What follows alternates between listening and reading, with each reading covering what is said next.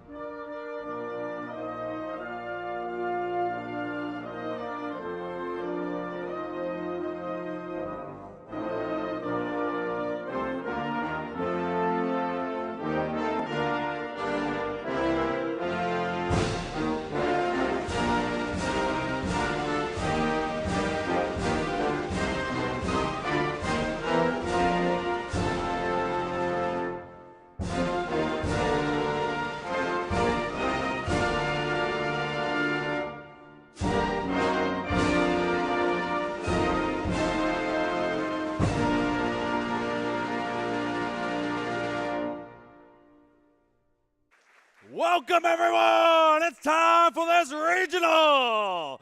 Warwick Center, I need you to be live and loud today as we kick off into some Valorant and Super Smash action. I'm Hail Monkey Man in the booth alongside Chamako. Yesterday, we got to see a ton of awesome esports action. Only one was able to rise to the top in both of our grand finals for both Rocket League and NBA 2K. That was yesterday. Today is a brand new day. We've got some Valorant, we got some Smash. Smash and Valorant, two highly competitive esports here in VESL, the Varsity Esports and STEM League, and we're excited about this. I mean, yesterday was a long road all the way here, and today, I mean, I expect something of the same. I expect some Valorant matches are very contested, maybe some overtimes here and there, and at the same time, you know, I want to see that grand final for Smash because Smash is always fireworks. It's honestly going to be who can just survive the longest because there's 8 teams in each of these brackets, but we're going to show those to you in just a little bit. For all of you that are attending, especially on the main rosters, there's a special treat because a lot of you have already been able to put them on, but we have free VESL jerseys that you can get. If you are on the main roster, you can get it from the main open atrium whenever you enter the Warwick Center. So make sure if you haven't gotten that and you're on the named roster, please go and acquire that. It's got your school on it, got the logo, it's got VESL. It's really been cool branding to give everyone that hometown feel. But you know, we've also got a lot of teams that have been able to come here as well. So you guys need to be getting involved. Let's see who those teams are coming in today. We're going to start off with Valorant. We've got Pine Forest, Grays Creek, Lumberton, West Craven, Northside, Jones Senior, Lee County, and NC Virtual. Some of these teams have already been making their names known as of yesterday. Cool to see that they have that depth of program to be able to make it to this regional today as well. I agree with you. You know, schools that they have very good Rocket League teams, very good NBA teams as well, you know, and also having Valorant, and some of these also Smash teams. So schools are just sending everything, you know, towards esports programs, and I love it. We also have Super Smash on the other side of the squads that were able to come in today. Northside, Lumberton, Hoke County, and Washington, some of their only entries into this, but with Jack Britt as well, Grays Creek, New Bern, and NCCA. So you got to make sure that you're getting loud for your squads. If you're representing them, I don't want to hear a single pin drop. I want to be able to make sure my head is hurting by the end of today. Be me loud, yelling louder than you guys. Hey, you better be in competition with me. But also, let's see who's already made that trip and has been already able to qualify for the state championships, which is what has everyone all ready to go. NC Cyber Academy already able to do it from our Greensboro side with Rocket League. NBA 2K has Northeast Guilford, and then Northwest Guilford doing it as well. A lot of eyes will be on that squad, especially because that breaks a new top 4, and then Ragsdale rounding it out for Greensboro with Super Smash. But we had another one as well, as we had another 4 that have already made the trip to states. Right, so the other teams that have made it, in the other sections. From Raleigh. From Raleigh. So we got Durham Arts in Rocket League. We got Curry Talk on NBA 2K24. Green Hope on the Valorant, and SE Raleigh on Super Smash Bros. I'm super excited about this one. I mean, Green Hope, I saw them last time with Overwatch. I was super excited with the team. Couldn't make it. But now with, they got the hope back again with Valorant. And that is, they're going for the tried and true repeat between the fall and spring state championships. But today, it's going to be a new chapter because we have one of these squads, especially in Val and, of course, in Smash, that will be breaking into that top 4. It will be a different team, which is really fun to see. There's going to be an empty throne, but they have to overtake Green Hope. Let's take a look at the Valorant bracket as it will be going in today. We'll be starting things off this morning with Pine Forest. The Trojans will be taking on the Grays Creek Bears. That'll be our first matchup. We're going to run it all the way on down as we have Lumberton, then we have West Craven, Northside versus Jones Senior, and Lee County versus NC Virtual Academy. Pine Forest looked very strong, a 2-0 whenever they were playing in that Sandhills Conference Final over Lee County. You know, Lee County wants some vengeance, but the biggest one that really I get to see is the Monarchs out of Northside and West Craven. Now, they're going to be on opposite sides of the bracket as well. We have a couple of big rivalries built into that, and that's going to be huge. But we also have Smash to speak of. Let's take a look at this match bracket right here. You know, Northside is going to be, having the first match against Lumberton. Whole County against Washington High. Jack Britt is going to be facing Grays Creek High. And New Bern against NCCA. Another stacked bracket. And the fun thing about this bracket is it's fun and sad at the same time because it's single elimination all the way through. So you don't do well in one round and you are out. You do very well today. You have a chance to go into the finals, at state finals. And man, I mean, you were saying before, we're going to be seeing a lot of different teams at state finals this time around. And the cool thing is that, I mean, previous season wasn't a year ago. It was a few months ago. So in a few months, in the time of a few months, teams have developed, they have grown, they have gotten better, and now the hierarchy, those guys that were at the top are not there anymore. New blood is coming in and filling those spots. It's fantastic to see because it promotes growth. It also allows these regions to continue to lift, shift, and drift into different positions. But we'll be going into that here in just a little bit. We do have our first Valorant match upcoming in just a moment. It is going to be between Pine Forest versus Grays Creek. We got to see a lot of their talent yesterday. I already saw we did get to have Real World in one of our previous matches. They're actually coming back over to us. But the two big dogs that I'm really kind of looking at is the two IGLs coming into it. We've got Can on the side of Pine Forest, and then for Grays Creek, we've got Eyes. And all eyes better be on for this matchup. We'll be going over into Ascent. The Bears will be going on to attack here first. Pine Forest will be starting on that defense. Well, now that you mentioned, I never make the connection. Real World being the same guy in Rocket League and in here. It's impressive that he can do so well two very high-level esports right now. So let's get into it. We get the match. It's going to be Ascent.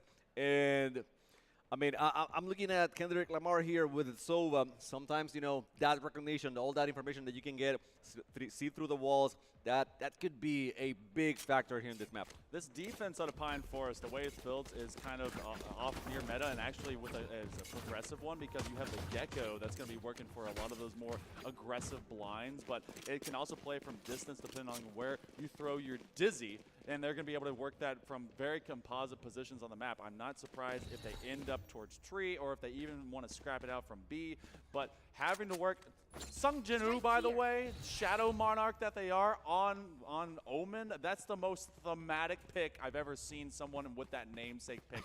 If you guys haven't been watching anime recently, maybe pick that one up. But on the opposite end of things, we do have this Clove. And so Clove, I saw in that first pick match whenever they were showcasing them, and seeing how they want to get scrappy and try and be an Omen replacement, that's going to be interesting to see how that kind of works out, especially you have a Chamber as they just rock it and roll it over onto A, and there's a lot of bodies falling, and even off the spray, Stupid Bubble is able to survive, and they take it into a 3v3.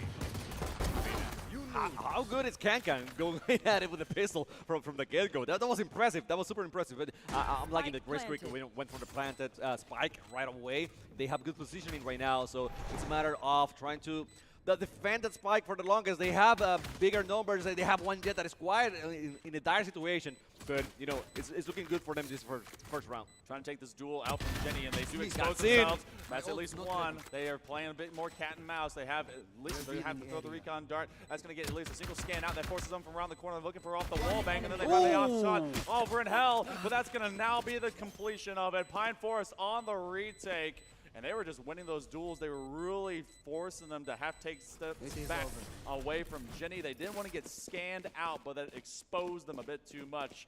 And that's going to be the first one going over to the Trojans of Pine Forest. Man, it was a bigger, I mean, greater numbers, right, for Grace Creek for a while. But the way they were hiding, it was too easy to figure it out. Yeah. You know, predictable. Let's call it that way. And then, you know, it's like a little kid where you're hiding behind the curtain, but you can see the feet. so it's still, you know the person is right there.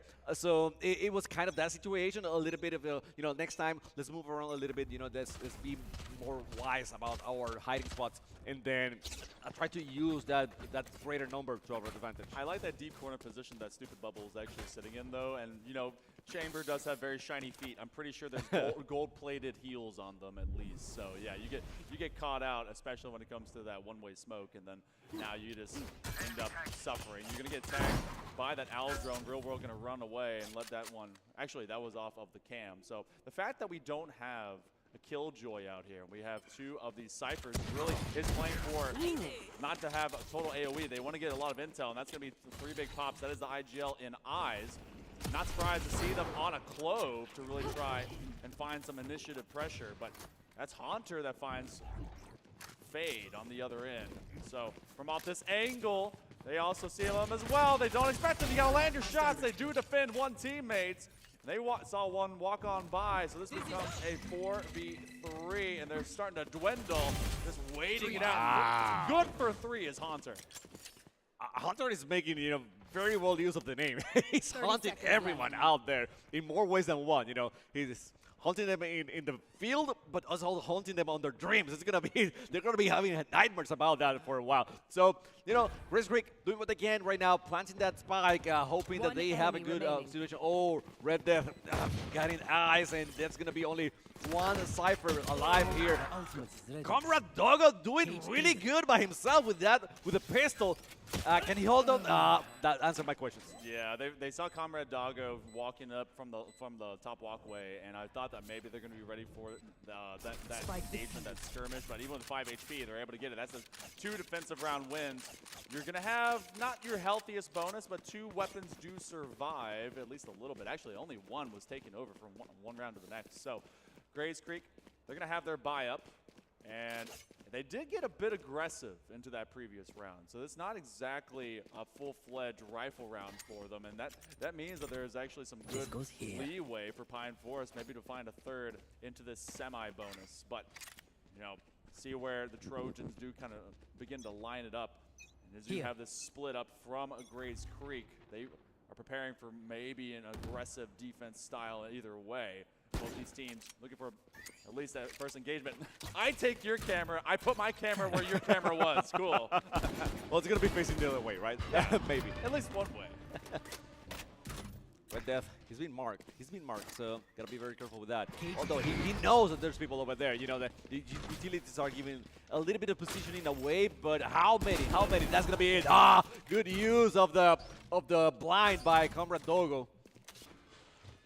4v4 right now. I know exactly able where. to walk in. Neural Theft will get online. Lamar is able to get at least one. Maybe from just around the corner, that's going to be a triple tap from out of the luckiest Colt. Lamar will find no more, but they do a lot of damage.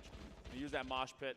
Not exactly sure where everyone's sitting in the 2v2, but that means there's only 1 left, and that's going to be the Fat Spray. Haunter, my favorite of that triad of evolutions of Ghost Pokemon, paying off. And that Thrash is now going to be in the back pocket of Pine Forest. They're going to try and get Can to get their ultimate near online, but man, good work. And that's exactly what I'm looking for, not just out of the gunplay, but as well as out of your Gecko, you can be able to really press a lot of this pace as well. And Grays Creek, now they get a bit stutter started. Not a lot of creds, but you're going to see if they need to save or if they want to build up at least a tiny bit of power. I'm seeing at least a little bit of that. Yeah, Gecko is a player that definitely, character, agent, that can actually do a lot of damage in the 1v1. You definitely don't want to be facing him, especially when he has the utilities ready. So, yeah, Hunter doing really good right now. You would expect sometimes to be the Jet one in charge in the lead, but no, Gecko can hold his own very well as well in very capable hands, and Hunter has those hands right now. You see a readjustment, maybe some aggression. They didn't get anything out from A main, but that actually means that Can is going to be repositioning. They're going to be there in support, and they're going to tell Hunter to rotate away, but that's exactly why. Operator has now been exposed. Colt was looking in from tiles, and you have the majority of the squad that's actually over there. They want to check down for some intel using that owl drone and the cyber cage, maybe just to protect themselves. But now as you moved away from those two A main positions off and drain, where do they end up going? Real World uses their tailwind to maybe get some intel. They get rid of the tripwire. And the one way, though, you have a lot of just denial right here at B. Do you want to walk away? Do you want to rotate? They're starting to really consolidate their powers where they want to go. Yeah, trying to figure out when they can jump in. I mean, if it's a good idea or not right now. Because they don't know how many defenders are there. Oh, and Ice got Hunter. That's big. That's big. Hunter out of the way now, and Ice might be able to get another one. Oh, Kendrick wasn't one. Oh. Kendrick getting a double right now. That was so good for Pine Forest, and only Real World alive here for Grace Creek. Separated from the spike. Operator covering it. And now Real World, I mean, you pick up one rifle, no new skin, my man, and they don't even find the spray. Kendrick Lamar is able to get 3. Add that to the album, as they only have 2 HP remaining, and they're going to survive. That's 4 in a row right now for the Trojans of Pine Forest. Triple ultimates online. You have the Hunter's Fury, which, again, that's more of a, like, generally when it comes to Ascent, a meta counter pick to Killjoy. Doesn't exist here, so you can use it much more for lane control whenever you push in for these sites. You do have the neural threat that can be used just to hunt you down off these rotations, but that Thrash is so threatening, especially on defense. It really can just kind of funnel a team, make them run it out. But Grays Creek set for this next attack. Let's get into it. The attacker's getting into position now, waiting for the right moment to move out. Okay, there are on the move out. A little bit of a gunfight. They decided, okay, this might not be the right moment. So, you know, rethinking their strategy right now. I don't blame them at all whatsoever. You know, I think that's the right call for them. So, defense just staying very well put here, setting things up. You know, you see those utilities moving in the map, and you know that they're trying to figure out, you know, getting that information whenever, if there's going to be an attacker in that way. Toughest thing to do, you have to, especially when an operator is brought to the field, you have to know which lane it's going to be sitting in. As soon as you do, and if no one dies or if you survive, then you say, all right, are we going to rotate head on into it, or are we going to walk it off? As they rotate it away, you have basically a single-man side hole with this Cypher. Now you have eyes. They're going to play for the audible. Do they clear out this entire site? You're going to down check into that link after taking out Hunter, and so that's actually, again, a massive pick to get rid of. They infiltrate way deep. Kendrick Lamar is going to be dropping out. But do they find this off angle? No. This is the not dead yet. All right, you're on a timer. You have to take this engagement. If you do not find it, it's pretty much curtains. You can use that metal and try just to negate it, but you don't have any sight line. The paranoia is going to come out, calling for the rest of the team to try and support them. They need to get 1 kill. They cannot get it. In fact, it becomes a bunch of defensive wins. Sung Jin Woo looking to get it done. On the right click, looking for the ace. Can he get it? Oh, going to go short, but Comrade Doggo is in a 1v1. Spy v Spy. Not enough time. Oh, they're going to be point like 4. Yeah, super from close. getting that spike down. Super close, super close. So even though was it Sung Ji Woo that died on that moment, but you know got enough time. He got enough time to avoid the spike planted. So it was worth it. Yeah, you lost your life right there, but it was the right call, and you were so close. Look at, I mean, 6, 6, 5, 5, and 3. Those are the kills right now for Pine Forest. That team is rolling. You know, you have everyone super involved in the offense. The most difficult thing right now that you're seeing composition-wise from Grace Creek, the Bears have actually a interesting concept to run with the Chamber and with the Cypher, and unfortunately Red Death is going to be taken out. They were just wanting to plant the one-way.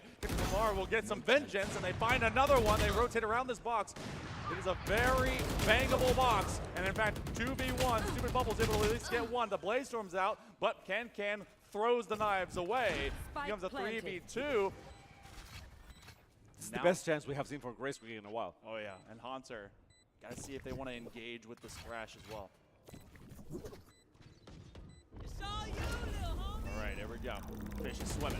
Land Shark. They're going to get two! That's over in the corner, but they're covered down. Neural Theft will identify where they're going to be rotating in from. They know there's at least two to have to deal with it. The Dizzy grabs both, and they can't get him on the spray! Sungjin Woo, though, the Shadow Monarch that he is able to get not just one, but another. They get him from just around the corner. There's not enough time. They're going to fake out the TB as well, see if they're going to be coming in. They have to attack Spike. And they don't have enough time, though. They're just going to try and full send, but that is a full team wipe. Sungjin Woo gets vengeance even with their life. Well, Grace Creek at least get one of these. I mean, it was a blowout at the end, but they got the win regardless. So the thing is that you're seeing Sungjin Woo right now being very active on the offense. This is a guy that, how do you stop him? I mean, twice now with a pistol, with a rifle. It doesn't matter what he's using. He's been able to take everyone down. And Kendrick is very surprising to me because, I mean, he is been getting some kills, and he's not afraid of anything. He knows there's two attackers in front of him. I'm doing the 2v1, you know, whatever. But on a 1v1 situation, he's been proven to be deadly. Yeah, I mean, if you can duel the right way with an Omen, then you become the most deadly person on the entire map. Sungjin Woo, we roll back to that Clove round when Eyes was trying to be able to progress onto A, use that paranoia, hiding from behind that Ginny, and it slowed everything down to allow for that rotation. Opposite of that, Kendrick Lamar actually was hiding deep onto site. Sadly had to bait Red Death, but Red Death kind of baited themselves as they were looking to re-navigate, putting their cyber cage down. And as soon as the Cypher is caught out, dude's kind of slow. I mean, he's sadly not shaking and baking really anyone. So 5-1 though. This timeout actually called by the side of Pine Forest. The Trojans trying to keep it copacetic. Both Blades as well as Thrasher was used up. You have 3 other ultimates, but then you also have the others by Grace Creek. What I wanted to speak to is that Chamber, it's a difficult task to really fully weaponize this agent on attack. They're going to be so deadly on defense. But that Tour de Force is now at least in their back pocket, and they have the Nightfall. What? Walking forward with open. Wow, they use the Nightfall, and they're going to walk it away after getting a pick. Bro, but the reflexes from Kankan, it was like, I see everyone up there, I will be running, panicking. No, he gets one kill and then moves away and still survives. You know, that was great. Sungjin Woo doing his thing, Kendrick Lamar as well, and only the Cypher is alive here for Grace Creek. Ah, man, this is not a good day for Brandogo.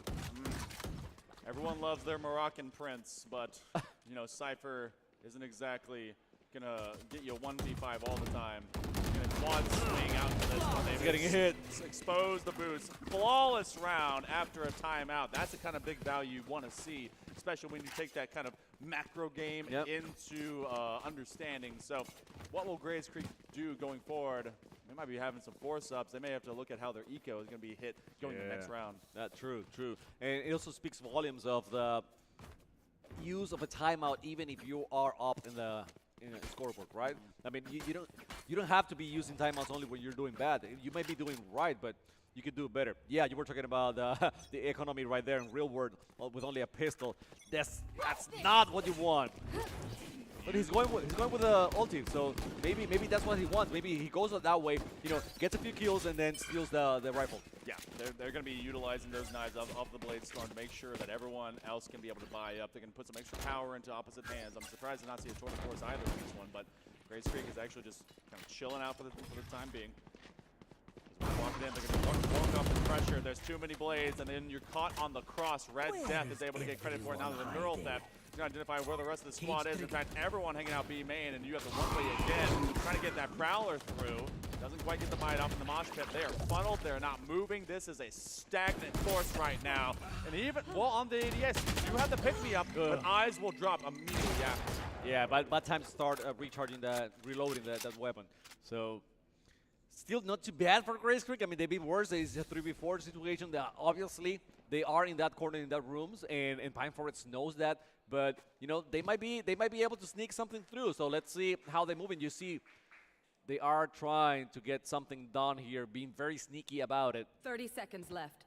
Defense well put, maybe not well put enough.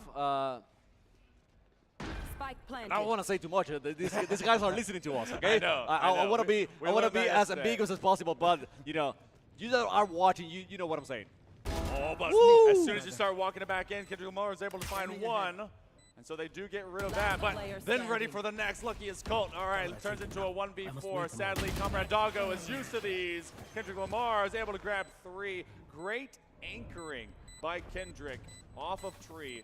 They let it walk on by. They were able to hear off the plant, and then that means they just kind of waited. They made the call up to the rest of the Pine Forest squad to see where they'd come over. So now you got Grays Creek caught in a pickle, and they've again been force buying up. They've got loser creds for days. It's been 7-1 now here for this first half. You have to really stem the bleeding. I've seen especially this map be volatile because it is the granddaddy map of everyone. I don't mean that because it's the best. I mean it because everyone's played it. So I've seen this turn around, but you need to stabilize if you're the Bears.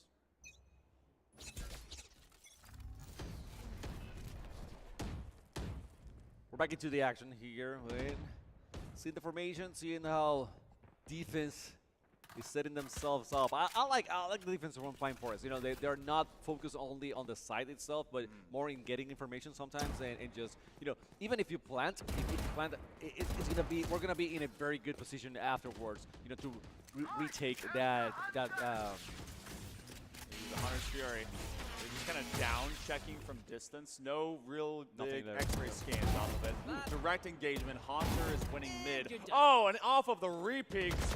Bubble's going to go down. This defense really standing strong, putting a pile of bodies out on the map.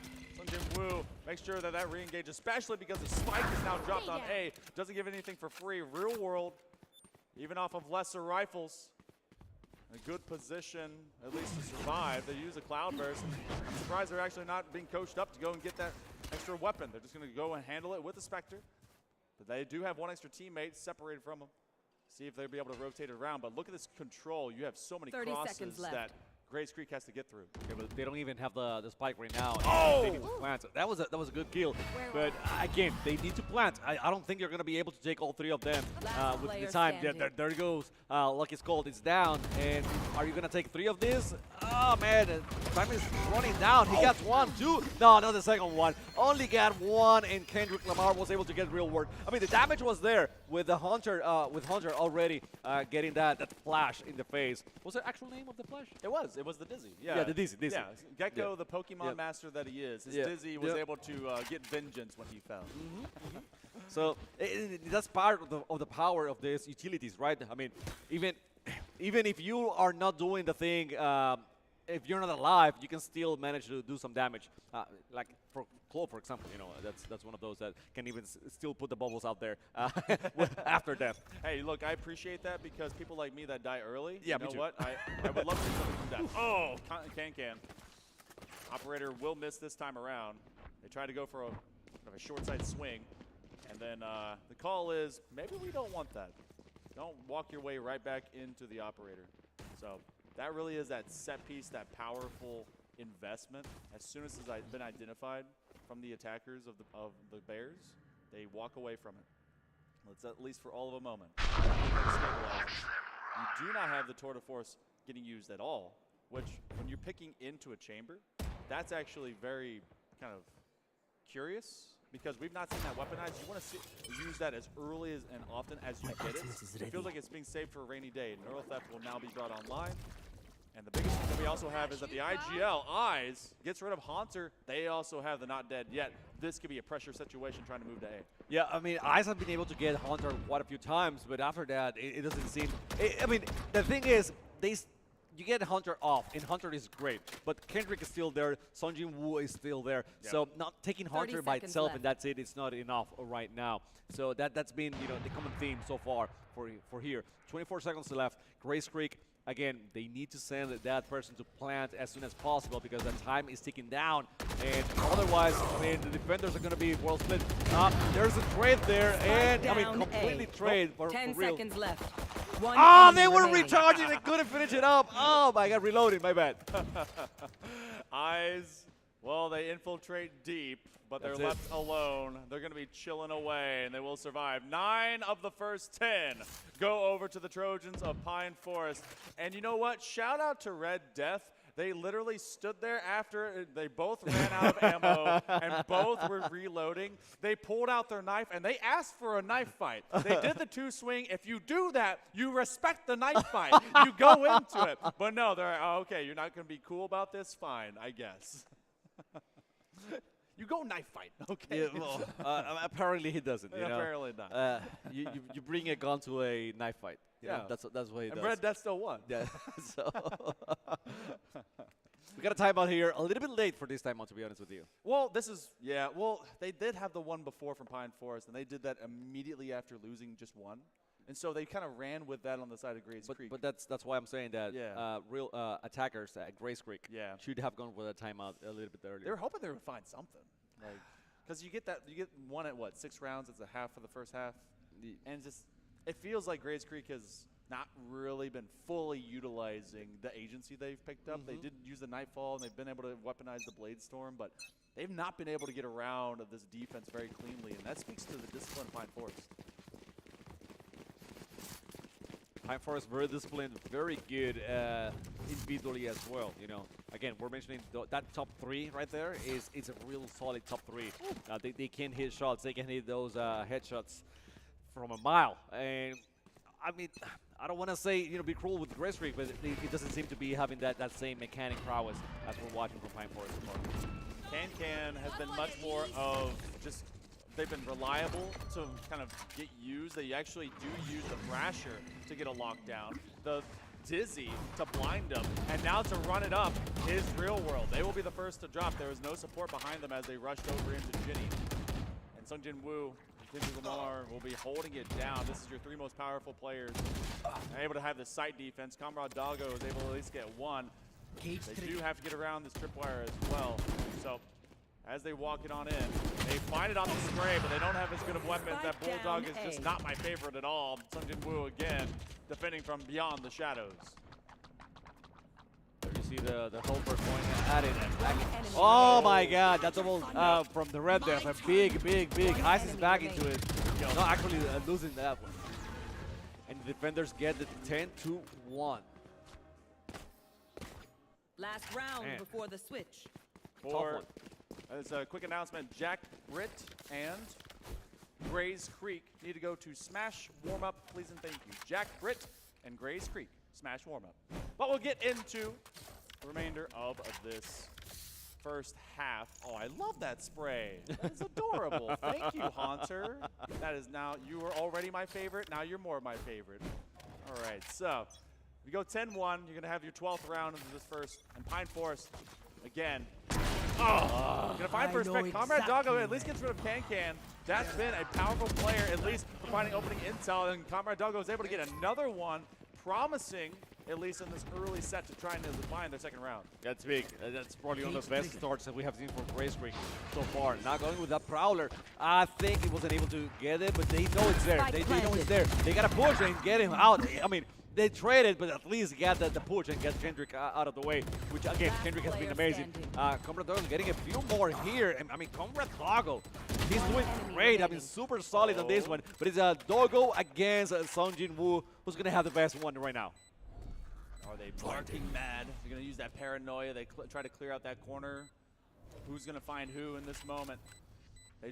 They are defending off of that corner plan. And just offside. Oh, they just pre-spray. Sungjin Woo will get their team up to 11-1 before we flip halves. Grays Creek, it was nearly an ace for Comrade Doggo, but nearly will stay the adjective as we go to the other side. Sungjin Woo is just another breed. You know, that clutch factor that guy has, and it has been showing all throughout. I mean, he's not engaging first every single time. He's more like a, if you need me to do something, I'll be there, okay? But if not, don't wake me up. And still has 15 kills. But it's on the clutch. It's like whenever everyone else is down, he's going to swing the sword, you know, and be that true samurai. It's like anime style. You know, one swing and then put it back in the. I can tell that you watch Solo Leveling as well as I do. I don't really. Well, then no. you need to. I That's need literally to. the main character. You just talked all about his personality. That was perfect. I don't know how you did it. You told me I watched. I've seen enough anime in my life. Well, we see 11-1. This is an uphill battle, to say the least. It's a best of one. Grays Creek needs to have a stellar, near perfect, miraculous defense to take over site. That's a good first find. Luckiest goal off of the Frenzy, by the way. Shout out Frenzy Gang Gang. They're able to get at least a first pick, but this plant does in fact go down. Full site control. Real World is trying to take on the whole world by themselves. I gotta say, that was a quick plant of this fight. You know, it was right away. But Death is down now. Ooh, Hunter is doing Hunter things, but Kendrick, I mean, how many kills are you gonna get here with the VESL round? And it's only eyes alive, that's it. There's nothing else to look for. Man, feels bad right now. It's, I mean, Match point. turning a long long match one. Yeah, turning a long one into a speed run. 12-1. Yes. Pine Forest, whenever they walked in through Sand Hills Conference, they went 13-3 over Lumberton in the semifinals. And then they 2-0'd Lee County. You know that this team is very good. Grays Creek on the other side of things. It feels awful for them because they, in bracket, were 13-1 by Lee County on Ascent. It almost could be matching. They have to force up into this round. This could be the end for their journey, and we're not even short of the morning time. Can is going to lead this charge, and they're trying to find everyone on the defensive half of the Bears. Charging is going to be a full-on gunfight here. I mean, spraying everything. Can. He wasn't even trying to, you know, burst fire. No, it was a, oh my God, real word. That was nasty. Your face right there for Sunji Woo. That's big though. That's big, getting Sunji Woo out of the way. But you know, how many more agents can you trade here? Not many more. Comrade Dogo, it's very hurt after that engagement. 2v2 though. Luckiest Colts. We're able to upgrade at least one weapon. Don't have to rely on a Bucky, but still have one very hurt spy. One rifle underneath feet, but they're going to be hanging out from behind Boathouse, and that will be it. 13-1. Trojans turn this into a clinic. Defense, then a little bit of offense, a sprinkling of success. And that is going to be our first match of the quarterfinals. And that is a brutal way to have that end. It goes 13-1. It's best of one. It is the most unforgiving format I've ever seen. You go in, you go out, and welcome, goodbye. Basically, I mean, yeah, you got here. I mean, at least you can watch the rest of the event, right? That's it. That's it. And enjoy it. You're free of any more stress or anything like that. Enjoy some food and whatnot. Enjoy some Smash as well that we're gonna be seeing later on in Valorant. But man, yeah, it was brutal. It was like the rudest of welcoming that you can get to any event. It started with Haunter. They were burning so hot. I know that you can get that off of a Gecko. That kind of play, it's really tough to get around because Gecko can be very scrappy, the dizzy blinds, and of course Thrasher. I love seeing the double lockdown. They couldn't quite get the completion off of those kills, but then Sungjin Woo as well as Kendrick Lamar. I think between those two they had more than 30 kills, and that was in 14 rounds. That's a lot of lethality in a short amount of time. Yes, they did have more than 30. And then, as you mentioned, I mean, Kendrick was a Sova. I was expecting him to be, you know, shooting the arrow every single time and, you know, getting that recognition, getting what the people are. He didn't need that. He didn't even need that. No. He was so well placed. He knew where the people were going to show off and just ready for every single interaction that they had. So, Eyes, I feel bad because I think he was the best one from Grace Creek. Right. He was the person that was there getting the 1v1 gunfights, winning them, but still, you know, you can win one, but then the second one where you're facing someone else, it's kind of hard to stay alive. And that was a downfall for him. Well, I think we're actually going to be getting an interview here with Pine Forest. It's getting rowdy just outside the corner. Of course, if you guys are here in the Warwick Center and making sure that you get loud for your squads, make sure you cheer for them because everyone here, whether they win or they lose, is having a great time. And, of course, we want to be able to promote them up on stage and otherwise. And all of you guys out there, make sure y'all having a great time. Oh, my goodness. Robin, I see you.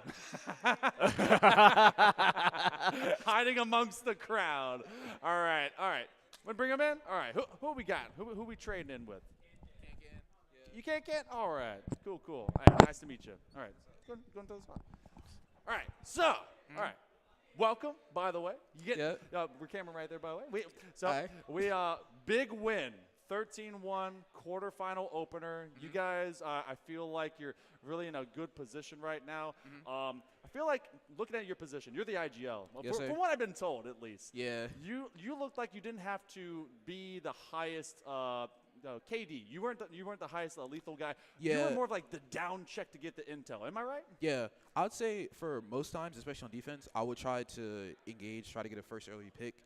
And then everything else was just down to my team, just by the way that I had them placed. Like when I had my Gecko placed down on Cubby to peek out towels, to have that set up. And then I had Cypher play B, and then we would swap it like halfway through just to mix them up. So I think it was just me taking the leverage off myself. Yep.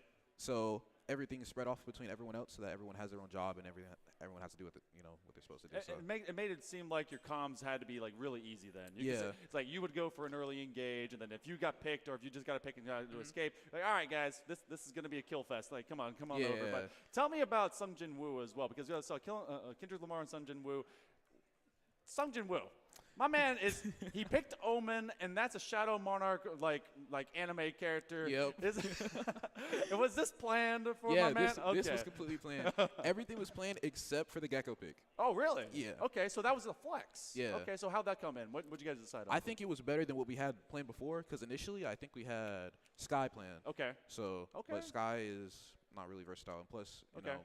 Gotcha. Person that like playing Gecko more, so it was just a better pick for us. Okay, all right. So then, obviously, we kind of spoke a little bit to what you guys did against Lee County when it came to the conference playoffs. You guys looked dominant. It was 13-6, 13-7 on both of those maps. Obviously, was this pick? Was it y'all's pick or was it Grace? It was. I think it was their pick. So it was their pick. So very interesting because they got 113 the last time they played this in the playoffs, and then you guys kind of did the same thing. How are you feeling about today? LAN environment? Is this your first LAN? Yeah, it's my first LAN. So how's this feel versus online? It feels play? great. Surprisingly, I'm not nervous. Okay, good. I was expecting to be nervous, but I'm actually not. It's crazy. Awesome. Well, as the day ramps up, we're going to see how you guys do.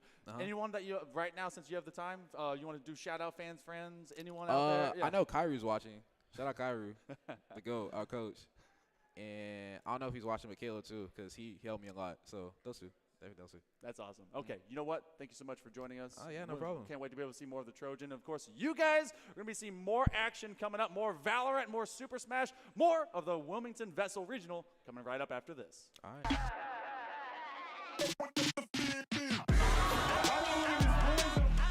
You're looking at the mothership. It is the most advanced piece of technology from an esports and STEM perspective.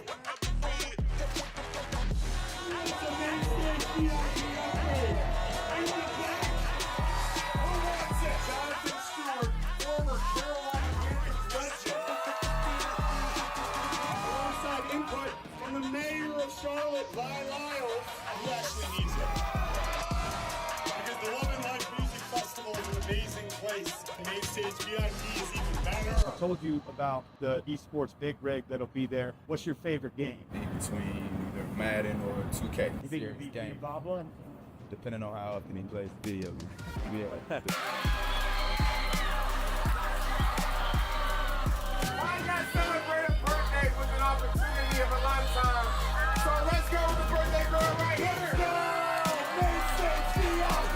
We made this game partnering with Epic Games in our own North Carolina. This wouldn't be possible without our boy Steve Isaacs over here from Epic Games. He brought us the partnership that made the map of the festival. Love and Life Music Festival is about to take over. No, you just keep going straight. You'll find the victory here. Oh, we got a dark god. We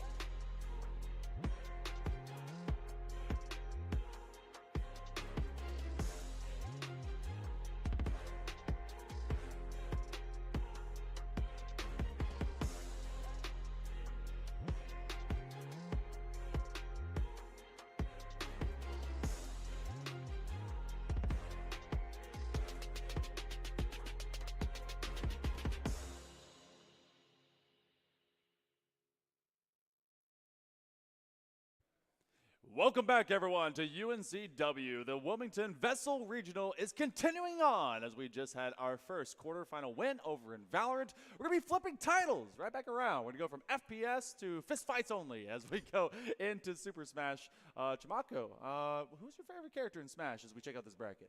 I need to know. Right now. Right now. Let's say Metroid. Samus. Okay, Let's say Samus. All right, cool. All right. That is acceptable. But we already had on another quarterfinal that happened at the exact same time, simultaneous. It was Northside that took the 2-0 win over Lumberton. But we're going to be going into Hoke County versus Washington. So we're going to see how this one finds its way through. You have this Lucas as well going into Link, and I feel like there's going to be a lot of, especially of immediate stage pressure as you're on Lucas. You can really take advantage of a Link because it takes so much to really kind of fully weaponize a lot of your extra utility, trying to get directly into that engagement, and they can use the PK Fire and Freeze to really just lock you down at close range. Right, but at the same time, if you're a Link, you want to have some space as well. You know, you're using that sword to keep it in space. Well, not this Link, not this one. No. and then using the boomerang, using the bow and arrow, and trying to remain away from Lucas. I think it should be the way.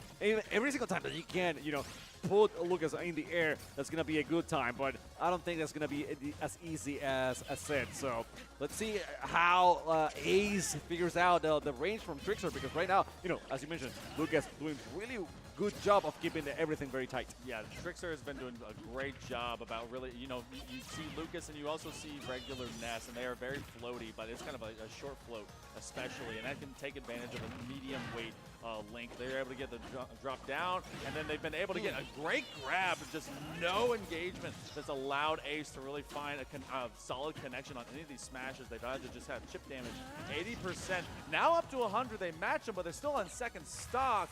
And it's so close before Trickster. They finally get the first, but they're at 104 plus. Yeah, it's very high right now, but he's finding a rhythm. I mean, that's what I'm saying, that every single time that he could put Trickster up in the air, that was a good moment for Ace, and he did that a couple of times before in the first stock and was able now to rack up almost 60%. He actually got the 60%, so the range has been way better right now for Link. Look at that. I mean, 2 stocks out of the way, and all of a sudden, Ace is on the lead. They only had 14 damage done to them, or 12 damage rather, on the other side. That is a free smash because Ace turned into a pinata and they got absolutely popped. So we've suddenly turned this into, from a very dominant feature on this Lucas, now to a return to sender. Ace is trying to bring some of that extra handle, especially off a couple of quick up smash, but no, as they float around from a long battlefield here, as they go from stage to stage, that platform can actually do you less favors, especially if you want to use some of these extra bombs. Great dodge. They've done it 3 separate times, and they keep baiting Trickster in. They're all the way up to 95, and 1 big stock confirmed could end it. I feel like a coach right now. I mean, I told Ace, you know, put Trickster in there, and he's been doing that the whole time. That's how he's been. I don't know anything about the match, but it's still working out. So it's very close right now. Trickster needs to be very careful. He was doing great when he was up close and personal, but you know. Oh! Walk it in. Oh, wow. I wasn't ready for that. Oh, no.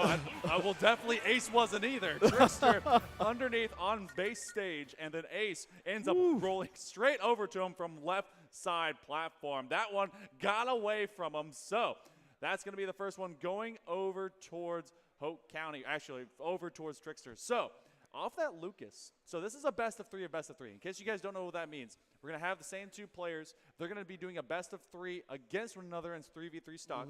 And then we trade players. So in the grand finals, it's going to be best of 5 of best of 3. So you have a lot more time to be able to get kind of your team rolling through. So we're going to be going between stage picks, going between these character picks. And honestly, like, it felt early on, and then especially at the end, Ace couldn't quite get more power on, especially much of those sword connections, and had to rely a lot more on platform movement. Yeah. Because on that Lucas, Trickster was just like slamming him, just all the time. I think the platform is actually what saved Lucas in many situations. Yeah, especially the walkout, Yeah, so, well, the final touch was specifically done with the platform. So no character changes whatsoever. So we're going to see Ace back with Link and Trickster back with Lucas, which I think is interesting. I mean, it was a very contested match, so I don't blame him. We go from big battlefield to small, by the way, as we take away the third. And I think they've got to feel like that was one of the few things kind of standing in their way. The two-step walk them out, and already at the 67%. Going to try and just keep this pressure from off of this corner. And Ace, this is a much better start for them here in game number 2. I mean, I wouldn't say was it Ace the one that chose this map instead of I believe so. I believe so. Yeah, because I feel much better right now. You know, only having 2 platforms instead of 3. The way that he can manage having those up hits, you know, upward hits, and bringing Trickster all the way up, so he could actually manage to do more and more damage in the air. Nice up special, and Ace wants to take control from opposite side corner command, but they're going to be able to dodge away and not get blasted from the baseball bat. They're going to drop the elbow as well. I didn't know that they were bringing the RKO into Super Smash Brothers, but apparently that's the new DLC. Oak County looking to smash back, and that's where Trickster that falls first. Ace in a much more commanding position. It was a little bit more old school. I thought it was the people's elbow, but I got you. You know, he was going to be a rise to the eyebrow eventually. You can't afford Dwayne Johnson, all right? Okay, too expensive these days. Okay, that's fine. You know, Randy Orton is fine. He's cheap. Whatever. Randy Orton, my man, I love you. Oh, but trying to be able to edge guard as well. Trickster doesn't allow Ace to get a single foot back onto the stage. The hero of time will simply have to go back to their second life. Zelda. We're waiting on them more. They put down that bomb. Link, but don't solve it. Well, but Zelda is waiting on Link.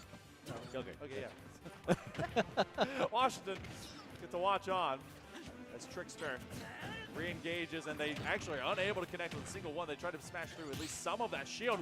Great parry, and now they go right back into the fray. I like how much, you know, Ace has been very aggressive in a very controlled way, if that makes sense, right? See, so, yes, attacking a lot, trying to make some combos happen, getting close, even though Trickster has been very, very, very good up close. But at the same time, you know, not getting hit that often. Whenever he gets hit, it's not a big hit. That was a powerful hit. And Trickster, bye-bye, dude. I mean, Link just showing that he can bat better than Lucas or Ness. Showing him the Hyrule two-step. And again, that same smash. We're right back to where we started, people. It goes down to 1 stock apiece, dead even Stevens, and they're just trading blow for blow. Bringing a sword to a stick fight, and Lucas is trying to engage as well. He's trying to bring that PK Frost as well, just to freeze them out. They're deflecting any of these throwables, especially off of the bombs, bringing them the old boot, but it's again been up smashes and those up specials that have been so just pivotal for Ace to be able to find this pressure. They instead go to juggling, trying to toss, don't land on top of them. The PK Fire making another reoccurrence. This could be it to try and end it out, but no, we're going game number 3. Ace fights back. Man, this is tight. This is super tight. Twice we have seen last stock for each and dead even at 0. I mean, in the first game we saw it, now in the second game, and then going all the way to the final. It was super close up until, you know, that last move from Link. I was going to say right. Because of you. From Link. And the thing now is that, you know, every single one of these, both characters have some pretty powerful moves, which can get you away, you know, get your stock away. Even if you're not at 100% completely, I mean, you gotta be in the range close to it, but they can finish it off. They're lightweight, both of them. Well, I mean, maybe Lucas more so than Link, but they gotta be very careful at that end. You know, you're not gonna be racking up 140, 170%. You know, whenever you're in that 80, 90%, you gotta be super careful because they can finish it off there. Yeah, just, you know, when you saw the opener by Trickster early on their Lucas, they were able to get a lot of PK Frost and fire spam, and that takes away so much of your kind of medium movement, especially close range, especially onto Battlefield. We're going to go to town, and we're going to see it how it's happening over in Animal Crossingville. It's tied at 1 apiece. Your first of this best of 3. Going to be decided to try and see who takes the lead in this series. Hope County, they are backing up their boy Ace on the back end. And it was all smiles, all good vibes for him. They're getting caught out and now trying to be able to get rid of Trickster. No damage acquired so far. Ace playing it clean. I don't know if Trickster is trying to have that platform in the center to avoid getting hit up, but it's not working at all. I mean, this is 100-0 right now. It's not looking great. I mean, you gotta do some damage, Ace, please, and thank you. It was about time. You were waiting too long for that. I was waiting for the flawless stop. But No, not gonna happen. 0-0 real quick. Quick connection up the 1-2-3. They're going to try and use the arrow to just keep them off distance, and now they're going to use the PK Lightning to get right back on, but that's straight into the blade. Only 12 damage for Ace. Trickster's got to go back to the drawing board. And we have seen Ace do the comeback. We haven't seen it from Trickster right now. So this is a very bad situation for him. He's about to lose this best of 3 if he keeps not doing the damage that he needs to. He racked up some damage there. I mean, wasn't successful with that array. And now, I mean, we're seeing back Ace being very, again, controlled with their action. Getting some hits, yes, but not overly aggressive. However, whenever he has a chance, those combos are racking up good. Full combo off of the up special, and they connect with every bit of it, and Trickster now has way too much bonus damage. Ace at 107%. They're still on first stock. Great grab, and that will not confirm. Bit of a medium character, and so they're a little bit too heavy for this full Lucas to have to throw. They go straight through that side smash and just not able to get them done. Now, bit of a disconnect and reconnect, though. What we found, Ace tossing Trickster aside. That's 2 stocks. Ace has the rage meter. They got 120%. And even then, they're still not down. Well, I thought we were not going to see 140%. You know, I talked too soon about that. But there you go. Okay, that was a good hit from Lucas, finally getting 1 stock off Ace. But man, I mean, you gotta do a massive comeback right now if you are Trickster. And what a cheap shot! I mean, that was good. Zoom it in, show them the lightning, but you also got to bring the thunder. Ace still a full stock ahead, and they're racking and stacking a lot of extra damage. You're not going to find it off the forehead of Lucas there. They're trying to be able to dodge away, using that quick float, the nice dodge, be able to get back directly under center stage, and that's going to be the full combo. They have the bomb to just trick them out. Not able to get the explosion off. The PK fire doesn't connect either. From back and behind, 101%. Trickster can see themselves fall. They got to recover. Oh, no! Oh, boy! That's how it goes down. First set goes over to Ace. Hope County brings it back. That was the right idea, though. It was. He just went sideways. Yeah, man, it feels bad. It feels super bad. Well, I mean, it's still Ace was dominating that round. No questions asked. So the better person won anyways. At least, you know, from what we were watching in that instance. But that was a great display. I think more so for Ace in the sense that, yes, he lost the first one. It was super close, super contested, but he managed to make all the changes, adjustments needed to be able to get the win eventually. And, you know, and make it more convincing as time went by. Shout out to our awesome admin assistants with Robin out there, helping out both of our teams get themselves reseeded as we do trade in through this roster. The biggest thing that you also got to consider is that you do have at minimum a 3-man roster going into this to this bracket, but you don't get to really fully weaponize it except for 2 ways. You either go game number 3 if you aim to reverse sweep or at least push the series to go that distance, or you're in grand finals, and that's when at minimum everyone gets to play. So your first 2 have to be very strong walking into the quarters and the semis. Yeah, it's a do you put your ace up front? Literally, ace was over there. Exactly. That's the thing. I mean, how do you play this? It's like a coin toss, and do we want to have our best going against their best? But how do you plan that? Because you don't know, you know, what the other school is going to be using. So a little bit of a strategy in there, going for in choosing who's going to be the first person, you know, and the second one, and whatever, and so on. Weird format in my eyes because I'm not used to that. You know, I'm a Rocket League guy where, you know, all 3 guys go in and play. But, you know, it's a team setting in a individual esport, quote unquote. Yeah. They're alone together. Yes. They get to fight individually as a team. It reminds me of a movie called Only the Strong. Do you remember that one? Only the Strong? No, that wasn't. Only the Strong is another one. It's another one? Yeah. Okay. That's a capoeira one. Oh. Yeah. I didn't know that was. Okay. I will have to check it. Okay, yeah. I'll Google it eventually. I want to watch. Eventually. It's an old movie. Old? But it was like a 5-on-5 martial arts tournament. Well, I mean, I've watched that in an anime. That's Yu Yu Hakusho though. So that's Kind of. Dark It Tournament is style, kind of like that. But you should watch the dub of Ghost Stories. Well, okay, that's a different conversation. No, I was gonna give you live action. That's a whole different thing. If we end up with that, I don't know. That's. But that's great Did you know though. Adam Sandler was in that? He actually voiced something? Really? In Yeah, Ghost Stories? crazy- That makes crazy sense. stuff. Yeah, but Okay, we're back into it. Well, we got King K. Rool, the fat gator himself, and Roy. It's Roy, a heavy gator. he's a heavy. I'm sorry, just slightly not obese. Just a little bit. But you got block that will be on King K. Rool, so thickness out there with the crown, and you've got Alex on the Roy, and of course Roy is much more short, medium range, and you have a lot of literal firepower. So if they start connecting off these combos, even on the fat man, it can be spelling some danger, and they want to really rule the mid stage. Yeah, and this fat guy, he's able to use that vacuum whenever he's falling down, you know, and trying to suck you up and put you back out of the platform, which I know Block Boy likes to do every now and then. So you gotta be very careful with that one. Great weight over there by Alex. Biggest thing that, especially on Roy, you don't want to have this play from distance. A fantastic, perfect counter. But you have the cannon and the crown. You're having to walk through two separate throwables, and then that ends up being the first stock confirmed. And this is a ton of There you go. for both ends. Ooh. Oh, not going to get sucked up into the vacuum. That's going to be Alex. That brings this one back to even.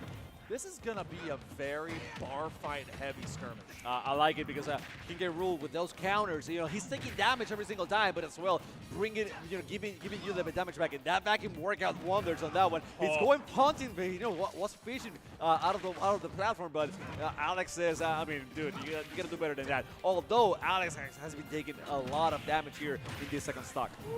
And you saw earlier, Blockboy was actually trying to go for the Meteor Smash just to jump off stage and do a lot of just kind of edge guarding that way. Alex has acquired 132%, making 151, and still is going to be surviving, but he has to get through both the cannon shot as well as the feet. The giant feet. Oh, one of those size 16s. Even Shaq is going, dang. That stomp, that's one I don't want to. But by the way, how can you do Inspector Gadget, you know, helicopter and go back with that big body? Anyways, Tell me how bees fly, all right? That's exactly how.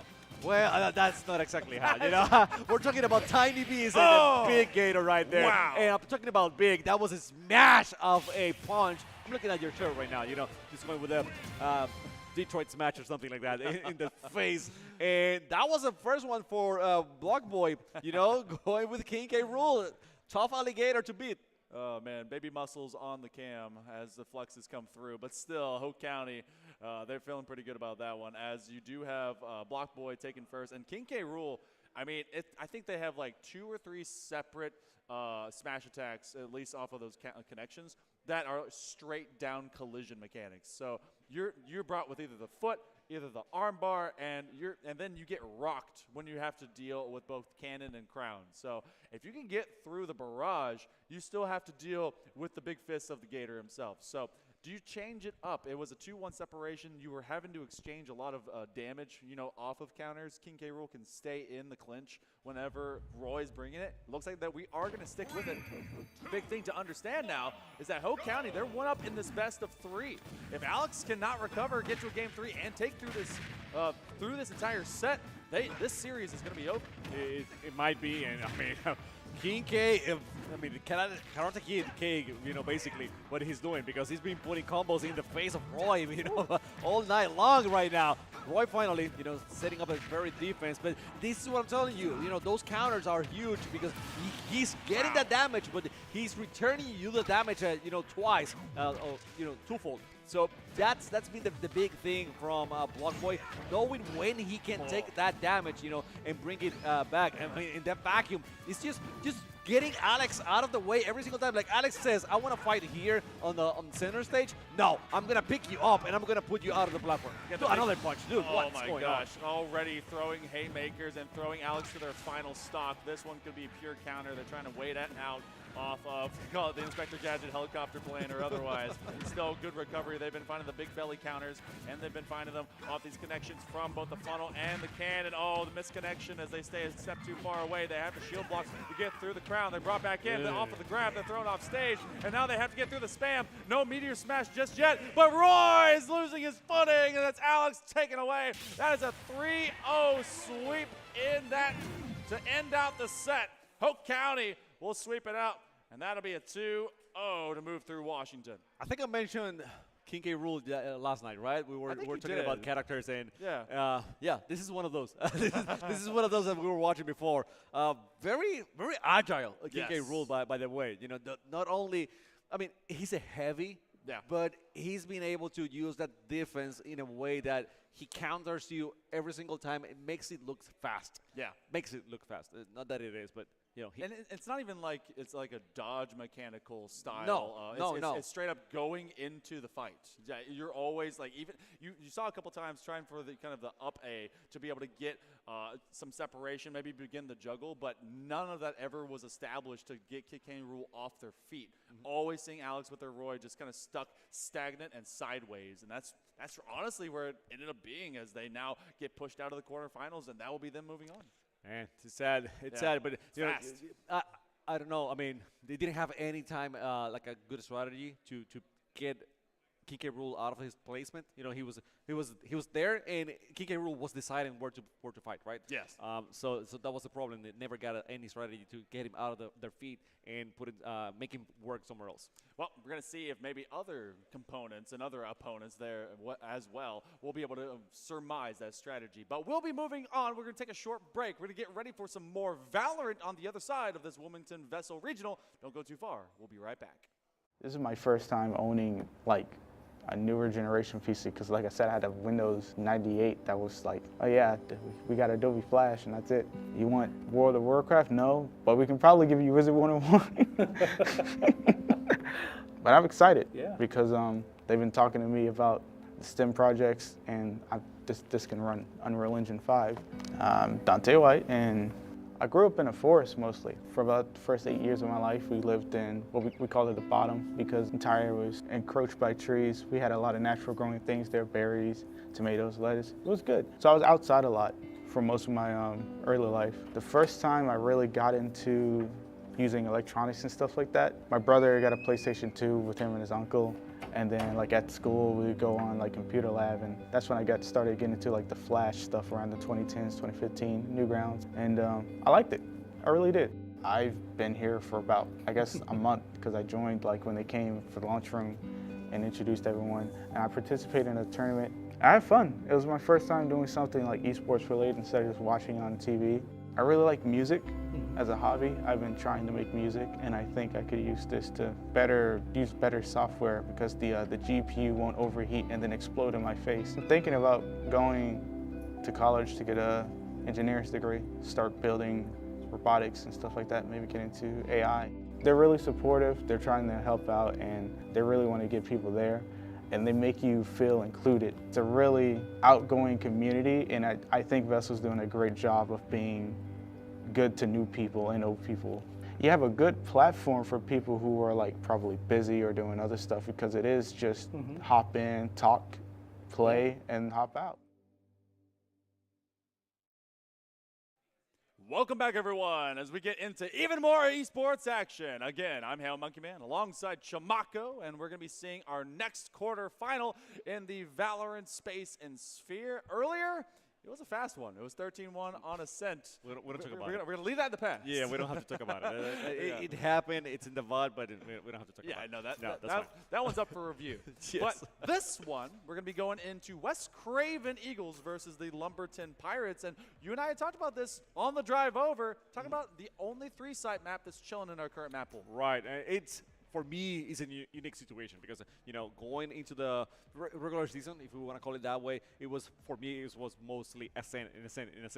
So finally watching Lotus here, you know, a 3 spikes map, it's refreshing for the first time. I want to see how how they do on defense, because that's kind of always my problem in these big maps. How do you set up the defense so you can, you know, be there for avoiding the plants and also going for the retake if in case that they actually plant. The biggest thing that I've seen from recent patch meta now evolving in real time in front of me, and I've seen it online as well, everyone is now sad about Viper. I understand. She got nerfed. Her toxic screen, her poison orb, and a lot of things and the timers went down. And it feels like we're not going to get any of that today. So we've had a lot more versatility going back over to Omen, a reliance on a single controller, because Lotus for a long time was actually a double controller heavy map.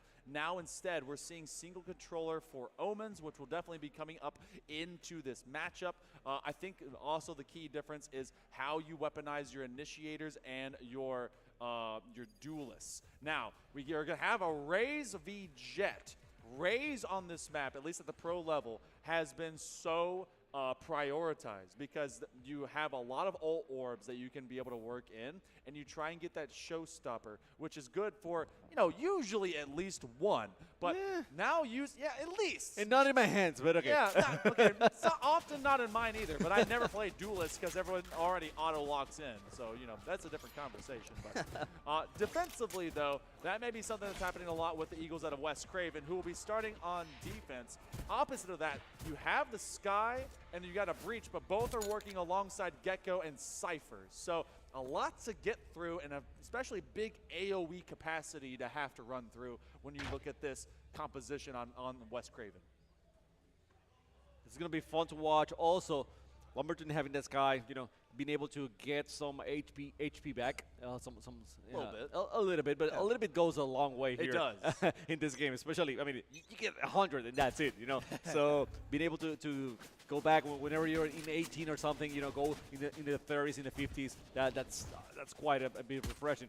Also, having the Gecko and the Sky being able to flash quite a bit, might be able to open up the situation. So let's look into it, and we're seeing the action very heavily informing one side of the map. So that quickly answered my questions about defense. You're not gonna have time to do anything. Attackers are just gonna be rushing into it and getting to the sites. Kill and relocate. We're relocated to the respawn timer. Flame is going to be able to at least get one from off corner because they are on that turn. This was a full 5-man crash. Trying to get the reload. Hit him! Slimer painting a silhouette around Flame, and that is going to be your Cypher dip in that moment. A 3K good for Flame as they couldn't land that final shot while reloading.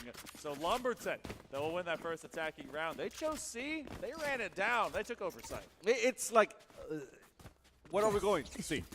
Oh, C. Are you saying yes in Spanish, or are you saying letter C? C. It can be both. C. So yeah, that's basically what they did. But let's see if they repeat that same strategy of. Yep. No, I'm not saying going C once more, but just choosing one location and just committing to that location right away, right? It might be the best way. We shall figure out how defense is going to work out on that one. We already listened to a few shots. You know where they are at. So there's the action right now on A, but heavily on A. Defense moving forward, trying to get there on time. What a shot by Pluto. 5-1 from outside, and they are skirmishing on site. Spike finally getting to travel. The doors can be spun from outside of tree, and finally both Gil and Relocate survive on a flank together. They're bosom buddies, and they're hanging out. Gil good for 3. Spike is separated from the lone survivor in LaRoche. So where do they expect them to be? They at least identify they're up from that rope position. So now, all right, they know where to have to swing to them. 2v1, 45 seconds to go. Still plenty of time. They do have that buy-up favor, but at least a couple of weapons have to have been picked up already by the Eagles. Yeah, so this buy-up might not be the big thing right now. For them, we're going to have one player, but they're pretty even on the weapon department right now. I think was Craven a little bit lower on health, and still, man, it doesn't matter that they're lower on health. They're able to get that second round. This is big. This is big for West Craven because usually when you lose that first round, you're going to lose the second one, usually, right? But they were able to control the whole thing, get the kills that they needed, and then at the end, remain very calm, collected, and get that last kill, steal that round. honestly, you have, I call it an eco break, because you do have the next buy. You're expecting the other team to have a light buy or nothing. Yep. And then they will buy next after you work into your bonus. With this kind of eco break, it actually resets the tempo. There's going to be a lot of rifles here on the defense. You have to work straight through them. The Pathfinder and a lot of blinds. Everyone needing their Lens Crafter's prescription reevaluated. Void is going to find it off of the mosh pit. That's a rare kill. No, most often, no one has that happen, but because of the blind, maybe it did. LaRoche is going to have the majority of their HP bars sent away. Gil has been very effective ever since they were killed early from that flank position, and now they're just waiting from deep in sight, and they're looking to take on all comers. Right clicks, Flame trying to take on Slimer, but that's the boom bot by Pluto by Flying Flame, and we find the second round. What a play by Pluto. I mean, getting it. I mean, the thing is right now, the way that the attackers are moving, they are very united, right? Everyone is in the same place. So you got to be careful with those bombs and everything that's going on, because they can do a lot of damage. Even if they don't kill the whole team, they're going to, you know, the AoE damage is going to spread out a little bit and do, I mean, again, back to what I said before. We don't have a lot of HP here in this game, so every single thing that goes into effect, it adds up, and eventually you're gonna be in a bad situation. I mean, now that was a save round in that capacity, so we do now have full rifles online. So this will be our first kind of true test into this fourth round here in this BO1. A reminder: you get one map, you get one chance, and that could be it for your entire day and your entire spring season. You have a lot more pressure now available to Lumberton. They do pick and prod from distance. Open up this door and see if they can take any immediate skirmish and engagement. They see an elbow, they can't quite connect, and they're going to make sure the boom bot will have to be rebuilt. And maybe they'll be set to retreat. As you mentioned, they tried. Didn't work out. Okay, so let's regroup. Let's rethink our strategy. Defense is still very locked in, waiting for the right moment. And I'm seeing the strategy right now from the defenders. How they're looking into it.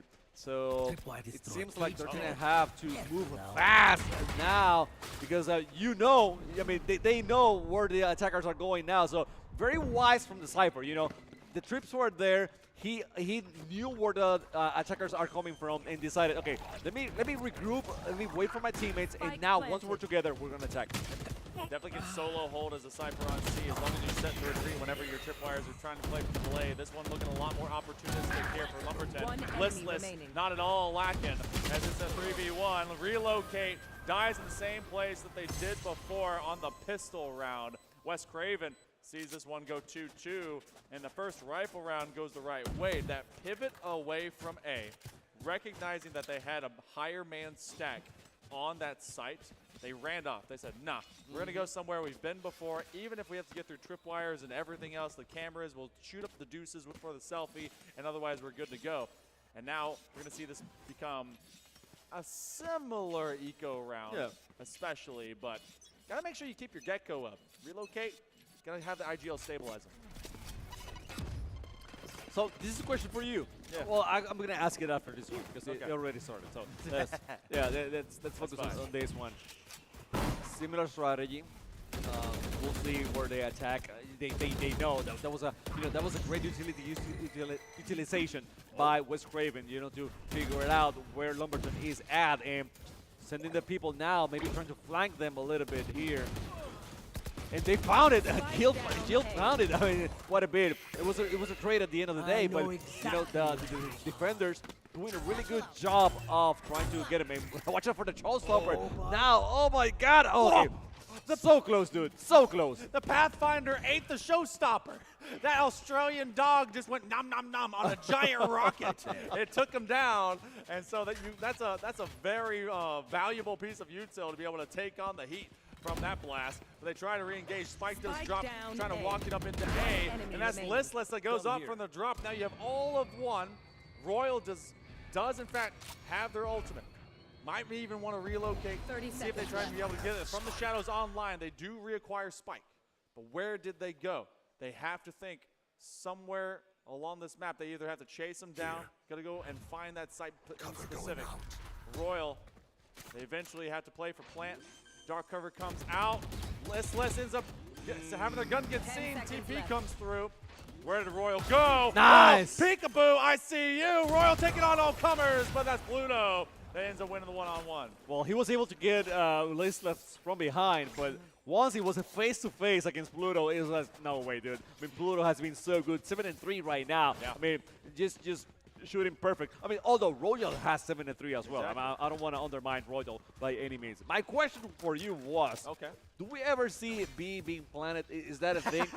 Because it seems to be Well, like they tried. well, but it's like a last resort Yeah. kind of thing, right? Yeah. Like it seems that if There. I want to go there from the get-go, Yeah. defenders are going to attack me from both sides. It's a tough site. It is an audible site. It's like your last resort at times. You can play for it, but the doors on this map allow for so many options to just kind of chance your way between different positions. And B is a tough one to kind of get. Off of the blind through the dark cover, Roach is able to get rid of Slimer. No more gadgets here. Bladestorm is going to continue to find some impact, but where does Wes Craven want to re-roll this into? Remember, this is kind of a half-buy situation. Out from this attack, the Thrasher will be put down. That Goldfish is dead. Precision kill. Pluto still doing the damage. I mean, we know that Pluto is going to be doing some damage regardless. It wasn't very close. Gil, he tried to get Raya, but then Royal getting Gil and relocate as well. So only Pluto alive. Nah, well, I talked too soon. My bad. Only Pluto surviving for a little bit, and then it was shots from every single angle. We are tied to 3. Yeah, I am.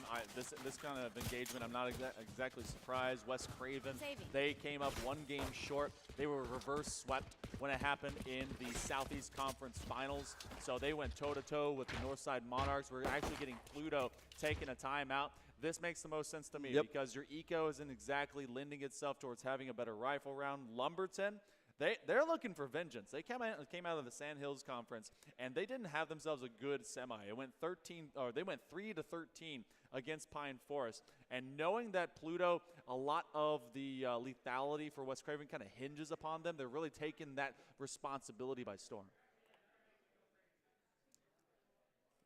Well, they still have some players doing very well. I mean, at least Les and Gil are doing really good, but Slimmer and Relocated. I mean, how can you get them being part of the action here? Yeah. And those are two agents that can do a lot, even though if they're not racking up the kills. So Relocate, you can send him in, try to blind some people, try to get some information. Slimmer the same way. I mean, I think he's been doing so quite well, even though only has 1 kill, but he's been getting that information whenever. He's a lone player on one of the on defense in so many ways that he set up the thing, and then whenever there's attackers nearby, alert everyone else, goes back and wait for everyone to relocate.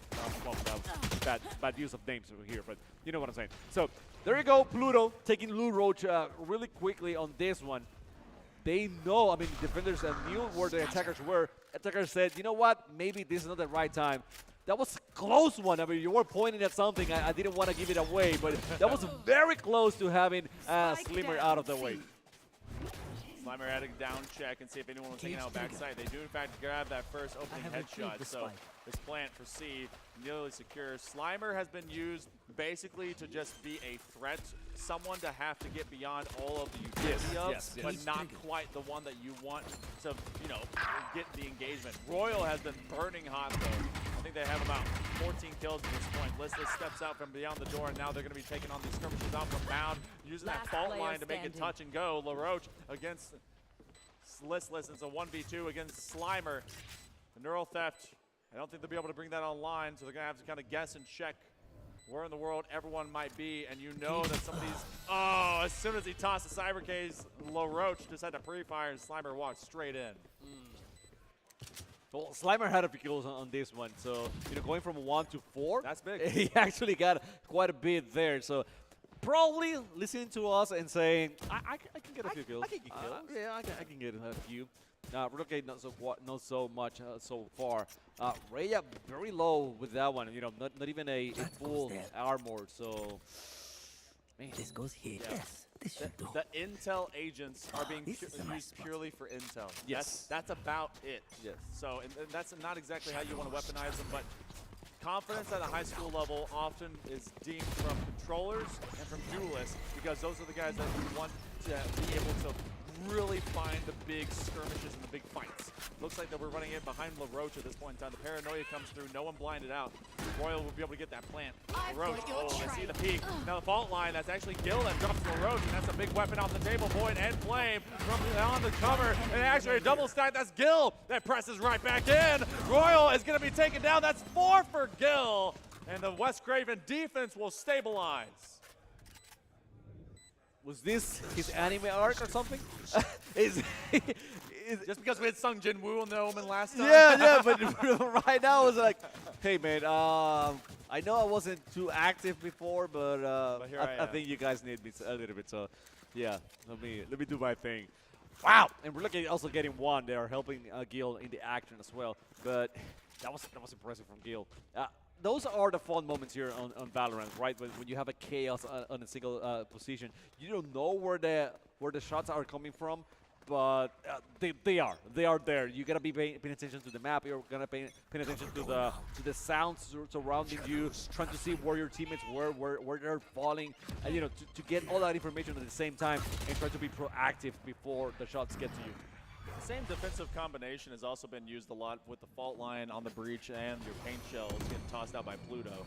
So recognizing that something like that is always going to be taking at least a lot of initiative space there from A. You know to kind of back on up from it. The operator is getting sniffed out as LaRoche is in a weird position. They actually end up TPing straight back into the aftershock, but no damage done. Royal takes out and relocate.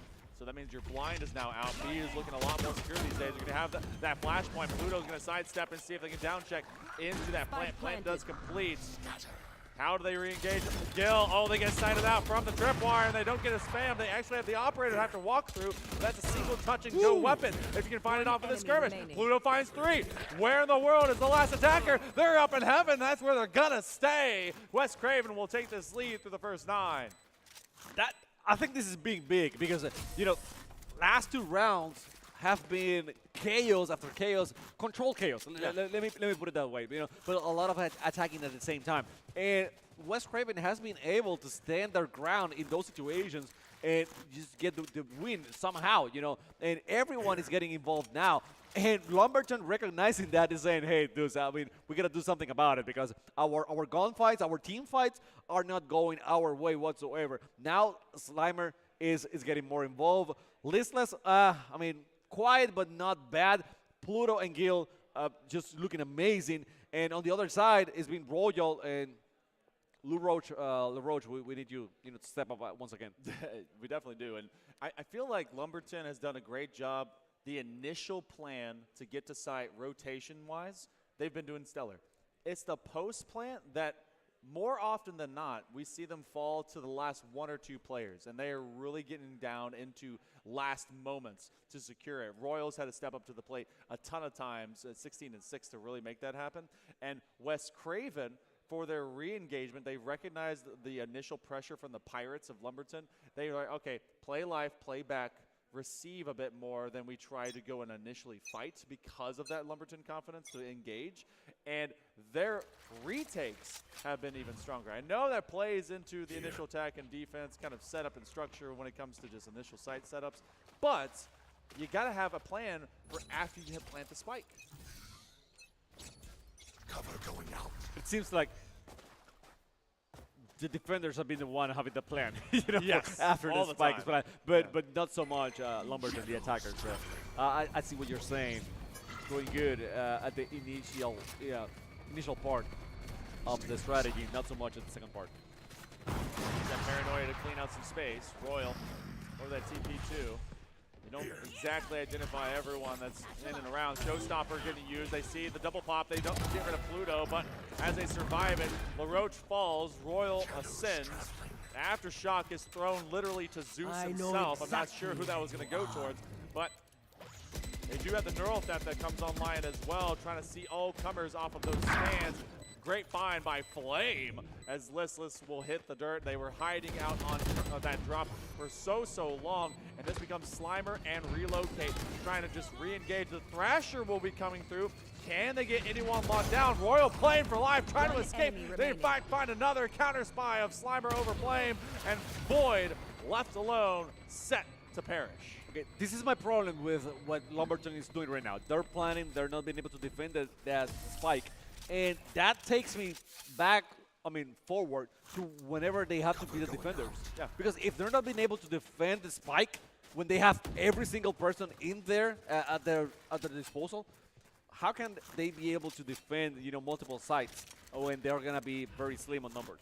So right now it's very close still. It's only 2 rounds of difference. But what will happen when they switch sides and Lumberton has to be the defender? I honestly love the agency that West Craven's going to be bringing onto both sides of this map because of how well you can set up between the paint shell fault line combo for both attack and defense. And I feel like you can really set up from distance positions along with that support of a Thrasher from your get-go.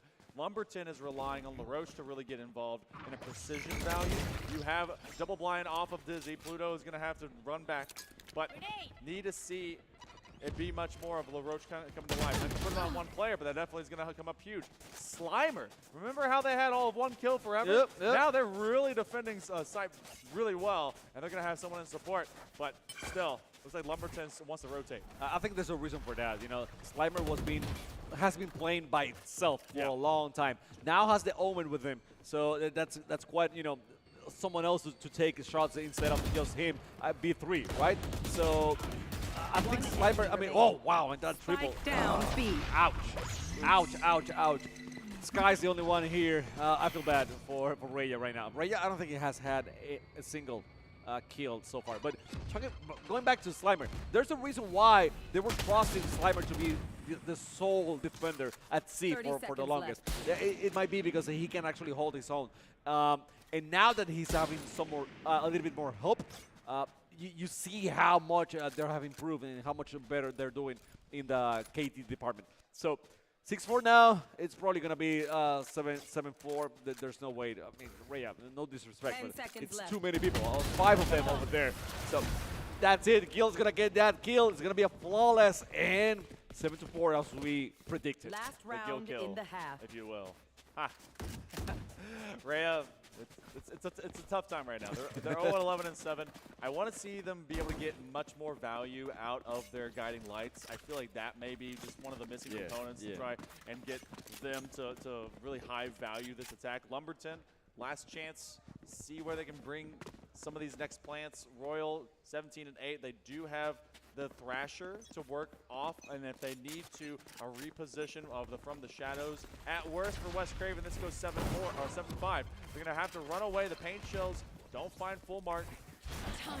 Use that Pathfinder to see if anyone's sneaking around these corners. They do see Pluto. Do you walk away from Pluto? I don't know. I'll be honest with you. Maybe not.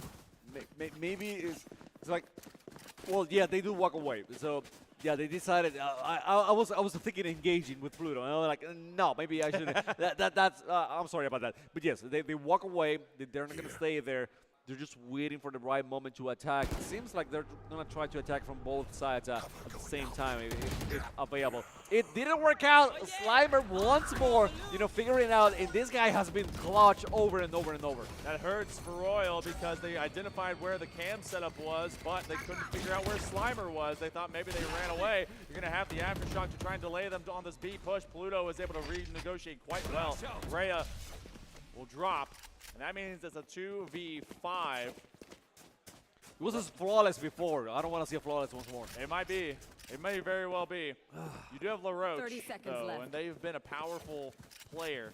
But the Eagles have been soaring ever since that first sloop. They can't get it on the jump peak. They actually have a couple. They have to wait it out. The flashpoint will come out as well. You find at least one, so no flawless, like you said. Yeah. Close to. Okay. This brings back a lot of things for West Craven. They started very close. they were able to steal the second round, actually. So was Craven, doing great from the start. It was close until 4-4, I think until the 8th round. After that, it's been a 4-round run for West Craven. They had a timeout. They make a few changes. They've been, using Pluto Guild to their fullest, and also I think some of those changes benefited Slimer a lot. Now, Listless is one that stayed in 7 kills for the longest now. I mean, he hasn't been killing anyone. Reason why, I don't know, but it doesn't matter because they're winning. They had 4 rounds to their pockets. And now switching sides, I was talking before, like, how is Lumberton gonna do on defense? This is gonna be the big question for me. The first 2 rounds might not be able to answer me that question, but afterwards, I want to see how they do. They had post-plant, or rather the attack reposition. Slimer was always playing for turn, and then they had him go back over.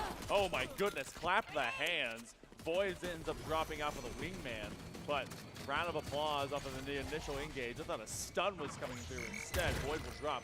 Flame is going to have to play for escape instead, as they hear just a campaign, a march of feet coming on in. You can't shoot much more than a mile per, well, I guess, hour. Strike down, C. At that stun on that fault line. They see the TP. One Pluto enemy gets remaining. one. Another as well added to the kill collection. It's a 3v1. Royal versus the world. I mean, Royal is good. Can Last he take 2 player more? standing. He took another one. One more, Royal. Can you do it? He was blinded for a little bit here. No advantage for any. I mean, Royal is a little bit lower on health, but that's it. They're going for it. Oh, that was a big shot. Watch it for the mosh pit here. Pistol battle. Yeah, always fun. Gonna ping that spike. Very low health. Both these players. I love this fly cam because we notice how you have to kind of cat and mouse this. He got the first situation. half. They at least are able to get the spike, and they. Man, he got it! He was able to get it back. Royal finds a 4K, and they Clutch. find themselves beyond 4. Clutch up by the Pirates. Man, Royal's captaining this ship. And by the way, thank you for the observers. That was crazy. For giving us that angle, so we can know everything that was happening there. Royal, I mean, I love it. He went for the kill. He couldn't get it. First half of the defuse is done, and then he goes back into it. I think that maybe Brittle Kid could have been a little bit more proactive, but at the same time, you don't want to risk it, the whole thing. And I don't know. I'm not a Valorant player myself that too much, so I'm not gonna be complaining for that. But that was a huge win for Lumberton. Again, the first pistol round is not gonna tell me that much after the switch. So we're gonna see now how both teams behave here in round number 2 of the switch. It tells you enough, though, because now you know that there's at least a weapon differential. Oh, but Gill drops. That means there's going to be a Spectre to go and pick up, so they're going to aim to up their arsenal. Slimer gets rid of LaRoche. So, 8-5. Lumberton, this feels like another eco break already setting itself up. Their defense is going to get found out. Pluto gets rid of Rhea, and Slimer at least trades Void. A 1v3. A few weapons surrounded, and there was a buy-up of a Phantom. Question marks will come in the old chat soon. Okay. Point getting 1. Cage triggered. No life, though. Cage I mean, triggered. it's very low. Gotta commit. That's about where this stands. Taking a bad trade. That's it. That's where that one goes. Another one that West Craven is able to steal. Yeah. I'm super impressed with the resilience after the buyout. And okay, we got a timeout. Oh, Yeah. Just like that. Okay. I mean, yes. I mean, it's 9-5.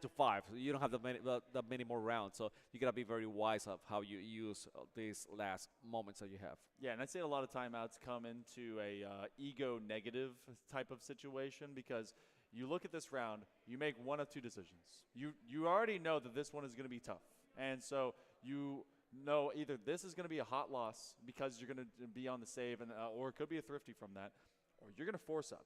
And it depends on how much power you're able to go and back and find between this. Not a lot of ultimates ready to be used except for Royal, who obviously had the early push there in the pistol round. Lumberton has to find a defense that exists and can stabilize. They've got to get LaRoche involved into it as well, because what they're able to do with this fault line, the paint shells, especially if they can keep Relocate on his feet, they've been able to do it as well with those 10 assists and doing the same thing with Listless. it makes it so tough to hold down back angles because you're being pushed and pressured from full wall positions of these sites. So you know Royal's going to be dueling as best as he can. You get a lot of reliance on Royal. Don't want to put it on one player, but it feels like that. Yeah. Well, it's going to be round 15 if my math doesn't betray me. It's not too hard of math, you know, just add one. Whatever they had, but yeah, we got it. Some people can't. Well, they need more experience, that's it. Few shots here. Moving around, I mean, both teams, I don't want to give it away again. I mean, I'll be very general on purpose here. Opening doors and moving around, so defenders trying to catch the attackers now. That they know they're trying to engage here. Lumberton moving forward. We look. Ooh, that was two nasty ones that Lumberton was not afraid. Yeah, and this was starting to look a little bit. One enemy remaining. Yeah, 5v1. You have one weapon away, and I think they actually did have this buy up into Lumberton. Flame wants to take on the world. They know the last place they were was right around the corner, and that's going to be a wallbang headshot for Listless. Wes Craven. The Eagles getting up to double digits first. Now, you're going to have weapons on the side of Lumberton. Maybe not all the way up into at least all of them, but you do have just time. 3 rounds until Wes Craven's going to be moving on into that semifinal. And they'll be taking on the likes of Pine Forest if they do complete this run. Lumberton, that goes there. They've been able to play at least away from the pressure, but they've not been able to re-engage effectively. And I think that is, again, be it post-plan from attack or post-plan from defense, that's something that has been missing. By the way, you said Pine Forest, the plus 12 Pine Forest? Yes. Yeah. That's going to be a tough one. I'm hearing there. Oh. All right. Down that spray. Gil don't like that. They get separated from the spike for all the movements. I know Open the door yet again. Neural Tap is going to come online. And that's going to scan out the defense. And again, a high 1vx situation. Flame not loving his odds. This is one better. Spike planted. So, with Lumberton. Oh, that's Slimer. I told you, I didn't like Lumberton's odds when they were going into defense. Yeah. It didn't look like they were going to be able to hold it on. And right now, it's been 4 kills and then Flame by itself for a couple of rounds now. That's not it. And they're going to be very low in economy in this round. I mean, they had a better round before, but right now, look at it. The economy is super low. Wes Craven knows it. they do know it. So this is going to be another bad one where probably Wes Craven will rush, plant, and wait, and just, decimate. And all you have is Intel ultimate as well, so you really can't get much more than maybe an active TP to go to backside or other than that. But Pluto, they've got the showstopper. That one's getting popped out live and loud. They have no idea where they are exactly as they start to sneak around. So as they find him from distance, they can't quite catch Flame. Flame plays hopscotch with a rocket. Apparently that can work out. Pluto's going to keep up this pressure here from stairs, and now about getting this plant down, you have the 6-man, and Wingman is going to get that spike, but Royal off of this, and they get the stinger play on the Slimer and will TP to safety. That was a good start for Royal, but I mean, Pluto getting the trade right away, and getting another one. So all of a sudden, it's a 4v3 for Wes Craven. They're holding strong here, just waiting for the, waiting for Lumberton, because it is Lumberton the one that gotta move and make the move and go for the defuse. One enemy remaining. Oh man, that was too many kills, one after the other. And like I said, I mean, it was gonna be Wes Craven rushing, getting the plant, and then just waiting for the right moment to defend. Because again, they knew that Lumberton didn't have firepower in that round. Royal was, I think, coaching Rhea on how to heal him because they were on the backside of A, and I saw them do the overgrowth. I was like, oh, we're pocketing. All right, cool. we're gonna try and get some health from the old main man himself. But they did have a light buy into that previous round. Pirates on their last peg leg to try and make it through this quarterfinal. Wes Craven have been able to run it behind a full-fledged army of thriller killers. Pluto throws out their paint shells, and they're going to actually gets scanned out on the tripwire, but no one takes advantage. Pluto does eventually go down by Royal. They're going to try and engage differently using the Aftershock. That extends so much damage. That frees some space to rotate through.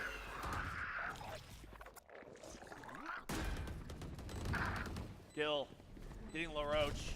This defense is a lot healthier than it used to be. Royal finds 3. Royal doesn't want this game to be over. They are separate, but they're still together. They're going to be able to get this defuse, the Dizzy. They try to TP out the fault line. This is a kind of AoE. It's listless. That's keeping it from Secret. Trying to heal him up. Rayo wants to keep him topped off. Royal finds a 4th. Dude's got an ace to save this squad. Where's Relocate? Gonna play cat and mouse off of him. They gotta get this defuse.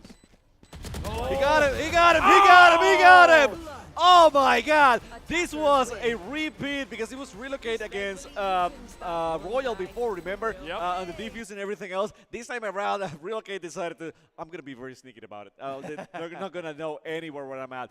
Raya was the first one to show up. He was able to get the kill, and then, you know, Royal, as good as he is, he had no clue. He had no clue. He couldn't beat the odds and Relocate, man. I mean, doing the deed. You know what? It's great to see Relocate come into their own form, because whenever we saw them in the early rounds, it looks like they were kind of just off of the hip of Gil, and it was like, all right, there's a lot of reliance, but they actually were the lone survivor a couple of different times. One time it didn't work out, next time it did, and then now they end up moving through this quarterfinal. That was a 13-5, I believe. So still impressive. It was very scrappy, but ever since they figured out that defense, and just like what you're talking about, they had a much more powerful agency on both sides, and if there was never the ability, at least until late term in those last couple of rounds, for Lumberton to really stabilize, be it for retake or for post-plant holds. So they can get there.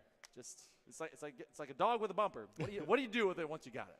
Well, now it's going to be them against Pine Forest. Yes. So that's going to be an entertaining one, to say the will. least. We're going to take, I mean, it's going to take a while for us to get there, because we're doing all quarterfinals first. We have seen only 2 of them, and that match is going to be on the semifinals. Yeah, so we're going to see how that one goes, but we got a couple more quarterfinals. We got a lot of Smash. We got a lot of Valorant. We got a lot of things going on here. Hope you guys are enjoying yourselves at the Warwick Center at UNCW for our VESL Regional. We'll be back in just a little bit. Don't go too far. You'll miss out, but we'll be back soon. I want to finally get my game out there. I want to make it big. I want to post it on Steam and have everybody playing it, because I know what gamers would want from it. Instead of these giant corporations that think they know what gamers want, I am a gamer. I know exactly what they want. My name is Xavier Lewis. I've always loved games, and I've been playing them ever since I was a kid. So I submitted this essay on VESL about my passion. These guys hooked me up. I got pulled out of class. I have my own gaming PC, my whole setup right here for me. It's my first time having a decent gaming PC. I do have one at home, but it cannot run anything. So I've been struggling with that. I've been struggling with game development because of that. You know, you need performance and optimization. I've only been in VESL for this semester. I've just learned about it, and I'm finally getting acclimated to everything. I'm in a Discord, all the announcements, all the tournaments and games they got. They love my ideas, and they're willing to put forward with. They really go all the way with it. Overall picture of where you want to go, you want to be the game developer. I do. In a perfect world, tell me what your company would look like. Anybody can submit any ideas. It's full transparency. You tell us exactly what you want from the game, how you want to play. You're the one playing it. We're the ones making it for you. I really appreciate the opportunity. Yeah, I really do. man.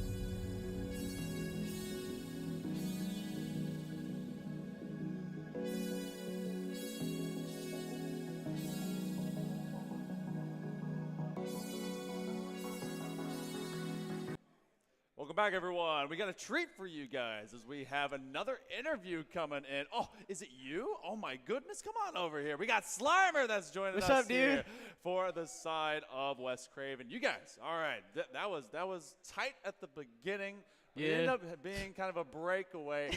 I need to know. So, Slimer, you obviously you got put in the cipher box. Is your main cipher? Yeah. Okay, so it felt kind of rough early on, but you guys adjusted. What was it like in the comms trying to be able to adapt from the early part of the game to now later in that first half? I can lie, bro. Like the first 5, we were cooked. We were getting fried. I was panicking, and then like we just called that timeout. You know what I'm saying? Okay. What's up, bro? Cleaned up everything. Okay. Who's the IGL for your group? Gil, Lucas, the one sitting back there. Awesome. Okay. Hey, you know, Gil really was I'm getting you telling guys you. in the next half. So Not facts. come on back over here. You're getting on camera. My fault. All right. No, you're good. So you guys end up, you were getting fried, and then you started frying. You went from being the fish Bro. to being the chef, and you're really bringing it back. How do you feel about kind of it seems to be your main lethal point of Pluto? Pluto, I mean, are they kind of loud in comms, or they just let it all speak on the map? What? What are you talking about? Are they big player out there? Pluto? Yeah, yeah. Bro, that's my dog, bro. Okay. Yeah, but okay. All right. Well, Bro, of course. Of course. Okay. Yeah. So, was Lotus y'all's pick, or was that Lumberton's pick? I think it was our pick. Okay. So you feel pretty confident about a spread map, having to make a lot of audible changes, get through some of that. So, in front of you guys, you got to see a very dominant feature before you played. It was Pine Forest that went 13-1 over Grays Creek. I know that you guys in particular, I'd see a rematch maybe going against Northside. You got reverse swept in those playoffs. You're going to be going to the semifinal. How's the confidence feeling right now? I feel like I'm on top of the world, man. Hey, you're at least somewhere like up there. You're going to be ascending in the right like direction. I'm good, bro. So you know what? Is this your first LAN, by the way? Yeah. Yeah. How's it feel of this versus online? Yo, it's like 10 times different, bro. Yeah? I was panicking up there. I was dumb nervous. But now, I take a little bit of time. I'm good now. That's great. You know what? Do you have any friends, fam, that are hanging out with you right now? What's up, Mom? Hi, Mom. I'm on Kim. You are right there. Oh, and my sisters, Sean, Ashley, Lynn, Katit, bro. I'm on Kim, man. Come on.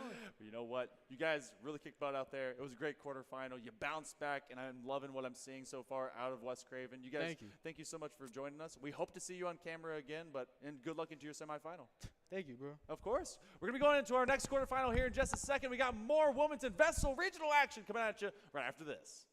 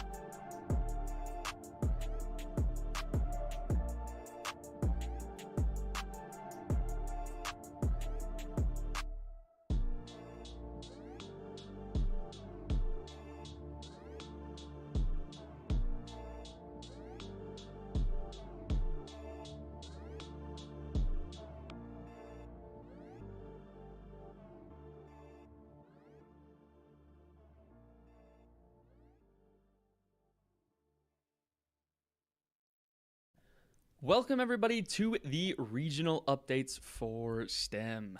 Teams have just finished the final regional comps before the state competitions in 2 weeks, and regional winners are ready to be announced. But before we reveal the winners, we're going to highlight what some of the hardworking teams have been working on. First up, let's take a look at entrepreneurial related short made by the students over at William A. Huff. Hey, what's up guys? Echo Venom here, and today... Hold up. Now, this headphone dent issue is a common issue among gamers, one that needs to be solved. So I did some research and I realized the perfect solution. Introducing the Headset Halo. Rest your headphones on our comfortable neck pillow for great sound, comfort, and dentless hair. Buy now. Do not wear the Headset Halo. You're pregnant, plan to be pregnant, allergic to pollen. This video is underrated and did make me laugh in VESL HQ. But anyway, let's see what NC Virtual Academy made for theirs. You know, Emily, entrepreneurship isn't just about making money. It's about creating something meaningful, something that adds value to people's lives. But isn't it risky? I mean, starting your own business, it sounds daunting. Sure, there's risk involved, but there's also incredible freedom and opportunity. That sounds amazing, but what about the benefits? The benefits are endless. For one, you have the potential to make a real impact, whether it's solving a problem in your community or disrupting an entire industry. I never thought of it that way. Very inspiring words from NCVA. What new startups will come out of VESL now? I don't know. But what I do know is we'll be right back to announce the regional winners. But for now, keep enjoying the esports here at the VESL Regional Tourney.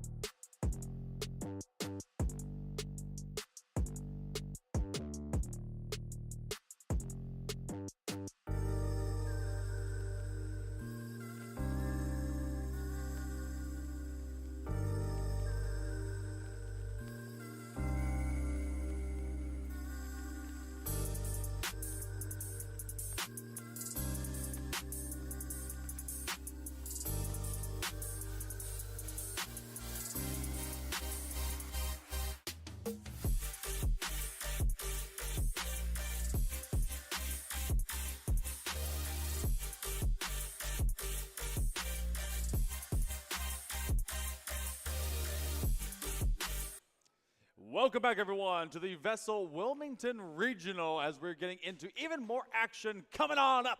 I'm Hell Monkey Man with Chamaco. We've had a great crowd today. A lot of Valorant getting played, some good Super Smash Brothers. I've already seen, especially when we saw Smash just a little bit ago, how they're immediately behind their buddy's back, behind their teammate, and just kind of like, hey, no, you got this. All smiles around this venue, and that's really what I like to see. Hopefully, after lunch, they keep the energy Yeah, high. You know, that's my only worry right now. Yeah. So whoever is playing right now, you're gonna do amazing, okay? Because the crowd needs you. Otherwise, you know that all that food falls down. I'm already feeling it. No, you can't. You can't be feeling it. I can't? You can't. No.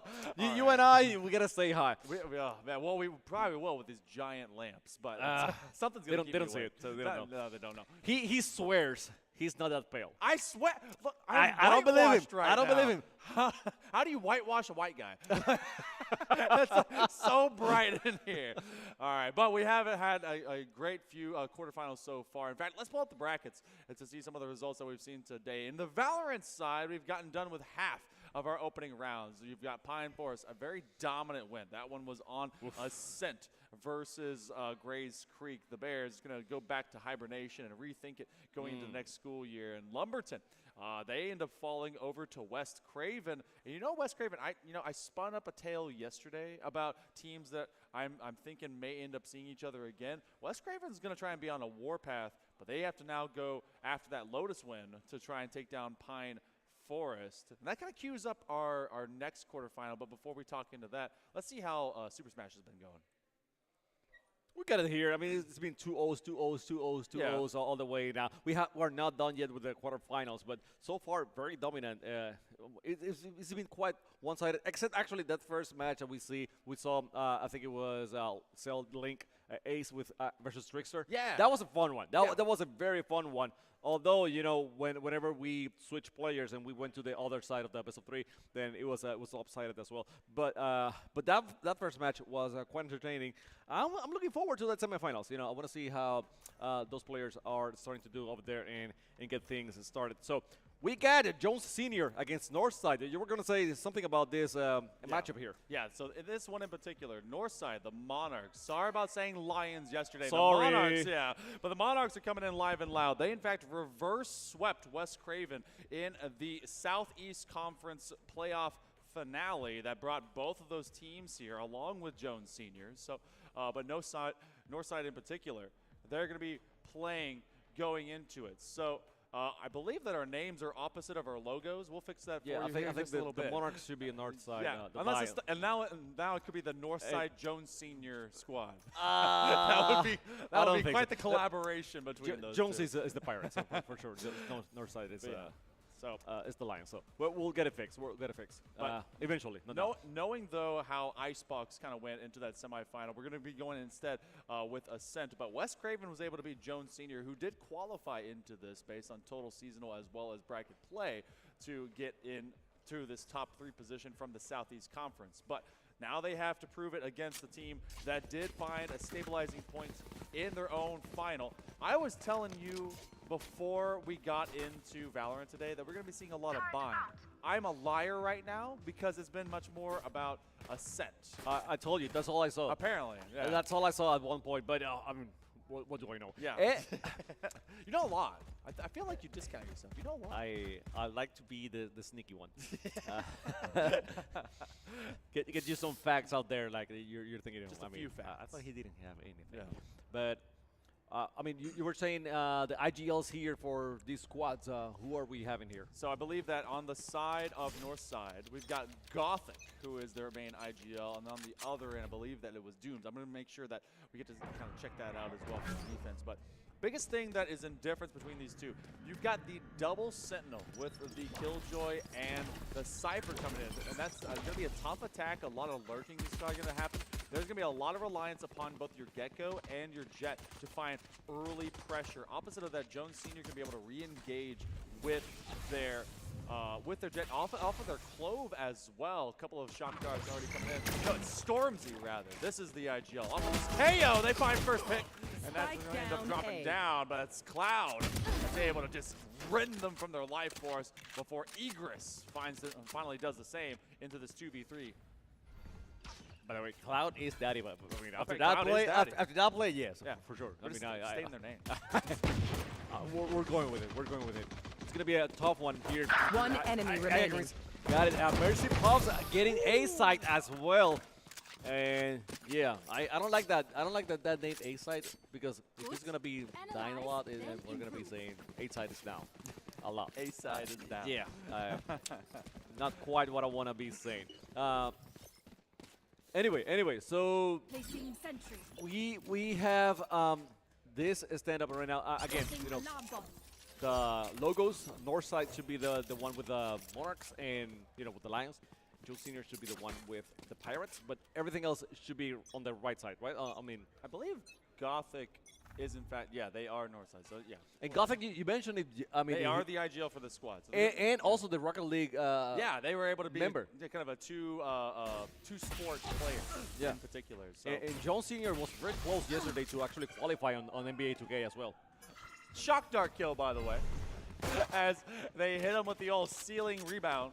And that is Egress falling early. That's got to feel rough as they end up getting taken out. And Cloud is now encroaching on the mid space. Some of this was also something we saw getting done. Cloud does in fact fall. Right there. And mid is really where you want to control the majority of this game. Nearly finding it off on Stormzy, but they're able to recoil because they have the better weapon.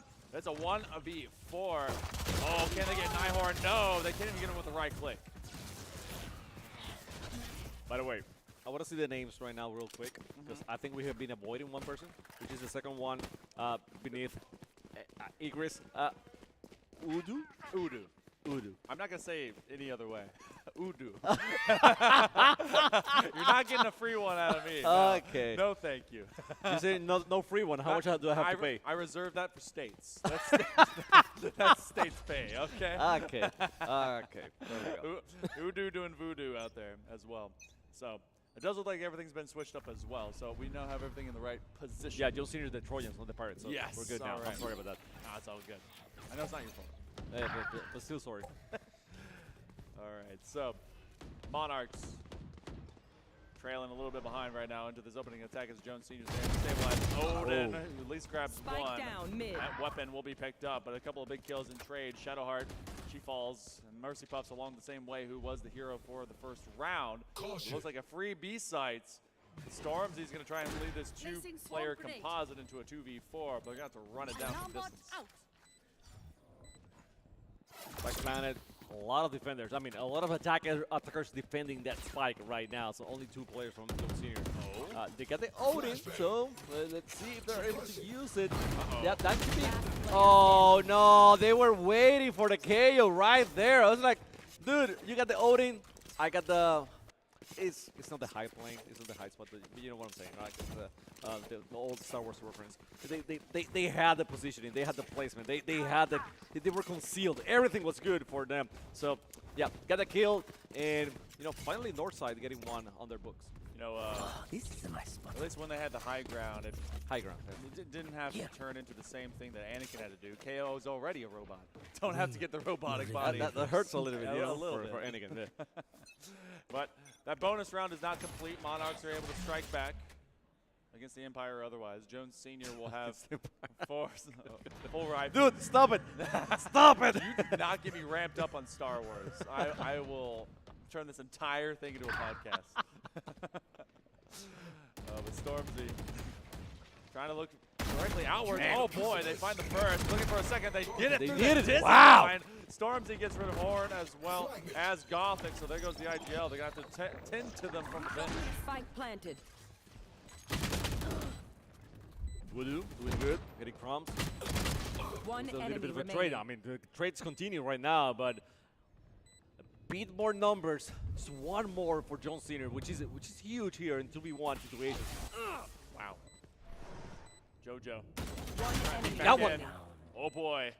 Give another shock dart. You do. Oh! Oh, that's going to be the clutch up. JoJo on the re-engagement, the shock dart. That is now the second shock dart kill that we've had in this game. I don't believe it, dude. Usually I see 0 on average per game, and they come away with both. So it does turn into JoJo knowing that they're going to get util bombed at least. So they take it as they find themselves with an arrow in hand. And that's going to round us out to 2. And it's going to be a save round now for the side of Jones Senior. Yeah. So it is exciting to see that arrow kill. Okay, but buddies, still, focus up. Jojo was the one to win the. No, wait.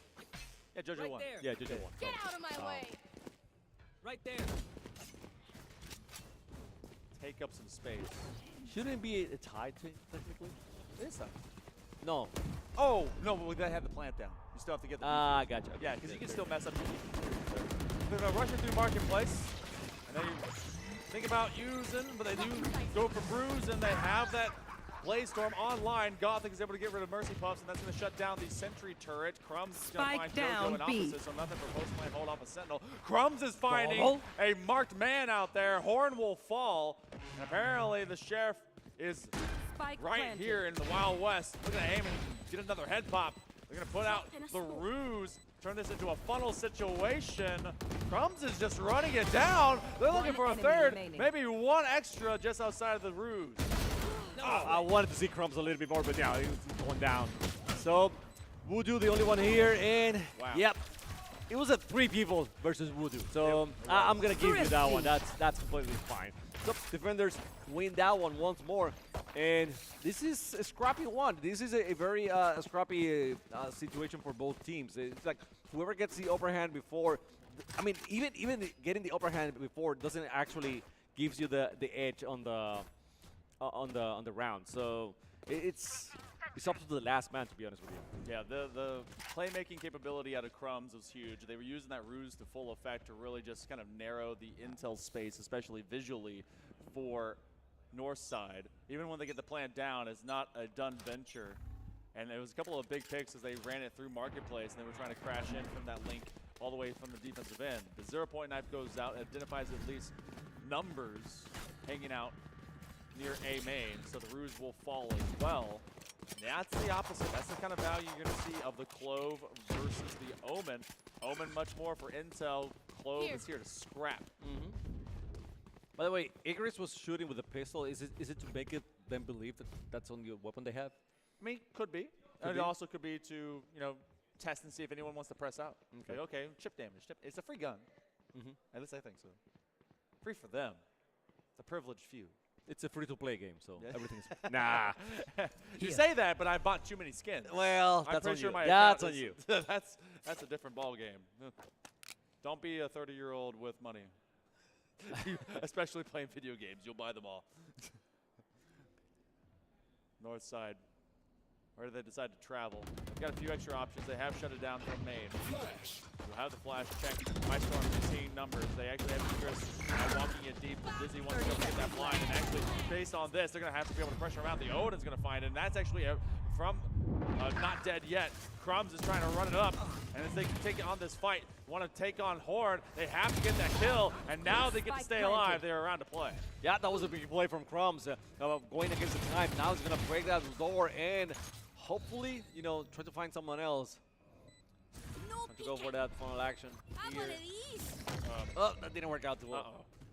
It works both ways. Cross is set up. As soon as they ping that spike, the Thrash is actually available if they really want to. Voodoo come down in distance. They have that 2v3, and that's going to be good cleanup. Igris is able to bounce back.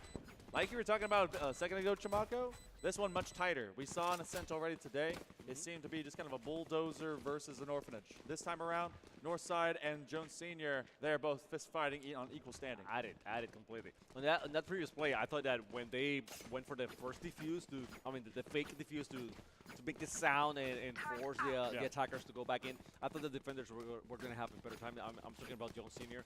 That wasn't the case. Like they knew that the attackers were coming in, but still were not able to land the shots, which is unfortunate because you had the right idea. The execution was just not there. Now that we got 2 Killjoys in opposite of the 2 Cyphers that we had before on our previous Ascent run, there's a lot of options that open up when it comes to ult play. And so you do have only one counter operative when it comes to it with Jones Sr. and their Sova. Northside doesn't have the same thing because they went for the Gecko for a lot more kind of scrappy intel. Scrappy seems to be really kind of the the describer that matches the exact same way. Dizzy will fall. Looking to recover them straight on the button. They use that updraft just to beat the boo. I see you. Now, the Hunter's Fury will come out, try to lay some damage out in open distance. Udu's going to hold it down, and the plant will be going through manually. No wingman used. Spike planted. Is there a reason why not to use the wingman? Maybe to keep it for later. Maybe make sure that the cooldown is going to be taken away. Trying to upgrade some weapons as well. North side, they have a good post plant hold, but doesn't matter if Cloud is simply going to be finding your head. That's two. For third. That's going to be Gothic. The IGL staying alive. Shadows, she's able to get one. Mercy Pops gets rid of the IGL. Jones Sr. will get the retake. Now, that was big. This was big because Northside had everyone down there. They were planted. They had, quote unquote, the good positioning. I'm going to say quote unquote because you have the time to think about it, to establish yourself in that site, and then wait for the defenders to come by and attack. So technically, you have the upper hand, but the way that Jones Sr. just came through storming, especially with Cloud, his daddy, taking 2 clutch kills and then Shadowheart following through. That was super big, and it shows you that, you can have all the plan that you want, but execution at the end has to be key. Biggest thing that's wow! As Cloud again continues to show their impact in this game. Everyone planted and then stayed deep sight. No one played for off angle from main or otherwise. And that's why I say quote unquote. It's good positioning if you get kills. but it's quote unquote because there's always a flaw. There's always a way to counter attack whatever you do. Yeah, didn't have that full site control. So now north side, especially after losing one player early from tiles, playing it slow, where they want to navigate from. They actually have a plethora of options. If you want to use that Killjoy lockdown to open up one side or another, if you want to be able to re-navigate when it comes to from the shadows. The Neuro Theft can't quite find its value until a body lays on the floor. The Trojans playing this very disciplined, not trying to peek too far from beyond the obstacles in front of them. North side, depends on where they want to go. They got 40 seconds, and now you hear the comms call out, and that's now where they want to be able to press into. Juju has been so good at those, quick switch shooting. It's he's been getting so many kills that way. He's not immune. Finally, getting the positioning there or trying to find the positioning. He actually managed to get a few there, so they know they're coming from higher up. And using that one to go through, that was great from Eagers. Get a 4v2. Do they funnel this in? Crumbs has a ruse that they're going to put out, but unless they find an early pick and maybe a call for a save. North side, they have full site control this time around. And it looks like they're going to be able to run it up and get it back to a dead even 4-4. So Jones Sr., good tactical retreat. And the Monarchs will see themselves draw even with the Trojans through the first 8 rounds. How many balls is this Spike? Let's see. No one? No one? No, they're going to chill. Okay. No reason. Okay, good. Everyone's so some people, you say that, no reason. You say that, but I've seen some people, just fall flat with that Spike exploding. Shout out Slimer. Huh? Shout out Slimer. He did it a couple times. But they won, so it doesn't matter. But the thing is, sometimes there's a reason for it, yeah. and sometimes it's like they're trying to escape and still gets caught. Yeah. In circumstances that I think like you could have run, 4 more steps and be away, and no. I've TP'd onto those and just been wrong. An op duel happening out in mid, as now you have a dark cover versus the ruse. One very dark and purple and brooding, the other one very fanciful and lavender. But no one's landing their shots, and it seems that you're going to have these 2 big power weapons, and they're not going to find at least immediate picks that you can pivot from. It's kind of why you end up working off of them. This attack of the Monarchs from Northside still has a lot of versatility built into it right now, especially with the 2 ultimates of the 3. That really gives them pressure as well as post-plant positioning. Thrasher will be brought online. They're going to be creeping along, but they immediately die in open space just beyond the reach. Now, where does Northside decide to pivot? Because they can go try to retrieve that, but they maybe end up unable to because of the gunfire that surrounds that ult. By the way, I love that Stormy stayed quiet the whole time. Oh, yeah. Because, some other teammates were dealing with whatever was happening. Yep. And Stormy is like, okay, I'm letting them deal with that. I'm not going to give away my positioning by any means. So that was very smart. Oh, the fadeaway. Oh. 30 seconds left. Man, Crumb's able to get that. And now they throw out the medal as well. That's going to bring this into a kill fest. Fish in a barrel. And we're eating sushi tonight. Flawless round. Jones Sr., what a thrash that was. Man, they got to be happy about that one. Everyone's clapping, everyone's cheering. Love it, love it, love it, definitely.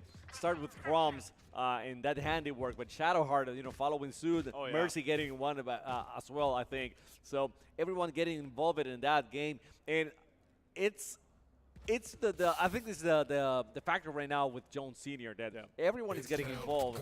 We can't say the same for Northside, sadly. But yes, I mean, much more united team, cohesive team in Jones Sr. so far. Although the scoreboard at the end of the day is still very. Ooh, Stormy. Man. He was smelling that one. Oh, yeah. As soon as you hear the footstep, you hear that hot pop, you know that box has been jumped onto. So good pre-recoil and using that sound cue to be able to get prepared for it. So you already see your first one drop. You lose the versatility and the velocity, honestly, out of your jet to really have them shunt onto sight. And now you really have to take a step back and think. Northside, you don't have that lockdown available. Don't let that one burn a hole in your pocket. We saw one ultimate that didn't get used off of that tour de force way early on. I want to make sure that you get everything get utilized. But Jones Sr., they are staying very disciplined. I have not seen them 10 down to mid, go beyond marketplace. They have made sure to stay both static as well as receiving of any of the things that Monarch is trying to throw at them. By the way, we haven't seen any timeouts yet. No. Oh, something that I might be looking into after this 30 round. seconds left. Depending on what happens here, especially if Northside doesn't win this one. JoJo getting Cloud is Daddy. All right, so clearing out Daddy over there with Cloud. That's going to be one. Shadowheart's able to get one. She goes off. Yeah. Love hearing that. Udu ends up falling to their number. And so they're going to use this lockdown to clear out some space. So the spike will get planted. We were running out of time, but now Northside, how do they handle this post-plant? Trying to get the turret out of the way, but proven to be a little bit more difficult. Oh, Mercy, out of nowhere. Oh, boy. Mercy Puffs does find their counter operative. That means you're hanging out from backside. JoJo, we're seeing their teammate fall. And Shadowheart. Hear her get loud. That's awesome. Shadow's good for 3. And that's going to be 6-4 through the first 10. A narrow margin of difference, but Jones Sr. is building upon it. Yeah, and allowing Shadowheart to go for the defuse to get more economy, get it, everything else in there. So this was another one of those moments where Northside they didn't have any more options other than to plant at that time. The time was running down, so they had to go for it. But at the same time, the numbers were not there in their favor. They go for the timeout, which I was expecting, to be honest with you. But the thing is, they. Not too long ago, a few rounds ago, they had like 4 or 5 people. They planted on B, and they were still demolished over there. Yep. This time around, they were forced to plant on B. They only had like 2 or 3, 2 I think it was. And again, the result was the same. They are not being very good at holding on B.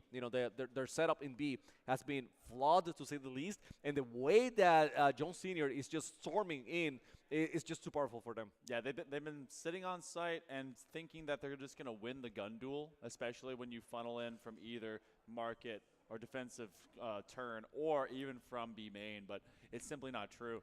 And, you can see that very relevant between both Shadowheart as well as Stormzy. Cloud obviously has found some opening picks. They still have that operator, which is going to be big.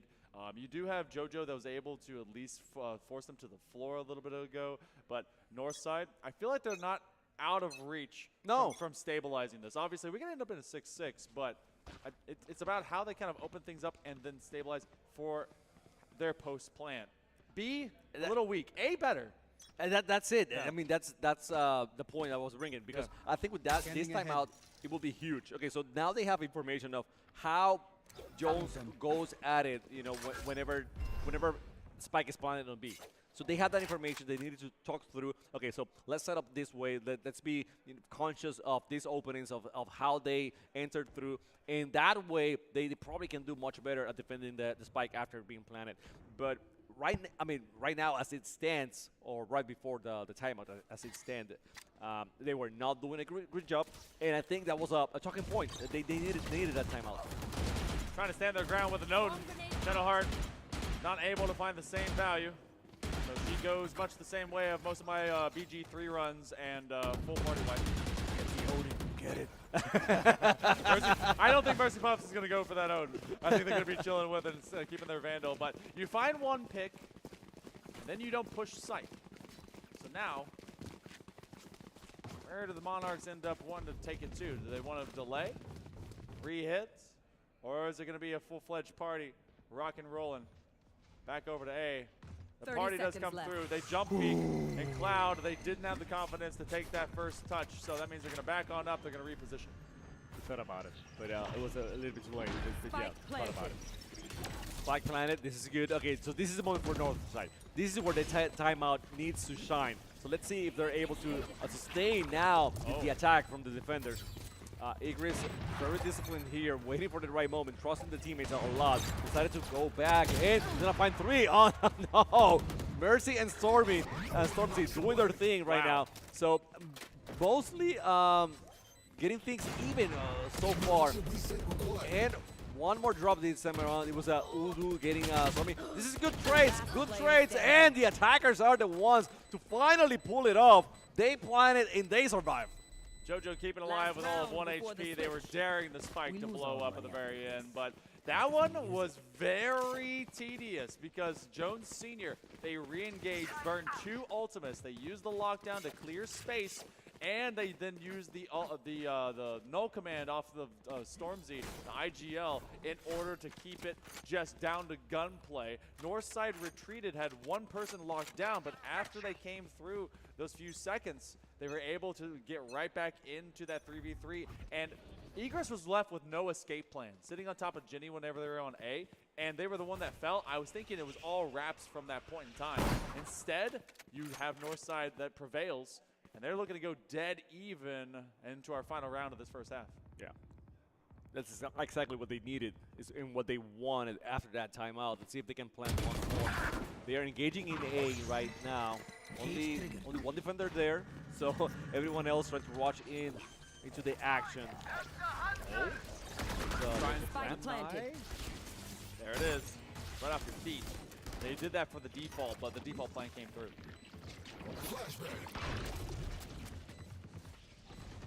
Time is ticking away, and the Monarchs know where the majority of this is going to be. They try to clear out hell.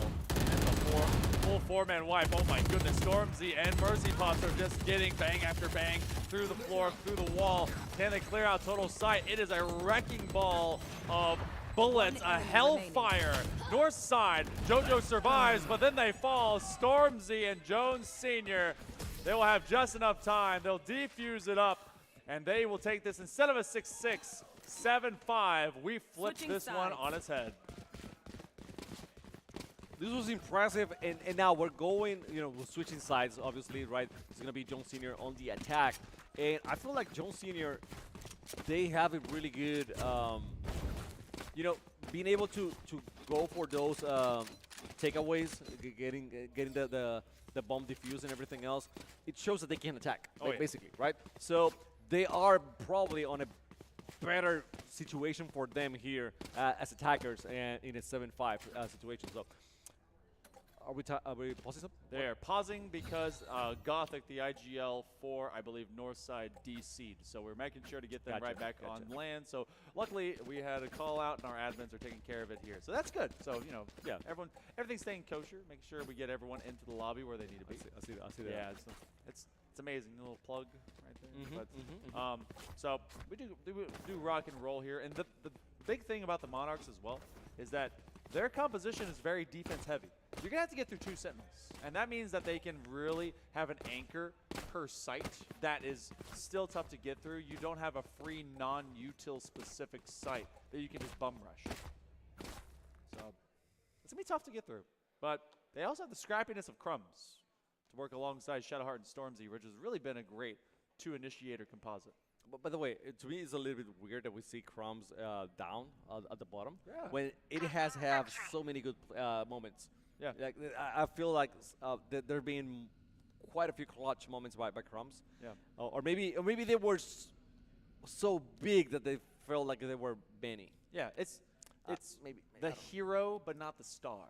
You know, yeah. It's like you have your consistent top players, and then you have someone that turns the tide and lets the rest go. Yeah. And that, you know. And the funny thing is that at the beginning of the game, I thought Cloud's daddy was gonna be the top performer of the team, and then Shadowheart it's been like consistently. Well, I'm sorry, Stormzy has been consistently there, and Shadowheart has had some moments where it's been having doubles and triples and whatnot. So that's the reason why she's up there. I mean, the reason why is because she's so good. Yeah.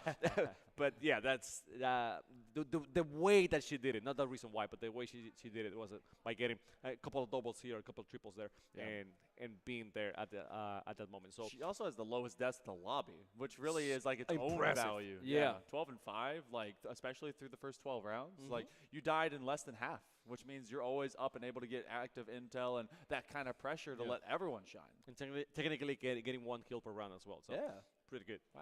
Okay. Yeah. Way better than what I'm doing. Man, we're not gonna talk about it.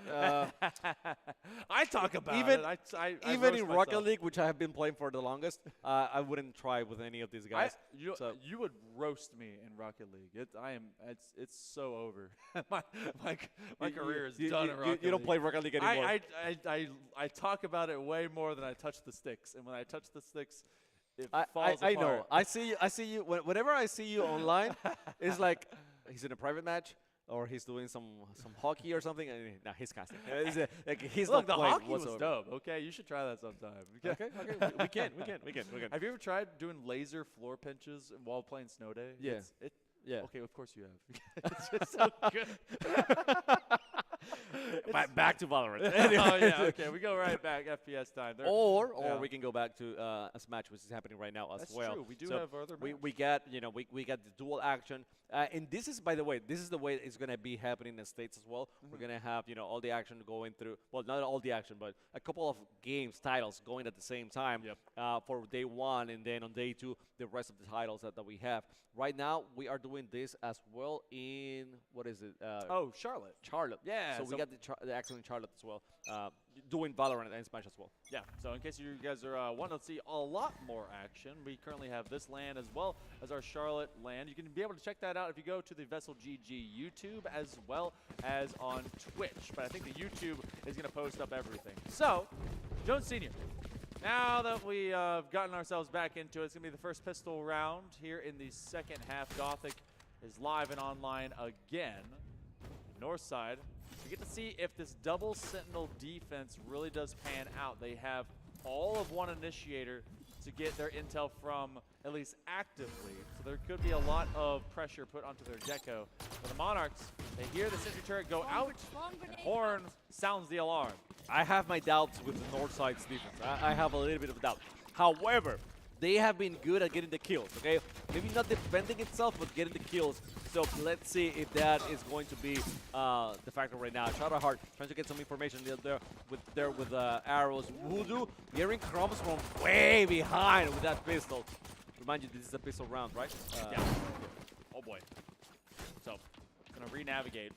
They're expecting that, especially since they put the target cover down, that they've been able to send them away. That Clove is in fact down, but they can have that passive value of putting out the smokes. 20 seconds left.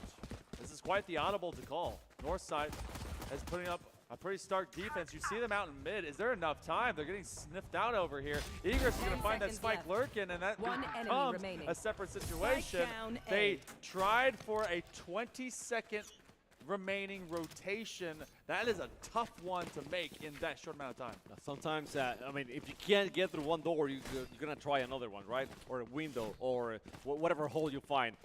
But sometimes it is, you're hoping for the best, but that doesn't mean that you're going to make it. So Northside get that first round, which is huge. Now they probably can equalize things, you know, having a better economy, having better weapons on their side.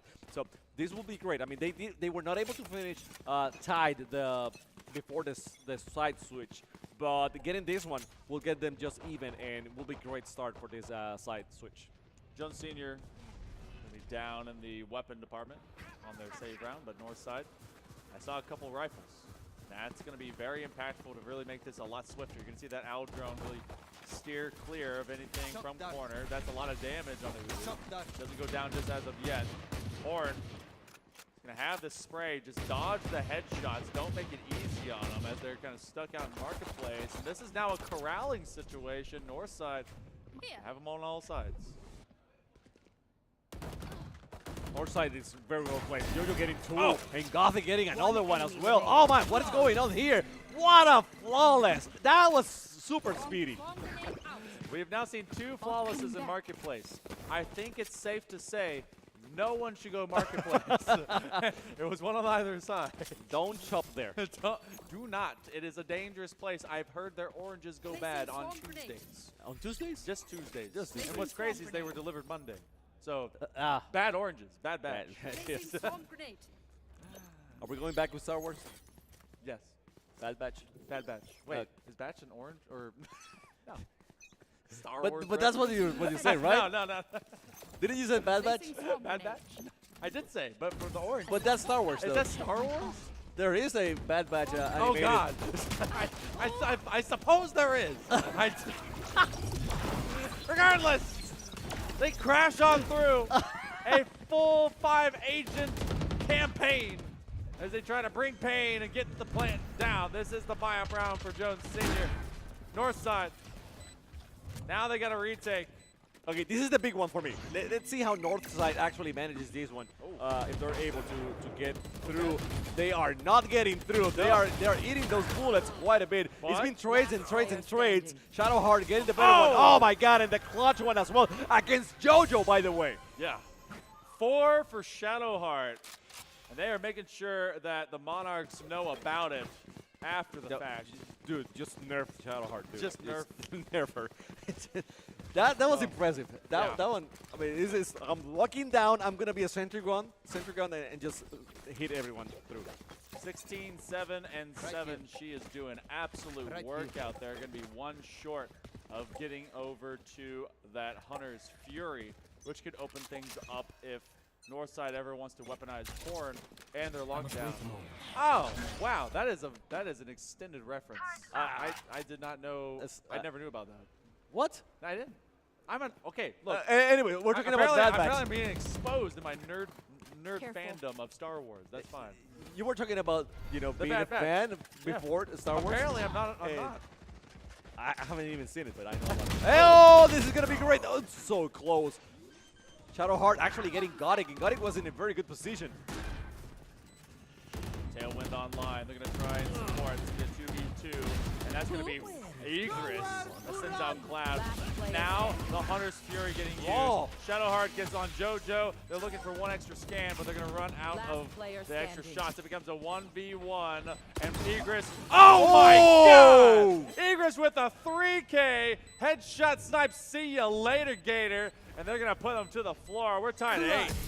That was big. That was big, especially going in 1v1 against Shadowheart at the moment. You know how, on the zone Shadowheart has been. So getting that kill Egress and then getting the defuse, huge for Northside. It cannot be forgotten that Egress, a time or two they go a little quiet, but they know how to pick you off. And Shadowheart's been feeling it. They end up feeling the tiles on the floor. So, into that previous one, the Wolf was howling at him. So this is going to be an eco round as well. Looking for clues and looking for ideas. Maybe a couple weapons in the hands, but Jones Senior is going to be playing it light. Northside, on the other hand, they're looking pretty decent. Depends on where they want to run through. By the way, we need this person, Cloud is daddy, to show up a little bit more. Get him close. Not that way, not show that way. They definitely showed up. No. I wasn't talking about that. Igris huge in that one, getting 3 in this round so far. Maybe going for the 4th one. No, it was Shadow the one getting Shadowheart at the end. Jojo getting Shadowheart at the end. And a flawless round for Northside. I was doubting this team on defense. They proved me super wrong. They so far on their defensive half have won 4 out of 5 rounds, and this is pretty much the most stark comparison whenever you look into that to the first half as well. It was trades back and forth for the most part, but if you are Jones Senior, if this round falls, this is a rifle round, you got to think about the timeout. Yep, and Crumbs doesn't have the full shield as well, so it's, I mean, that's not gonna be a super big factor, but still. So. It's gonna be just enough, depending on how it goes. No one's buying Outlaws these days. Owl Drone wants to check it, see who's on site. Right now, not a lot of active intel to be seen, except that no one is at least in the corners around that archway. Jones Senior is going to check for extra options. You do have the Not Dead Yet on their clove. They're basically playing with a 6th man as long as Crumbs can get to the re-engage. North side, they have Blade Storm and from the shadows. Really doesn't have to use those right now. Depends on where they end up finding that first contact. Util gets used. Late term. All right. Egress is able to see numbers coming in. They know they're at B. They're, oh my God! Moving everyone towards B right now, trying to plant that before the defenders are able to get there. And I mean, that was a couple of good kills, good trades. Where right now Jones Senior is the one having that 4v3 advantage here. Key piece right here is Crumbs. Cloud is able to get one, but they get traded out. But they've got the Not Dead Yet. They already used their pick-me-up. That means they already used that bonus health. It's a 2v3. As they come around back to it, JoJo's going to try and swing. They're actually going to just play for exit frags instead. Not enough time for them to really get this done. Mercy Pups gets rid of JoJo. Now Gothic is just trying to make it expensive. They get one, but they don't get enough. Shadowheart will find their kneecap and put them back to the spawn. 9-9. This is a very close contest at this point in time. It has come down to final duels to decide everything. Are you saying no twice? 9-9. Well, I didn't know you were German. I am not. 9. I'm not. Anyway, we got a timeout here, and to be honest with you, Jones weren't for the timeout, but Jones were the one that won that one, right? Yeah. So I don't know why they went for the timeout. I'm not mad that they did. However, I was going to use this time to talk about B. B being the biggest factor right now for Northside. The one side that whenever the bomb is, the spike is planted there, they haven't been able to defend it or defuse it. You know, whatever is the option. So if I'm Jones Senior, I'm trying to go to B for the most part. I'm serious. Like just start running it down. It's gonna be B. It's gonna be Bay. Bay. Bay. It's both May and Bay. It's May Bay. Maybe they'll keep going to it. Yeah. Okay. It's like Nueve. I like your mental gymnastics. I flip around more than I do ever in a chair. Jones Senior Trojans, I think they take that timeout previous because they know they've not been able to string together successful rounds here in this attacking half. They're trying to prep for that because they know into this next round, it is not a great eco situation for the Monarchs. What can they do with that? How can Jones Senior finally get this lead? Oh boy. Are they gonna listen to me and go to B? Are they? Maybe. Okay. No command. You should run. And lockdown. Okay. Oh, Egress will stand their ground. Actually getting Shadowheart. That's big. You have the metal. They're gonna throw that all the way down as Gothic is cut away. As they have that decayed HP, that lockdown doesn't get taken off. So now you have a couple lockdown on site. They were able to clear out 2 and the third. Everyone falling. Shadowheart may be looking off from the sidelines, but they're cheering on their team, and they get that plan. So I don't know why, but it's taking Northside too long, you know, or Voodoo and Horn to get there. And I'm not saying now. I'm saying when their teammates were dying. So it's going to be a tough endeavor now to actually use it. One enemy remaining. They know where they're at, and that's it. The attackers, they had the upper hand, not only in numbers, but also in information, and they were able to make light work of that one. So 10-9, and you probably were right. They were trying to figure out how to get that run of more than one round win, and they needed it because they started this. I mean, after the switch, it was a 7-5, right? Yep. On the switch. Yep. So going 8-9, that wasn't ideal by any means. But now getting those two on the pocket, back in the advantage. They only need 3 more. Looking better now. The key thing too is that was a mostly force-up situation on the eco by the Monarchs in that previous round because of the loss. They're now having to find themselves into a lesser power differential going against Jones Senior, and you have a couple clouds put down, smokes are out, a lot of util to have to navigate through, and I feel like that has been identified. So they want to run it away from all those hijinks, and based on where that anchoring is happening, you also know, all right, we have to get back into this, but I have not seen a successful market push. Last 2 times we've seen it, it was a flawless for the defender side, really testing fate and history here. Egress already finds first pick, Mercy Puffs falls. They're not pushing, they're just lying. They're just sitting. Oh my God, boy. another one. Oh God. Jojo with that pistol getting the headshots. Another one here for Jojo. Guys, leave Marketplace, okay? I repeat, leave Marketplace. We don't need to be here. Okay, Crumbs. Okay, Crumbs. Yep, a thrifty round comes through. That is 3 unsuccessful Marketplace pushes between both teams. Leave it alone. No one's succeeding in the market. You're just a hater of Marketplace. I am. You're Why go if you keep dying? Come on. It's such a tough place, to be honest with you. It is. You have only one door of sight, window of sight for B site, and everyone can shoot you from different positions, right? Like from 3 different positions you can get shot, while you don't. You get only one sight, so it's kind of weird. I don't love it. Well, and here's what's actually happening now. They took your advice, both on opposite ends. Jones Senior was like, all right, B's pretty strong. Let's hit up B. And in the previous round, they sniffed out that there was a heavy set of detail guarding it. Northside was like, you know what? That's true. Let's make sure B is not easy at all.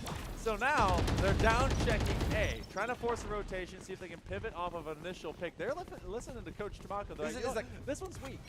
You know that caster with the accent?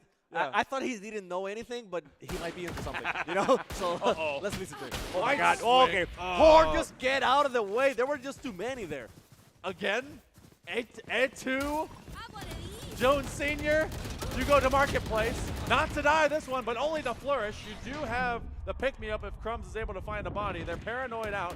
You do have the funnel situation. They're able to run away from the util site. But now it's a 4v4. Watch out. Oh, boy. 30 seconds left. Jojo, you got to do a miracle. Oh, he got him. Massive. Huge miracle here. 3. One enemy Looking for remaining. one more. Only one left alive. Becomes a 1v2, and there goes Cloud. Gothic bounces back.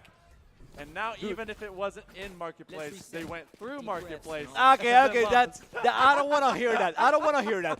Jojo has 27 and 14. Yeah, they are. Jojo had the triple kill there. That's the reason why. Had it been anyone else but Jojo, that would have worked. Okay? But Jojo was unstoppable in that round. I don't want to hear the Marketplace thing. Okay, if you please. go through it, you're marked for death. The Grim Reaper is like, your life is forfeit. You went by this bad batch The of Grim oranges. Reaper is gonna give all his key to the whoever is over there and allow. No, please. Oh gosh. Ooh, looking for the immediate pick. You're gonna have the Hunter's Fury get utilized as well. Off of this attack, Shadowheart doesn't want any of this funny business. They see their tournament life within 2 rounds, possibly in forfeiture status. Oh, what a find. Horn goes down. That's going to get rid of at least half the util kit that was placed on site. Now do they run down from, again, the funnel point that's Marketplace? Where do they end up tending to? Jones Senior, they've got some options into this 4v4. Take flight. See if they can get any information here. Waiting patiently. Not getting much from that drone. The trips are, there. Jojo was waiting patiently. I mean, super patiently. He likes B. I was saying like no, but Jojo is set there. Jojo now getting 30 kills on the game so far. That guy, I mean, he was playing well before, but these last 2 rounds have been extremely amazing. And the thing is, he's allowing Igris also to shine up a little bit more. And we are match point for Northside, for the Monarchs. 30 bombs up for Jojo. Able to find the 30. Right behind him is Igris with the 22. And Jones Sr., I feel like they've tried everything, but they are coming up short. Only the Blaze Storm is online. It's going to be a rough buy for them. They're going to have to find value from it. North side, they are a round away from moving up. Cloud is able to pivot off of Igris. They have that one, and that's another one. Gothic will fall. North side is being pushed back. A is open and free. They're going fast for the plan and are going to lock A side here. Spike is planted.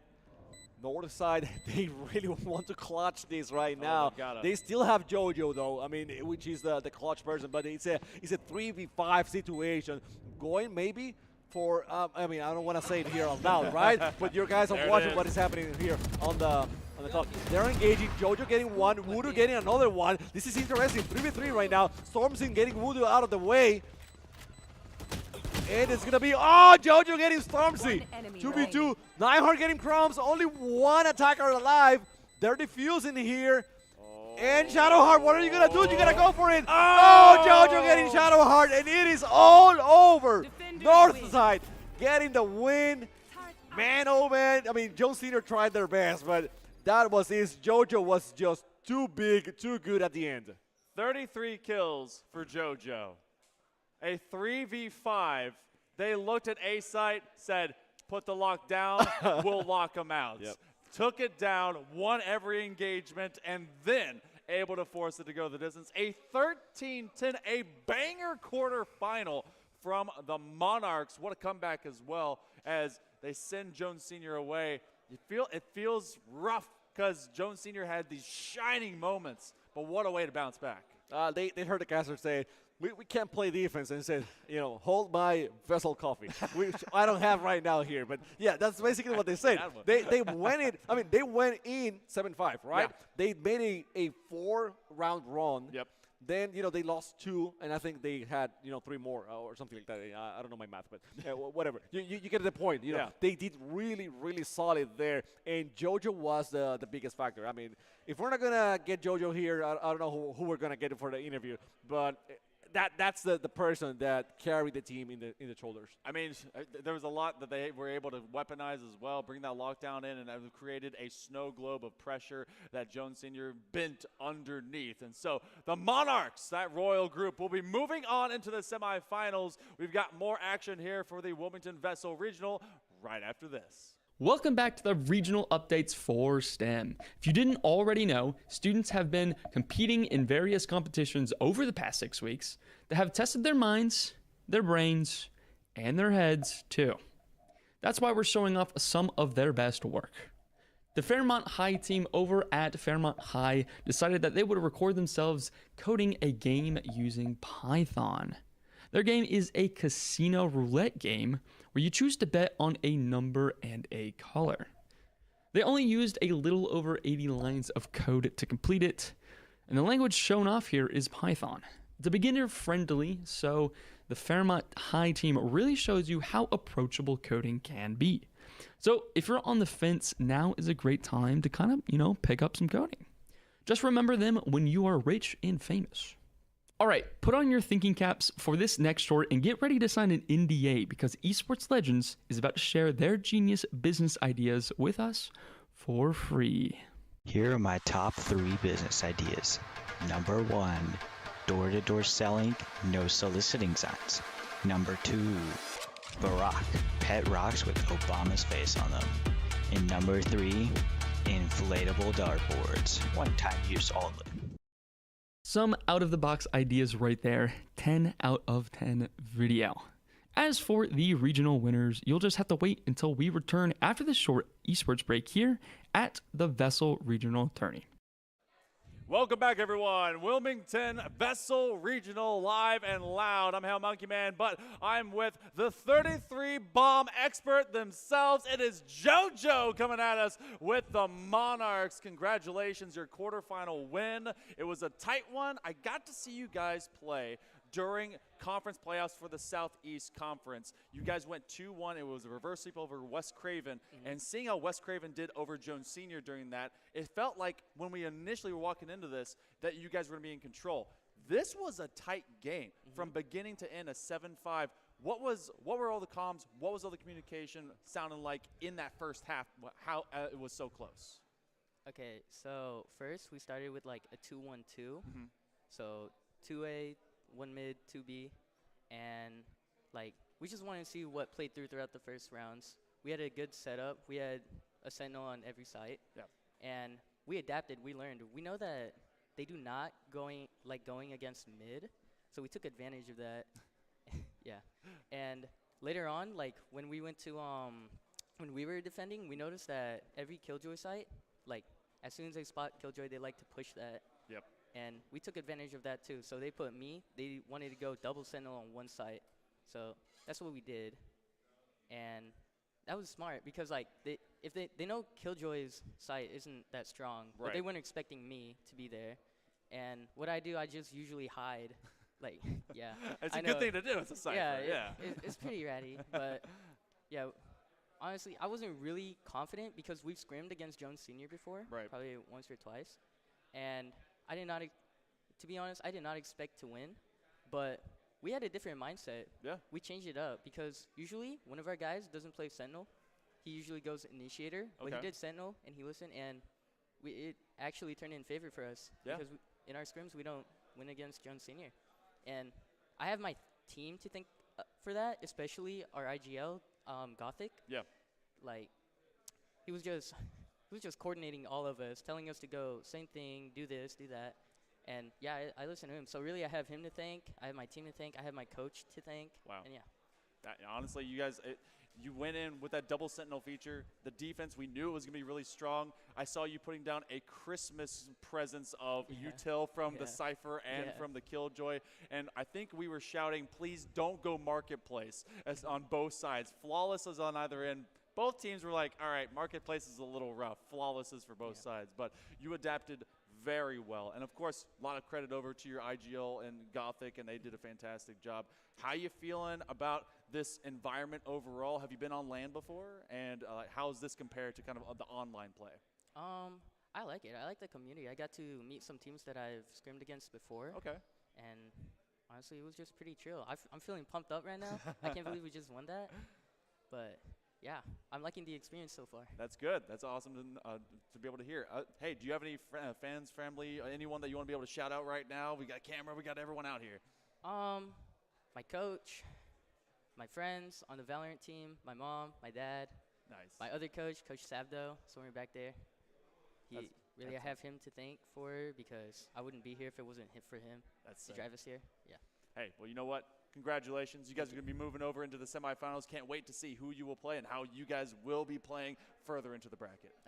All right, we've got more action on the way. Smash and Valorant still live and loud today. Don't go too far. We'll be right back. Yeah. Ow! Yeah.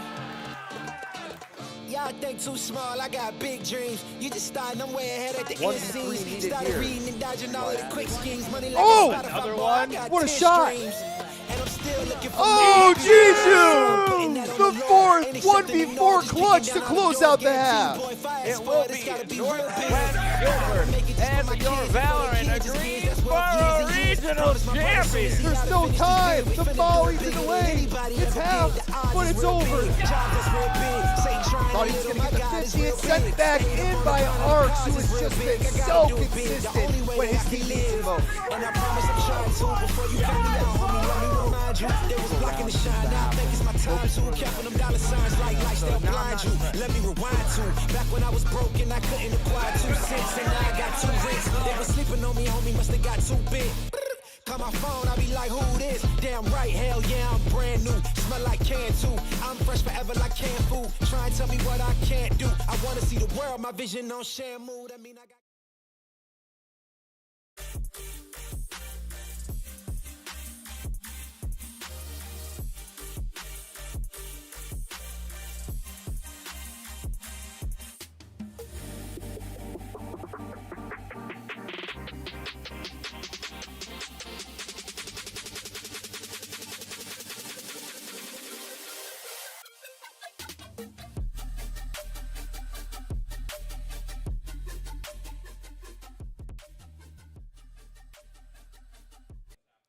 Welcome back, everyone. It's time to continue on with some regional action here at the Warwick Center in UNCW. Wilmington's been pretty humid, but it's been pretty hot right in here as everyone's been heating up into our competition. Chimako, that was like JoJo, just so reserved, so just selfless in terms of spreading the credit, really giving it to their IGL. Love that they can be able to have that kind of that kind of talent, but also spread it around the team. It's very humble. Yeah. But at the same time, you guys saw what I saw, and he was making the shots over there. You know, he was doing, you know, what was it, like 9 in the last 3 rounds or something like that? It was a lot. That's Dude, good for 3 per round. Dude, take it easy. Okay. So, anyways, you know, back into it. That was impressive. We're switching back to some Smash because we're having, you know, Smash as well here. So we're on the semifinals, and I think we're having the Monarchs once more against Hoke County. Yes, so Monarch Nation can rise up as they're going to be going against the Bucks out of Hoke County. And we actually can show you that bracket just real quick to show you what the pathway has been like. These opening quarterfinals, 2-0 for everyone except for our lowest quarterfinal. NC Cyber Academy was able to get a 2-1 versus New Bern. So we're going to jump straight into the action as well as we go into it. North Side and Hoke County. It's going to be Haltado versus Block Boy. I remember seeing... We saw Block Boy. Yeah, Block Boy was over there for Hoke County, so Northside is bringing up Haltado. And this is a battle of the heavies. The Giants are out to play. Look, I like the start from Haltado because he went straight with that Fire Blaze attack, which can't be countered, okay? So Block Boy ate it up completely, and we saw the counters from Block Boy. They were huge, but Bowser is just... you know, kind of a mix of Dalsim and Zangief. Oh, wow, yeah. You know what I'm saying? Yeah. Look at this. Look at this. Ball driver right there. And luckily, Blockboy has a heavy because otherwise that would have been bye-bye there. Block Boy has spent more time going vertical than they have ever getting onto this stage, trying to get that boulder recouped. And then again, it's been the same move. Is this my friend playing Kirby? No, it's the grab, Vert Slam, and just bring him down. Wow. Okay, finally, Block Boy is being able to get some damage done, and if he's able, oh no, he was trying to be sneaky and go fishing, but Haltado, I mean, he doesn't have any of that. If anyone's gonna grapple, it's him. Wow. Just going to do the short hop claw. Woo. Oh, trying to be able to get the Meteor Strike. That's not going to happen. And Block Boy, again, looking to recover on the stage. Not the same kind of prominence at all. In a heavy battle, you trust the king, and it's not the one that's wearing the crown. It's the giant turtle himself. He's going to bring the spikes on the back of the shell. And this one is looking pretty authoritative early on. Nah, impressive to say the least. Block Boy, previous to this, was looking pretty fast, doing a lot of combos, a lot of damage. You know, but this time around, he's taking the damage. He hasn't been able to do any counter. Well, actually, there's one counter finally against Haltado. And using counters once more, it seems like he's finally trying to find that rhythm that could work for him eventually. Luckily, this is the best of 3, so this is not said and done with this match. But yeah, I mean, the damage is too high, and it's going to be bye-bye right now. 2 ginormous Tertillion feet into the back end of that crop. And Block Boy goes down. Oh, County. We're going to see that first game happening. Wow. This is a change of pace. It felt like instead of playing more for the quick jabs and the speed, being able to utilize much of the cannon fodder off of both the gun as well as the crown, that you're just seeing that get completely parried. And we saw, the same grab down slam move like 4 times in a row. This is just, hey, space haymaker, and just make you talk about it. Yeah, I felt like I was watching Zangief for real. It's Zangief or King on Tekken 8. Yeah, you know, just whatever you full want. But it's a grapple, grapple. It's well, he's a heavy, right? Oh yeah. It's a giant turtle. So let's go full sumo on it. Let me give you a hug, and I'm not gonna let you away. So. And the blaze, I mean, the fire was pretty well used as well sometimes. So it was a good mix of a lot of grapples and something else. Yeah, I feel like the obviously you couldn't create any pressure from both the cannon shot and the crown. So I was expecting this to be a switch up. Block Boy recognizes, all right, maybe my King K rule is going to get countered. We're going to go to Doc Mario instead. And I don't know if you guys have been keeping up with Nintendo for the past 25 years, but usually this goes the way of the Mario. But, again, wow, he's a little bit squishier this time. I'm going to tell you something. Yeah. It doesn't usually go to Mario. It usually goes to Bowser. You die and die and die on Bowser until you learn how to play against it, and then you get a win, and then you don't play ever again. Okay? So, it usually goes to Bowser, and so far it's been that way. Been rough. Oh wow, they off of that one claw, no recovery. Oh no! This is going to go even faster than the last time. My goodness, Haltato. This is a 3-1, only 23% Block Boy. They were trying to change it up, maybe go for speed and be a lot more scrappy. But inside the clinch, it's been all Prio over to Haltato on Bowser, and Bowser has been throwing hands. Oh boy. Yeah, oh, exactly. There you go. Yep. GG's. Oh. Pretty quick. Yep. I mean, they pay us for this? Yes. Okay, I'm down for it. I'm here to see a fast one. Wow. Wow. Okay. I wasn't expecting that, to be that fast, to be honest with you. Well, even Block Boy's like, okay, well, I will take my leave. So he's gonna go back in the rotation, and that's sus. Yeah, maybe Haltato end up being kind of the big ace to bring out very early on. But Hope County now, the Bucks will see themselves go into an 0-1 hole. They have to bounce back. We're still in best of 3 territory. So north side, the Monarchs, maybe feeling good about seeing their school win in Valorant. They're going to try and bring it on. And this is going to be, I believe, Ace, actually, that's coming back on for Hope County. For Hoke. Yeah. Actually, no, this is not Ace. We got a separate player. So we got someone else. So either way, this is when you saw kind of Haltato just be calm, not really have to do anything too fast, and just completely dodged away from anything that was like the spam coming from that from the King K rule. Feels like, all right, well, if you get to see something like that moving into the best of 5 territory, you've already seen almost an immediate counter, which is probably why a lot of people don't play King K rule to that effect. I don't know how to react to that. That's okay. I think we're getting selfies on stage too. That's what we're doing. I think they are. We should go there. Get a selfie. Just get some selfies. Yeah. Do you think that Chaos can make it all the way there? Producers laughing at us, and I'm pretty much shaking their head. It's fine. It's all right. Yeah. We don't get paid for that part. Doesn't matter. It's a flat rate. It doesn't matter. It's a flat rate. Among Us. That's sus. That is sus. Altato, that is in fact how they won. They were the one Among Us the entire time. Yeah, they were the traitors. Understood. All right. Okay, so Dr. Mario didn't work out. Yeah. King K rule has been stopped by a little bit here.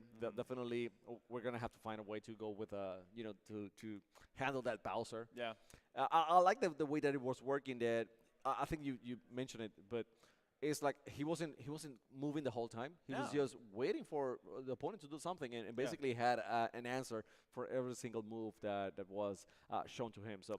Super impressive, and I love the way that they end. Whenever you got a character that can do that, like Incineroar, for example. Yeah. Just get a kick or get a grab and throw yourself down. Now north side. Okay.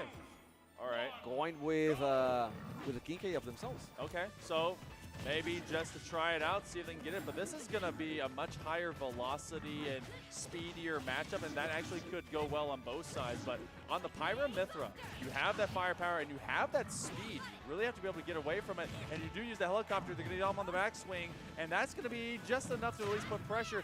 No damage so far done unto Bluey. Mr. Danger, they're in danger. maybe that's why he's in danger. But I need a replay. Okay, yeah. What? First stock doesn't go the way you think. Oh, as that one does end up equalizing at least. I believe they just didn't account for some of the separation off of the edge guard. So, Bluey can be both their own best friend as well as their own worst enemy. And so far, Mr. Danger, it's a lot slower on this King K rule. Haven't seen a transformation as of yet. They don't really need to. They're just kind of playing for the rushdown. Nah, transformation for what? You know? Oh! Disruption? He's a specialist on one of the two characters. You know? Oh. That's it. Oh, actually going for it. So close to actually getting another hit. Not saying getting a kill, but getting another hit. Yeah, it was enough to put them off center. They were trying to drive them underneath the stage for that central blast zone, and that would have been kind of detrimental. You throw out the fire blade, try and get him back over to you. You do have this transformation now finally coming through. Looking a bit slower, going to medium height. They get the headbutt as well as they recover out from that jump. That's 100%. This is dead even stock diff. Kind of waiting it out. They don't want to take him on from the corner. Oh. Trying to be able to control the flame. I like the patience from Bluey. I mean, it's a lot of patience right there, waiting for the right moment to attack. And keeping the distance. It's like it's finding the distance finally, you know, that works for them. So, you know, the distance so that he can dodge, but at the same time attack and still land some damage. That said, Mr. Danger was able to hit one strong one and another one, finally getting Bluey second stock out of the way. Counter for counter. That was a nice slide. You have that little bit of the hitbox that does extend beyond the corner of the stage, and that so far has been taken advantage of by Mr. Danger at this point in time. Trying to be able to get the smash down as Bluey's off in a dangerous zone. They do get hit in the back by the flying crown, and off that boomerang control, they actually do find themselves building up this meter. 166%. They wanted to see if there was a counter, get that laser shot up and above. They've stayed on Mithra for a while. Now Bluey is able to get back on stage. He got the big grab, and that was going to be a smash, and that will complete this one. What a comeback by Mr. Danger. He was always on top. Well, no, okay, but Bluey was like in control. Bluey got the first few hits up to 100. Yeah. And then fell down. Yeah. And then Mr. Danger was on top. Yeah, yeah. So I see what you're saying. Yeah. But I wanted feel to. like it shouldn't have been that. That's yes. what I'm saying. Yes, you're completely right. Yeah. You're not wrong. I'm not right, but I'm not wrong. It is kind of a that situation. Yes. So there you go. King K rule. I mean, not as mobile as some other King K rules that we have seen before, but still, you know, using very well those counters to its advantage, and then just guard ledging very well as well. So a lot of that was able to play into the factor. Also, Bluey. I am a big fan. Thank you. All right. Bluey changing it up. Going to go for the spam game. If there's ever a player you never wanted to fight against, if you didn't like spam, it is definitely the way of Mr. Game & Watch. Can they be able, with this very flighty, very light character, be able to outplay the fat man himself? 2 FPS. That's all I see when I'm watching that. Anyway. Woo, dunking him down. Oh my goodness. It didn't matter how many sausages and flame that dude ate. He just dunked down. So that's going to be the difficult part, is that you really have to either get off for the side beat as well for some of these for the special strikes, or you're just going to have to pressure him off stage. But none of that happening. Off the trampoline, using the fish, and then quickly following up. They got this crowd, said, hey, you dropped this. You want it back? And able to drop it onto him as well. They're still putting a lot of pressure on.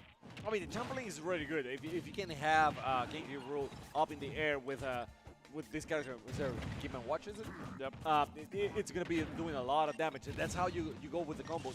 But you got to be able to hit him strong enough so that you can get that KO. Woo! And there you go. Okay, so that's one. But it's going to be hard for Game & Watch to actually get a kill maybe in the hundreds. Like 110 and 120, it's going to be all the way to 140 or plus to actually get that KO from against King K rule. Belly armor really going to be tested as you have the trampoline. Oh, they're going to be able to recover. They do it again, but they do recover on the up special in the helicopter. Trying to be able to drop some bombs, but now at 103%. Oh, great counter again. Trying to bring him up with the bag of fish. They do toss him around again just to bring him into the flames. And for all these connections, for all the value it's doing, the Fat Man is still only at 74%. How you feeling it now, Mr. Krabs? Off the bang and off the bell, trying to ring the drum on the tom-tom. And he goes right back from the corner, using that belly shield to regain some ground. Great counter here. Oh, the hit! It actually manages to land. And now, final slug for Bluey. This is a scary situation. Mr. Danger trying to defend that ledge, but no, but Bluey very quick into center stage once more. Taking some distance. I mean, you want to close the distance at some point, but right, you got to be smart about it. So Bluey trying to be smart and trying to keep the distance from Mr. Danger. Finally pushing his off and trying to use that center stage once more. Going with the trampoline, but I mean, there's something about Mr. Danger. Not so fast, but at the same fast enough to create the distance that he needs. Yeah, so far, Mr. Danger, I mean, they have Bluey kind of right where they want him, and that's going to be on the grab. This one may be the confirm. They're going to do the foot stomp, but they're going to try to recover from the trampoline. Yep, there it goes. Actually, that doesn't get the confirm because they bounce on up. Now they come back. They bring him to the feet twice. Mr. Danger looking nice. That's going to be Hokani that falls, and that ends up going the way of the Monarchs of Northside. You know what? I like the pick with Mr. Game & Watch, but for the value you get out of like 16 separate hits on spam, King K. Rool ate all of that. Yep. And he can hit him with like maybe 2 or 3 and you're done. But basically, that's what happened. You Yeah. know? It's getting hit. It's like one of those cartoons, old cartoons, where you got the big guy and the small one. You know, hit him. The other guy's like drinking milk and doing whatever. You know, it's on face, completely on face. And that felt that way. You know, in kind of situations here in this matchup. I'm not saying that's gonna be the case every single time. It's depending on who's using the characters. But in this matchup that we saw, yeah, King K. Rool just too heavy for everyone else. Yeah. The big belly armor is able to win out the day. There were two heavies. You know, Yeah, it was Bowser and King K. Rool. There's a lot of heavies, yeah. But on the same team, I mean. Oh, wow. Yeah. Okay. Is it going to be a heavy kind of day? What would see the fat man, be able to win out, maybe? I don't know. But that's at least our first entry into the grand finals, as it's going to be the Monarchs moving on in a 2-0 sweep.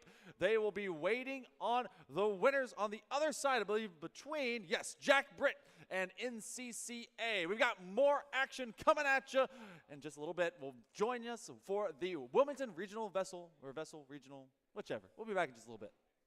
Welcome back to the regional updates for STEM. I've got a question for you. If you were in need of immediate rescuing, would you let an AI save you, or would you insist on waiting on a real person?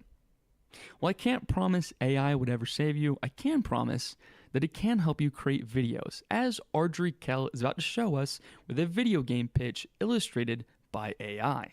Let's take a look. Step into the shoes of a brave hero, on a quest to uncover secrets, battle mythical creatures, and overcome insurmountable odds. Solve ancient puzzles that guard the kingdom's secrets, unlock the mysteries of the Lost Kingdom, and claim its hidden treasures. Experience stunning graphics and immersive gameplay in an epic adventure, Eternal Quest. The Lost Kingdom. Pre-order now. Now all we need is just some amazing STEM talent to make this game for us. Up next, a strangely inspiring video Philippa Perry put together in week 2 of this season. Entrepreneurship is not what it seems. Let me explain. Millions of people online are seeing creators flex cars, money, and other luxurious goods, ultimately influencing them to search up entrepreneurship. While this is good, with so many online gurus, there can be a lot of confusion, especially now since there is so many fake gurus trying to show what their entrepreneurship is by selling courses. But in reality, entrepreneurship is much different. It's about gaining the skills to make a successful business and show good resources such as risk management, marketing, management, and more. Entrepreneurship isn't a get-rich-quick scheme like everyone on the internet make it seems, but rather a toolbox to helping you build a successful business no matter the industry. So this is why... All right, now I think we're all ready to see who won STEM. Ooh, look at the time. Looks like we'll have to announce the winners right after some more esports here at the VESL Regional Tourney. Welcome back, everyone, to the Wilmington VESL Regional. To correct myself from just a little bit ago, that other semifinal is still going on. The player names were all switched up, so they were on the opposite side. That ended up being a win, and so now they're in game number 3, but we have to advance on into some Valorant instead. Again, I'm Hell Monkey Man alongside Chimako, and so we'll be going into Lee County versus NC Virtual. So the Lee County, they came up second in Sand Hills Conference against Pine Forest, looking to bounce back in their quarterfinal and go to the semis. Okay, and what about the Yellow Jackets? Do we have anything over there? Let's see. Maybe not. Maybe not. It doesn't matter. So, Yeah. So can we go into the bracket real quick and see the action that we have seen? I mean, it's been loop-sided in the first 2 matches that we had, and then north side against Jones Senior. What a banger of a match. If Lee County and NC Virtual Academy can do anything close to that, will be great. Will be all aces as we go into the game already in progress, and so we're going to check this out here right now. The semifinals just a single step away for both of these squads. We go into agent selection. The Yellow Jackets on the side of Lee County, but NC Virtual Academy with the beacons. Oh, we're going to stand right back up. Okay. We're gonna they don't know that. We'll be here right now. They have no idea we sat down, even though I totally what's sitting? We've been standing for the last 16 hours. Yeah, it's a lot of hours to put together, so it's fine. All right, I'm going to move my chair over there. Either way. So do we go into this? It looks like Ascent is, again, going to be on log. I'm telling you. I get it. It's because everyone's They know it. They know it. They know the map. Exactly. And so you play on what you know. How do you not know everything else? Like, you got to play the game. Like, I think. That's look. Okay, so this is the thing here with VESL. You know, we're doing high school esports. We are. And the thing is, you can have some very experienced players. Yes, for sure. But some teams are going to have some newer players into the game, so they just want to participate.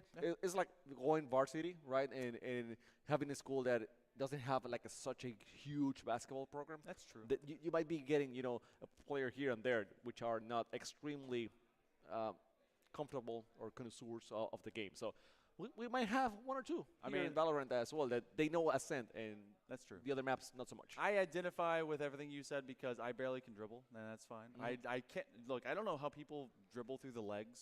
It's like impossible. It's the same thing as passing it one hand to the other, but you put 1 foot do you ahead. Do you realize how often and how afraid I am of the bounce going in the wrong way?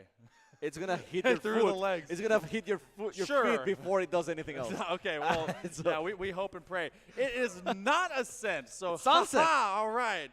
That's probably why. Everything I said before doesn't apply here. It does not matter. We change things up. Now, the key thing here, Sunset. Again, everyone is now mega afraid of using Viper because they don't know how cooldowns work, and I understand. That's how the patch works. You got to study. But on the other side of that, we're going to see how that kind of comes into fruition, because if you aren't using Viper and if you're not going to the two-controller initiative, then you're going to be looking at what your single controller is going to bring. This map in particular lends itself to what I like to call the smash and grab, especially if you get the 2 heist specialists that are both Raze and Breach. You can have full site B control, and you can open things up if you decide to peel with Gecko. Gecko is basically everywhere now and has nearly fully replaced Sky in that capacity. So we'll complete our full picks in here in just a little bit. But I got to see what we'll be going into. Lee County, they came up short as the 2nd seed from the Sand Hills Conference, and they actually had won over Grays Creek that we got to see just a little bit ago. But everything's getting locked in, and yeah, I'm not at all surprised to see ciphers on either side. The Omen, again, with Bobby now on the Clove, that one's pretty much the same on either end, but allows for more scrappiness out of Bobby. I'm glad to see Raze. Always glad to see them on both sides as well. So glad to see. I mean, hopefully seeing some fireworks. Saturn, I don't know. I mean, I don't know Sunset that well, so I don't know how much damage you can actually do with Breach. If anything, a lot here. Damage. Okay, so I'll go with that before with whatever you said here. And let's get into the action. Okay, only 2 sides right now as opposing to what we saw before.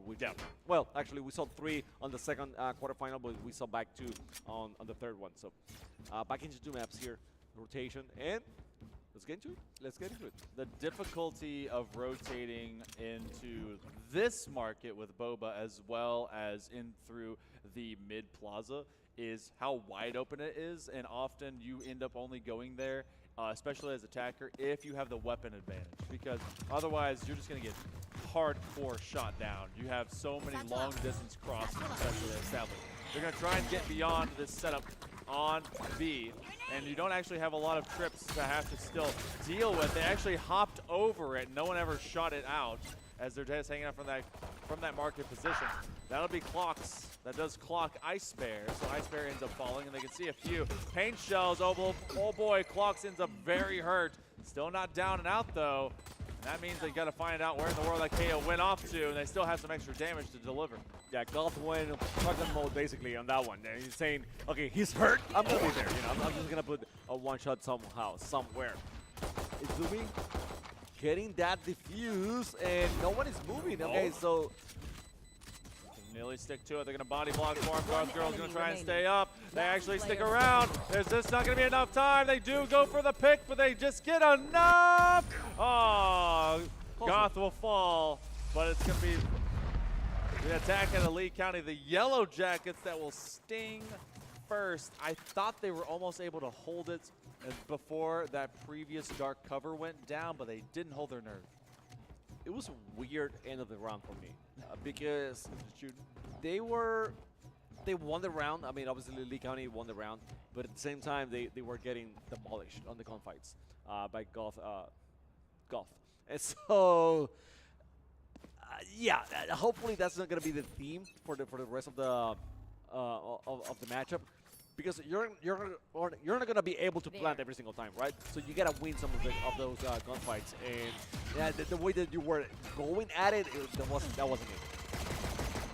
Biggest thing I see as well compositionally is that you don't have anything to directly counter the Cypher setups for B, which are always, by definition, difficult to deal with. Ice Bear is able to get a couple of big kills. And Lee County won the previous, but so far it's all been up for NC Virtual, and what a bounce back by NC Virtual Academy. The Beacons able to get themselves through, and we're tied. That's what I'm telling you, right? That was the round to lose for NC Virtual. They should have lost that round, but because Lee County hasn't been that aggressive on the offense, they haven't been shooting well enough, basically. Then NC Virtual with pistols, they were able to steal that round, and now they have the upper hand because they're gonna have better weapons, way better weapons than Lee County for round number 3. See where they test this out, as both ends, not exactly rifles. You do have bonus round here for NC Virtual Academy, as they're gonna primarily have Spectres, so they can hold from medium range. Lee County wants to test their metal here. They actually look for distance. Connor will get rid of Ice Bear immediately off of a headshot as they get Clocks on the leading charge. Connor doing it again, as listening to 2093 is going to be listening to the rest of their team get to play the game and them not. 4v3 is testing the boundaries here. It looks like it's, again, a B rush. Izumi finding 2. And they try to just run it down. No upgrades for Bobby. It's a 1v3. They get 1, but it took too long. Izumi will find their 3rd. NC Virtual, they mount 2 rounds together. I don't know. I think this is quite what we're going to be seeing, from now on. A lot. It feels that way. It feels like Ice Bear, Izumi, Goth, and sometimes Saturn are going to be the leading voices here for Virtual Academy. Lee County is still struggling to find their momentum. They have had some kills from Connor and Bobby, yes, but everyone else super quiet, and that worries me a lot. You have the AoE that can be found from off of this breach. Virtual Academy, as soon as they get at least some level of intel, they really can just kind of pick their poison. You can see the mosh pit has to be some damage. No one's caught into it. The flash already gets used, and listening to 2093 finds Clocks getting a little bit too feisty. They step into the GAC too soon. Neural Threat will be online. This is the buy-up round here for the Yellow Jackets. They take away at least the immediate plan, but a typical bot. find Saturn before they're able to get down. So now their plant will come in. Spike planted. There you go. Goth getting one more. How do you stop Goth? How do you stop him? Goth getting stopped. They end up finding their teammate unable to support them. But these 2 entry points maybe is going to be the toughest thing to do because they didn't identify that someone was off angle. Bobby going to try and hold it with him. Goth, how do you stop him? Because they're going to be finding this 1v1. Maybe the third. Oh, it turns into a 1v1 from distance. Azumi not ready. And it's going to be Bobby that stomps Azumi. Didn't check every angle as they came around to pick it up.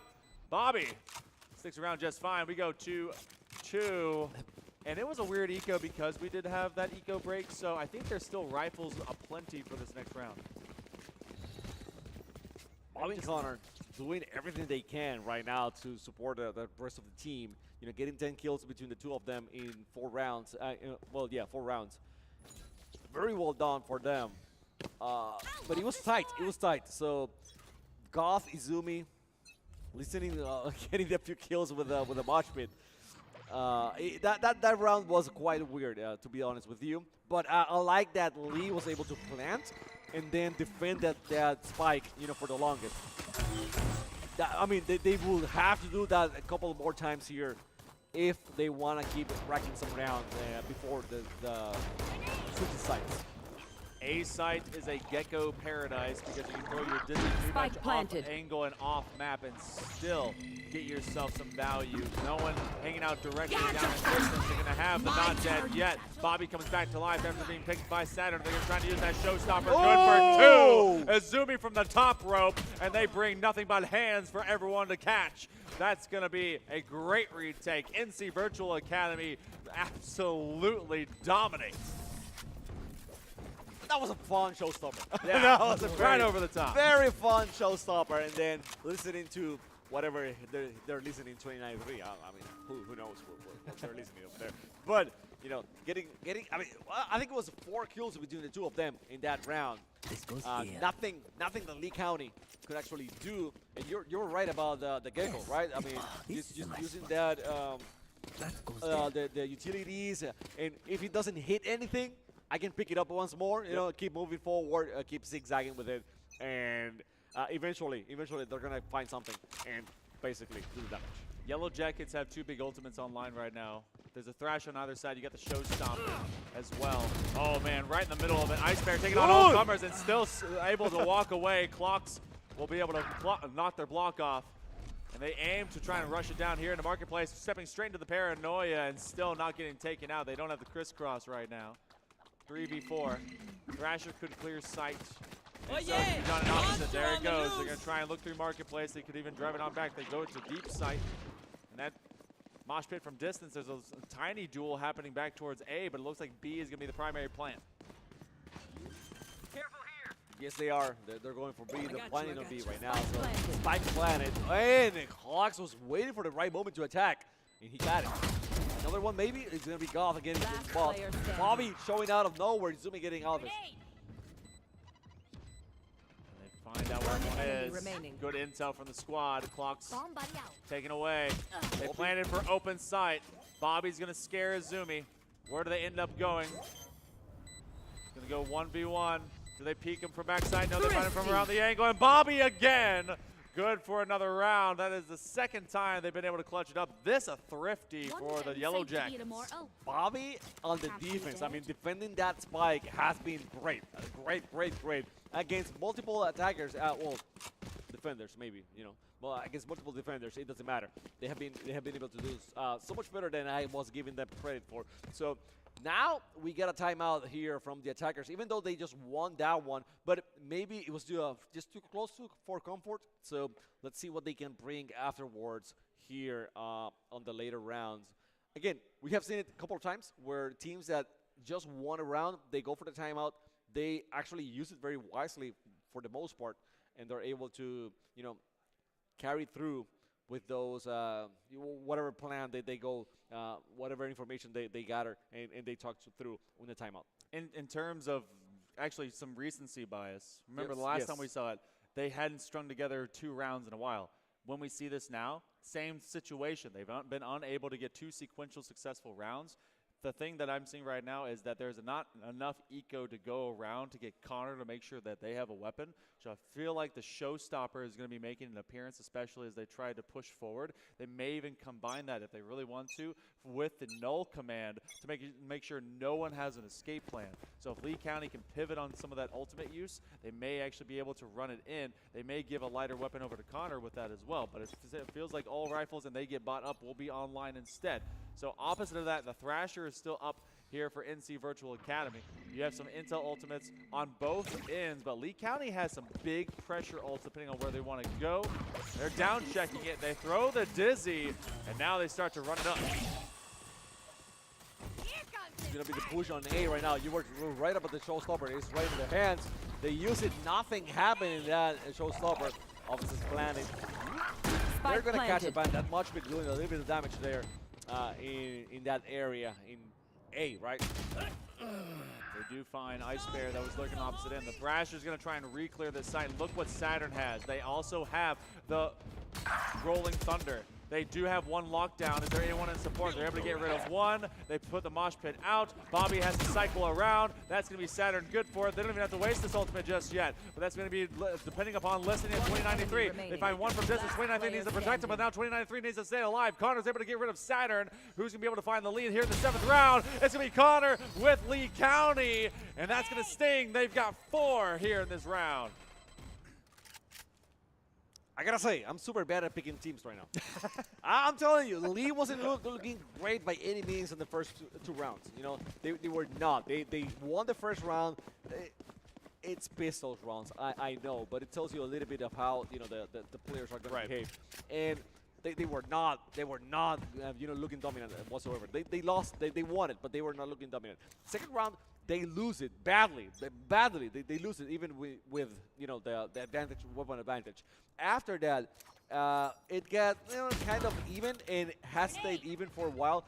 But last 2 rounds, Lee County is like a full 180. You know, they're looking so much more aggressive here and so much more coordinated after that. And right now, I mean, they're seeming like the team to beat. A successful timeout round in sequence allows them to push NC Virtual into an eco situation. Listening, dry peaks, wide swings, out in top mid. And now Lee County is going to travel exactly from there. Oh my goodness, the Bucky. Izumi gets rid of their counterpart. They're running around the corner. Some damage, but this is going to be playing off a wingman. They planted for deeper on site. And what do they got? You have the Rolling Thunder getting utilized, but it finds a wave of nothing as Bot will be able to get a shot onto 2093. Last player standing. One player standing right now. Saturn is the only one. And we're seeing the face cam. Good one by Saturn. Staying alive here. Just giving, you know, nothing. But Bobby at the end was able to get Saturn. And that's going to be, what, the 3rd one in a row for Lee County.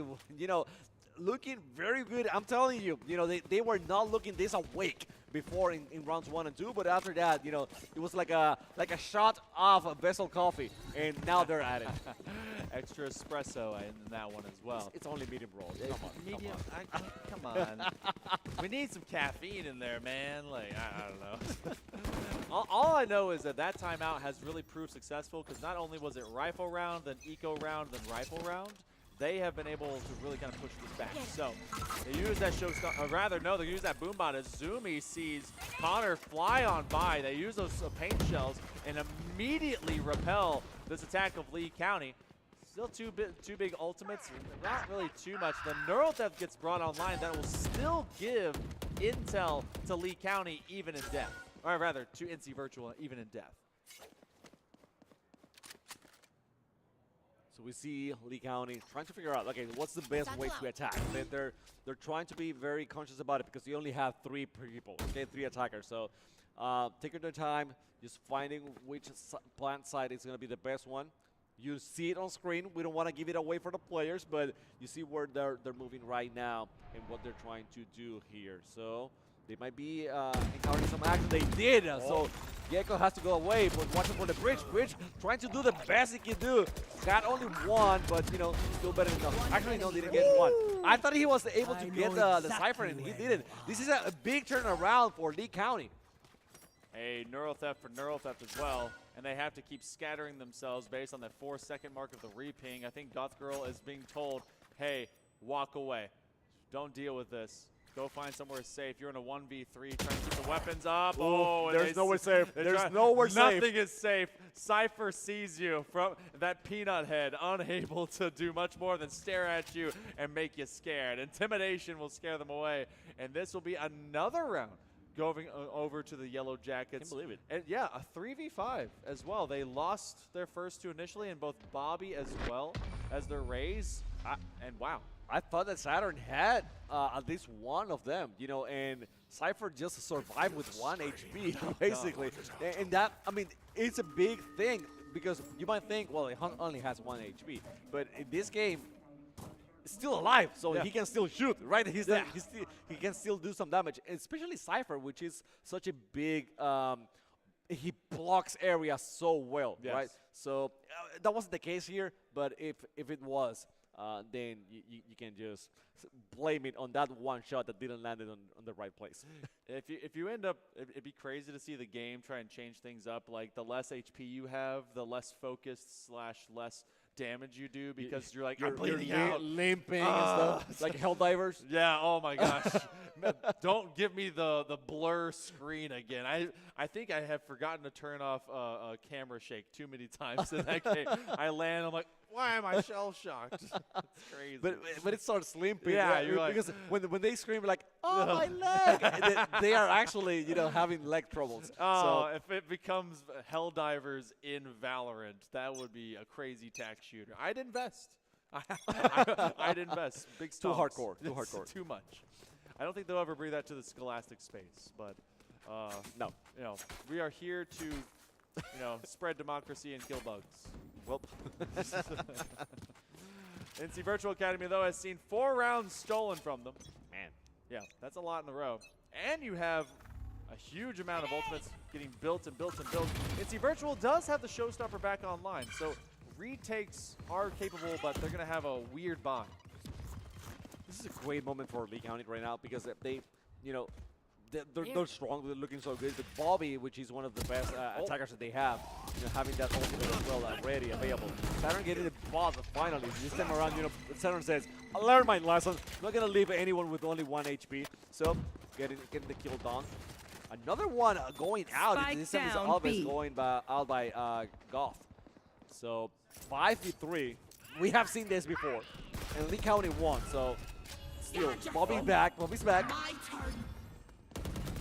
Re-engage, and especially and when Bobby got a kill too. They're able to get that spike. Bobby gets to stay on and play the game, as especially Connor gets rid of Ice Bear. So now you have it from down in distance. Azumi, oh, they were hoping to have a better weapon. The Bucky was all they could hang on to. They're separated from Spike. It looks like they'll be able to get it back into their hold, but this is kind of your half-buy round for NC Virtual. Where do they end up locating? Oh, they reconvene the same spot. Fault line goes out, going to stun out Connor. But Saturn is in a locked-up spot. They can find him. Oh, the triple tap. They get the burst on the ADS. This is planted for Market. That means Saturn has to take it on into a 1v1. Oh! Immediate pop. NC Virtual will stabilize. They find one after letting a streak of 4. This was huge. Saturn before, I said it again, you know, had that near kill and that affected the whole round. That's why we saw, you know, the 5v3 ended up going Lee's way because, you know, Saturn wasn't able to complete the deed. But this time around, Saturn from the start, got 1 kill. Then it was a 5v3. Lee County, you know, made the comeback, and it was what, 2v3, I think, at one moment for Lee County. Yep.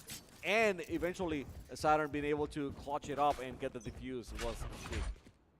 You gotta feel big if you're Saturn right now.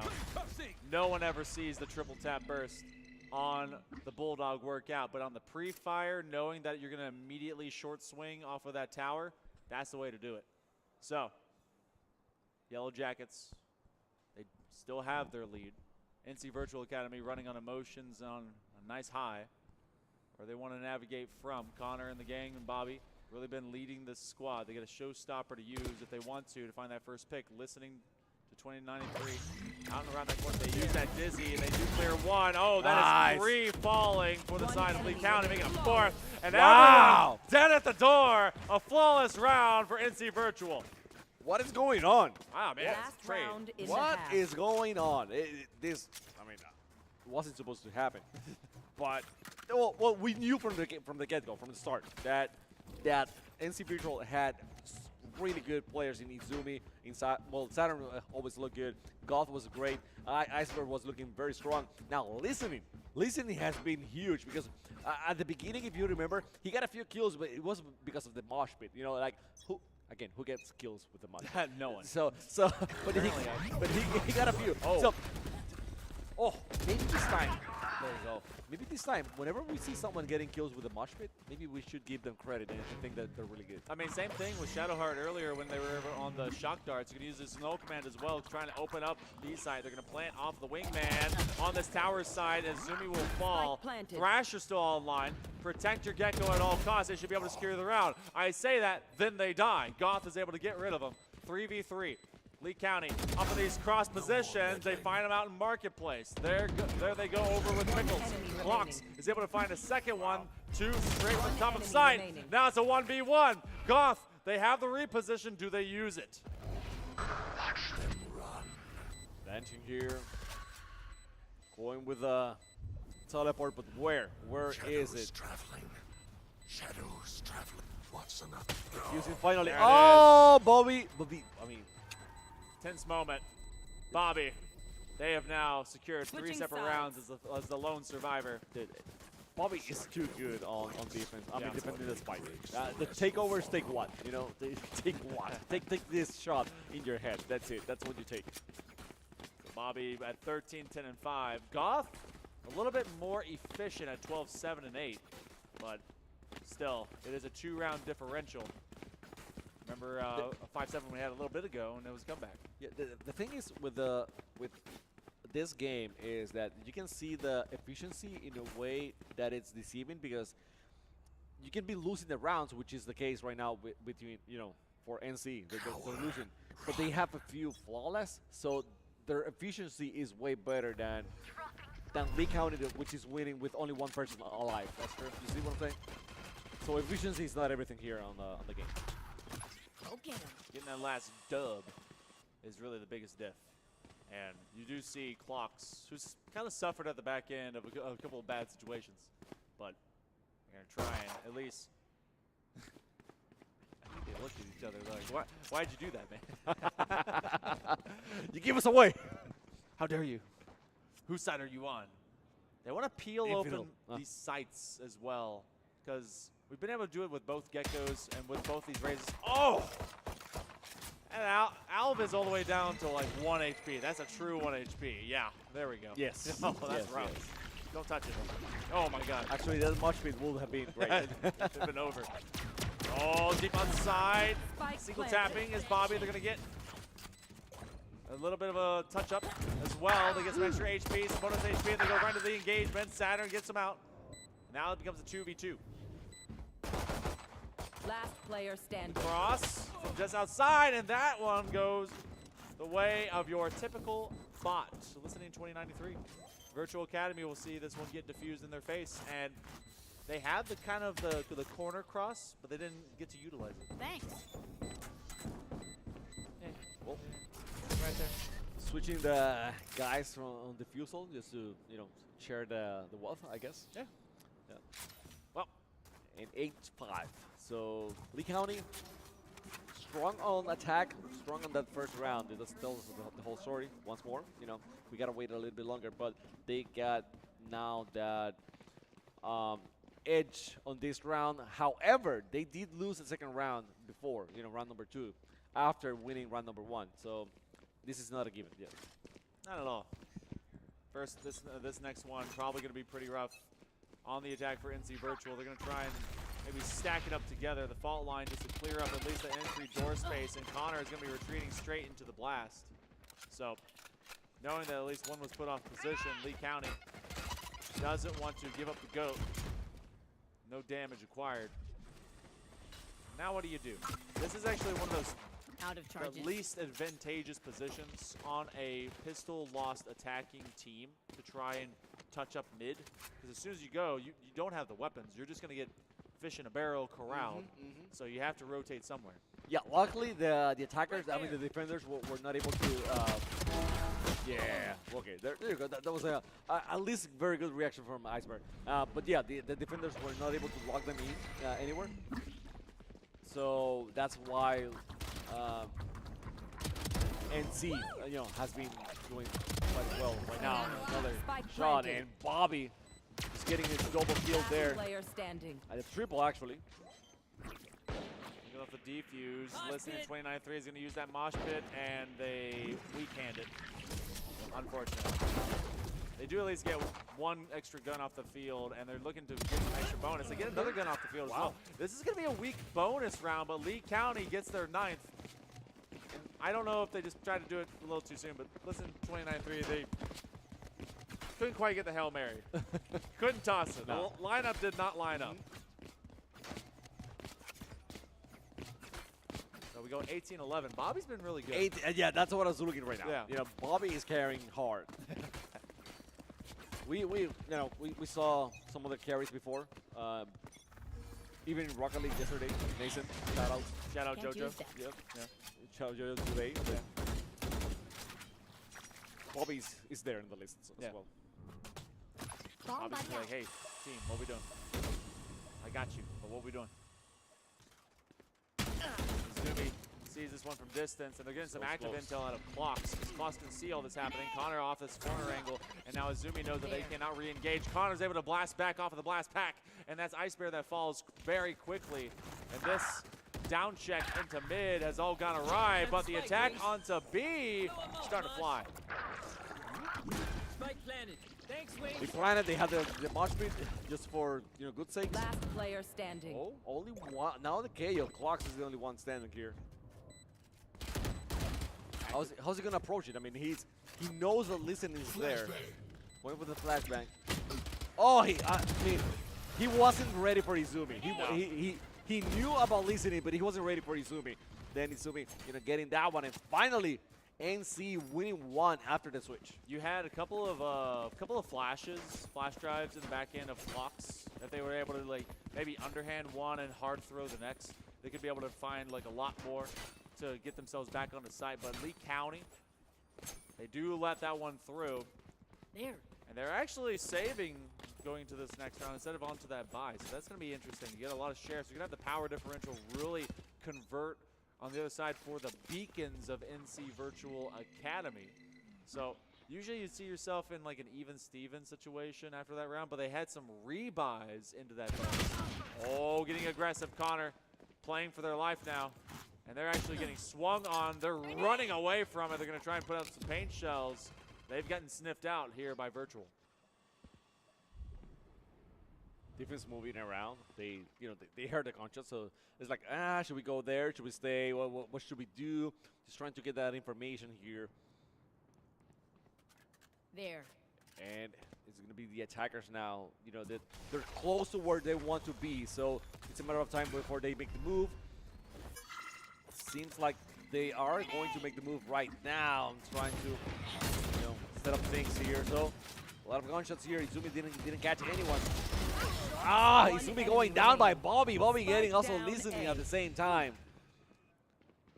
And this is just music to Bobby's ears. Just keep up getting better and better and better. We were talking about Bobby being a clutch player, being a carry as well. What is it, 21? Yeah, 21 and 12. Yeah, Bobby's really been showing up. They now have their not dead yet, and they've been making quick work of anyone that wants to take them into a 1v1 skirmish. You have the Showstopper online now for both Azumi and the Thrash for listening, but I feel like off of the initial pressure that they were putting onto Connor from B, you either chase that or you really need to be counter pushing, because if you're creating enough damage that there's going to be rotation, or at least the thought of rotation from the Yellow Jackets, you need to hit a site hard. We've not played with pace at all for the beacons. NC Virtual has really been receiving a lot of it. They need to dictate it more on the operative end. Using the Dizzy, going to throw it out from mid, and the Thrasher is going to be coming out as well. These are set up pretty high. They can't clear the tripwire just yet. They finally get rid of one. They're up on the top of the bulletin board. Oh my goodness, 3 kills in a row. It's a flawless for the Yellow Jackets. Wow, I was not expecting that one. Oh my God. Even, I mean, they wasn't that Thrasher going that way, and they were supposed to use it? Crime scene etiquette. I think so, but like they separated. I don't know. They did not see that, but there was also someone deep in this corner elbow position off tower, and then they got him from that bulletin window. So now Izumi is calling a timeout. Yes, please. That need it right now Yes, because please. because the eco is as bad as our real economy, and and if they end up on the other end of this one, Lee County is going to be on 12, and that's match point. This quarterfinal, unforgiving, just like everyone else. You don't want to see it snuffed out like this. It started good. I mean, this match, for the longest, it was very close. But then Lee County decided, okay, I mean, we're going to step through. We're going to get cohesive. Bobby, do your thing. Do Bobby. Basically. Go, Yeah. Bobby, go. And I mean, that's been the big difference maker here, because if you look at everything else, Izumi has had some good rounds. Saturn, it's even. Goth, even. Listening, almost even. The only person that is actually way high from that, away from even, is Bobby. Even with players that are way under being even, that factor that he can stay alive for the longest and then survive and then clutch the plays so many times have been the difference for Lee County to be up by 5 right now. You can tell that LA ran out of funding from their local budget for infrastructure because that highway went to nowhere. Showstopper, gets rid of Ice Bear. And already an aggressive defense. Lee County is thieving space. You take away territory, and you make this a small map for NC Virtual Academy. They are, in fact, operating from off of a very tight eco. They're playing for a thrifty or for next, and Lee County knows it. So they're bringing the showstopper early on and throw some extra pressure. Dark cover, and the little guy will go up. They're going to be planting for near side tower. They get rid of the triple wires as well. Always defeated. Maybe getting a shot. Izumi getting typical bot out of the way. 4v4 now. Izumi with the zoomies to be able to get and make some roomy. You have the metal. That's not gonna. It's actually gonna find a little bit of decay, but Lee County. Can they actually use the showstopper to blast it out? Wow, Bobby stays alive. Bobby built different. They are able to get rid of Flux, but that's going to be the not dead yet. They're trying to be able to use a quick ADS, but Bobby, they are just keeping them around. They're able to get one extra kill. They used the pick-me-up. 145, still good to go. Bobby knows it's basically scrapped, but they have to force Virtual Academy to scrap with them, and they're able to stick with them just long enough. They're going to keep their life, their rifle, but it's going to be NC Virtual Academy that keep themselves in this game. The crowd cheers. There you go. There's NC Virtual fans here. Okay, there you go. I like it. It's not over yet. Question for you. Was it good for Bobby to actually use the not done yet in the situation? I like it because you have a leniency to do it. 11-6, you have a very healthy eco, and also you can either pick up your rifle. You're forcing Virtual Academy to stay around because you haven't gone away. And even though all you have to do is kind of run from it, you did have one extra guy to kill, but you can still go for the defense. So you force them to stick nearby and take very high premium rifles out of their hands.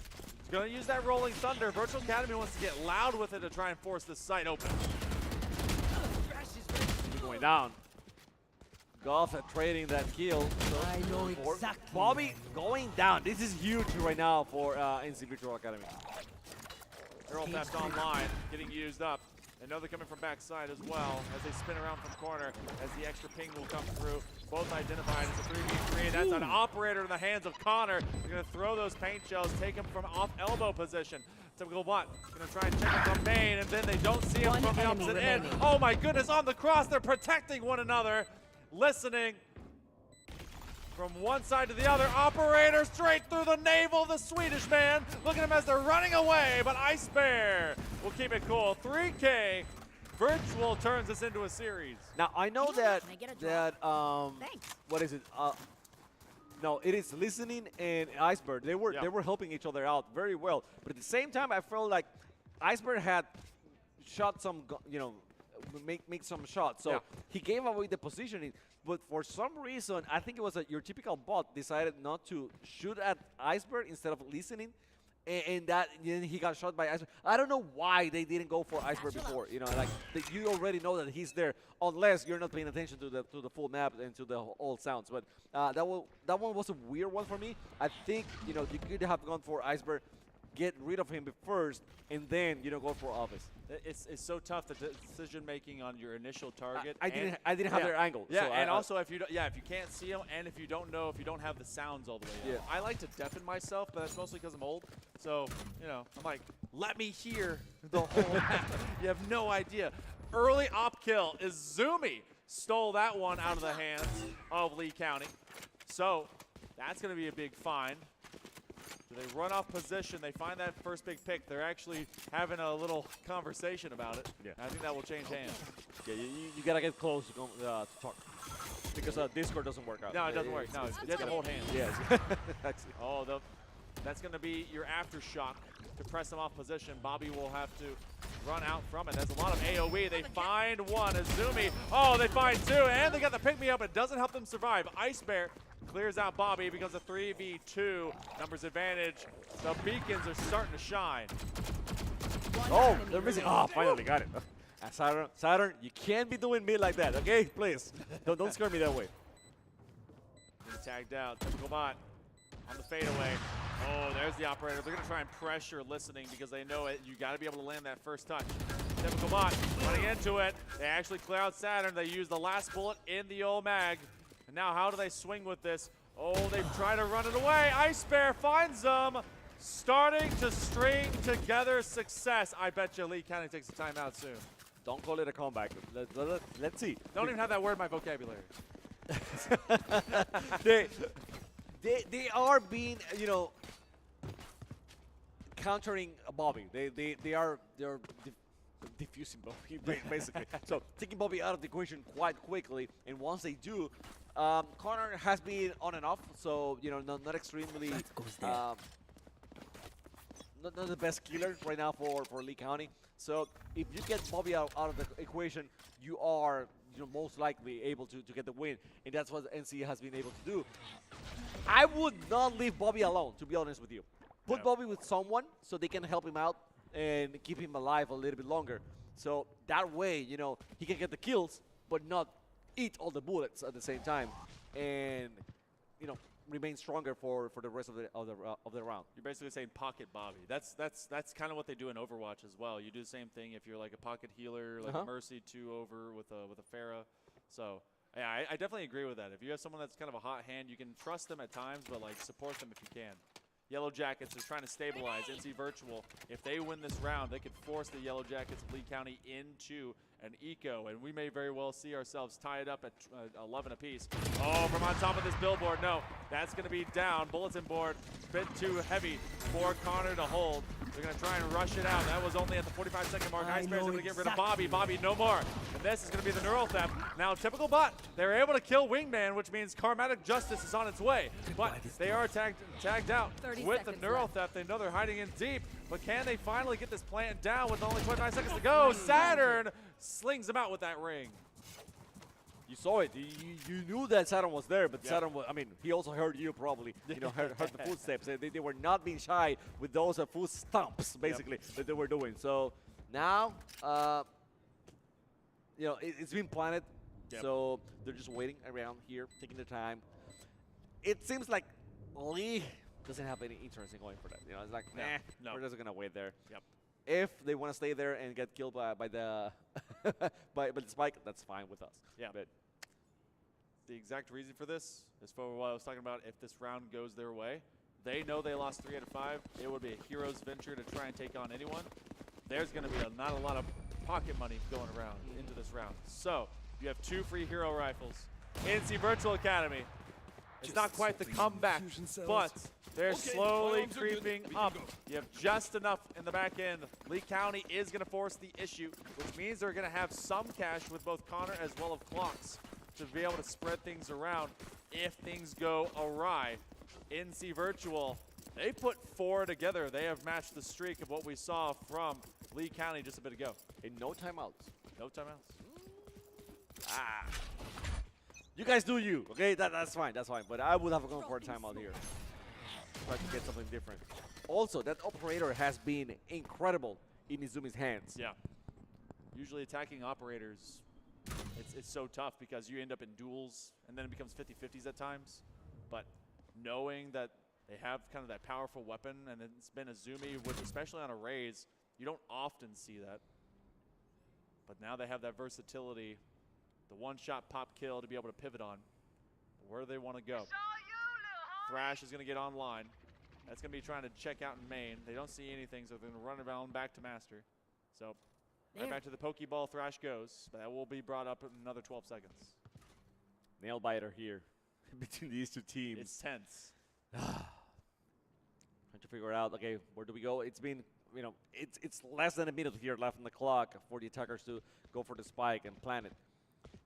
They're moving at their own pace. I'm not gonna give it away, but you guys know what I'm saying. There's no intel. They have no idea where to go, so they gotta pick their own position. They do so. It's gonna be putting Wingman to get that spike control. Trying to get it. Yep, looks like they will. So this is a full 5v5 retake. This could be for not only the entire match, but for this round again. Alva's gonna weaponize their Thrash, and they actually see now the Omen up top. So they're gonna have to reposition away from that so there's not a free kill. Use the paint shells to be able to get to backside. Clocks is not gonna be able to step through the blast of their own paint shells. The alarm bot goes through as well, and that's gonna be Connor, Goff, and Ice Bear, and Virtual. But no, Listening's able to get rid of your typical bot. Bobby's still alive. Where do they track down Bobby? Ice Bear finds them. We are tied at 11. Iceberg has been the Bobby killer in the last 3 rounds, I think. I think he's been the one getting Bobby out of the way. And, you know, remember before when we were talking about the KDs from the different players, we were saying that it was Izumi, probably the only one with a positive KD from NC. Now everyone is positive. You know, they turn it around completely. And they've been doing so much better. On the other hand, you know, Connor trying to do their thing, staying alive, staying positive, but everyone else from Lee County failing, not being able to hold their own, not getting the kills. Oh, actually getting killed, but not getting the kills. So, yeah, 11-11 right now. We are. This is the spot. This is the spot where, I mean, you either force that overtime. I mean, you don't want to force that overtime. You want to just win it outright. Outright, right? Go get to 13, win the last 2. But otherwise, you're gonna be in that situations where switching sides every single time. You know, it's very draining to be in that situation. Do you buy light or do you buy up? We're gonna see what happens with Lee County, because if they force what's left in their pocket out onto the map, that could be curtains for the remainder. But we've seen Thrifties before. NC Virtual, they've got the Thrasher to open up sight and to hold it. Lee County, they've got the Not Dead Yet as well as the Null Command. Really can take over a lot of space and pressure. They tag out one. Really won't be able to act upon it. Izumi and the rest of the gang, where do they want to go? Ringing the doorbell a few times out here. Sometimes you do that as an intimidation factor. We're coming. They use that from the shadows. They do see someone backside as well, so that's going to give them a bit of intel. Such a good range for Izumi right in that situation, in that corner over there. Waiting for the right one to attack. There you go. Gave away the positioning, but they know, okay, so probably we're going to start listening to a couple of shots right now. It's going to be a matter of, do they stay there? Do the attackers stay there, or do they move to somewhere else? And, you know, just Lee County trying to figure it out. There's going to be a weird interaction here. Oh, they got Bidisi. It was good, but somehow Alves is not able to take advantage of the situation. They're going to use that mosh pit. That's going to put some pressure off of it, but they find him up on off flank, and that's going to be Saturn that clears him out. Goth goes down. Connor's able to get that pick. They found him out in mid. Listening is going to get another one. NC Virtual, they want to keep continuing with this streak. Wingman will fall. Bobby rises. Now they actually have a Not Dead Yet. Can they catch them before they get to safety? They're going to walk into the corner. They Ice just get the Bear gun up. forward. Ice Bear again. Connor's able to get rid of Ice Bear on the trade. They need to get the plant down. That's going to be a 2v2. You have the Thrasher. Does he get to safety? Saturn's going to try and cover him. He does use it. Going to make it back sight. He's going to chase down that kill. Connor's going to hold it still onto sight. 3 HP in a dream. 2v2. Lee County. It comes down to this tense moment. You have about 25 seconds. One enemy remaining. Saturn getting the kill. That's One big. enemy remaining. Oh, Connor's still alive. Versus Saturn. Who's going to get it? Saturn. Clutch it. NC Virtual. They are 1 round away. Oh, my God. Oh, wow. Saturn as big as a planet and feeling even huger now. You've got the Showstopper and the Rolling Thunder, and they have been rolling with purpose. 6 rounds in a row. Lee County cannot stop the big show. No more timeouts and no more time left. They've got 1 round. They've got to force overtime. I feel like out of those 19 from Ice Bear, you know, probably 10 has been on Bobby. You know, he's the Bobby stopper right now. You know, even I saw Bobby, you know, come back from the dead, being alive, and said, okay, this might be the moment. Iceberg is in front of him. Okay, maybe not, you know? Maybe not. Iceberg has his number. Bobby got to do something about it. Oh, man. Icebear has his number, and he is spamming with, hey, I'm going to find you. Lee County, they've got no command. That could snuff out at least a little bit, but you have 2 active ultimates to really try and walk away from. Where does Clocks end up going? You have mid-control. They want to be able to pivot based on either getting a pick or just moving and rotating through. Showstopper available. Where do they want to run it down? B's been tough. A's been tough. A is going to be a roll. And this one will actually make their team jump. Oh, the misplay. They used the Rolling Thunder. Bobby's stuck in the corner as well as they try to walk it away. They use that Showstopper. Oh! That's a double kill. Azumi finds 2. Lee County on the ropes trying to defend it on the wingman. No, they just dry plant it. Saturn's able to get rid of Bobby. Ice Bear finds Owls. That's down. It is a 1v3. Connor from distance. And they get stacked on. What a comeback. That one's going to NC Virtual Academy. They come back. They move to the semis. Can't believe it. I just can't believe it. I've never seen a team being so dominant as Lee County and then drop and fall down completely. It wasn't that they fall down completely. It was that they were neutralized. NC Virtual did everything correct, everything fine, and I love that the crowd, you know, guys, give them some more applauses, please. Round of applause for both so of these well. competitors going the distance, but it will be NC Virtual Academy that will be moving on to your semifinals. 13-11, 7-round streak. Wow. What a crazy turnabout of fair play. We're going to take a short break. We might even have an interview. We'll figure it out. More of the Wilmington VESL Regional right after this. You're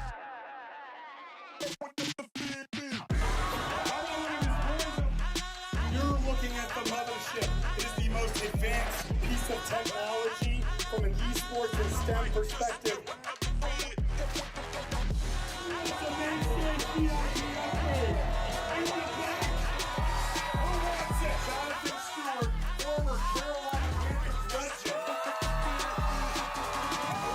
Input from the mayor of Charlotte, Vi Lyles, who actually needs it. Because the Love and Life Music Festival is an amazing place. The main stage VIP is even better. I told you about the esports big rig that'll be there. What's your favorite game? Between either Madden or 2K. You think you'll beat Bob? Depending on how often he plays video. Yeah. Why not celebrate a birthday with an opportunity of a lifetime? So let's go with the birthday girl right here. We made this game partnering with Epic Games in our own North Carolina. This wouldn't be possible without our boy Steve Isaacs over here from Epic Games. He brought us the partnership that made the map of the festival. Love and Life Music Festival is about to take over. No, you just keep going straight. You'll find the victory here. We got a shortcut. We got a shortcut. Shortcut. Guess who's gonna win it? Let's hear you go. Who did it? Who did it? Right there. Player 5. Player 5. Let's go.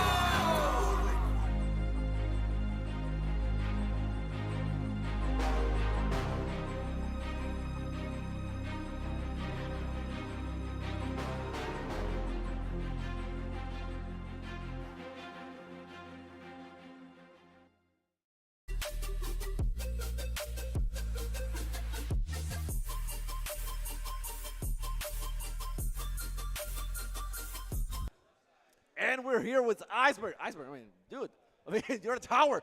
How's it going? Congratulations on your win. How do you feel after that? Very excited. Yeah. I don't see why you guys had a crazy run after that. I mean, to me as a caster, I was feeling like you were, you didn't have the upper hand whatsoever. But how do you talk yourselves into it to get into that comeback? I just kind of like relaxed because I was nervous coming up here. Okay. So I relaxed and I just like tried to lock in, I guess. So you guys had a timeout. Anything in particular in that timeout that worked through? I mean, that helped you guys to settle down? Yeah. My coach said to take a deep breath, and that helped me a lot.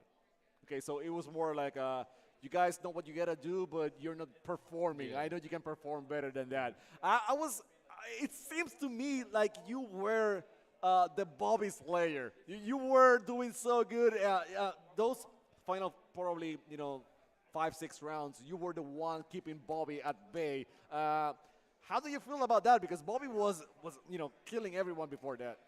I feel pretty good about it. Yeah, just pretty good about it, just another day, works day. So Izumi, it seems like it's your best killer on the team. Is that generally so much? But it seems like you and Saturn, you pick it up high and were able to hold yourselves as well. You were, I think you both were negative at one point, and then you ended up positive quite well. So Saturn and you, were you talking about it? I mean, together in the team as well?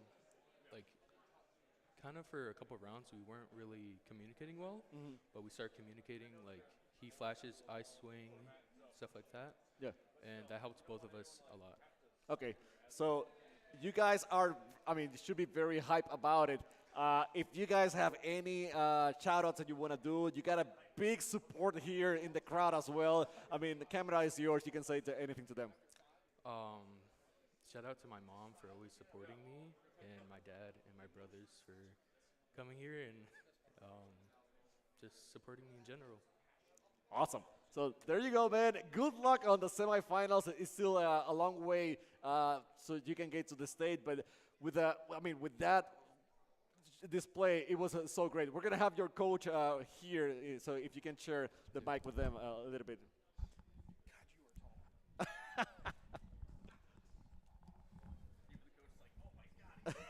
Welcome.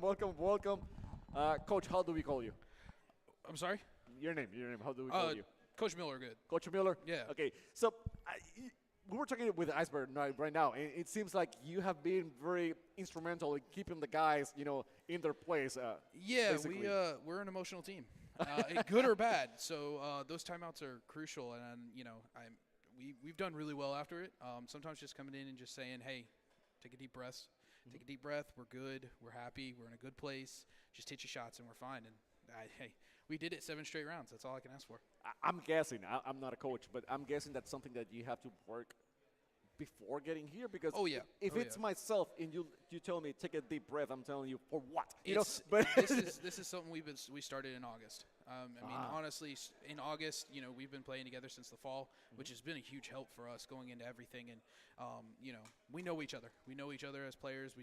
I know each of the players. They know how I am. And, they have that trust when I say, hey, calm down, we're in a good place. They trust me, and they know, hey, yeah, we're not in a bad place. Let's go. So it seems to me like you have been in dire situations as well, throughout the season. Oh, yeah. Which helps to build confidence that you can actually do the comeback. For sure. Getting here alone, we had to actually qualify here for regionals, we had 2 overtime games that went to, 17-15 score lines. So, we've been in stressful situations, and, it helps out sometimes. Awesome. I appreciate that, we got faculty and people, working with. Yeah, we need more. Teachers, get into esports. Your kids love it. They'll love you for it too. I appreciate those words. Camera is yours. If you want to give any shout outs or say anything else. Just all the friends, families, everybody else who watches our streams each week, supports the guys, all the families that are here, and really honestly, our school and our admin for supporting our adventure here in esports. We really appreciate it. you got another tough match after one. I mean, is there? Have you been studying them whatsoever? We may or may not have watched some film. Okay, I've done my hours on YouTube for sure. So we're definitely looking. Hopefully, we expected them, so we at least prepared for the right team. Awesome, Coach. Thank you so much. Thank you. Okay, so we're gonna take a quick break and be back with either more Smash or Valorant. Don't go anywhere. All right, ladies and gentlemen, it's now time to answer the burning question you all have. Who are our STEM regional winners for this spring 2024 season? Let's take a look at the leaderboard here, and as we can see, we have Gaston Early College High School taking the win in Western with 50 points. Piedmont High also winning by 50 points in the Metrolina Conference, with Carver High following suit in the Foothills Conference again with 50 points. Now, as we move up the leaderboard, we can see a win with 100 points total earned over the entire season from JP Knapp Early College High School in the Northeast Conference.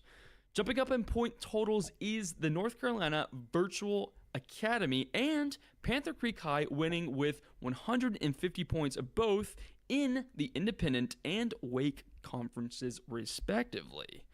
Now we see a huge split as we view the second highest scoring regional winner. It's Fairmont High in Sandhills with 240 points total. But even this is nowhere close to the top performing team in STEM this season.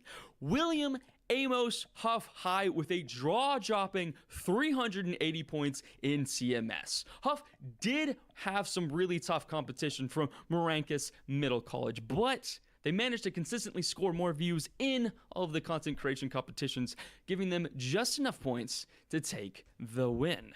Will Huff be able to continue this extreme lead that they've earned through the state competitions, or will we see another team, possibly a new school to the league, overcome the more experienced team? Teams will have to take advantage of this 2-week prep time before the state's competition, which will honestly really make all of the difference when they show up to throw down on the 31st of May. For everyone who competed in STEM, be on the lookout for a possible invitation to compete at states, and with that, enjoy the rest of the spring 2024 regionals here at VESL.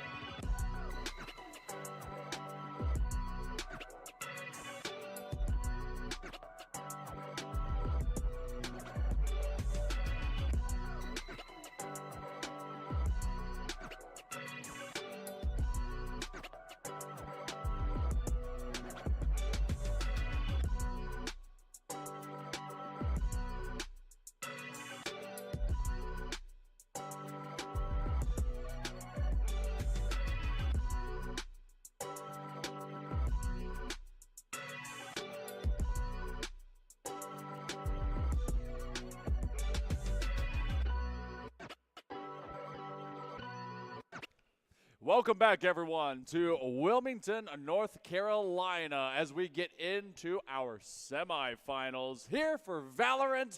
Again, I'm Hail Monkey Man alongside Chamako. Chamako, it was a banger quarterfinal, and luckily they get a moment to rest, but it's not going to be too long because we are going into the semis. We're still best of one, but now everything begins to heat even more in this capacity. Yeah, it is a moment to see if what we saw before on the quarterfinals is going to be, repeating factor, because we saw a 13-1 from the get-go, and it was a 13-5. Yeah. Those two teams, the one, are going to face each other right now. So are we going to see another 13-1, low halfway through before getting into 10 or something like that? If so, then it's going to be a short break, for the other two teams. It won't be what I was pitching, basically. But I cannot think that this would be a 13-1. The possibility is more than 0, so that exists. But knowing that Pine Forest is going to be rocking into this, they come in as the #1 seed out of the Sandhills Conference. And then on the other side from them is West Craven, who came up getting reverse swept by the Monarchs of Northside. So this is a collision course. We get to see how this path has been paved. 13-1, just like we mentioned a moment ago, Grace Creek fell in only 14 rounds. The Pirates, much the same, but in 13-5 fashion, we did that between Ascent and then over to Lotus. 3-site map did not do them any favors. And from there on, our matches have been pretty close. Oh, yeah. No. It's been great, but those first two were kind of sus. Yeah. So I got to ask, you just for sakes. So we got there. We know Gil playing great Pluto as well, but Slimer, I think Slimer, right? Slimer. Was probably the biggest, note here on this squad. On the other side, we saw Kendrick and we saw Sungji Woo, Hunter as well, being very dominant before. So we gotta pay respect to those guys.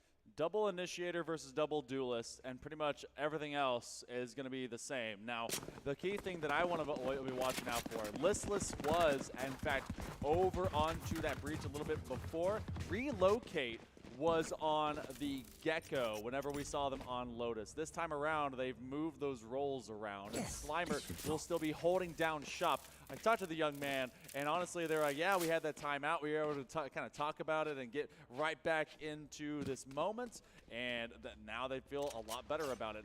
When we got to meet with the IGL of Can, I asked about Sung Jin Woo, and the Shadow Monarch is still Shadow Boy on Omen, so that's still happening as well. But this is a lot of pressure, and you think as an attacking force, you're going to try and bring Can and Kendrick Lamar, who were those two big killers, to the forefront of these duelists. Definitely. But you gotta be able to use Sky very well, to be that person that opens up situations for those duelists and being able to, get the kills eventually. But gather that information, get that flash as much as you can, right? And then send those two guys up front. And I don't think wish you the best is the word I'm looking for, because they're pretty good themselves. But allow them, give them better opportunities to actually do the damage. So start with the pistol round here, and we see again, I don't want to give out anything for the players, but an interesting movement here from the attackers. They're going to try and take over mid, and this map in particular has a much more concise funnel of mid that you have to deal with. Can's going to take on Gil, but Gil comes out better. The IGL will fall, and that means that the rest of their calls are going to be coming from the sidelines. Lamar is going to try and take over as they lead the charge here up into Heaven Pass mailbox, but we know that they did see some early pressure there from Stairs. They're losing out on the flank battle, the side-to-side strafing. Kendrick Lamar sees two. They're going to get topped up as well with the overgrowth. That spike is still not planted. It's 2v1. Could be finding its mark. They do get the overheal, and that's going to be Kendrick that does get rid of Pluto. That's a massive player off the field. Still have not gotten the spike down. You got 10 seconds to go. Sung Jin Woo wants to cover down, and they know someone's just beyond in a defensive position, and they eventually plant that spike in a 2v3. That was big. That was big by Sung Jin Woo, allowing Kendrick to plant. But Sung Jin Woo, the only one now, and I mean, we have seen great things from him, but with only a pistol and against 3 defenders, this is going to be a tough one. Yep, definitely a tough one. It's even tougher when you're dead, maybe simple. Yeah, well, yeah, it's literally nothing. But round number 1 goes over to the Eagles of West Craven. And just to let you guys know, the forthcoming schedule, we'll be committing to this semifinal, the next semifinal. We'll take a Valorant break. We'll go over to some Super Smash and do their grand finals. And then we'll end the day with a Valorant grand final. So in case you're wondering, that's how it's going to be going down. Yeah, we appreciate the Smash players for waiting. You know, oh yeah, they are giving us the opportunity to do that grand final before the Valorant. That way we can have a break for the teams that are coming from the semifinals. Exactly. And they can rest. They can do whatever. Imagine going like 17, doing 17 round overtime and then having to play a final like right there. It's too much. Well, everyone here at the venue has been really nice in terms of just allowing everyone to play at their absolute best. We saw a lot of pressure early on, and even though they got damaged, no death, that's going to be an isolation of Kendrick Lamar. They actually will be able, they're going to lose out on that swing. Pluto finds them up on the better buy. Oh, the right click. You got the judge. Sung Jin Woo was trying to get him up with the right, but Listless brought a whole hefties of lefts, and they just get haymakered out of existence. So now, with 3 fallen, it's a rough ordeal right now. You only have 2 to try and get the plant, and you do not have the good buy. Yeah. Well, if you can at least get the plant and get some good economy there. Yeah. But why? The thing is, if you get killed, you're just giving them more economy. So it's kind of do we risk it here? Do we go for it? Oh, we don't. Yeah. So maybe if you can find some good weapon on the ground, but there's nothing good on the ground because there's no one from West Craven on the ground. So that's not gonna happen. So 25 seconds here. Last player standing. Yep. Pluto got Red Death and Hunter is down as well by Pluto. And the flawless happened. Too bad for Pine Forest. Pine Forest, again, remember, today, they have only dropped all of 1 round, and that was earlier over to Grays Creek on Ascenda, 13-1. Now, they already take a timeout. I like this because you walk in early. You know that you're going to try and imply some pressure onto the Eagles. They already want to talk it out, see what tendencies have shown on the field, and you are bringing in a healthy eco to get this buy up. Because of the flawless, West Craven has as healthy of a bonus that they really could ever find. Slimer, you're going to see what kind of they put in their pocket, but otherwise, Pine Forest, this is their time. They want to dictate a streak. They want to find a string of successes. And we've seen really good tactical timeouts and just hinge then success later on thereafter. Yeah. Whoever is taking talking to the guys and during these timeouts have been doing a great job. And I'm talking about, all the sides. Every single timeout has been fruitful for the most part. So there you go. Let's see what you're saying happens. Let's see how they decide to move on forward after this timeout. And they're gonna take their picks. They got a healthy economy, so they can pretty much set themselves up for this next round. So can do West Craven. So this round is going to set up a lot, I guess. Red Death, for some reason, taking its time in the weapon selection. Actually, it's not even armor. Yeah, it's a little sus. I'm not exactly sure what's happening with Red Death. We know that they were responsible for a lot of success over there with Pine Forest a little bit ago, but Trojans down checking here out in mid. The boom bot will go away quite quickly, and they know that Pluto's at least hanging out nearby into that composite. So depends on how they want to burst on the site. West Craven is staying pretty disciplined back from those 2 corners. They know that the judge is nearby, and Kendrick Lamar, as soon as they heard the shotgun, they backed on up. Smart. Definitely smart. Rose can't get in the first one. Ooh, they diff out on Pluto. So it becomes a 4v5. And they know that basically that's a funnel position in mailroom. You don't have to run into a judge, and especially in close quarters. No. Cover going out. Funny thing is that West Craven has been very disciplined in not rushing over there, even though it was clear that there were some attackers. Decided no, we're not going there. Gil getting that one from against Red Death. Again, Red Death didn't have anything too strong on his arsenal, not even armor. Slimer Spike down getting 2 B. kills there. Those are 2 big kills. Can't get in contact.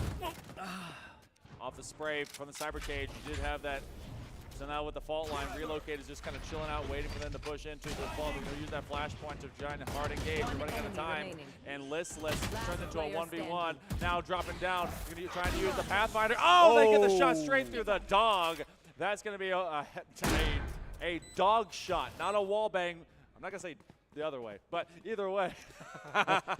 They immediately make PETA an enemy of this stream. So especially because that dog is a Tasmania. What was it? It's not Tasmanian. It's a Tasmanian tiger. Yeah, Tasmanian tiger. That's So right. which are not in danger. They're extinct. So oh god, so it's even worse. Are all the animals that Sky has extinct? Sky is like a necromancer. But a good necromancer. I use my dark powers for good, for righteousness, for everything else. Tasmanian Tiger will lead the charge. Well, make sure they get trapped out. Kendrick Lamar tries to dash away. Doesn't really have to. Guiding Light is going to go out. Going to blind at least one. And they will hop right back into the corner. The Boombot is going to try and suss them out as well. Listless not found. They do jump peek, and they're going to back on up. Lots of patience. Lots of patience. I mean, if I was Pine Forest, I would be like trying to get in there, you know, rushing through. But no, they're taking the information, taking all the information they can, and not rushing anything. A few shots here, we'll survive. Okay, we can retreat, says Gil. Let's find a better replacement. Again, they know that they're. I mean, they know it, but they don't have the movement, so they are not taking it yet. Slimer in a weird position, and yeah, he's down. And watch out. Party time, no party time. Wow, pop them like the pinata they are, and they're going to have Listless get the heal up onto their teammate.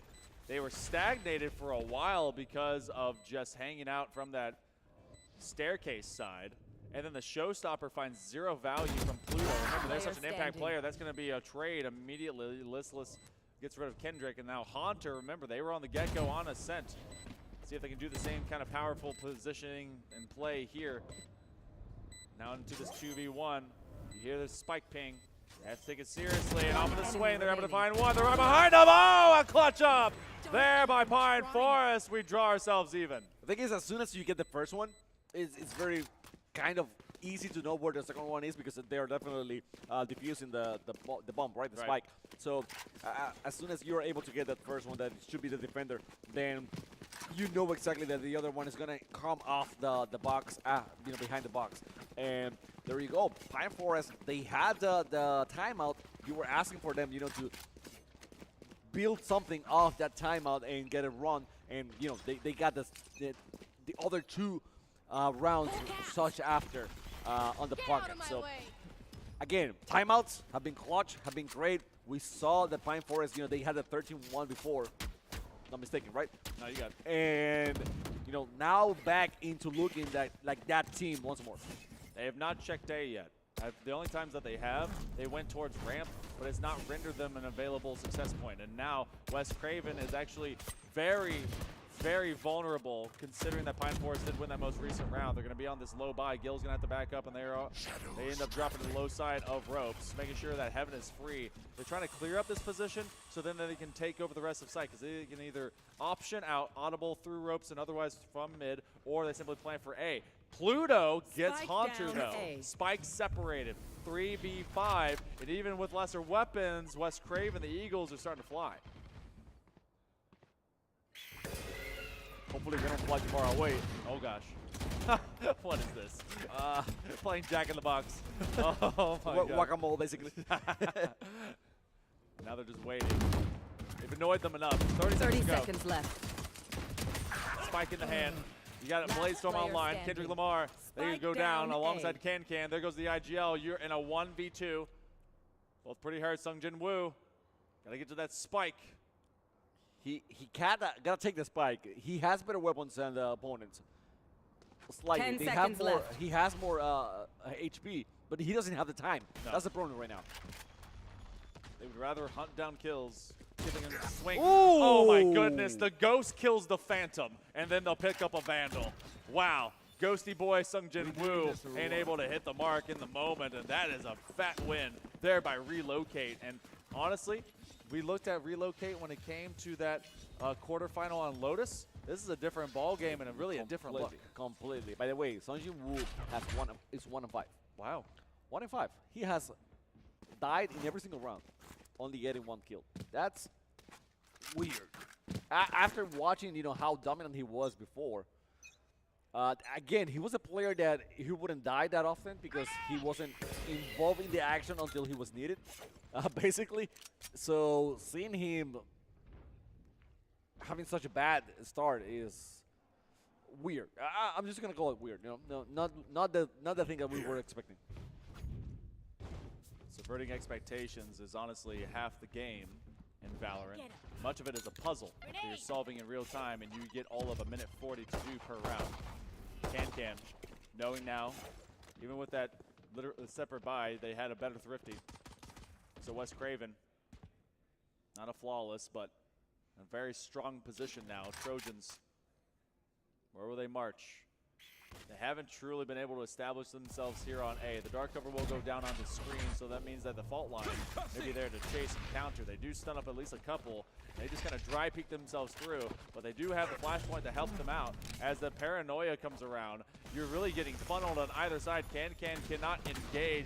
The aftershock is allowing Relocate to just basically chill out. They're going to fat spray through it. And finally, after dropping 2 teammates, they have all of 1. They do get blinded, facing the wall. Showstopper. Is that a fat click? It will be. That's going to be Can taking care of Listless. They've got 20 seconds to go.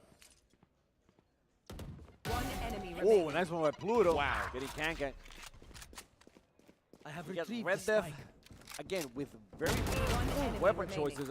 Finally picking something good from the ground. And yeah, okay. He's still getting something good right now. So 1v1, 1 second left, and that's gonna be it. The defenders winning this round just because Pine Forest hasn't been able to plant. They gotta find a way to plant here. They're just wasting the whole time and not even being that aggressive in the offense. They are being held not just like at arm's reach, but it feels like 2 people at the same double arm's reach from being able to get to site. They get about to ramp, especially when it comes to A, and then they have no idea how to securely engage themselves onto site. Obviously, that was more of an eco round for them, but now as we go into this rifle round, we're going to be measuring them again because A has been very not kind of untouchable. B, they've only ever traveled successfully to B, not through garage, but through mid and mailroom. So they really are taking the longest route possible to get to these sites, and it has been anything but secure. Dark cover to at least slow down anything that wants to come in through main. Going to down check it with the Pathfinder, but a fat spray to at least check tower ends up getting rid of that util they're using opposite. Couple of shots there, but nothing that actually damaged Pluto too much. And again, they're taking the time, a lot of time, which I usually commend. It is something that I'm fine with them taking the time and being thoughtful about it. But this time around, it is just too much. We are down to 45 seconds basically on the clock here. You gotta push and try to plant on. I mean, you're not even getting any kills. Okay, finally they get 1 kill. Pluto, though, was the one that gets exchanged. Kendrick Lamar, who was traveling so confidently in our first few rounds, now is turned into a puppy dog instead of the brutish bull that they should be. That's finally going to be a 4v3 advantage here for Pine Forest. Sungjin Woo is able to get rid of their counterpart, but that's going to be Seekers using opposites for that blind. You also have the Rolling Thunder for West Craven online. Can trying to be able to spin this around. Kendrick Lamar gets him from the top rope as well. Finally, a plant will be going through. A rarity it should not be, but in fact Last it is. player standing. And a 3v1 situation at it as well. So this is going to be a tough one for Relocate, who, he's been doing great in this game, but I mean, he's still 1v3, and you can see the way they're positioning themselves. Yeah, they are in a really good position to wait for Relocating coming from any angle, and I mean, they know the angle right now, so they're gonna be pointing at least 2 guns at that place, trying to get him. He's down, and finally Pine Forest responding to a drought of spikes planted in rounds 1, so they get one for themselves. I knew that Pine Forest, obviously, they can play this game very, very tactically, and they obviously can kind of play the gun game, but it feels like at times that they've forgotten what planting the spike was supposed to do. Yeah. And but now they kind of, they stabilize, they calm down, they look like they're, now, even though they're bleeding a lot of the clock, I feel like they are trying to really do that in an earnest way to get West Craven to maybe over-rotate, but West Craven has also been very disciplined. They're only going to have, now with this light buy, a couple of rifles, they're going to have that aftershock coming through as well, and that does get Red Death. Red Death is like, I'm going to die either way, let me fall. Gun here. Rolling Thunder presses everyone back, recognizing how nearby they in fact were. Relocate. This is a completely different person, I swear. This is not relocated. Yeah, this is someone else. Or maybe the other one wasn't relocated. We don't know. Yeah, one way or the other. This is looking like a completely different individual. Can does finally ruin Relocate's streak. He relocated him to the grave. To the respawn. Relocate, respawn, redo. Really good. Good looking really good. Healing over here. All right. Gonna get it healed up. It was raucous, it was cacophonous. That means a lot of sounds. But that's for your vocab today. Make sure you write that down. Pine Forest. Okay. Sorry about that. Pine Forest, though, has not made their way to site, and we got 34 seconds. Exactly. That's been the constant here very much. 30 seconds left. The previous round, they planted, but that's not the constant. That's the outlier, basically. Yep. So right now, they're going to try to, watch here this one, and if they manage to do so, Guild knows that they are over there. So Jill waiting here, getting one kill. That was big. Just waiting for reinforcements. And now that they have reinforcements, they are going into attack mode. Yeah, that's all they needed. I mean, Jill needed to wait a little bit longer. I mean, exactly what. I mean, Jill did it perfectly. You know, saw them coming, waited a little bit, got one kill, waited a little bit more, and then once they had reinforcements, it was like, okay, we're gonna take care of them right now. Pine Forest backed up to spawn, and then was hoping, based on their retreat, that West Craven would peel a lot more. But they ended up anchoring just fine. And just like you said, Gil was actually, even though they're not high up in the KD feed, they're communicating very well across this squad. And stable really does fit West Craven right now. Pine Forest, they have a double duelist situation. Why it takes them a year to get to site is actually beyond me. They should be running this down almost all the time as if someone is putting super glue on their W key. But now, I really don't know. I mean, I can't answer your question. It's tough because I know that they got to get through a cipher, but he's not always exactly in front of him. It's okay. Finally planting. This is a weird one. Spike but planted. It seems like they really needed that gecko in their team, you know, to use the wingman and plant them more often because it's been a struggle. Finally, they get it here. Uh-oh. Backed up into the flash. Good one. Even without the dizzy, everything is spinning. Maybe a little bit more out of control here for Pine Forest into a 2v1, though. Everyone falling. That's Can and Jinwoo. Now Pluto from off this corner, and Can will get the Trojans back in order. You know, for all the guff and all the stuff that we're talking about Pine Forest in the negative way, they are fine positives. They're only one short of West Craven. It just feels like they're burning the candle at both ends at times, and they're the ones that are getting a little bit more burned. Taking point. But that's they it. found that. That's it. I mean, because we know that they can be extremely good. I mean, Sanji will get him double kill there with a pistol. Right. you see what I'm saying? They can be dual wielding. they can be so good. He's not dual wielding. He's not. No. That'd be awesome.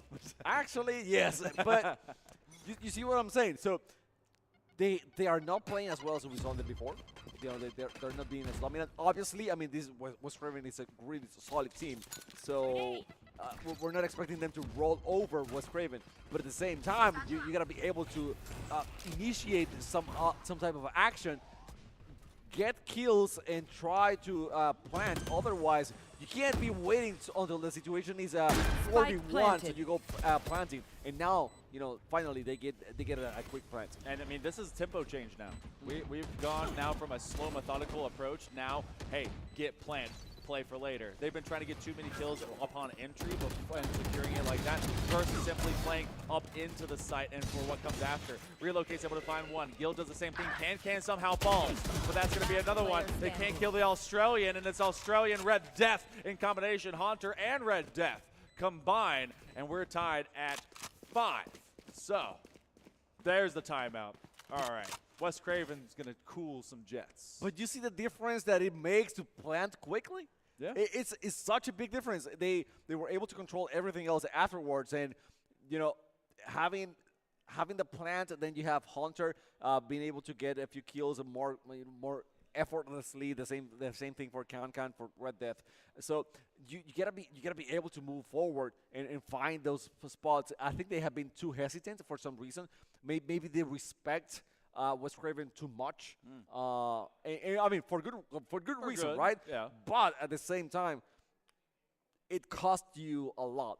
Like this shouldn't be that close if you were able to get a few more plants. Maybe you should be like 2 ahead or 3. You're making it more difficult for yourself to really kind of at least define what is the separating factor for these teams as well. Because, I mean, not for you, but I mean for them. Because if you take more time off that clock, then you're making it like a completely separate venture of how in the world am I going to plant when I only have 20 seconds? If you're pressing that up tempo within, I don't know, even around the 50-second mark, you're in a great space. And then it can come down to gun duels and those engagements and what you're forcing out of the defense. West Craven now, though, has surrendered 2 in a row.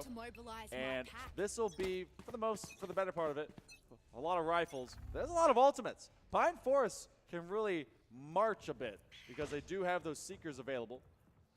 They're going to be playing it close to the cup right now. There's been a lot of movement of Cypher for West Craven. I think that's really been huge. Pathfinder will go out. That was a dangerous spot to actually utilize that, especially because they could have been caught out, but they identify one as hanging all the way backside. And now Seeker's getting employed as they make this plant. This is a full site takeover. This is our 3rd 5v5 retake situation in a row. And West Craven hasn't been able to retake any of those, right? If I'm not mistaken? In the 5v5? Not yet. Not yet.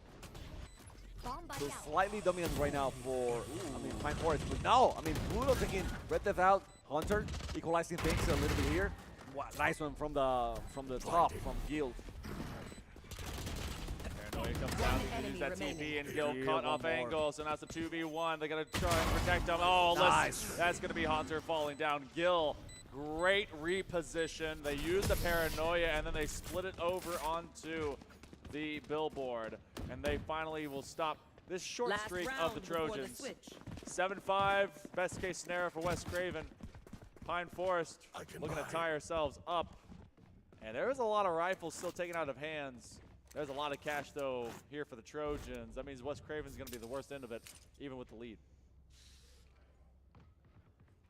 Do you feel this is more suited for defenders, this map? All the time. All the time. Yeah, it used to be hard 90-degree angles everywhere. Then they cut it to 45s a few different spots. Get out of my way. So now you've got some looks.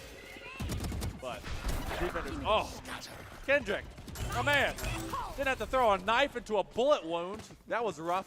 Showstopper's been employed. That's forcing everyone on West Craven Eagles to retreat. They will throw that blast out. Neural Theft's going to get used.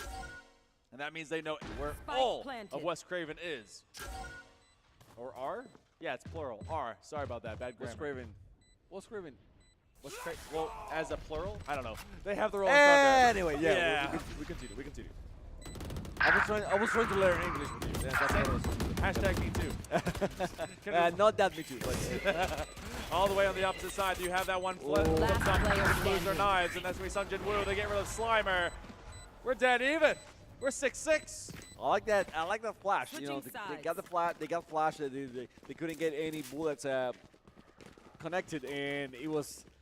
They couldn't connect any bullets, but all the bullets could connect with them. So we're dead even. Whoever wins this one is going to be having the advantage before the switch, which doesn't tell you much because that first pistol round could mean a lot afterwards. But I'm enjoying this. I'm enjoying this way more than I thought it would. I thought it was going to be a little bit more easier, a little bit easier for Pine Forest. That hasn't been the case whatsoever. I mean, Relocate has been stepping forward huge. He relocated from a kind of okay player to a, okay, let me carry this whole thing. Only one spot short of the top KD in the lobby kind of player. That's actually massive.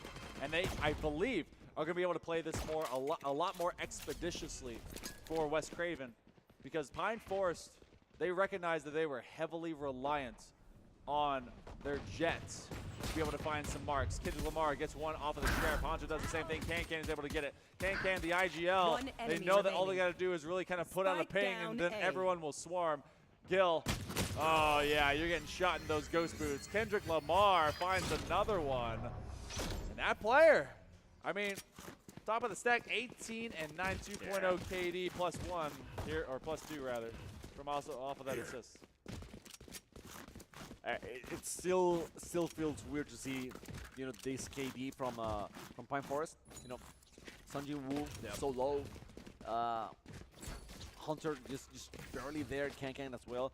But Kendrick has been all the time super consistent, super consistent in the previous rounds, and I mean games, and now this in these rounds where things were not going their way, but still managing to be there.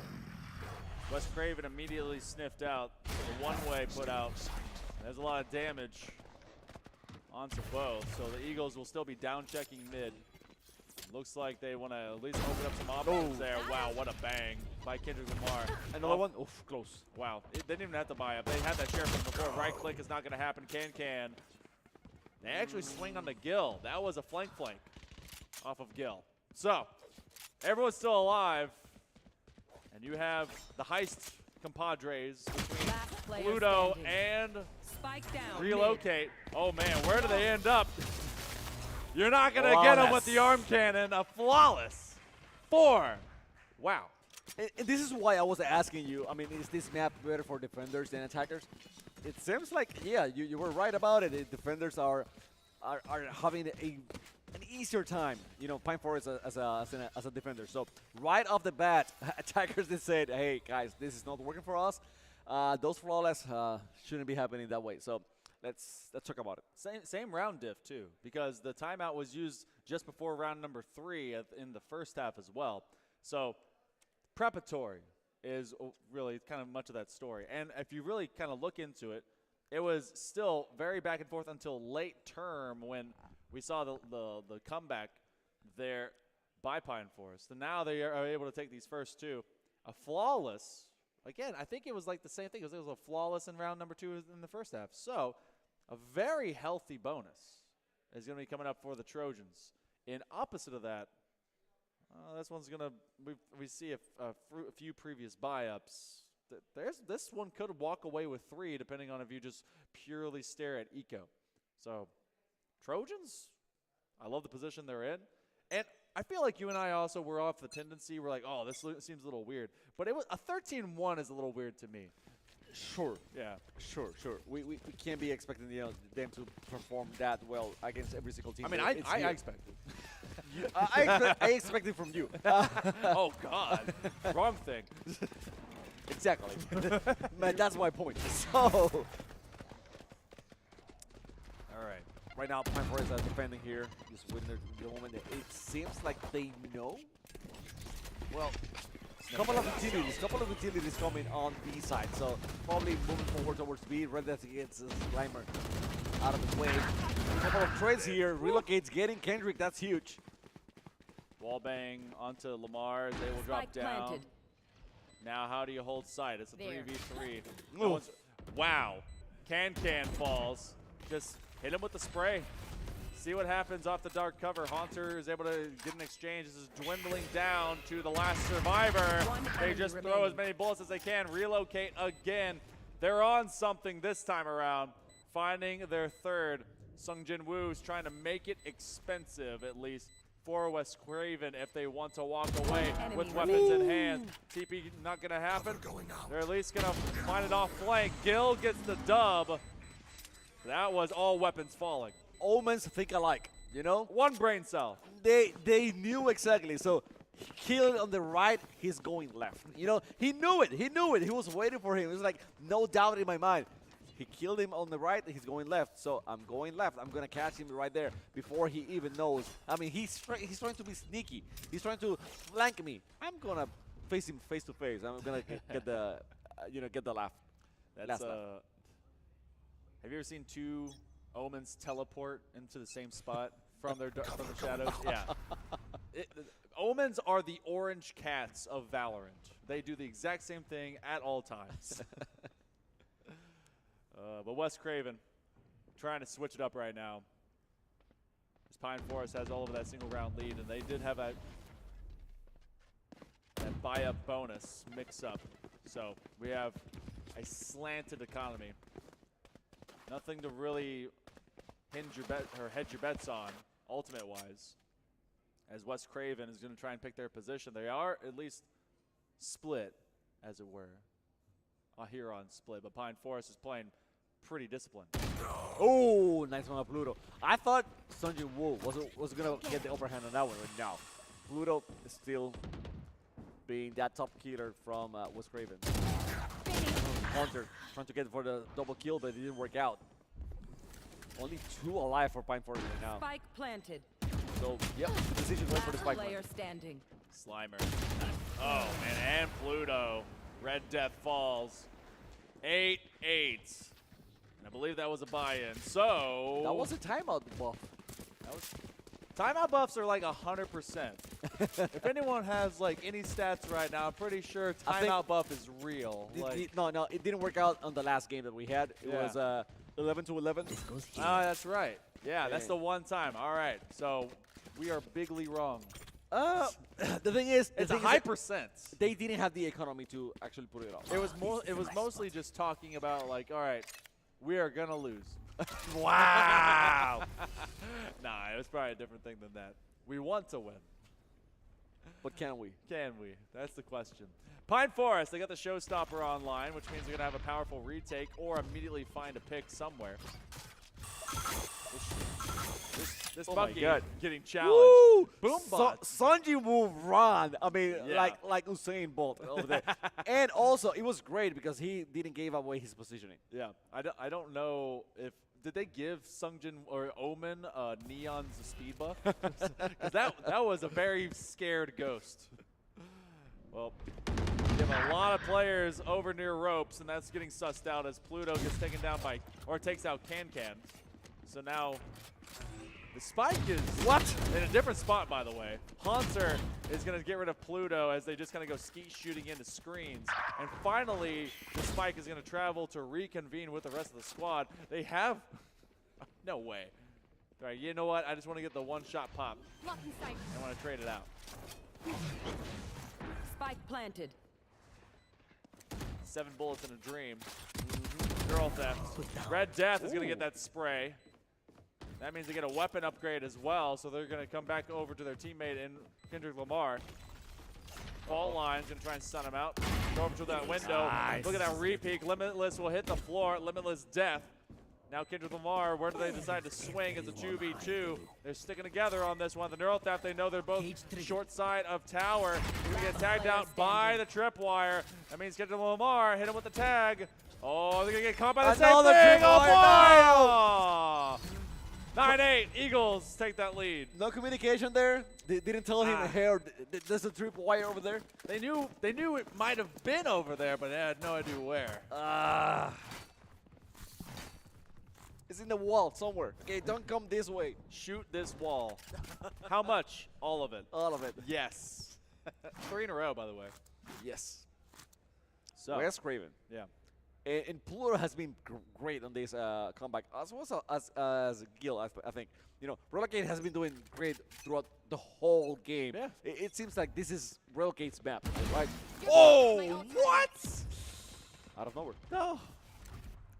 Just making these bricks look like paper and then making a single pixel look a mile wide as they just get rid of Listless. That means that at least one of their 2 setups of blinds are gone. Seekers are going to get used. Every single one of them is going to be shot immediately. Haunter knowing that all of them are coming up mid. So got the numbers game. You're going to get pressure. They're immediately going to swing, dropping just close enough to ropes. They're going to be supported. Oh, boy, the showstopper is going to take out 2. That one, I know exactly as easy as it can be, as both were standing just nearby, they're going to take a rocket to the body. And Pluto don't miss that showstopper. Well, maybe he does, but, you know, very seldom. So Henrik now getting Pluto out of the way. 2v2 situation. Gil is going to be planting that spike on B side. Pine Forest now forced into going for the takeover. Will they regroup? Will they go as 2, or are they going to try to cover as much space as they can? You be the judge of that, but you see how well set up the defenders are. I mean, the attackers are waiting for the arrival of the defenders. You make yourself a clumped up target if you travel together, but you have higher firepower, and so separating you get more info. Sungjae Woo, the one's near the corner, that's gets sussed out. Oh man! The Shadow Monarch himself. What? Where are you going? Where are you going? Where are you? What? No! No! He sold! Sungjae Woo sold! Oh my God! It was next to him.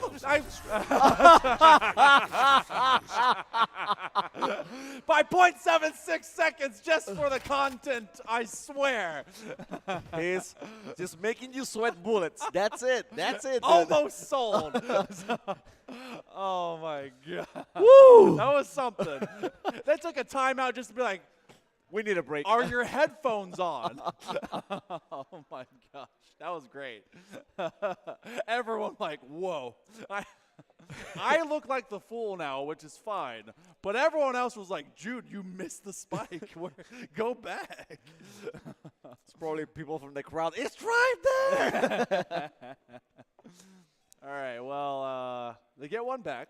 I like the way that they, decided to go attacking that, going for the retake. They used their.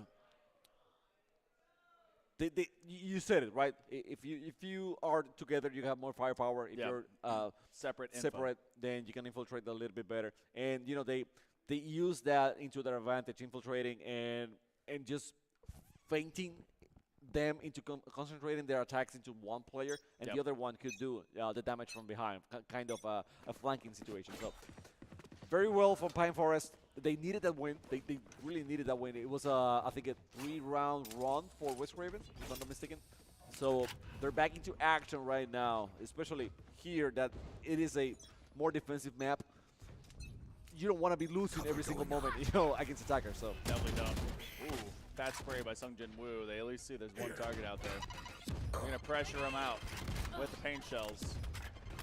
You have the Blade Storm online. Kendrick Lamar is able to get rid of Pluto with it, and the Showstopper equal and opposite, but you have the Rolling Thunder out, and you still have a surviving Swedish man out there. So relocate and try to force a relocation and a pop location of defenders, depending on where they want to go. Traveling up in mailroom, they're going to complete the pressure up into high heaven.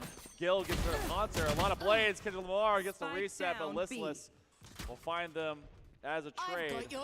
Where do they end up going? They're separated from Spike, and that's going to be the Rolling Thunder. Can stuck in a bad spot. Then they get blinded out. The Seekers found their mark. Can do its best, to survive on that one. Obviously, would need to give out the positioning. Watch out for the rolling, for the showstopper here. Close, actually, helping through. And oh no, relocate Neo in the Matrix just dodging those bullets and surviving that onslaught. Man, that was clutch from relocate. Strafe bot training. If you're not doing it, well then you're playing Valorant wrong. Make sure to warm up. Strafe training will lead you the right way, and that's exactly what Relocate did. They were able to control the spray, reconvene, move over, and then take over the accuracy. That's the one kind of rub of Valorant is the bloom that happens if you hold down trigger for too long. So you get one back if you're the Trojans of Pine Forest, but then you let one go. West Craven acquires double digits. And even though that's not a big deal, it's like, all right, well, they've hit the big 2. So it's a mental win at minimum, and West Craven does have at least a 1-round lead. Not only that, but I think they have the momentum here. Oh, so, Pine Forest for a while, they were winning the rounds, and then West Craven now, getting 3 in a row, losing 1, but getting 1 back is like, yeah, we lost 1, but we're still rolling with it. So we're doing good. You know, whatever we were doing, it's working for us. Let's keep it going. Moving. Oh, Haunter eventually gets that kill. With the pistol. Somehow surviving. Oh my goodness, they're trying to help out Gil on the immediate swing. Liss is able to protect them, and then they can complete getting rid of Haunter. Ghost busting. 3v4. Ultimate's not to be relied on. Gil's traded out. Kendrick Lamar, what can they do? They throw out both their Cloudbursts. They're One stunned enemy away. remaining. Trying to get flashes up. Flashpoint versus Kendrick. They have 2 on site. Gonna try and use the Pathfinder. They know that they're still on the opposite side of tower, but they have actually someone to help them out as well. It's a 2v1 now. Slimer falls. Can you hop enough? You're gonna try and get another weapon in hand that's already reloaded for you. Using the extra, but no. From just beyond, they have that cross. If they stick with this spike, they will both go down. Gonna ping it. You get one. Oh, he takes the other. Listless and Kendrick both get a 3K, but Listless will survive. 11-9 goes the Eagles. I don't know how Listless survived so long in that one. I think Listless was the one to plant. Yeah. Yeah. And when Listless planted, I think it was alone on B completely. So there were 2 or 3 more attackers alive at that moment, but it was him by himself over there against 2 or I think it was 2 defenders or something. Anyway, I don't know how he was able to survive for that long and then get the kill at the end. So that was huge. Kendrick, I mean, doing his best. I mean, but that was a monumental effort. And Pine Forest still not finding the wins right now. 11-9. They gotta wake up now. I've got your trail. This is Pine Forest's weakest round. They don't have the eco to support themselves, and so they're going to have to deal with it. The Seekers will, in fact, find them, and Pluto and Listless get rid of Can and Haunter. 2 very powerful assets for this defense. Oh, what an angle. Pluto off the wallbang headshot. Kendrick Lamar will hit the floor. We are 2 kills away from Eagles being a round away from the Grands. Pine Forest are up against it. Can't quit right now. I mean, you can't quit. Maybe survive that one and get them as good economy as you can. I don't know. Oh, I mean, get the kills. Get the kills. Make him suffer in this situation. Since you have the goals, you know what else? I mean, what else? Go for it. Ghost. Get one. Maybe another one. And at least fast fire that Ghost. Maintain a bit of accuracy. They check corner and they try to check it from distance. Are you gonna be able to walk out with it? The aftershock. Oh, he's right behind him. Slimer's not gonna keep it. Everyone else is gonna fall. And so, all right, you only have 1 lone survivor. It's Listless again, but we're on match point now for West Craven. They have been able to string together 3 rounds and 3 rounds in this attack. Of the last 7, they've dominated with 6. Pine Forest, they invested all in for this possibly final round. As you said, possibly the final round here. And let's go for the throats. You know, what's it gonna be? What's it gonna be right now for West Craven? Are they have been very successful on B so far. I don't think they have used A that much. It is either B or just, you know, fight it through, basically. So it seems like it's not gonna disappoint. You know, they are finding its ways, moving around, trying to knock on the door a little bit here. Gonna find the Red Death, but finally they know where they're at. So it seems like they're gonna go A, or the spike carrier was down. Sung Jin Woo gets 1 on their counterpart. And that's going to be a neural theft online. Kendrick Lamar gets rid of Pluto. Survival of the fittest at this point in time. Relocate. 1 enemy try and remaining. guide the squad. Slimer taken out. Relocate. Shoved to the ground. And that is a not dead yet situation. 12-10. Trojans sticking up. They kept 3 alive.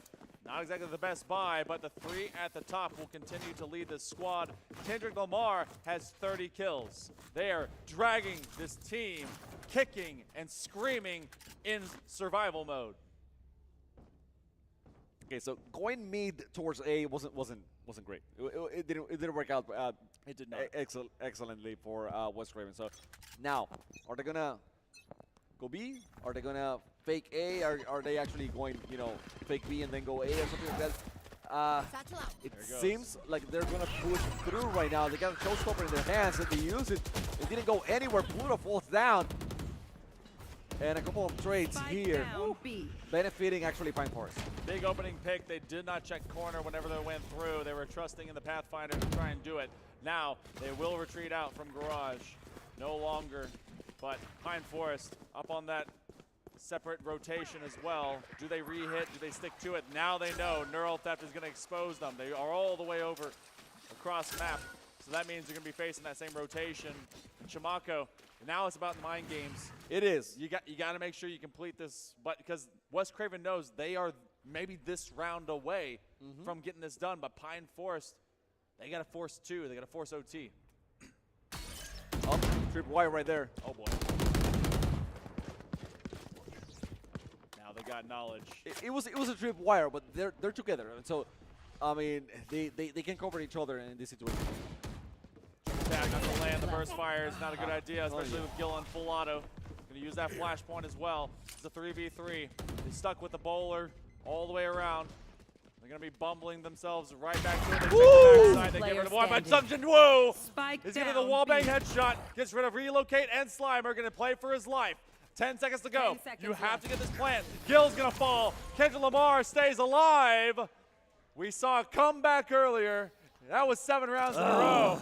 I know you hate it, but Pine Forest. I don't hate it. I don't hate it. They're tracking the same way. They have to match 3 for 3. The thing is, Sung Jin Woo was the hero before. He was the guy that, you know, when they needed him the most, he will react. And this time around, back into the same thing. He wasn't doing great on the first rounds, but now he is little by little picking it up and being that person that you can't, that's very dependable. And when you have Sung Jin Woo and Kendrick Lamar on the same place, dude, I mean, that's a fortress basically there.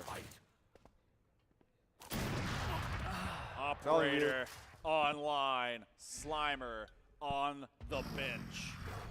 Sends their Cypher away. Really not a high value entry, but a post-plant deviant really when it comes to getting the spike down.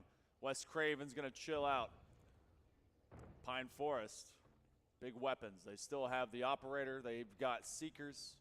You have no ultimates here for the Eagles. They're feeling this one slip through their fingers. A tense moment. Oh, and from off angle, they're able to find 2. Haunter gets a couple, but then they're trading out. Can finds Gil. It's a 4v1. It's nearly unwinnable. OT, possibly for the first time today, just around the corner. If anyone can do it from West Craven, it's Pluto. So, he gave the positioning back. Gonna put the bot out there.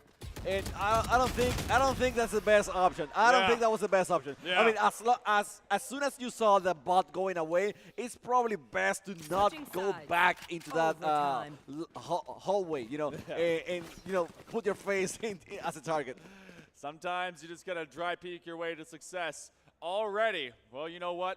Kairu is gonna try and rally the troops. Pine Forest, they will be resetting. In case you've never been and seen overtime in Valorant, this is how it's done. We go back to the original half sides.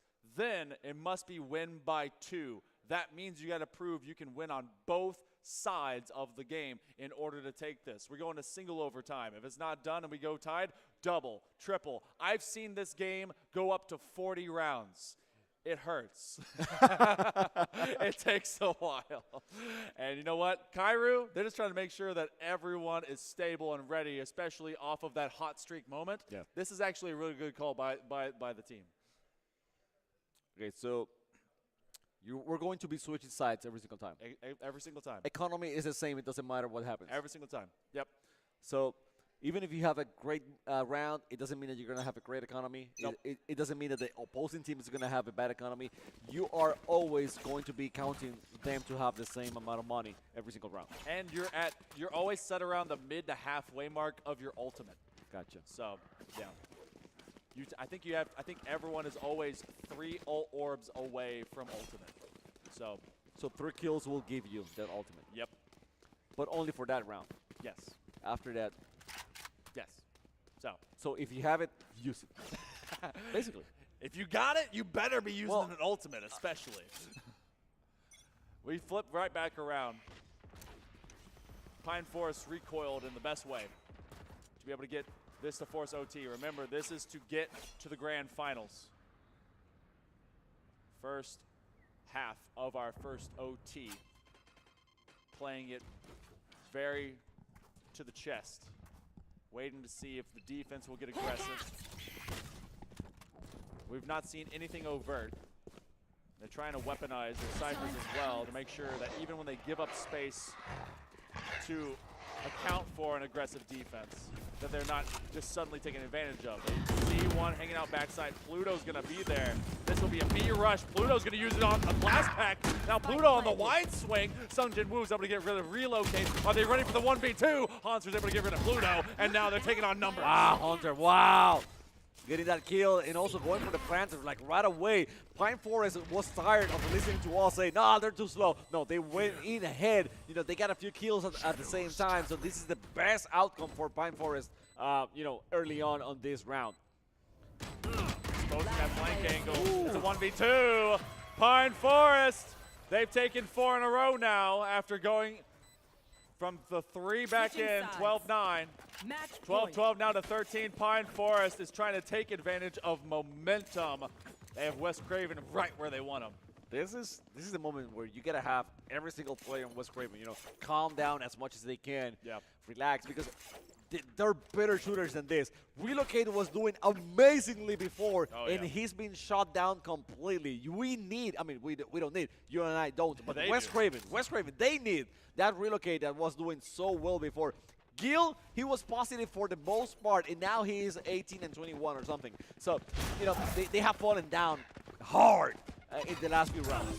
Hard times, hard measures. West Craven, oh, they down check. Pluto, they see one, they're waiting for numbers, and they're able to get rid of Blitzless, but Can now is doing the same thing. Gil gets rid of the IGL. Things get out of hand for Pine Forest. West Craven, that one was a bit scary, and there's a lot of hurt players. Red Death. Bringing the Red Death from above. Slimer and Gil will hit the floor. It's a 2v3. We go tit for tat, angle for angle. Oh boy, Pluto wants to survive. He's not going to. Pine Forest, they bring the comeback. They're going to the grand finals.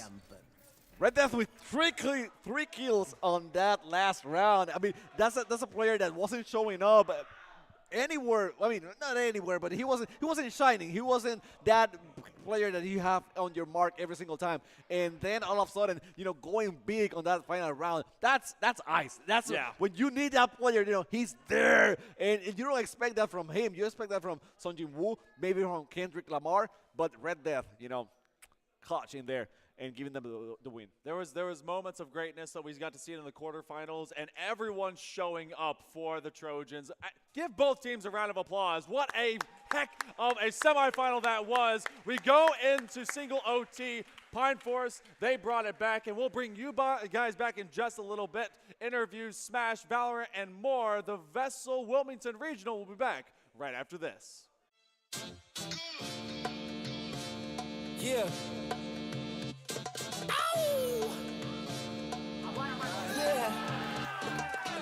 Y'all think too small, I got big dreams. You just starting, I'm way ahead at the end scenes. Started reading and dodging all of the quick schemes. Money like another one. What a shot. And I'm still looking for Jisoo! The fourth 1v4 clutch to close out the half. It will be Northwest Gilbert and your Valorant Greensboro Regional Champions. There's no time. The volley's in the lane. It's half, but it's over. Thought he was going to get the 50. It's sent back in by Arcs, who has just been so consistent when his team needs him most. And I promise I'm trying to before you find me out, homie. Let me remind you, they was blocking the shine. Now I think it's my time to cap on them dollar signs like lights, they'll blind you. Let me rewind to back when I was broken, I couldn't acquire 2 cents, and now I got 2 rents. They was sleeping on me, homie, must have got too big. Call my phone, I be like, who this? Damn right, hell yeah, I'm brand new. Smell like can too. I'm fresh forever like canned food. Try and tell me what I can't do. I wanna see the world, my vision on Shamu. That mean I got.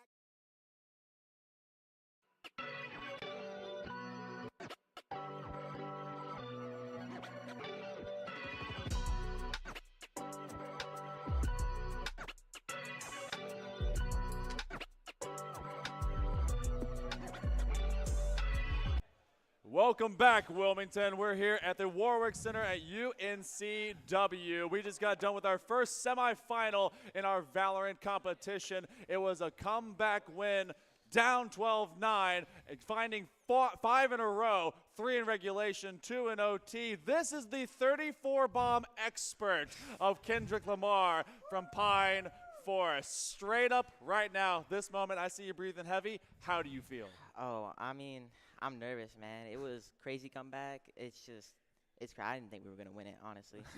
Shaking, it was close. I mean, it was a good game, though. It was great. Honestly, it was so dead even through splits. Was that y'all's map pick or was it theirs? No, I think it was our map pick, yeah. Okay, it's your map pick. So have you prepped for that map before? Have you seen it a lot? A little bit, but it wasn't our main map, no. No, gotcha. I mean, it seemed it was a little bit tedious. Relocate. We got to see them when they was on Lotus. They switched up from a Gecko to the Breach, and that seemed to give you guys a lot of problems. What were the comms like? How were you guys adjusting to what you were seeing on the field? Oh, it was like kind of mild at the beginning, but our coach told us, they like to go mid, and they push mid heavy. So, that's when we started stacking. We started having me play mid. It was all around good at the end. So. Kairu, is that your coach? Oh, yeah. They seem to really have you guys in a good headspace. We saw the timeout just as you made it to OT. Obviously, you had the 3 in a row. What was being talked about as you got to overtime? Tell me about that. Oh, when he took that timeout, he just told us, breathe, relax. You guys are in OT. You guys got this. Yeah. So, oh, yeah. Yeah, I mean, the rest of the squad, obviously, you came out huge. You're the big lethal weapon, but the rest of the team was doing amazing work.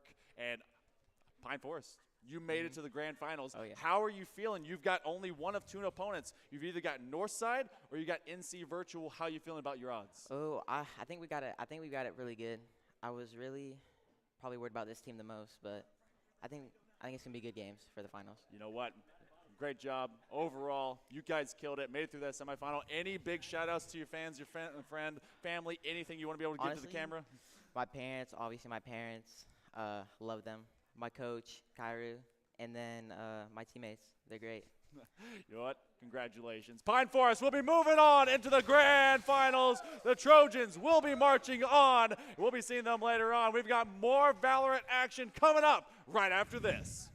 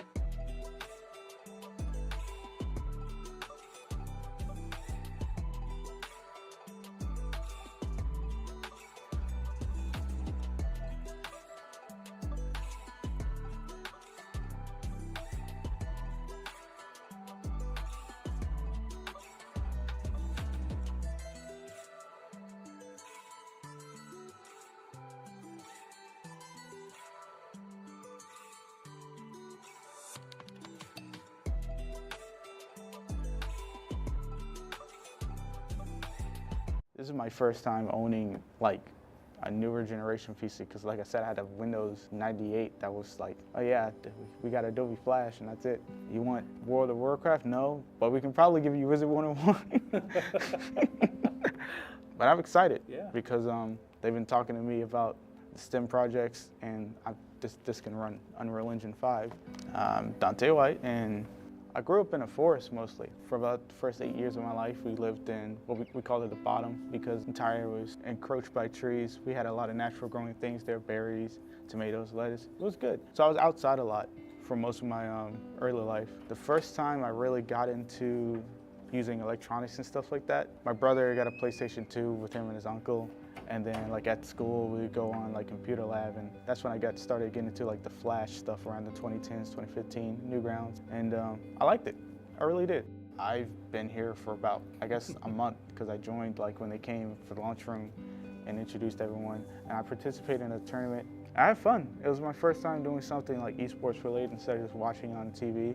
I really like music as a hobby. I've been trying to make music, and I think I could use this to use better software because the GPU won't overheat and then explode in my face. I'm thinking about going to college to get an engineer's degree, start building robotics and stuff like that, maybe get into AI. They're really supportive, they're trying to help out, and they really want to get people there, and they make you feel included. It's a really outgoing community, and I think VESL's doing a great job of being good to new people and old people. You have a good platform for people who are like probably busy or doing other stuff because it is just hop in, talk, play, and hop out.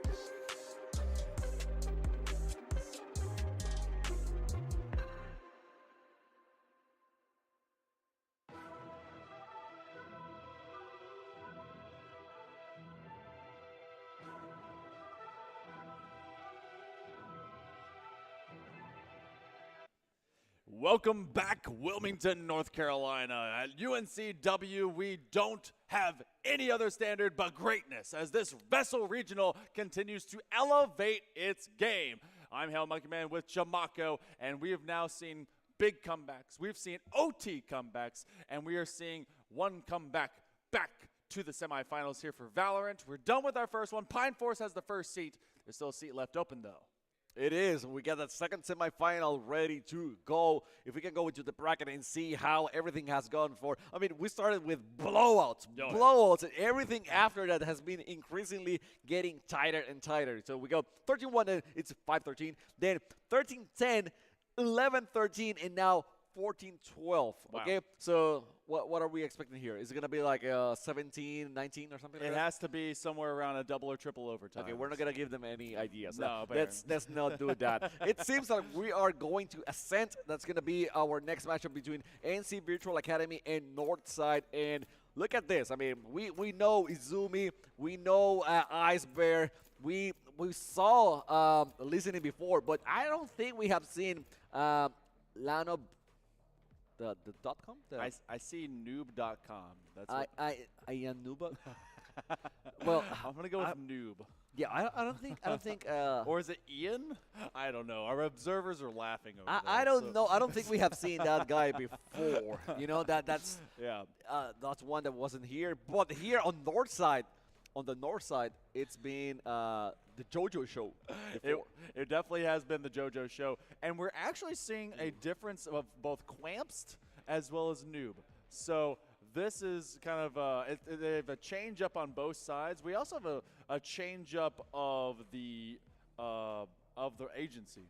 Okay, so we're resetting the lobby actually. So we're gonna be chilling out for all of a moment as we come back to it. Knowing that Ice Bear's out here, Ice Bear knows how to suss out kind of the main player and make. Is that it? Is that it? Well, wasn't that lucky? Well, against Bobby, right? It was Bobby every single time. But I mean, do you think he's going for it? Where's Bobby? You know, I'm hunting Bobby. They're like, Ice Bear, go kill. Go get Bobby. We're gonna give you like 7 or 8 rounds for you to figure out who's gonna be, the main attacker on the other side, and then target it. That's they make it happen regardless. Yeah. So we're actually setting up into our next lobby here in just a second. I believe they're actually gonna redo it as well. But knowing that is the composite, they got to see JoJo. So you're like, Ice Bear's already rubbing their hands. Like, all right, gotta go get JoJo. Gotta take him down. You think that's easy?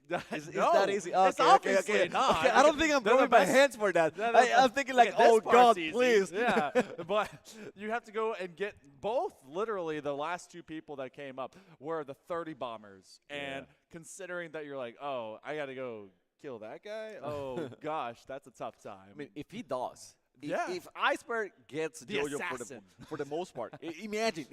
Let's say they face off. Well, I don't know, 17 times. Yeah. Let's put a number out there. A wild time. And Iceberg ends up getting 10 out of those 17. That would be huge. You know what? I would love to see the extra post game. I'm gonna be putting a note right there. Every single time they face off for JoJo and Iceberg. You're gonna be putting the little ticks. Yeah, Okay, yeah. all right. I like that. That's good. So maybe we'll be seeing that here in just a little bit. But we actually do have semifinal. We're resetting into the lobby. I think. Almost there. All right. I mean, we can take this time, tell people in 2 weeks we're gonna go into Raleigh. 2 It's gonna be weeks! the states finals, and just like this one, if you want to go there, I mean, tickets, how much? Free 50. Free? Free 50. I don't know. Yep. Is states So- free? Oh my gosh, they're not. It's free. It Wow. it is free. So Okay, you guys can go into Raleigh. It's gonna be at the convention center. Yes. Yeah. The Raleigh. You see, you're just asking questions. I mean, it's part of the conversation. I Okay? know, yeah, it's part of the conversation. That's how we do the business. Yes. Yeah, you got. Anyway, it's gonna be the convention center. You guys can join the action as well. I'm being told that there's gonna be like a huge thing. Yes, over there. Kind of like a trailer size thing. It's going to be massive. It's both the event and the thing. like a mother load. Anyways, so enjoy the action. We're going to have all the champions from every single qualifier. They're going to be there. We're going to be having the same 4 titles that we have had so far. Valorant's going to be there, NBA 2K, Super Smash Bros. Ultimate, and Rocket League. So you don't want to miss out. It's gonna be also, on YouTube and Twitch. Yes. But if you want to be there live, 31st of May and the 1st of June, just go there and enjoy. Yeah, I have, I've been expanding the places that I am traveling all over North Carolina to see. This is my first time in Wilmington. Last land that I was at, it was the first time I was at Greensboro. And then before that, it was the second time that I'd been to Charlotte. So Raleigh is, I'm adding, it's like the fourth knuckle in my, the Avenger fist. Are you saying you're Thanos? I am here to snap. Don't snap it, though. I can barely snap, okay? Don't snap it. Look, I cannot, I'm going to try and do this next to the mic. Barely, okay? This has taken 30 years, and it's mostly arthritis. Use the middle finger instead of the... Okay, I can't. Like, it's because this is broken. Look, it's nasty. They can't see it, but yeah, it's broken. I'll show it next time we're on camera. In fact, if you want to just show the camera, I'll show you how broken it is. Bring it up. Show the camera. Look how terrible this is. The camera. Just look at that. That's a terrible broken middle finger. It's okay? crooked. It's so crooked. awful. It is. Don't want this. It's kind of crooked. Yeah. Anyways, we got Quams here. We were talking about the new additions for the team. So we got Quams on the right side here. I don't remember exactly who's not playing right now, but lanoob.com is I think we run with noob.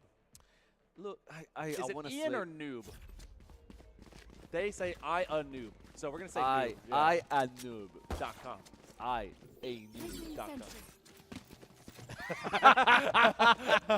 Okay. Oh gosh. We move on. Yeah.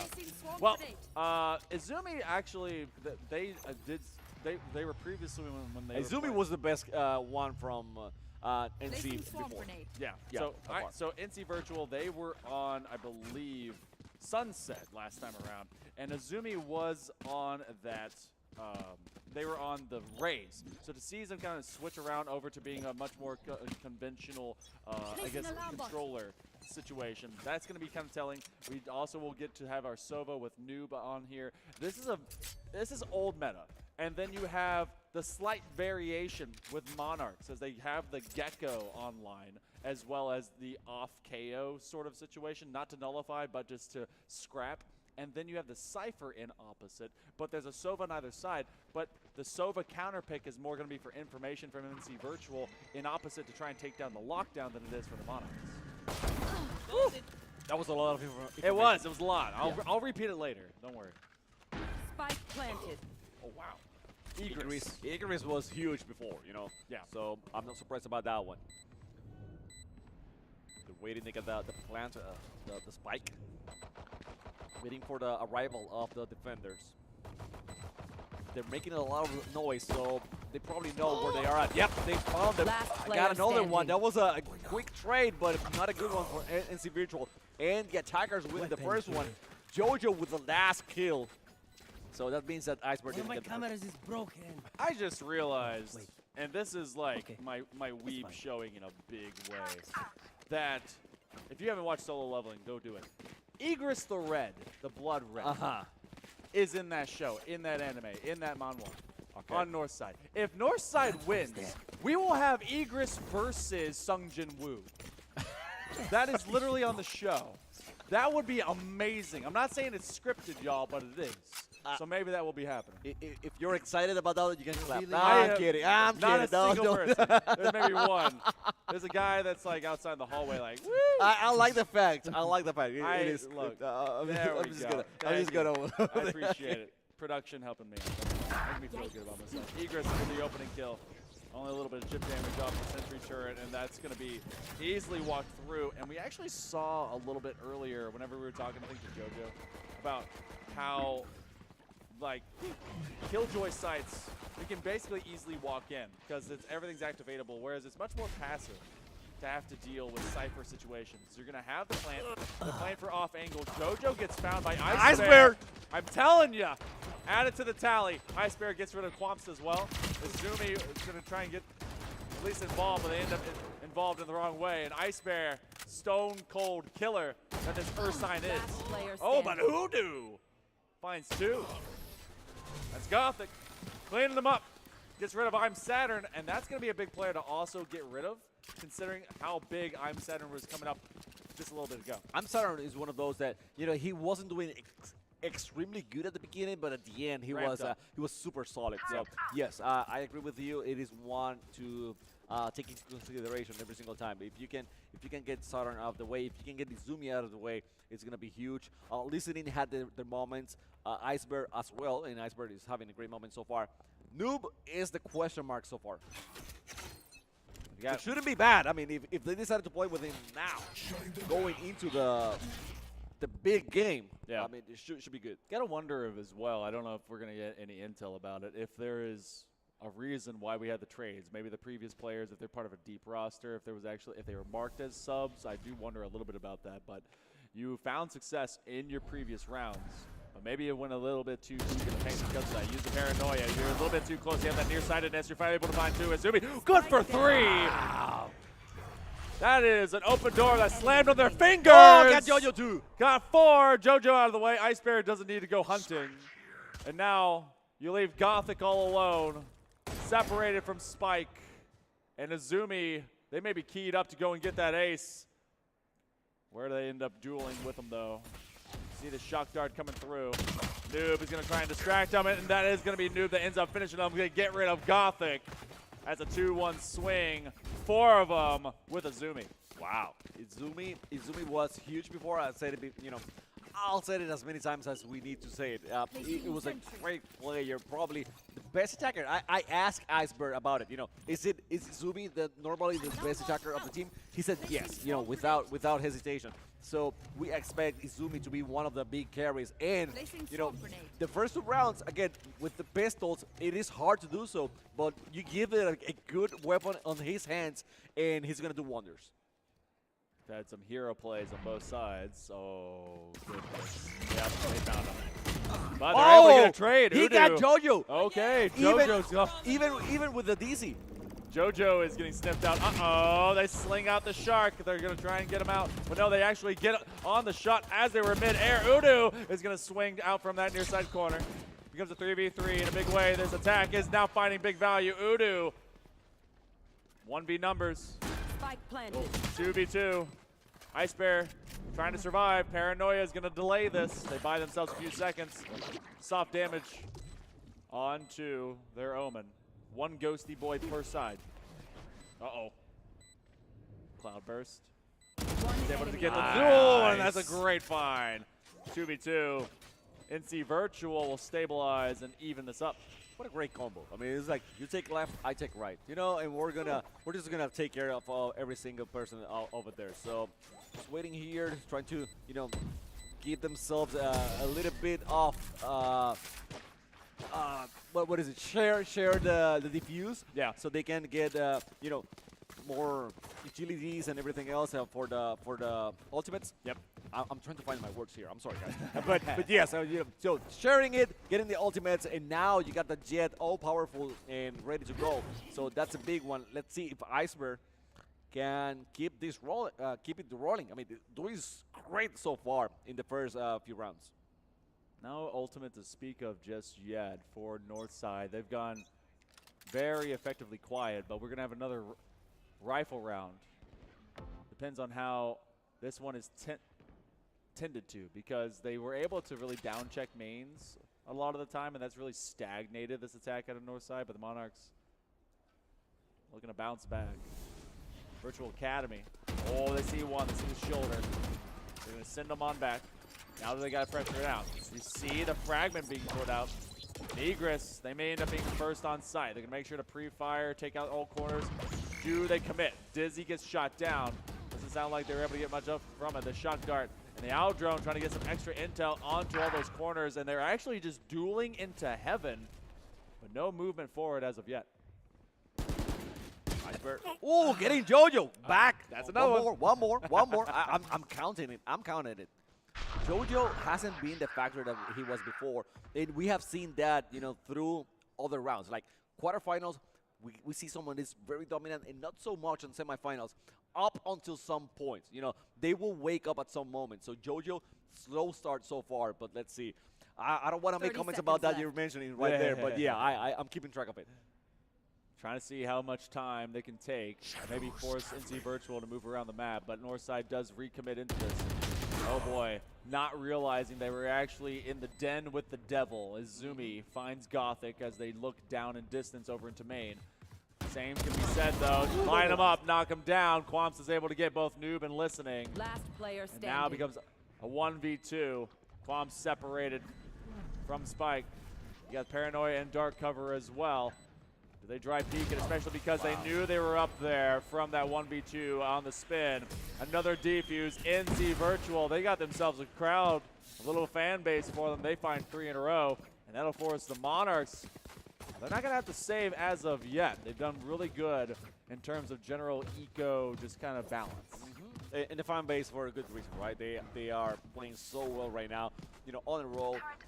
Izumi is the real deal. You know, just finding kills everywhere, just equalizing, or not even equalizing, getting advantageous position every single time. And it seems like this map also benefits Iceberg for the little time that we have been watching so far. Quamps is a new player and still trying to find the groove here, but that's been the question mark that we haven't been able to answer. Doesn't seem like a bad player whatsoever, but against the likes of Izumi, for example, hasn't been able to shine. It's tough for anyone else to shine against Izumi. Oh goodness, body blocking your Thrash, at least a little bit. They want to clear sight. It's actually going to explode directly on site, so that's recoverable. Egress is going to secure it, and making sure that no one else will be there. The swarm grenades go off, and that's a bit of chip damage extra. They lift the door up, actually. Quamps going to be ready to receive as now they see their teammate fall. JoJo hits the floor, and Listening is hearing all their opponents die at the end of their bullets. I like what you do. Anyway. Oh, Izumi getting the last one too, and that's going to be an easy defuse here for NC Virtual Academy, which is going to put them 4-2. The only 2 rounds that Northside was able to win were the first 2, right? After that, it's been all NC Virtual Academy. Gotta figure they're trying to keep this eco rolling. There's a lot of creds here for Quamps.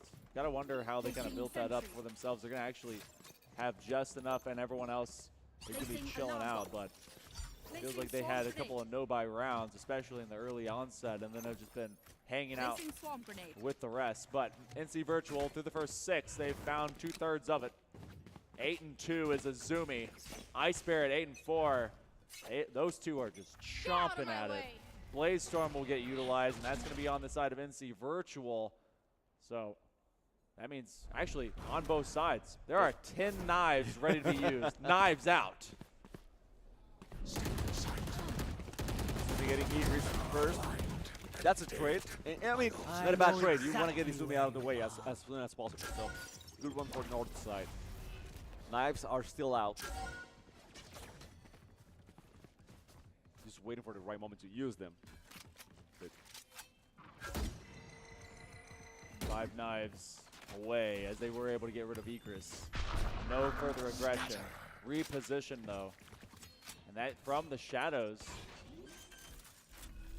That ends up giving away the goat. Plant happens. So, is that enough separation? And in fact, is that too much separation? It is quite a big. I mean, I don't want to give it away too much, right? But seems like Gothic, oh boy, went by himself out there. He's down, and now you have sight. This is the knives are doing their job. This is over, man. Actually, they're just gonna hold it. Listening, literally just gonna stick it through. Doesn't matter about the mosh pit. They survive. Oh, that gotta wonder about the play call. Virtual, they sussed it out as soon as the TP went through, and that's exactly why Gothic is calling this timeout. Northside saw, or actually it was Gothic himself. He's calling the timeout. I don't know exactly how. If that definitely wasn't a drawn up play. They went over into that TP, and then they ended up planting onto B. And you did it separate from your team. There was no post-plant secure. I know they were trying to travel it from main, but now you're several seconds late because you had the shorter path on the defensive end. You didn't travel center. So it ended up being like you just had nothing to support you when the plant was done. Yeah, something went wrong on that one. Yeah, either Gothic went by itself, by himself and got himself in a big problem. Yeah. Or he called out for help and no one actually answered. So, I mean, whatever the reason is, you got to be on the same page every single time. Otherwise, you're not going to be able to take up the NC Virtual Academy. They have been great with every single retake because I think they have defused 3 bombs spikes by now. So they're solid. They're solid on that situation. Knowing that, you gotta go as a unit, right? You gotta have a few people with you whenever you plant, so you can actually defend that spike. Hunter's Furies, yeah, are online. You do have the null command by Saturn, and that's actually a lot of retake power because you're one off from getting the lockdown out of listening. Listening, I believe prior had played a Gecko, so change up of a lot of agency ability positions. Feels like they want to take over more of this space. Oh boy, dry peek by Ice Bear, nothing supporting that. I was hoping that there was going to be a flash maybe coming from Saturn, but that did not occur. And now we tend ourselves with this null command to maybe walk it through Marketplace. Remember, previous matches we saw a bunch of flawlesses, but this attack is actually looking pretty healthy. They've got one flash in the back pocket. JoJo and Gothic off of this timeout, finding big value. They're going to underhand flash. Saturn is taken, and these dry peeks from out of dark covers are lending no one any favors. And this is around that north side that I definitely need. JoJo finally getting 1 kill. JoJo is down and, at the bottom of the scoreboard right now for north side. Something that, I mean, we wouldn't be expecting whatsoever anytime soon. So getting that kill, hopefully getting a little bit of a boost of confidence for him on the later rounds. And they get the plant. It doesn't seem like we're going to see anyone going there anytime soon to actually get the defuse. So maybe leave one person over there and just start escaping, so you don't die whenever the spike gets blown up. But yeah, timeout, buff, still a thing. It's like 85% real. It's really high, yeah. We've seen like a stabilization from those timeouts really give some value. Northside, the Monarchs, they bounce back. They're able to get at least one. Oh, single tap. They found him. Tag, you're it. JoJo is still 3 and 6 here. But you know what? That's pretty typical of a Cypher on attack. You're not in your defensive position. You can't really set for passive util. You want to be able to funnel if you're a Sentinel. And if you're an active Sentinel on attack, the one key thing that you can do, set up post plant or lurk. And they've not really been lurking in opposite. So we'll see how this Congress of Northside will pan out.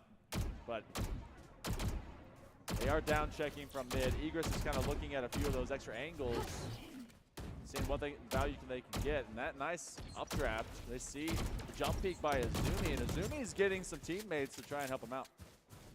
Careful. And that's super good. I mean, that's solid because we talked about it before. When you have really solid players face off against multiple attackers, then, I mean, they're going to suffer even though they're really good. But if you have someone there to help them out, pocket, I think was the word he used, then they can actually strive a little bit more. We haven't seen any kills so far, but we know that they are really close to each other. I mean, really close to each other. Finally, Sumi getting one, but Iceberg getting quams, and Sumi is also going down. Igor is getting Iceberg out of the way. 3v3 now. You have the lockdown. Now that's going to get employed. Spike planted. That's huge because they cannot counter it with a Hunter's Fury. It doesn't cover all of sight, so there is a safety mark, but it will repel them away, at least to deep positions. No one caught, no one detained. The mosh pit used to clear out that initial corner. Wingman just went out and clap his hands, and that is a stun out. Now it's leaving only one alive, make it none. Udo bounces back. The Monarchs, they begin to prowl. Look, if Northside wins, I want to have Udo here. Oh, yeah? Interview, yeah. Okay. Say his name. It's got to be Udo. It can't be anything else. But higher pitch. I don't think they're going to say it like that. Well, that's fine. All right, we got a timeout. This one called by Azumi. And I fully agree with it because we're walking into a rifle round. And they know, based on current eco, that there's only really one player that can support themselves after they possibly lose this round. They do have the Hunter's Fury out of Noob. But Ice Bear and Azumi have been locking it down 10-7, 10-5. And they want to cut down any kind of momentum that the Monarchs are trying to mount. They have a Thrash and a Hunter's Fury on the other end as well. That no longer counters anything. It can be used for post-plant hold. And you got to think NC Virtual Academy is trying to account for that. I do wonder if we're going to see the timeout buff come up. It feels like it might. We shall see. We shall see. Yeah. It's not far-fetched to think that it could work. It is a lot of not only strategies but also execution right now, and because both teams are very even. It seems like it. It seems like people that were not doing extremely good before are picking up. And the ones that were super solid, like JoJo, are still struggling to find their groove. So, but things even out themselves. So let's see right now. The attackers, we see pretty good positioning. I'm gonna say, but they got found out on 8. Now the last couple that they found success, it was Monarchs pushing mid. That is where they were able to travel consistently. So. Got to think that now as they at least tend and push back this main defense from A, do they stick with it, or do they revolt? They use a Thrash to clear sight, at least from beyond Jenny and over into Hell. So for the most part, they know the majority of angles are free. They're going to use that Dizzy, try and get loud, TP to Jenny. Got to get that plants off. They have it on Udu. Udu actually escapes out. They're going to go into the fight. That spike goes down. That is a mishandle. They actually have to go and recover it. They have one out from Tree. Egress is at least able to get rid of their doppelganger, but then they are turned into sand, dust, echoes, and memories. Saturn finds them. Now you have the Hunter's Fury on both sides. Got to protect Quamst at all costs. Why they don't use the Hunter's Furies? Like right now, they're waiting for the right moment. Is it? But when is the right moment? Off the ping and off someone trying to immediately defuse. They put up the one way. Hunter's Fury goes now. And so they wait on this. They're able to get about halfway. They're trying to delay the next one. And they're making a play hopscotch. Now they have it up to half. They have to press out. And they're getting protected. And that's exactly why you have someone down check in the main while you defuse. Azumi fearless as they got half spike. If that hadn't been halved before and given up at least 80 damage on themselves, that would have been a win by Quamst. Well played, though. Yeah, it was. Yep. So, timeout buff, still there. Still works. Still there, still there. Take timeouts, you win. Yep. Izumi still very solid. Iceberg not as much as in the beginning, and everyone else are trailing in deficit for NC Virtual Academy. North side picking up a little by little, but still the advantage in the scoreboard is for NC Virtual Academy. We're gonna see now why. Okay, again, I don't want to give it away, but there's two players that are super far away from the rest. Go for that that separate stack. It's not at all really dissimilar to how you play like League of Legends. Obviously, we go MOBA to FPS, but it's about kind of putting majority pressure. Whew. Operator will miss its mark, listening, realizing as their life flashed before their eyes that it was short-lived and they want to play more Valorant. Trying to line them up! What? Listening, heard him talking and swinging around the corner. Listening, dodges an op shot and then kills 3 people thinking that they were gacked in the old eyeballs and blinded for long enough. Gothic sees that 3/5 of their squad died a 1 killjoy and goes, wow, well, what do I do now? That shouldn't happen. Should not Last happen. player standing. Iceberg getting JoJo once more. 30 seconds left. Gothic trying to play support. Support what? Well, they're all dead. Well, support themselves. Support themselves. You got to be your own best friend at times. Azumi will sniff out Gothic hanging on the back lines. Last round in the half. Look, I give myself back pats. They say do this. I'm not flexible enough. It's not very good. No, but man, I got you. Yeah. By the way, right now, JoJo Iceberg. Iceberg has 4 on JoJo. Oh, wow. So there's going to be a tech pause here in a minute. So JoJo, I'm sorry, Iceberg getting 4 kills on JoJo, and JoJo is not doing great here. So I don't know. I'm going to call it and say that Iceberg is the reason why, JoJo hasn't been so effective. Okay. I mean, that's true. I mean, I won't say that, like, it's completely, but it feels like there's at least some extended pressure. They knew to isolate him. But, again, I lend it to JoJo was, like, they're still not on their quote-unquote right side. However, North side has found their moments. But I get what you're saying, but still, it is the gunfight. It is the moment. I won't make excuses for JoJo. I know they're losing now. Iceberg has me. Iceberg's a demon. Okay.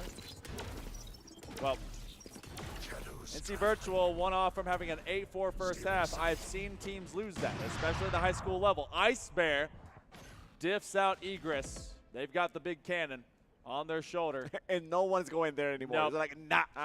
Nah. Uh-oh. Especially. But you know that an operator's on one side. You don't want to lean too hard into it. I want that gun. Give me that gun. Oh! Ooh, that one's to the thigh. No. Do it again, I dare you. Ice Bear. Switch weapons. Come on, do it again. Oh, man, hearing some footsteps as well. JoJo does feel out and get rid of Saturn. And they do have the trap wire triggered from way back flank as well. Oh, they're able to advance just beyond, but they have 13 seconds to go to get to this plant. This one has to get in the right hands. 10 seconds left. No, what? Spike This down has all mid. gone wrong. This one is done. Unless they're able to go and win some kills, this one is dusted. 8-4 will go over to NC Virtual. I got to wonder about the audible play. The spike ended up separate from the travel of both the remaining players. And this goes back to Gothic being the one to plant by himself. Remember that play when they were not in sync in the same play, and it seems like it's been the common theme right now for Northside. They are not playing together. No. Maybe they're trying to do something, but also trying to be that. Hey, I mean, I'm the one who's right. I'm not gonna listen to anyone else and go my way, and then that doesn't work here in Valorant. Well, they're going to have kind of an extended powwow to talk about it because this tech pause is going to go into a break pause. So we'll go into our second half of this semifinal in just a little bit. Don't go too far. Just kind of stick around. We'll be back in just a moment.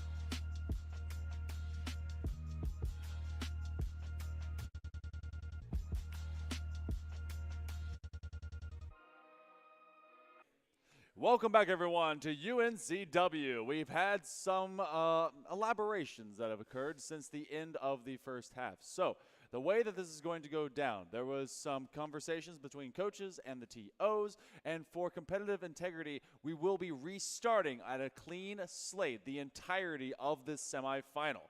We will be making sure to go back through agent picks as well as begin again. I believe it's on the same map. It's going to be on Ascent, and it's going to be both of these teams going back at it. No advantages, no disadvantages, nothing or otherwise. So we're going to be taking a brief break while we make sure to set up that lobby for all of you. It shouldn't be too long from now. We should be able to get back onto the map and making sure we get the right semifinalists between both these squads a chance to move to the grand finals. We'll be back in just a moment. Yeah. Ow! Yeah. Y'all think too small, I got big dreams. You just starting, I'm way ahead at the end scenes. Started reading and dodging all of the quick schemes. Money like another one. What a shot. And I'm still looking for Jisoo! The fourth 1v4 clutch to close out the half.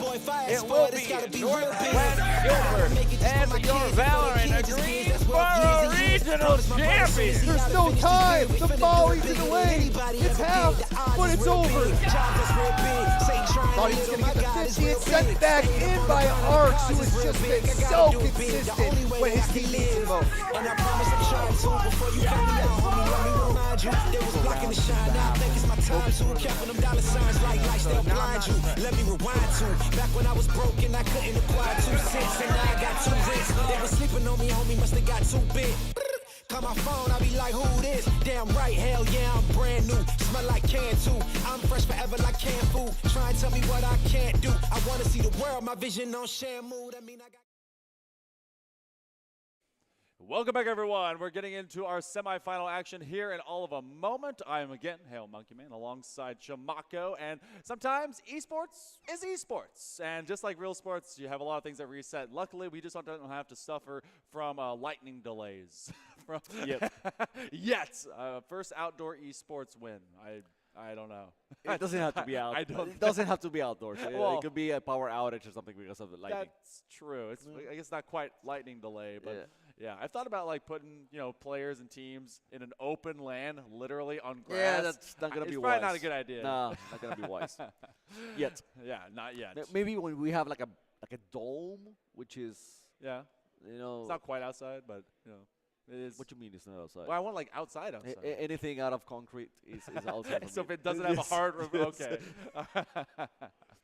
All right. Well, to that end, I guess we're not touching grass today. Well, tiles maybe, but we'll be seeing ourselves touch into the semifinals here in just a second. Again, in terms of what exactly went down, we had a lot of players that we already had the initial lobby. It was reset because of misclicks or otherwise locking in the wrong agent. That was called upon, but then at around the halfway point, there was TO conversations to make sure, with that in mind, that there was no confusion between the teams. And so now we go right back into it. If you see the same characters, don't be surprised. It is going to be a full composite of these squads picking exactly what they want. Doesn't matter because this is going to be a full reset as if the previous one never existed.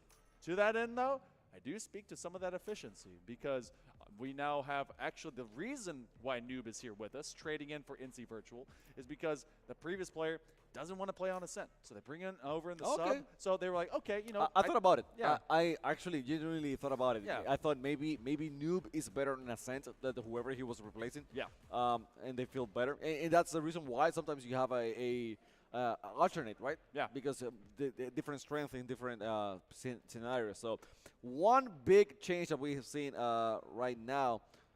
Go ahead. Both of these right here. There you go. That's the 2 biggest changes. Gothic going with Clove and Or Igris Crash. going with Race. So does this count even though it's a crash? I'm just making sure. We don't. Okay. We don't know. Okay. Okay. We're not gonna say anything about it. We're back. It's us. That's a big change. Yeah. We're not watching the game. You know what? We're watching ourselves. We are the agents now. Okay. Yeah. What would be your one key? Where'd you go? That's his ability. Is the ability to dig a hole and just. Are you calling me a diglet? Do you cause earthquakes? Because you do with your voice in my heart. Well, It's thank you. Oh man. No, No? agents. Yeah. I would like the one that it's what is it like? I forgot his name. Is it Which one? Joru? Joru? Yoru? He's like a teleport. You know, like He can vanish, gate crash vanish. and everything. So you have Chamber that can do it off of his rendezvous. You have Yoru that can do it off of gate crash. He's Yeah. the Japanese guy. Yeah. And then you also have Omen that can TP. So No. okay, Not that so much, Yoru. not that much. Okay, Yeah, Yoru's got some style. He's Yeah, got that he's- big like bomber He's jacket. got the style. reason Yeah. and everything else. Yeah. Yeah, so I'd be down with being a Yoru-like character. Yep. By the way, why is everyone the same height? Because you have to have a standard They- hitbox, and everyone is. I don't like the eugenics going on in there. You know, it's like- Everyone is like 5'10". That is it. No one's taller, no one's shorter. Viper's very tall for that matter because of that, actually. Actually, wait, are they all standardized based on Jet? Because Jet is, she's Korean, so she's kind of short. It doesn't matter. Have you seen the Korean basketball team? No, I've not. Okay, there you go. Yeah. Anyways. All right. Anyway, which one did you choose? Everyone expects me to be Brim because I No. already have the beard. No, So I think it's gonna be Viper because you're toxic. I mean, kidding. Just kidding. I would do the science stuff in the back. That's fine. But let's mess with poison. But I would say I'd want to. That's more like a Bleach character for you then. You know the one I'm saying, the captain. I'd probably not fit in as Omen because Omen is like darkness, and I would be like, no, I'm the light. Well, you can sneak in during the day. Yeah. When Omen Oh can do my it at God. night. You don't know who I am out of this hood. Omen is just completely bleached out. Like, oh no, put the hood back on, Omen. We don't want to see that anymore. There you go. Oh my gosh. Well, we are getting this lobby. I believe that we had a crash. I love that my producer holds the mic just ever so delicately before they're about to give me information. It tells me something is about to be an update right now. Okay, we're gonna send it over. The cool thing to is him it there. actually looks into your eyes. As Oh well, yeah, you like know? eye contact. This is professionalism right now. Other producers, you don't know what they're doing, but I have he's no looking idea. into you. Jay's Yeah. just waiting for me to send it. The one button right here. That's exactly. They're like, please God, go away. We in fact are. We're gonna take a short break. Make sure the crash is gonna affect anything else integrity-wise. We'll be back with more of the VESL Wilmington Regional right after this.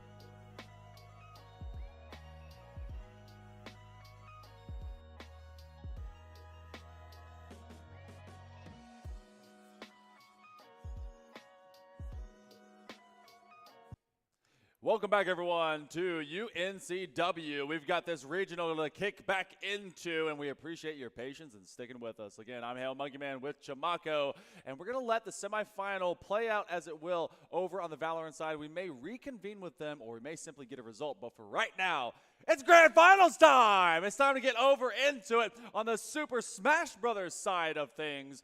And Chamaco, we've been following the Bucks out of Hope County for a long time, but we're going to see in the Bucks in a different way of the Buccaneers of Jack Britt. Bucks versus Bucks? Yeah, Buck. Are we mad? Okay, let's yes, do it. I'm Let's a little do it. angry today. That's fine. Okay, so we get a me fighter, a gunner here. Is that it? Spam, yes. Me gunner, yes. So it's basically a composite creation and abomination of Samus meets like Mega Man. So, you know, Sounds good. Yeah, seeing Ace have to go in against this one, it's spam v spam. But by the way, the cool thing about the me gunner is that you are expecting it to be long range only, but it also has a pretty good combos up close. So you gotta be careful with that. And that's what Ace is doing right now, trying to fight that battle up away from each other, but it's not working out so well by any means. Playing a lot of landmines, and that delay blast is really making it difficult to try and get back on stage. Ace has had to deal with this kind of spam before when they fought against the King K rule just a little bit ago. So now as they work their way, no, actually, he was playing with Lucas. Yeah, that's Lucas. right. But still, it was kind of spam heavy. So well, but Lucas was much more up close and personal before. Yes. And then you know he was forced into playing the outside. But in the beginning, he was very up close and personal. Now, Greasy is the one setting the tempo. He's decided, okay, we're going to be away from each other as far as we can. Not because you want to, it's because I want to. Ace is playing a mini game, a quick time event, to get through all of that spam, and eventually one will break its way through as Drizzy on the side of Jack Britt will be able to get their way on and in. And wow, they do actually have that quick pop, basically. It's a kind of a fist pop uppercut from their cannon. And so as they bring it on, yes, they can be able to bring kind of that medium short range distance, but they can really make it difficult, and so far life has been for Ace as they have to go through all of that. Yeah, Ace right now trying to use the platforms to advantage, forcing Greasy to jump and to go into the platform as well. But that hasn't been too successful. Now finally was able to hit Drizzly pretty well. However, I mean, back into the hundreds damage here for Ace on the second stock, and Greasy still in the first one. He's gonna get blown out of the way, and you know, Ace on the last stock of the match. Really, it just feels like Samus made a child that just couldn't stop playing esports, and that's really what the me gunner really is.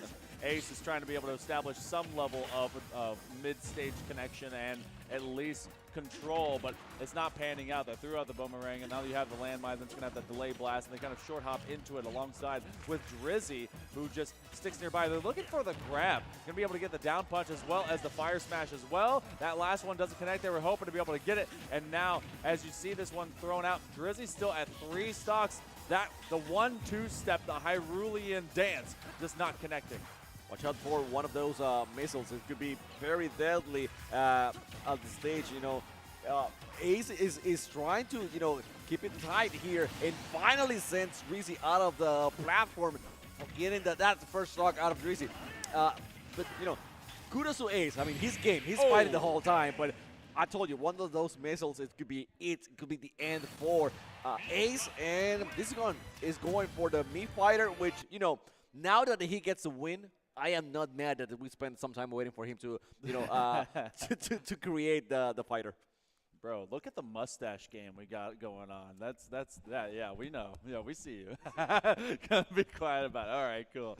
So, in a good way, dude. In a great way. In a really good way. Some people can't grow it. You obviously, you've got the stuff. So. You're rocking. You're rocking. But this is gonna be first one over. And again, in case you guys didn't know the format, we are doing 3 best of 5s. So it may come down to me doing that third one, and that will end up being a repeat because Jack Britt, they brought in both Drizzy as well as Cornbread if they end up coming through. Ooh, change up of, you know, full face. Okay, never mind. It's going to be different. No. It looks cool.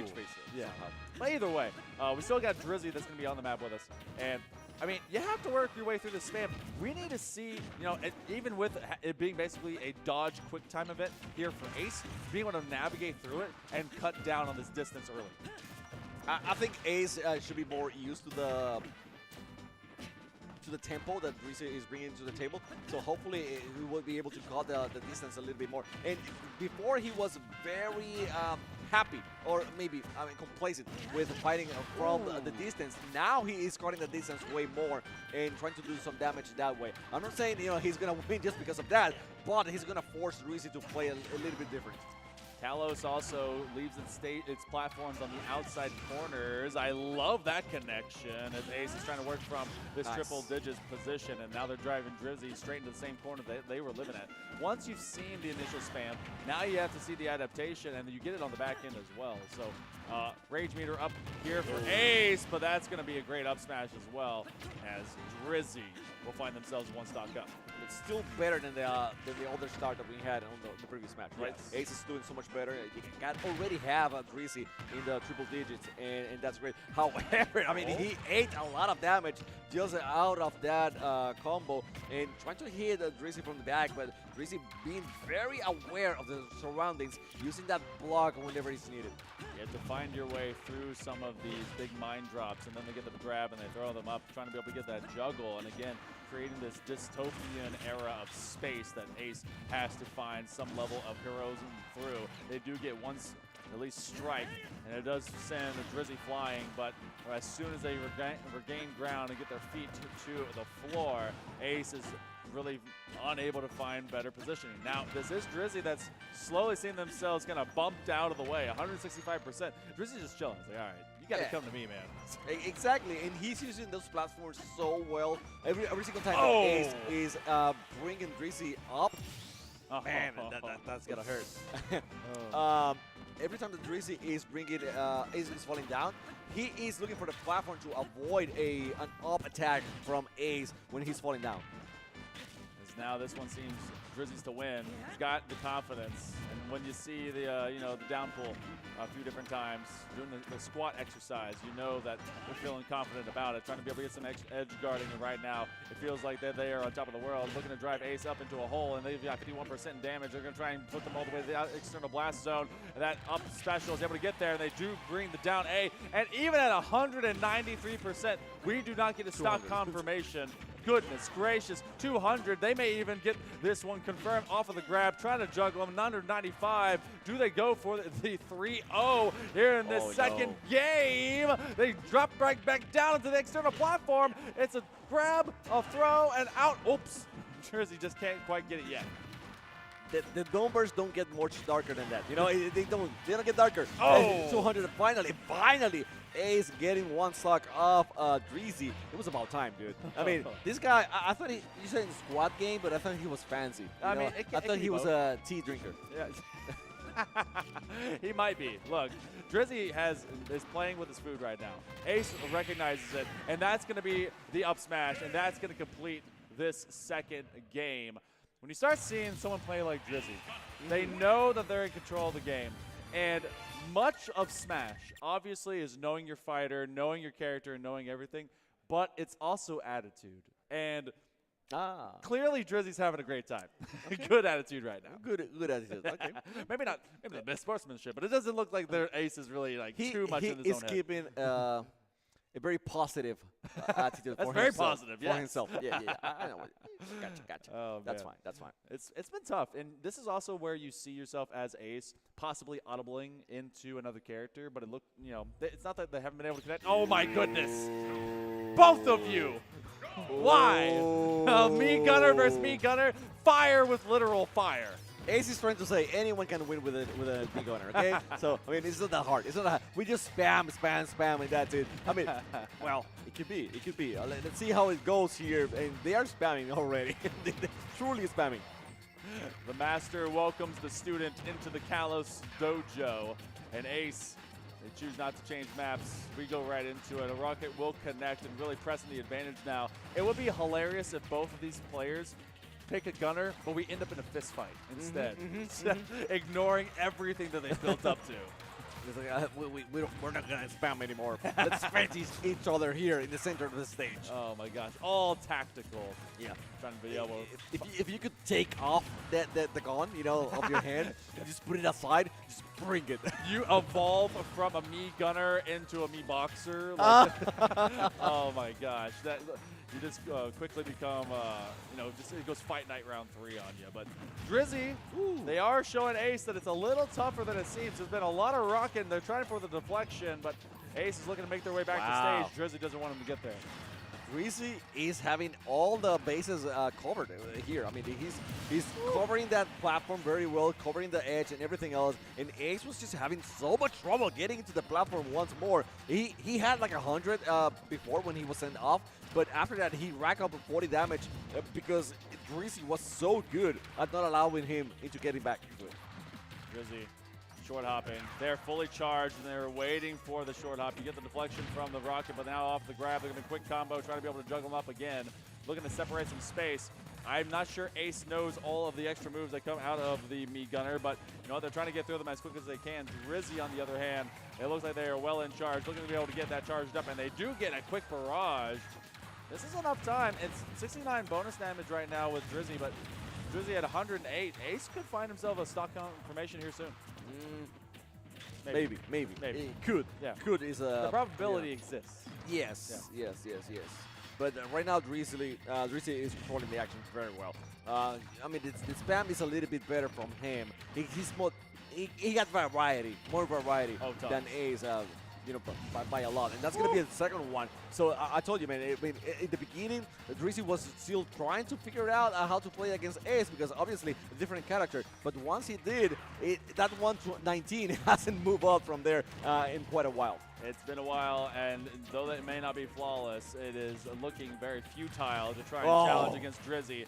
Drizzy off combination is going to be able to get the throw. Ace in a rough position. They're just going to slow roll a mine right in front of their face. You can't get him on the quick short hop, and then they take over platform. It is an unsafe venture here in Kalos as Drizzy just wants to be able to finish out this set in a 3-0 fashion, forcing Ace on the ropes, both really high. But that one, you're 110, but Drizzy finally dropped the stock. Yeah, he got him. He got him finally. It took him a while, a lot of dodging, a lot of moving, but he finally managed to do so. He gotta be perfect from now on if he wants to beat Drizzy. He's doing great. I mean, he's putting a little bit of damage there and avoiding getting hit as well. But that's it. He's gonna be sent into the screen, and that's the end of Ace. Drizzy, gets that the first best of 3. Best of 5, right? Yes. The first one. Jack Britz going to have the first in this set. Drizzy, my goodness, apparently they are very adept when it comes to the Mii Gunner. No wonder we waited. Congratulations. A little bit of an extra dance to bring it in as well. Oh, goodness. The attitude is here, and we like it. But Hope County's going to have to bounce back. We are in a best of 5 for each of our players. Now it's going to be up to how the rotation comes down. I believe Cornbread is going to be taking it up for Jack Britz, and Mr. Danger, I think, is coming in for this rotation just outside of Ace. And we got to see Mr. Danger a little bit ago. We saw him. I think it was a King K rule at that point. Yeah. I don't know if they changed eventually to Dr. Mario, was it? Did they change to Dr. Mario? No, I think it was the switch. Well, it was didn't someone else change? Was that when the names were switched as well? So I'm wondering if this is actually the wrong thing. If they were they King K rule, or were they Mario and Mr. Game? Well, I know that Hulk had a couple of King K rules. It was 2 King K rules, and then the other one that wasn't. So that was Block Boy. That was Block Boy. Block Boy is a King K rule. Yeah, main. Yeah. I don't know if this is the same thing. But I don't know. I don't know if maybe I'm confused right now. I we shall see. Yeah. It will. What's it will be a mystery until it isn't. So it should be good. So we are actually getting an update. 5-4 for NC. Okay, so as an update for everyone when it comes to Valorant, since we're in the middle of this one as well, we actually have NC Virtual in that semifinal. They are up right now 5-4 over Northside. So the Monarchs, I think they were tracking back. It was 5-1 at one point, so they're able to get at least 3 in a row. So we'll give you more updates as that semifinal is going along, and then as we getting ready into our second set. Now, because of this is a best of 3 or best of 5s instead of a best of 5, best of 3s. Oh my goodness. We got Banjo-Kazooie, my man, Old school. with a NES? Super old school right now. Okay. All right. You ever play Banjo-Kazooie on the I 64? never did, dude. Never? I didn't have a, I didn't own one. Okay. 64. No. Okay, it was great. It was awesome. Banjo's tough. He is very versatile, and Ness, I mean, is a little bit more 90 degree than what you saw from Lucas a bit ago. They're going to try to use that quick cross, and then they have the jump. There's a lot of power in this Ness. Can you explain the feathers real quick? You talking about the bird? Yes. There's a bird in his backpack. No, but the feathers do something. Like give Banjo like a buff or something. I think it's invincibility for a while, like for a few seconds. See, that or speed, one or the other. They pop out eggs, feathers, and hopes, and they really just start running it down. So I think he has. I mean, he can be invincible for that moment where the feathers appear. For the when the feather, but he uses a feather every single time. You know, so he's not gonna be invincible for a long time. But it could be used at moments. Well, Cornbread doesn't care what the feathers do because that ends up being first stock taken. And, you know, for all the streaking around that Mr. Danger is able to at least implement, it didn't turn into much. And big power, though. Big grab as they drop off a grenade, and they don't chase after it. Nice up A to be able to get at least some pressure off. And they try to disrupt. They make for the dodge, and this is some good work to counterplay into the second stock. Woo. Trigger hits. I mean, it took him a while. It took a while for the Mr. Danger, but finally putting some damage on the little kid. Man, that sounded wrong. But yeah, it's Ness. It's Ness. Making the joke, guys. Just making the joke. Anyway, Ness doing a mess right now. I mean, Mr. Danger back into the 80s, almost 90s. Finally hitting Ness hard enough and taking him off the platform, getting one stock away from him. But still, you know, he ate up that enough damage. I mean, not enough. Too much damage on that second stock. So we'll have to play very smart now. And the playstyle from Ness, I mean, it's so fast, so in your face, that it's impossible to actually dodge everything that he sends your way. It's difficult, too, because there's a lot of AoE blast that goes over to it. And then off of that grab, he has one of the most powerful back throws in the game. And there's so much momentum that comes from it. But what we were talking about just a little bit ago, that's Wonder Wing. Wonder Wing gives you 5 feathers, and as soon as you lose one, you go down. But it's invulnerability off of that smash. So you try to really take advantage of that moment, and you have to really confirm it. It kind of helps out with your smash attacks as well, but it is not invulnerable to smash attacks. Now, into that 2-1 sphere, Mr. Danger trying to just even things up. Cornbread using those short hops as well as the floatiness from Ness to really find that separation. And it looks even on the surface, but actually Mr. Danger is on his last stock right now. So he better act quick, but I mean, Cornbread is as quick as it comes. The guy is just in your face the whole time, and it doesn't stop spamming those lightnings from Ness. So, you know, even if he ends up getting away from the platform at this time around, another, and it's been. Yeah. I think out of the 3 stocks, 2 of them were by grabs. Yeah, big grabs. I mean, as soon as you're up like more than 100% damage, especially you're getting grabbed by Ness, it's kind of curtains, especially if you're in that mid to light range, because it just has so much back power. That's exactly why I did back throws when it came to Pikachu for a long time. You get that extra damage off of the back, and then you just kind of chuck them. But there's so much momentum that's built up off of the back throws from Ness, and you can just get those stock confirmations. So gotta wonder if there's going to be some level of change, because I like what you can get out of Banjo-Kazooie. I saw it going up when it came into some regionals over in Kansas, but that's not what we see as our regional prowess out here. Cornbread looking to just kind of finish this one out, but they have 2 more to go. Hope County, a lot of hopes, currently ride on this matchup because they want to get to the 3rd. Right, so it is 3 best of 5s, right? 3 best of 5. So if they win one. right now, it's still 2 more. So 2 more games because we're in game 1, right? Right, but it's the series. If Jack Brink wins the series, it will be done, right? Yeah. Yep. We will stick characters. I'm pretty sure Mr. Danger actually looked at me and said no, which is fine. I'm okay with that. No, Banjo is a good character. I mean, you gotta be able to time those feathers very well. Use them. It's like a counter. I mean, it is not like a counter. It's different. The mechanic works different, but you can use it as a counter against some other attacks. but hasn't been able to time it very well against all the spam that we're seeing from Ness. I mean, it's between both Drizzy and Cornbread, you have to get through a gauntlet. And great grab, able to really stack on the damage. Oh my goodness, he chased him with it, and that Wonder Wing will not find contact. In fact, you find themselves getting slung around, 148% damage, and they just come back down to get burned alive. Ooh. Not going to be able to recover. Mr. Danger can only stack up 35%. And kudos to Cornbread. They have done so well about dodging any rack and stack of damage. By the way, how is that bird, moving Banjo that well? It's like the helicopter from Kincaid. Like, what? Anyway, back into the action here. Doing a little bit better, dodging everything here for Banjo-Kazooie. Ness doesn't mind whatsoever to play on the edge. He's fine with it, completely fine, and going back into the action, but eating that one heavily, completely.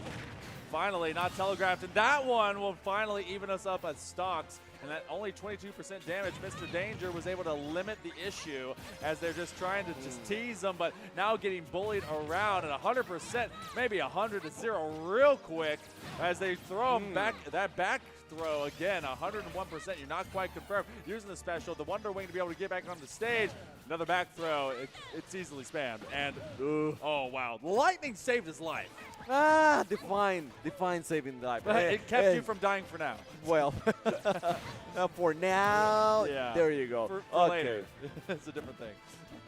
Super different. And that was a clean stock for Cornbread. I think Mr. Danger was at 0 when he got, it wasn't even on the second stock. And that, it was a clean sweep. So, well, not sweep, but, clean stock. So, it's got to hurt for Mr. Danger right now, and he is back almost to 100. It's going to be a tough one to overcome. Using the PK fire to separate them, especially as you get on to platform, and that's really going to provide them a safety net, and then they get right back up and over. Mr. Danger have a lot of work to do, 101%. They got to get a stock confirmation here pretty soon. They actually Wonder Wing away just to make sure they find a little bit of distance, trying to be able to drop a grenade to them. And that's going to be a big plant, but they can't get a smash off from it, even if you're put into the floor. Oh, boy. That wing is not doing it. That wing didn't do it any single time. This is the problem I have with the wing. It should be used more as a counter than just trying to hit it from afar, because from afar, Ness has been able to dodge it every single time. Cornbread is not falling for that whatsoever. So I don't see why he's gonna start falling for that now. And Mr. Danger closing to 160 here, and man, I mean, not being able to land, still nothing. There you go. It was about time, dude. I mean, it was a matter of time. It was feeling like that. So now Jack Britt. One big win by Cornbread away from taking this to the state championship. Hoke County has a lot hinging on this next game, especially because now it is triple match point in this set for the Buccaneers. So we're going to be talking about stages, maybe even characters. I feel like there was some thin amount of momentum found by Hoke County with Mr. Danger, but again, like you're saying, a lot of things were starting to get telegraphed a couple more times than usual. They actually were landing the Wonder Wing. Yeah. But if that's your only main kind of revenue from all that damage, I mean, it really wasn't, because we did actually see some great connections whenever they were able to trounce them on the outside platforms. But, I mean, this is an uphill battle in a big way. Yeah, it is. It is a complete uphill battle. You can see how good the dominance of Ness is. We go with King rule. I know that Mr. Danger, I mean, he's used to it. It's kind of a Hoke thing on the school. They know the King rules very, very well. But is it going to be enough for Ness? I don't know. But at this point, I don't care. I mean, you got to bring something different, and I appreciate that they're trying with a different character. Don't leave any questions out on the table without trying something. Exactly. If you're going to lose this grand final, then it better have been that you're able to try everything. So, can a bit of counter spam help out and be able to eat a lot of this damage, because you do have the belly armor on this King K rule that can be able to help you weather the storm, the PK Fire, Lightning, and more. Now they're trying to press the issue as well. Oh, eating it up, using the helicopter to get back onto the corner. It was a great attempt of the counter here. Mr. Danger was ahead for a little bit, but once more, there you go. He finds the way that the little baseball guy is able to get the King K. Rool out of the platform and get him that first stock out of the way. So King K. Rool, very good at that edge guard. I mean, that was great. That foot stumps, I mean, scary stuff. I'm going to have nightmares with that tonight. But look at him. I mean, the baseball player, once more, he's not looking like a baseball player anymore. He's like a street fighter all of a sudden, you know, combining kicks up and high and low and not leaving that alligator have a good life. You know, when I don't often dream of feet, but when I do, I'm scared. I didn't say that, okay? two hits. I didn't put it that way. 2 hits, 30% each. And we're going to go directly to Val after this one is done. But in the middle of this, they're actually deep within that semifinal. That one trying to be able to get the block, 137%. It's dead even, 2 stocks. They throw out the crown. Oh, from behind them. That's where the armor ain't. And they throw it away again. So they're going to have to go retrieve it for later. Trying to be able to get some claws, some swipes, some stomps. And it's been better dodging. That's a shield break. Smash coming in. Give him the old hands. Very well played by Mr. Danger, and this is finally a lead for him. Well, a short-lived lead for him, but I mean, well, that was great. The way that he is forcing the shield break, basically, is great. Now, Cornbread has to think twice about trying to defend everything. You know, trying to use that overuse that shield. Good deflection off of the initial PK. They get it off the belly. Good grab. Good. It's a heavy gator to have to get through. Oh, and that's going to be all the way up and out. This one ain't done. Mr. Danger does survive. We move to game 4 instead. You know what? They swung. So, yeah, I mean, I was surprised with Ness going for the bat, for the swing. And then I was even more surprised to see King K. Rool, you know, just use the belly to bring the cannonball back. It's a great counter, to be honest. It is super great. When you think about Ness and like, there's a reliance on the kind of the PK lightning and the fire, and if you really are timing it well to be able to get a lot of those reflections, you can make life difficult on Ness. So good to see adaptation here in our grand final, because again, Mr. Danger has to get through Cornbread. If they can get that to happen, then they will bring out the big gun of Block Boy, and then it will be, again, seeing the second player from the side of Jack Britt. Man, Mr. Danger was trying. I mean, he was going for that belly flop and going and going and going. But as Miss Cornbread says, I mean, dude, I mean, I don't wanna have your stinky belly button near me anytime soon. Okay, so he cleans it, I think. Does he? I don't know. He might clean it. I wouldn't bet on it, okay? Anyways, that was a grab. He was trying to get the King K. Rool out of the way. He keeps going with that lightning. 3 lightnings in a row. But this alligator, he's made of rubber. I mean, he's going to eat all those lightnings all day long. I think he conducted all of that, though. Man, the taunt, too. Hit him with the bow there, Cornbread. All right. So first stock goes away. Mr. Danger, 8 more lightning than, well, the electric company. That one's going to come up back as well, as they're able to get themselves off of the electric curl. Just a nice headbutt as well. Mr. Danger in a dangerous place at this point. Well, Cornbread now with another hit. He's timing those lightnings so well. Mr. Danger up in the 150s, 160. That's going to be the second stock. And dude, the Cornbread came swinging. And not, I mean, not actually with the bat, but with the lightning in this round. Mr. Danger, 1 stock left before this one's all done and dusted. The hero's moment may have passed, and no more deflections. They're getting in the back line. The belly flop is done, though. 46% is standable, and these connections onto Ness can get you 30% damage in a hurry. Using the crown, trying to disrupt. They're going to be able to press the advantage. They use that lightning. They chase after. While they're confused, they actually diffuse the situation, able to get some pressure away. PK fire to make them take a step back. You get hit by the crown. Take the bowling ball. It's sucked back up, taking away the airspace. All right, this ain't done yet. It is not over. It is not over by any means. By the way, that belly flop is like a pinching rocket league. Anyways, we go into the action here. He's going to keep using that belly flop. He's going to spam that belly flop as much as he can. He is doing a lot of damage with that counter, and he knows that Cornbread is not doing enough movement to avoid those hits, and that's it. I mean, maybe not so far, not yet. He's 160 almost, but the alligator is holding strong still. Big Belly will defend them, get them to a game number 5. They have to get the set all the way the other way. Oh no! That's it! Jack Brett Buccaneers will be moving on into states. They've got that one done. Done at the hands of Drizzy and Cornbread. Congratulations to the young men out there. All right. Gotta say, a little bit too much spam of the belly. A little bit too much. Yeah, at the end. You know, it was working until it wasn't. So, okay. We are into the action. What, 9-8 here? Yeah, okay. Show us the scoreboard, please, real quick. Show us real quick. I want to see what's been going on. Anyway, please, hit tab. All right, cool. All right. Saturn, JoJo? Saturn and Ice Bear. Saturn at 21, 8, and 14.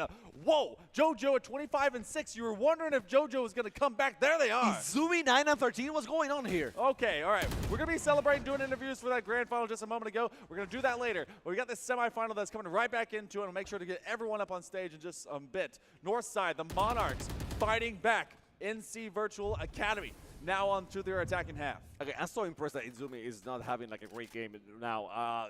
Being you know, that character, that player, and just suffering and not being positive on the KD. That's huge. That's incredible. That explains a lot why this match is so close to each other. You know what? There's probably a big conversation, and JoJo is probably, you know what? I'm getting sniffed out, probably by Ice Bear or otherwise. Ooh. And now, as they are having themselves a day, having themselves a ball game, they're gonna go into it. Now pressing the advantage, they're gonna walk it straight through. Got an Odin spam here from Azumi. Ice Bear's able to get quants, and now you have triple on the kill. They're not dead yet. From out of Gothic, the IGL wants to be able to come back onto the map. See if how they can swing this. They have to go and get a kill. They're going to think about using the ruse. They've got about half of that meter left to go. Got to press the advantage. It's a disadvantage right now. Looks like they do get one, and that's going to be off the showstopper. Egris, the blood red, makes them blood dead. We're dead even through 18 rounds. Man, that was hype. That was hype. You know, going into it, Egris getting all the kills, then the showstopper as well. Man, I mean, everything planned out pretty well, except, to be honest with you, when we were watching Izumi going with that Odin, and for whatever reason, I think he started reloading in the face of everyone else. Odin has more bullets in that. Okay, you don't have to be reloading at that time. If you've ever played with a saw in Modern Warfare or Call of Duty or whatever, if you shoot one bullet, it's time to reload. No, I play Helldivers. Okay, I know I have to wait. You reload the I have to wait. Okay, because you lose your mags. Yeah, that's exactly. Yeah. Look, I forget. I'm not playing Helldivers with you then. You did once, and then I saw you leave my lobby very fast. What? No, I didn't. I kid. He's a great teammate. We do down check. We're going to be expeditious. Ice Bear is going to bring it over on towards Jenny. As you have the one scan out, they do have one to sight. But as they try to take out one away, they're tagged away. Now with the lockdown getting employed on this attack, they want to create some space, secure themselves a position. Ice Bears told them that the upper corner is good to go. So, north side. How do they retroact on this defense? Their plant will come through, and they have just enough time. The Thrasher will be coming in from out of heaven, and that will lock down Noob. Thrash make contact, but they are not moving forward yet so much. So I'm a little bit confused on that. Now, finally, everyone that decided to show up. There is Izumi getting a double. Iceberg goes down by Gothic. Igris is now here. Izumi versus JoJo. Izumi is on a roll, but how much longer can he hold? Not much longer, and this is going to be Igris getting the defuse, and it's going to be 10-9 for Northside. Northside finds double digits. They find 2 in a row, and it was hopes and dreams on the other side with an Odin, but give it to Gothic that also created a pressure situation just outside of Tree. Timeout being called by NC Virtual, and it was, they cracked open the door, they thought they were secure, and then they were able to find them in the back line. Based on what this game looked like, at one point it was 5-1. That was in the first 6 rounds. Thereafter, it went 5-1 the other direction. Yeah. So an even first half, and now it's just been streaky. It's been, and I mean, wise time out. You don't want to let Northside, the Monarchs, to get any more control of the action right now. Jojo 27-13, dude. I mean, he's been a beast. Igris, since we came into the stream, decided, you know what, I'm on stream right now. I want to look good. Same thing with Izumi. It wasn't doing great, and now he racked up. I think it was 3 kills on that round with the spam of the Odin, but. The person that I wasn't expecting to be doing really well here, because it is, I mean, it was sent to Ascent as a backup, is Quamst, right? Yeah. Or was it a Noob? Anyway, both of them are not showing up here, are at the bottom of the table. On the other side of things, remember when JoJo was not doing well, Udu was. Yep. Yeah. So, and Quamps was finding some big, like, off-play impacts. So, going to see what Northside will bring back into it. Their retakes in the last couple of rounds have been successful and been really powerful. Ultimate-wise, you have post-plant with the Hunter's Fury out of Quamst. But Igris, are they going to be expecting the numbers game? Oh, they peek. They run. They walk away. Nope. Don't want to deal with any of that. Maybe can you throw it through the window? Does it work? Yeah. Okay. Yeah. Okay. Yeah. But they want to go direct denial from main. Okay. And that's been a few trades that have been happening. 2 been lost for Northside. So they still want to engage in pressure, especially because they now have 1 marketplace. One suppressed. So you're saying attack through marketplace? Okay, gotcha. Oh God. At this point, no one should ever touch marketplace. Ever. Another trade here. So it continues on the deficit for Northside. Attackers following suit. Trying to decide where to go here now. Do they go A? Do they go B? Moving around, finding the best plays, but they have to plant soon. They only have 30 seconds, actually 25 seconds here. So they got the bomb, but it's gonna be planted in. I mean, bomb, but it's a spike. I'm sorry, guys. Same thing, you know. Yeah. They got it planted on A now, so they lock the doors and now waiting for the right moment. Actually, setting up the defensive positioning here to avoid the 2 attackers, the 2 defenders. Iceberg getting Igris out, and Saturn getting Gothic as well. We are still tied, and the crowd goes wild. Look, I saw them lurking. They had to wait a long time while we did the grand final. Look, they were crowding our observers for a while. You know, if I'm a proud parent, friend, or otherwise, I would do the same thing. I'm like, what are you looking at? What's over there? We go 10-10 now as our first 20 rounds go back and forth. Hunter's Furies online on both sides. NC Virtual Academy off of an audible play. They knew that they were good to go on that plant because they used that recon dart up in heaven. North side, they stuttered. They were unable to keep them from finding some value, even if they simply dipped a toe on a B site. Now where they end up planting off too. Because the biggest difference, remember, was when we got the raise as well as the clove. And that was the changeup that Northside wanted going into this rematch. Udu was trying to find something there. Nothing. He didn't connect with any shot.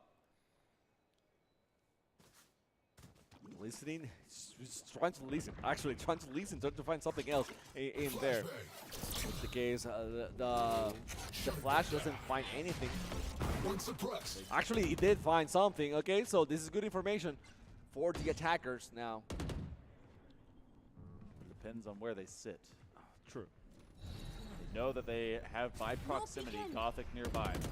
They're going to be scrapping it up. It's a 5v5 right now. The Hunter's Fury is going to try to deny the default. They're actually getting caught up in the wave of it. Udu's able to get rid of Saturn and Ice Bear and make it Azumi. That's a collection of 3 listening, and they're going to be listening to a flawless round out of the Monarchs. Udu found 4. That's 21 rounds down.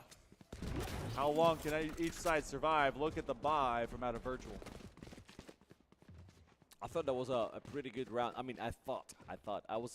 The way I was moving, I thought it was great for NC Virtual, and then all of a sudden it's like they go in A side, and it's over. It's doomed. It's like it's a trap. Get out! You know, it's not working out. That's how it felt at that moment. It's a trap. Yeah. Well, as NC Virtual realizes maybe you need to have the spike in the hand. They should, right? They should. North side. We playing delay, decoy, deny, and dismay. It's been quiet. It's been tense. Izumi looking for answers, looking for information. They're not going to get too much of either. I thought the Killjoy was going to find something, you know. They very well might. Skirmishing happening. This is a force buy. You see only half of a clove body go down. So Izumi off of the classic. This is going to be from the opposite side on the attacker half. Noob seeing what they can find. They realize that it is full clear from their ultimate, at least up into tree. Spike planted then. There we go. Wouldn't it have been better to actually use it now? You know, like to press in, yeah. or at least for deny. It's a great post-plant kind of defense, but kind of stuck in a weird way. Oh, they're able to get the spam out. That's going to be a trade again. Listening gets rid of Quamps, and now you have the Thrasher. Oh, caught in the corner. Oh, goodness, they are locked down now. Jojo gets rid of Noob, and they're trying to get the wall bang. They do get him looking, but no, that's just cooking straight through the ruse. It's a 2v1. Ice Bear versus the world as they have this spread. Oh, the catch him reloading through the box. Udu, this ain't no time. Izumi gets rid of Udu. 22 rounds, and we're no closer to finding out who's winning. Izumi just waking up late in the game, super late, but I mean this is where they need him the most, right? So he was way down. He was way down in the numbers. Now only 3 away from being not positive, but even on the KD, which I mean. It's not great anyways for a player that caliber, but you know that he is back into the action, so you gotta respect that. 3 high impact ultimates are on right now. Showstopper, not dead yet, and Lockdown. And you have to use them, right? I mean, not just yet, because there's gonna be 1 available round left. Okay, it has to get to 12 before we're on match point. Remember, this is still best of 1.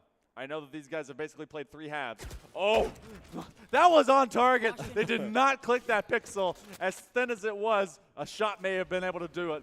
But Egress repositions. Now drone gets used. I'm pretty sure it's going to see like nothing because it was used way backside. So north side on this defense could find positional value here very soon. They're going to use that mosh pit out in the marketplace. Pizza going to be cleared out. Izumi trying to lead the troops. Wingman's going to go to clap some hands. Gothic finds him from behind off of the flank position. Now as they know that the numbers are clinched in, Ice Bear trying to dodge away from the showstopper. Egress is able to get him from that defensive position as well. Ice Bear wants to take on Egress. The eye versus the eye. Oh, hold your nerve, hold your ground. Ooh, now they're not Gothic. dead yet. They're going to have to chase him down. If they do that, it's going to make it so difficult. You ain't getting that one for free. Ice Bear takes out Gothic. It's a 3v4. Iceberg being clutch, I mean, that's usual. Finding, I think that's it. I mean, Iceberg go for the close, you know, and hit him hard. It is now 15 seconds here, and they have to plant, otherwise it's going to be a fail event. They are trying to find a way to do the planting. Is going to be on A side. They've managed to do so, so they stay alive for a little bit longer. But an attack here, Quamps and Woodwoo just combining each other to get side and Izumi.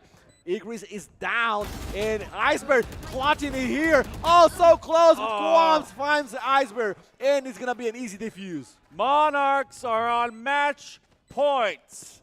They will be going 12.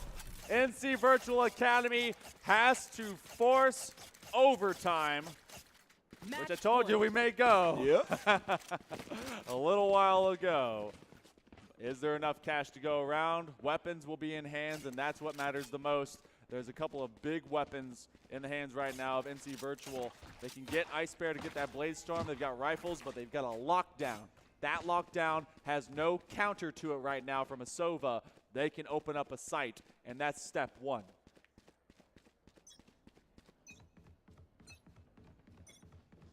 This one is crucial for Academy.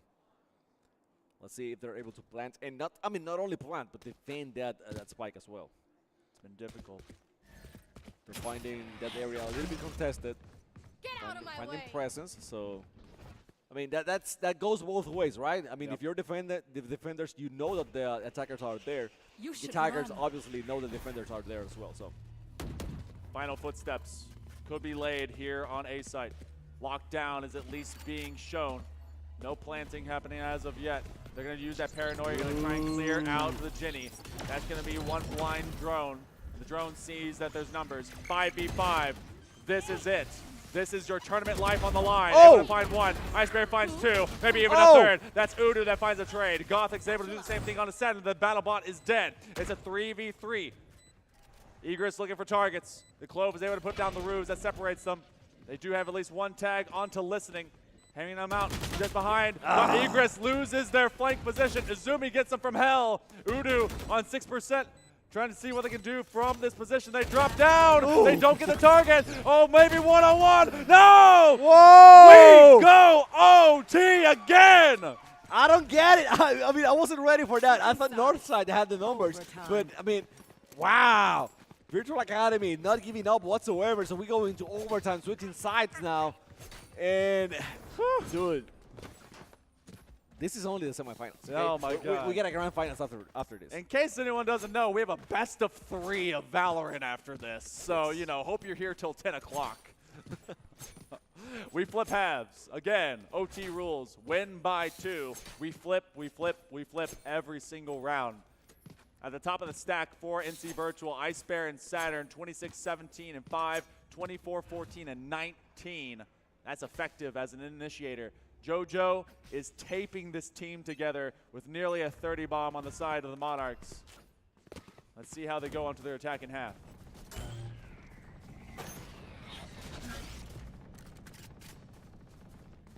Moving. I know you're not gonna like this. Yeah. Yeah. Yeah. It's okay.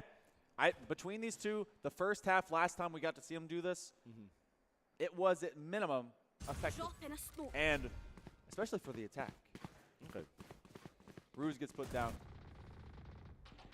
Izumi trying for off position, and they actually they got a running buddy with him, Quenst as well as JoJo. We'll find a couple big picks, and that's going to turn into a 4v3. The defense for the side of Virtual Academy is going to be lacking one member. And so now, we're going to be at least lesser one member. Plant will come through. Actually, these ones were Spike fine. planted. I mean, they went in through the market, and they use the arrows to check out the proximity. So they know exactly what's going on. I mean, not now, but back then they were really good at knowing what was happening. So, you know, they are locked down.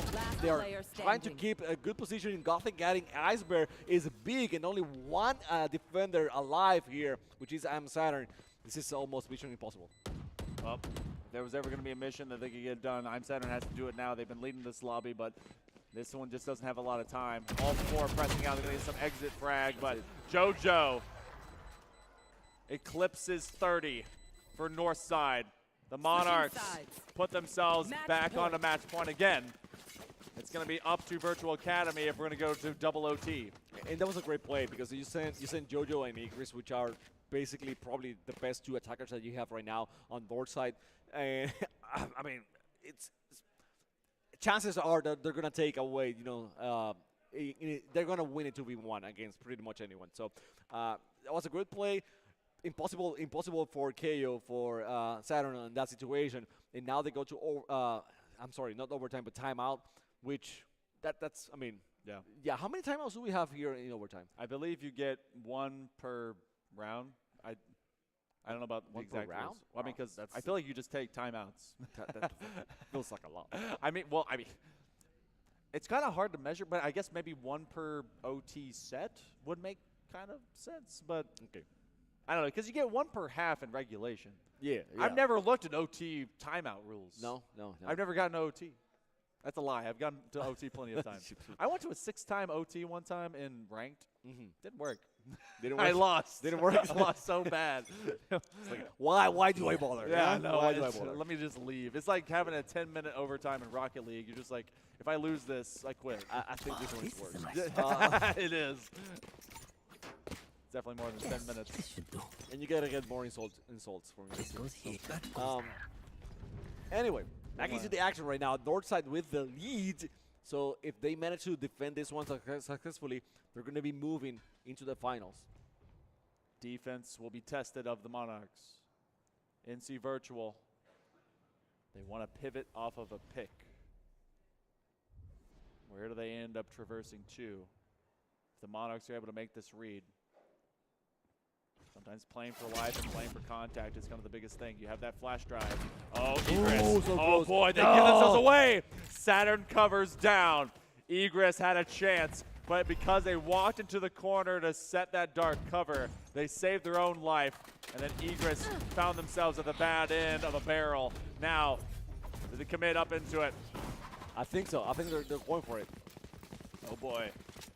I think they're going to have time. Yes, they're moving forward. They're going fast. It's going to be them trying to be plant on B. For some reason, the spike, okay, he moved around and was able to plant it. Like a little weird. Yeah. North side, they all bit on the rotation. Becomes a 4v5. Can NC Virtual defend the house? It's a fun house of death for the Monarchs. For the NC Virtual Academy. This could be the one way to continue living. Double overtime is what they want. You've got about 25 seconds coming up. Wingman was neutralized there. Spike is very close to no one's detonating. Huh? Oh, there we go. Finally seeing someone drop. JoJo and Gothic, they want to press back in. There's not a lot of time to be able to get that defuse, especially because it's covered on all corners. Listening and Noob will cover all entry points. We go double overtime. And that's what I was telling you. You're right. The bomb was very close to being to detonate, so they had to act fast, and that pressure doesn't allow you to be able to play as controlled and take the measures that you would otherwise. So yeah, it was the moment for Northside to win that. You know, I think so, right? I'm sorry, the other way around. They were defenders, so they were not able to get the win that they needed. But anyways, back into the action, 13-13. We got as you know, you need 2 games in a row basically to get the win and move to the finals. It's so difficult at times to string together 2 rounds, especially when you start going this deep into overtime, because you recognize that there is just, you've seen this team over and over and over again, especially with these 2. Technically, they've seen themselves 3 separate halves. Yeah. And that means that's just a lot. Cam goes down. They know someone's hanging out at least on site somewhere to try and get them peeled off of this side is a difficult venture. They use those paint shells to try and clear out top Jenny. That's actually going to be a big blind as well. That's Saturn. That finds 3 of them. This defense for NC Virtual standing up. Defenders very well set. They know where the attackers are. They traded in that one, and they're trying to. I mean, I thought they were going for the flank here. Not sure if that's going to be the plan or not, but it's only Gothic here alive, and gotta find. Actually has the spike, so probably gonna try to do it. All the spam. He got it. One. Oh, he turns his back. 14-13. You never show your back to the enemy. Gothic, the IGL will drop. Northside now is on the ropes. We're taking turns being on death's door. The situation here for me, I mean, as a non-player myself, is that once you get used to one round, I mean, one type of attack or defense, then you have to switch your mindset back to the other side right away, right? And whatever plan you had for one situation doesn't apply to the other. No. So it's like ever changing, ever dynamic, and you cannot build a rhythm with it. No, it's tough. You have to immediately be ready for both sides of the map. Virtual Academy, in recency, has been able to do that in comeback status. They've had to play a lot more attack here recently, but they keep having to flip back to defense because of it on the overtime. 70 seconds approach. North side. Where will they find first contact one more time? The Beacons want to light their own way. Egress down check. Oh, you peeked a little too hard, Azumi. You got caught again. Oh, that's Another 2. one. I would say maybe don't do it again. Iceberg trying to equalize the things a little bit here with that Quam skill. Although, I mean, the ones that Eagles got were here. Jojo getting Iceberg and Jojo getting, killed by listening to 2093. So a 2v3 right now. It seems like the 30 attackers seconds left. are setting themselves on B. Plant hard for B. All setting up. North side, the Monarchs want to come through. Dizzy identifies that someone's on deep side. Oh man, Ian turned away. Shock Dog's going to come out. That's a bunch of chip damage. They're being shot at from both sides. Now, Noob going to try and defend this from the tight side corner. Oh, the showstopper shows his face, but that's going to be a defuse. Ladies and gentlemen, we're going to triple overtime. Oof. You know, it was a meme last time when I said we'd have 6 overtime. I'm sorry, everyone. Please forgive me. It's not your fault. It's my fault. I said it. It's happening. It is not your fault. Oh, gosh. All right, well. We're going to get to 20 overtime. You know, that's it. 2020 well, actually, no, wait. It was 2018, I think. Not the year. The score was the highest I ever saw. I gotcha. It was awful. I loved it. It was on ascent. All right, we go right back to it. Who grabs advantage first? So far, correct me if I'm wrong, is the defending team the one that's been winning for the most part? Kind of hither, thither, and yon. It depends because both sides have had a chance to do it. So. There. Actually, I guess NC Virtual did have a good defensive half. So, yeah, you're going to see a lot of defense really sussing it out because there's only so many plays you can do, and they've really sniffed out a lot of them. So, Northside is going to try and get creative. Change up where they put pressure on some of these lanes. You basically have 3, considering A, B, and Market. Gothic. Where do they set up their smokes? Maybe all of the decoy. Oh, man. That's going to be the Disney that gets deployed. They're going to use the metal. No one's there, but Udu gets noob.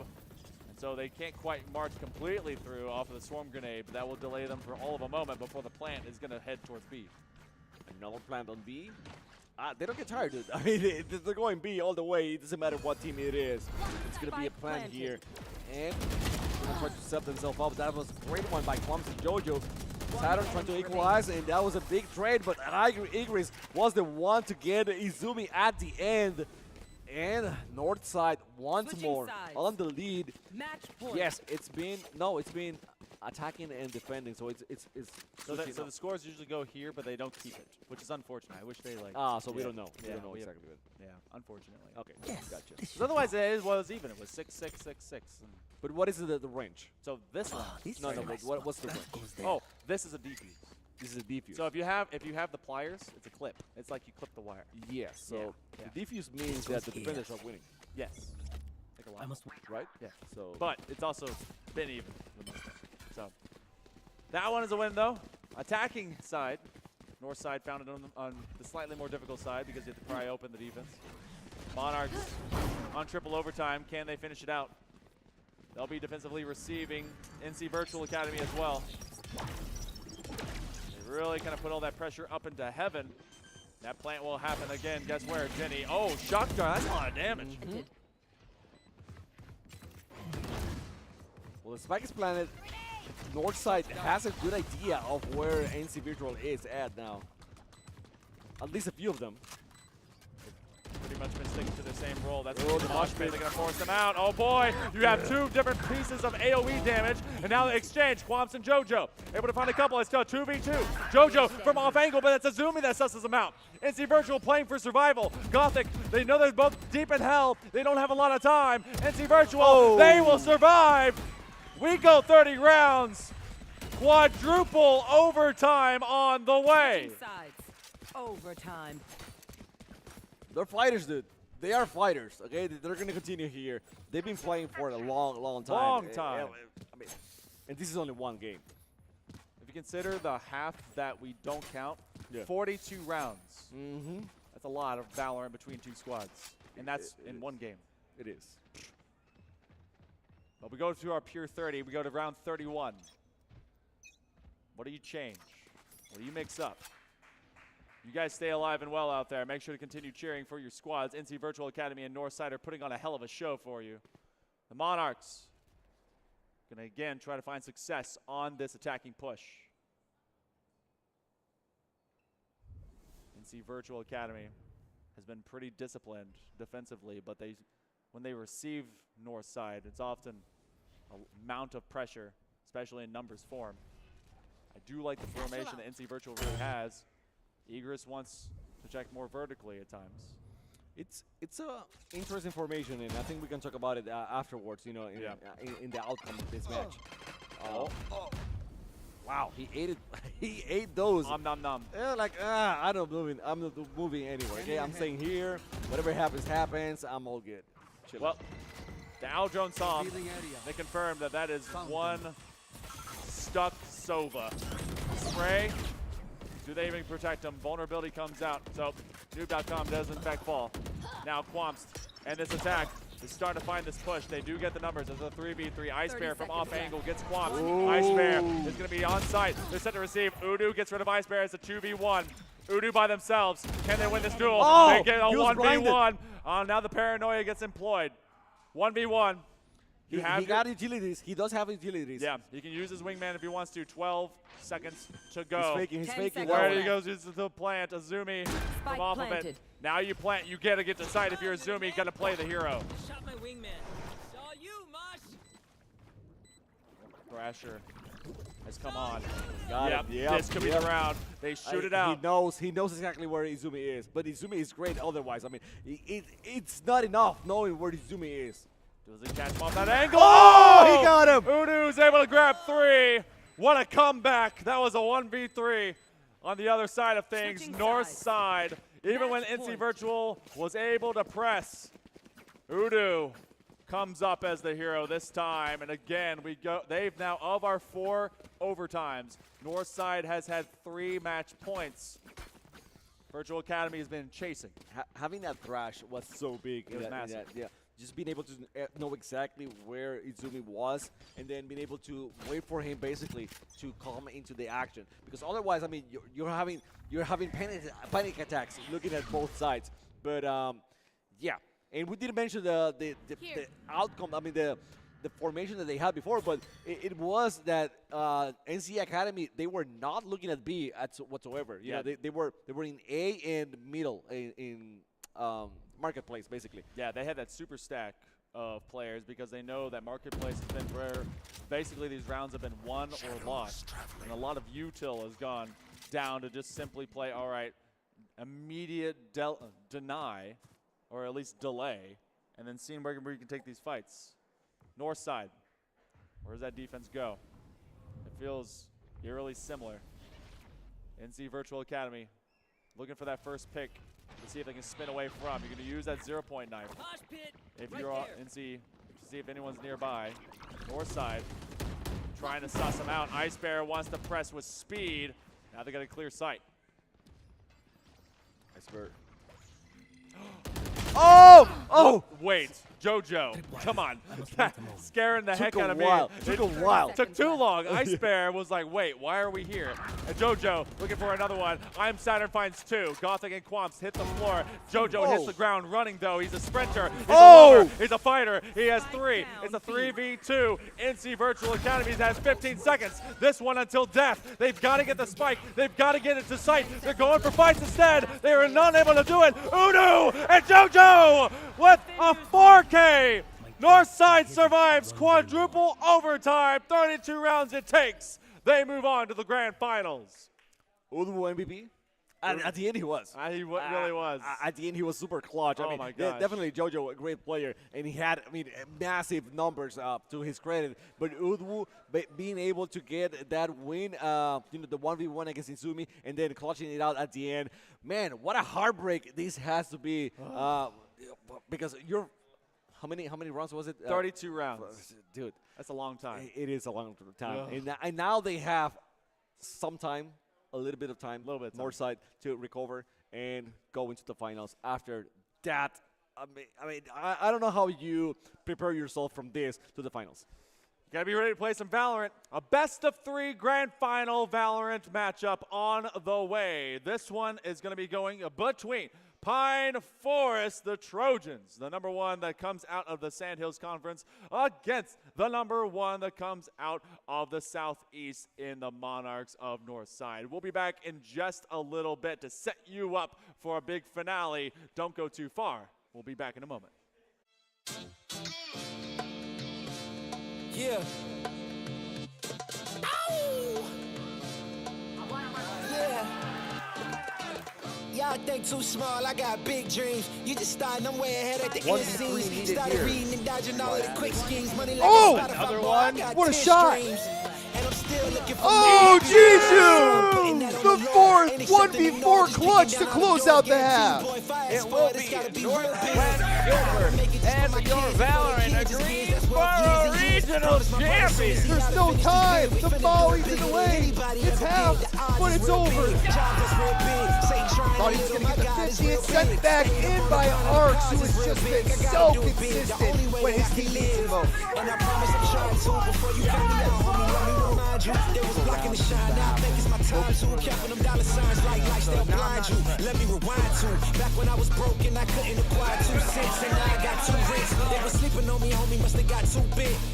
Call my phone, I be like, who this? Damn right, hell yeah, I'm brand new. Smell like can too. I'm fresh forever like canned food. Try and tell me what I can't do. I wanna see the world, my vision on Shamu. That mean I got.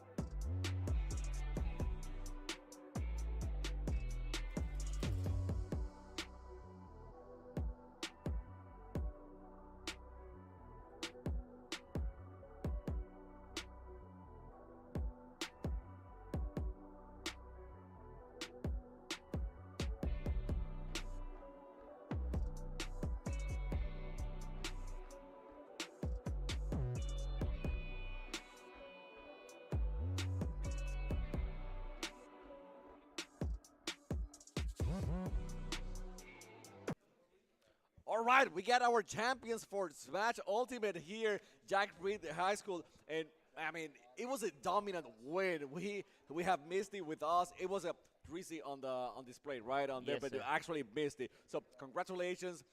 It was dominant. It was super dominant. How you guys were you guys feeling that it was gonna be quote unquote that easy to make it all the way to states? I mean, yeah. Yeah. We have been practicing for a while, Uh-huh. so I expected this. Okay. So you were playing with Ness, if I'm no, it I was was playing with me Gunner. Huh? I was playing with me Gunner. With me Gunner. Okay, so I needed a refresher. You were playing me Gunner. It was kind of easy going against was it Link at the beginning? No. Yeah, it was Link at the beginning. It was Link at the beginning. But then Ace decided, okay, I'm gonna use me Gunner too because you're spamming. That's all you're doing. And I mean, what did you think to yourself at that point? I was a little bit caught off guard. But, like, after like the first minute, I like kind of figured out what he was gonna do, and I started punishing his bad options. Yeah, I felt that way. It felt like, he caught you off guard a little bit, but then once you realize that what he was spamming, it was like, well, I'm not going to play from the outside so much. I'm going to, get in his face a little bit too and make him regret that. Is there anyone that you guys are looking forward into states right now? Looking forward to? I'm ready to play Palisades. They're pretty good. There you go. Have you been studying them a little bit, or Yeah, you're they confident? made it to states last season. Yeah, and I've been excited to play them again. Okay. Especially Crown, C-Round, because he plays Sheik and we play a lot. Sheik is sneaky fast. Yeah. Okay, I like that. Okay, before I get your teammate back here, any shout-outs that you want to give to anyone out there? I want to shout out my mom. I want to shout out Mup Kippo, Pikamir. I yeah. know you. That's really it. Okay, so I mean, every single time that you guys say your parents, mom in your case, it's huge because without you guys, it wouldn't be possible to have all these high schoolers here on LAN events and participating in everything. So I appreciate that. Anything else? That's it for now. That's okay. all it for Let's me. get Cornbread here as well. Take your time. Don't rush it.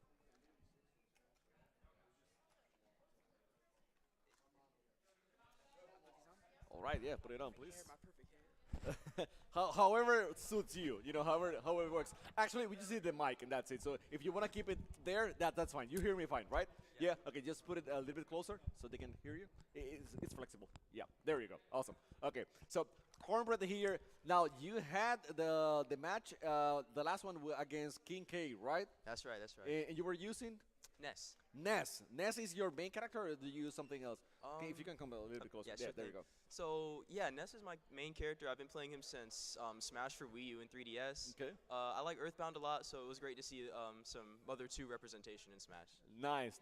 So it was the first fight. It wasn't against King K, right? It was a Banjo Kazooie. Yeah. Banjo. It was. I mean, it seems like Banjo didn't bring anything against you, right? I'm not gonna lie, it was a challenge. It was a challenge. Okay, good. I don't see a lot of banjos online or offline, so it was definitely a pleasant surprise to be able to get some matchup experience today. Yeah.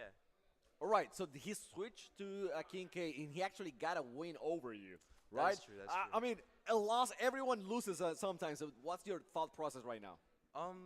So the part of the match where I got shield broken was definitely a wake-up call. As I remember that. Yeah. As a Ness, we've got good aerials, a lot of multi-hits, so when I see a heavyweight, I'm not usually concerned. So today was definitely a surprise to fight a King K rule that was like giving me a lot of challenge. So when that shield breaking happened, especially, it was like a wake-up call I needed to lock in. He was very mobile with that King K, and then he would start spamming that belly flop, which worked a little bit. It worked, but then you were able to counter. So I mean that's big on your part because I always say you might have a big set list of moves and everything you can do, but if you don't adapt to your opponents, then you're fried. Absolutely. So you guys were great, both of you, on that. Now, any shout-outs you want to give out there to anyone? If I listed everyone I want to give a shout out to, I would run out of fingers, but I'll do my best. I want to shout out Ronald and the gang. I want to shout out EJ, Haley, all the friends I made out of band, Chase, Jacob, that friend group. If you're watching this, I'm shouting you out. Okay, there you go. And any school whatsoever that you are willing to, that you want to face off on states. And shout out to Ethan too. I know you're watching. There you go. What was your question? I'm sorry. Any school do you want to face off on states? You're looking So forward there. I'm actually not familiar with the scene at all, so I'm gonna take whoever school I get matched up with in stride. In stride, I think is the saying. Yeah. Well, I will actually invite you to check the vaults of the other events that we have had and see how they have performed in the finals, right? To see who's going to be your opponents at the States. But anyway, I mean, congratulations, you guys. You look amazing, both of you. Hopefully you have a great showing over there. And we are going to take a quick break and come back with our grand finals with Valorant.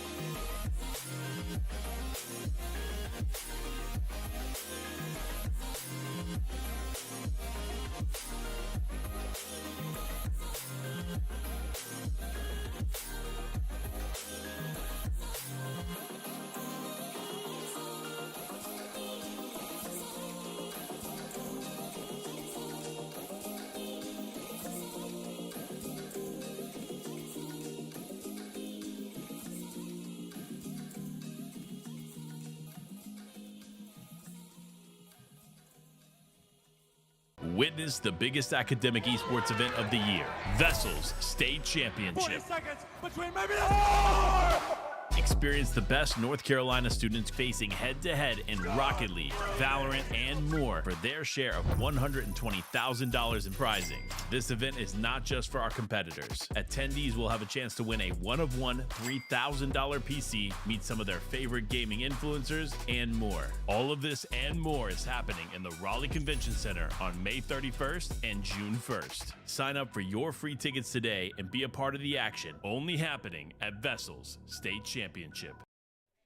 Welcome back, everyone. It's been a long, long day, but grand final time here in Wilmington, North Carolina is going to come on live and loud. It is Valorant. It's the end of the road, but it's not quite done yet. 8 teams, 6 have fallen, 2 remain. We have to decide who's going to that state championship. Exactly. The 2 that remains are the 2 that has been taking everyone else out of competition, and it's going to be a banger. I mean, I hope it's a banger. It's going to have Northside, is it right, and Pine Forest. Those are our 2 schools ready to get it on right now. It is going to be a best of 3 between these 2 schools. So, I mean, if things keep escalating the way we're doing right now, yeah, at least a 19-17. That's going to be the least that I'm expecting right now. So I'm kidding. That would get us to sextuple overtime. So yeah, that would be interesting. So it has in fact only gotten more and more and more intense. This time around, it is in fact a best of 3. Best of 3. In case you didn't know, both sides get a chance to pick maps and pick sides opposite of the pick that comes through. Pine Forest Trojans, they actually picked second, so they will be going into a guaranteed ascent, which we just went 32 rounds in. But for this one, this is map number 1, Icebox. This was picked by Northside, and with some recency bias, they actually won in a reverse sweep in the Southeast Conference Finals over West Craven, 13-2. So they do like Icebox. They do love Icebox, actually. So this is going to be tough. It is weird that we're watching Quams once more in the team this time around, because he was sent into the team because they were playing Ascent before. So I don't know why. I don't know why they kept it, but they won and they got all the way here. So maybe that's like a reward for being a good player last time. We're watching at the picks right now. It seems like Pine Forest is set with their picks, but not so much for Northside. However, there is another Weebu storyline here going into the finals. I know that you guys, maybe some of you watch anime, some of you do not, but divert your attention over to both Sungjin Woo on the side of Pine Forest and Egris the Blood Red on the side of Northside. That's from one of my favorite manhwas, as well as one of my favorite anime that came out in the last few months. Those 2 are mortal enemies that then later become friends, based on Sungjin Woo turning them into their own summons. Will this be the same kind of storyline? It's written thematically, but it's also written dramatically. It's going to be a heck of a fist fight. We go into our first bout of our grand finals. And make sure you guys stay alive and loud out there. You're going to be cheering for your students, for your players, for your fam to see if they can get that first step to state championship level. The first thing that I really look out here, Vipers are back. Doesn't matter if they got It's the same teams, except for Sova and Omen. Yeah, that's actually the key concept, too. There is a double smoke because you have your main controller and your off controller with the Omen, and then the Sova is trying to grant more intel. That's the only difference. Every single agent, every other agent, it's basically the same here. So that's going to be very interesting to see how that kind of a small change actually impacts the game. So we shall see. I mean, Pine Forest, they had a rough time, but they look strong in the end. And Northside, we know they don't quit. So this is going to be a match of hearts. These guys, they have hearts. They're going to be fighting the whole time. The difference is going to be probably who's able to stay consistent for the longest. And right now, you know, it's Can, getting a double kill right there. Igris doing its thing as well. Planted. I'm not at all surprised to see both of the IGLs of Can and Gothic. First off, in this grand final. Second off, on controllers on Viper to be able to maintain just overall control of the map. Gothic gets a wallbang headshot into Kendrick Lamar, and if we remember correctly, Kendrick was wild out there. We talked to them in the booth. They were able to get a 34 bomb to get themselves in the right position. Sungjin Woo, can they navigate into this 1v2? They already had pretty decently low health as well. So Pine Forest in this 2v1. Oh, it's gonna be a tough one. Round number 1 goes over to the Monarchs. North side. I'm not gonna say making quick work, but they managed to get this pistol round. So yes, just to refresh memories, Kendrick has been the most consistent player for Pine Forest, and the most consistent good player. Let's put it that way.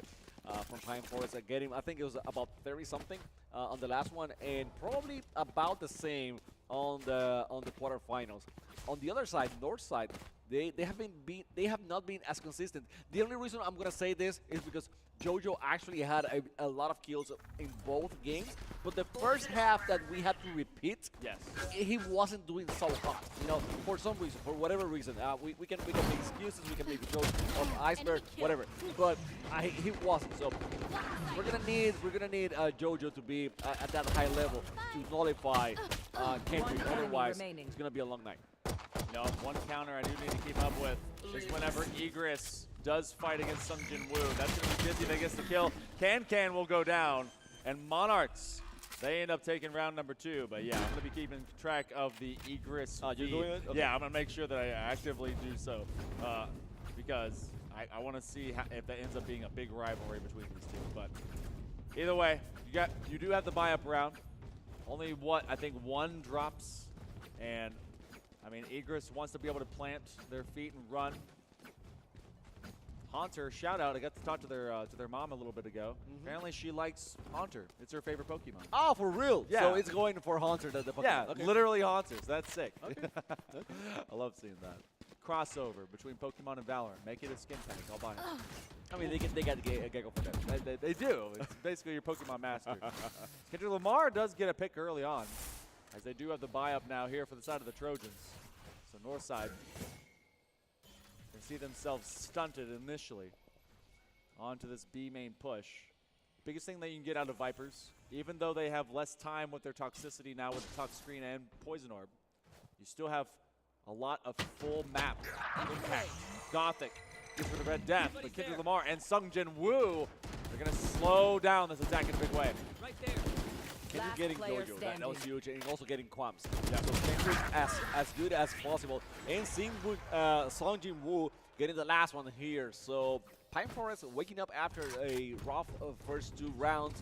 Again, those 2 rounds, they don't tell the full story. They don't tell you what's going to happen in the game. But it's 2 rounds, right? And so as we have seen this getting closer and closer and closer every single time, you want to get advantage of those 2 rounds. At the beginning and at the switch and everything else, because at the end of the day, those are 4 rounds in total that add up to a lot. Sharing some of the wealth between themselves. Pine Forest will have a full rifle round to go against Northside. Gothic staring at their Poison Orb and wondering why. Like a whoops. Wonderful. Gothic did exactly what I would do, just like, why, man? Why am I here? Poison Orb will fall. They do send the Tox Screen to cover regular screens here on A. North side. Gonna prime up Igris. Oh, that's going to be a Thrasher that's found. Igris gets really kicked to Lamar, especially after Gothic is gone. They go over the top rope. Haunter hits the doormat. We are going to be planting for A. Playing fast here from the north side. For the plan, waiting. Oh, he's gonna get 1, not the other one, but at least has the information, knows that there's another player over there, so teammates can actually, do the deed and help out a little bit. The crash. Ooh, good aim. Able to just barely get away from the big goldfish, but this plant, it feels impenetrable. Pine Forest can considering the options. If they can get one pick, they may pivot on it, but otherwise they may just also save themselves the hurry. Sungjin Woo gets rid of their doppelganger and Quamps. Use that dizzy, and as they are blinded out, Red Jet sticks to their guns. Udu, Sungjin Woo, can they find this 1v1? There's just not enough time. They'll still commit to it. Sungjin Woo's been told to run away, keep their life in their own hands. Can they even gain enough ground? Oh! Right at the line. Sungjin Woo will fall. That's three. Maybe if he hadn't used the orb, would have time to get out of there. Yeah, maybe. Like for all of a half second. It's just a tiny maybe. I'm not sure. Like a little maybe. Yeah. Because there was no need. That thing kills you. No matter what. Yeah, no matter what. So why give you some health? It doesn't matter. So, anyways, that was a good use of the bomb for north side, planting that spike or spiking the spike. And just keeping good control. I love the way that Igris played that ahead round. Using those levels. This is a map where you can use height to your advantage very well. As we're watching right here. I mean, Igris loves to be up top and then try to lurk for those people walking down, so he can actually get that kills. Right there. Udu was massive just a little bit ago on Ascent. Oh, and Egris back line off the rotation. Kendra Lamar is able to take down the rest of Egris's Spike planted. So they're going to have a weapon upgrade. This is a save round or a half buy here for Pine Forest Trojans on the back end of things. As the Monarchs try and keep them led by the nose, but there's a lineup of protection, at least from this plant position. Kendrick Lamar in a 1v4 situation. They don't really have to aim for a save. That was a free weapon they picked up off the ground. Oh, the Paranoia claims nothing. Find Udu. Push the advantage. Oh, wow. But they do put some damage out, but that's a 4-1 diff right now. Monarchs starting to pull away. Man, those are big wins, especially killing Kendrick, killing Sungjin Woo. And yes, I am not upset whatsoever by this time out with Pine Forest. I'd rather you attack the problem from the early on rather than wait until it's too late to actually do something about it. The previous round, speaking not to the one that just happened, but the one before, being able to pick up that Thrasher really does allow for a consistent threat factor to just exist for so long. And I feel like Udu is going to really be able to do a lot of that on Icebox because of how contentious it is to find sight lines around a lot of these 90 degrees. They're already one away, by the way, from being able to get it back. If you can get that every 3 rounds, that's huge. And Egris, I mean, they can basically trail behind their trail of blood that they leave. There's a bunch of bodies in their wake because they've been able to attack on all fours, and Udu finds confidence in that. By the way, I was mentioning, a consistently good players here, and JoJo not being one of them. So right now, I mean, 1-4. That doesn't mean that he's not gonna come back, right? No. He might as well.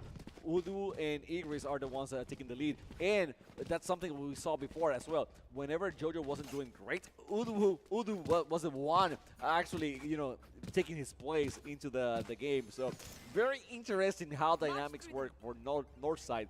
And this is not a knock on JoJo by any means. No. The team is actually winning right now. So guys, keep doing whatever you're doing. But it's just a fun little thing to watch out for. You also play when you're an Omen with a Viper combo. You're playing as an off controller, so you want to keep your Viper alive, and that's been done consistently. Haunter, she's able to get rid of Egris, so a massive threat already off the field, which means Udu has no one to walk behind. Cover going out. That does draw a few eyes by the defense. But the plant will begin on the opposite side of the map. Everyone already looking one way. With the Kaya looking, that single threat was able to get 2 to 3 agents off site. And now it's going to be even tougher to get back. Exactly. So defenders now having a rough time. Going through, they actually, they have to go through it. They're moving forward, so it's going to be a good opportunity now for Northside to actually take some leads. There you go, Kankan actually getting clumped. There it is. Thrasher coming right out. He's going to be shot immediately, trying to use that dizzy. Oh, Kankan, wallbang headshot.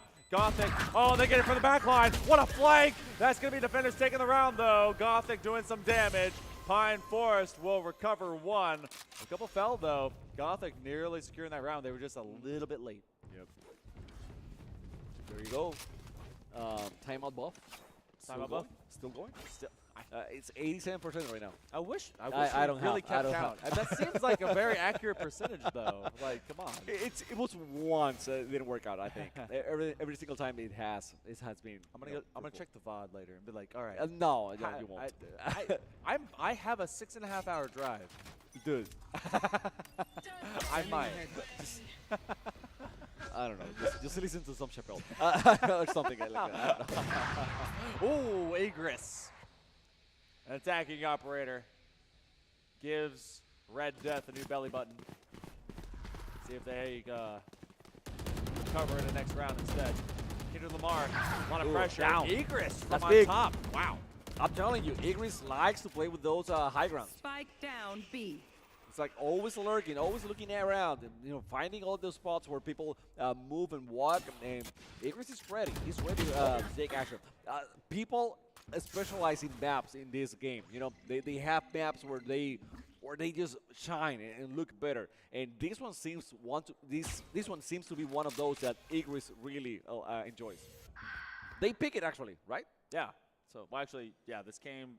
The North Icebox side. picks was from Northside. Yeah. So yeah, they definitely love this map in particular. Last time they played on it, this is actually the max amount of rounds that they allowed West Craven to have. 30 seconds to go. 30 seconds left. Where will they navigate? They still have the high ground. A revive. Yeah, that's Kendra big. Lamar, and that's a bait. Ah, what? Oh boy. Opposition. This Spike is struggling. They have to get into the Viper pit. Oh boy. They get him with the judge. Can under control. And now that's Can doing a big dance on their bodies.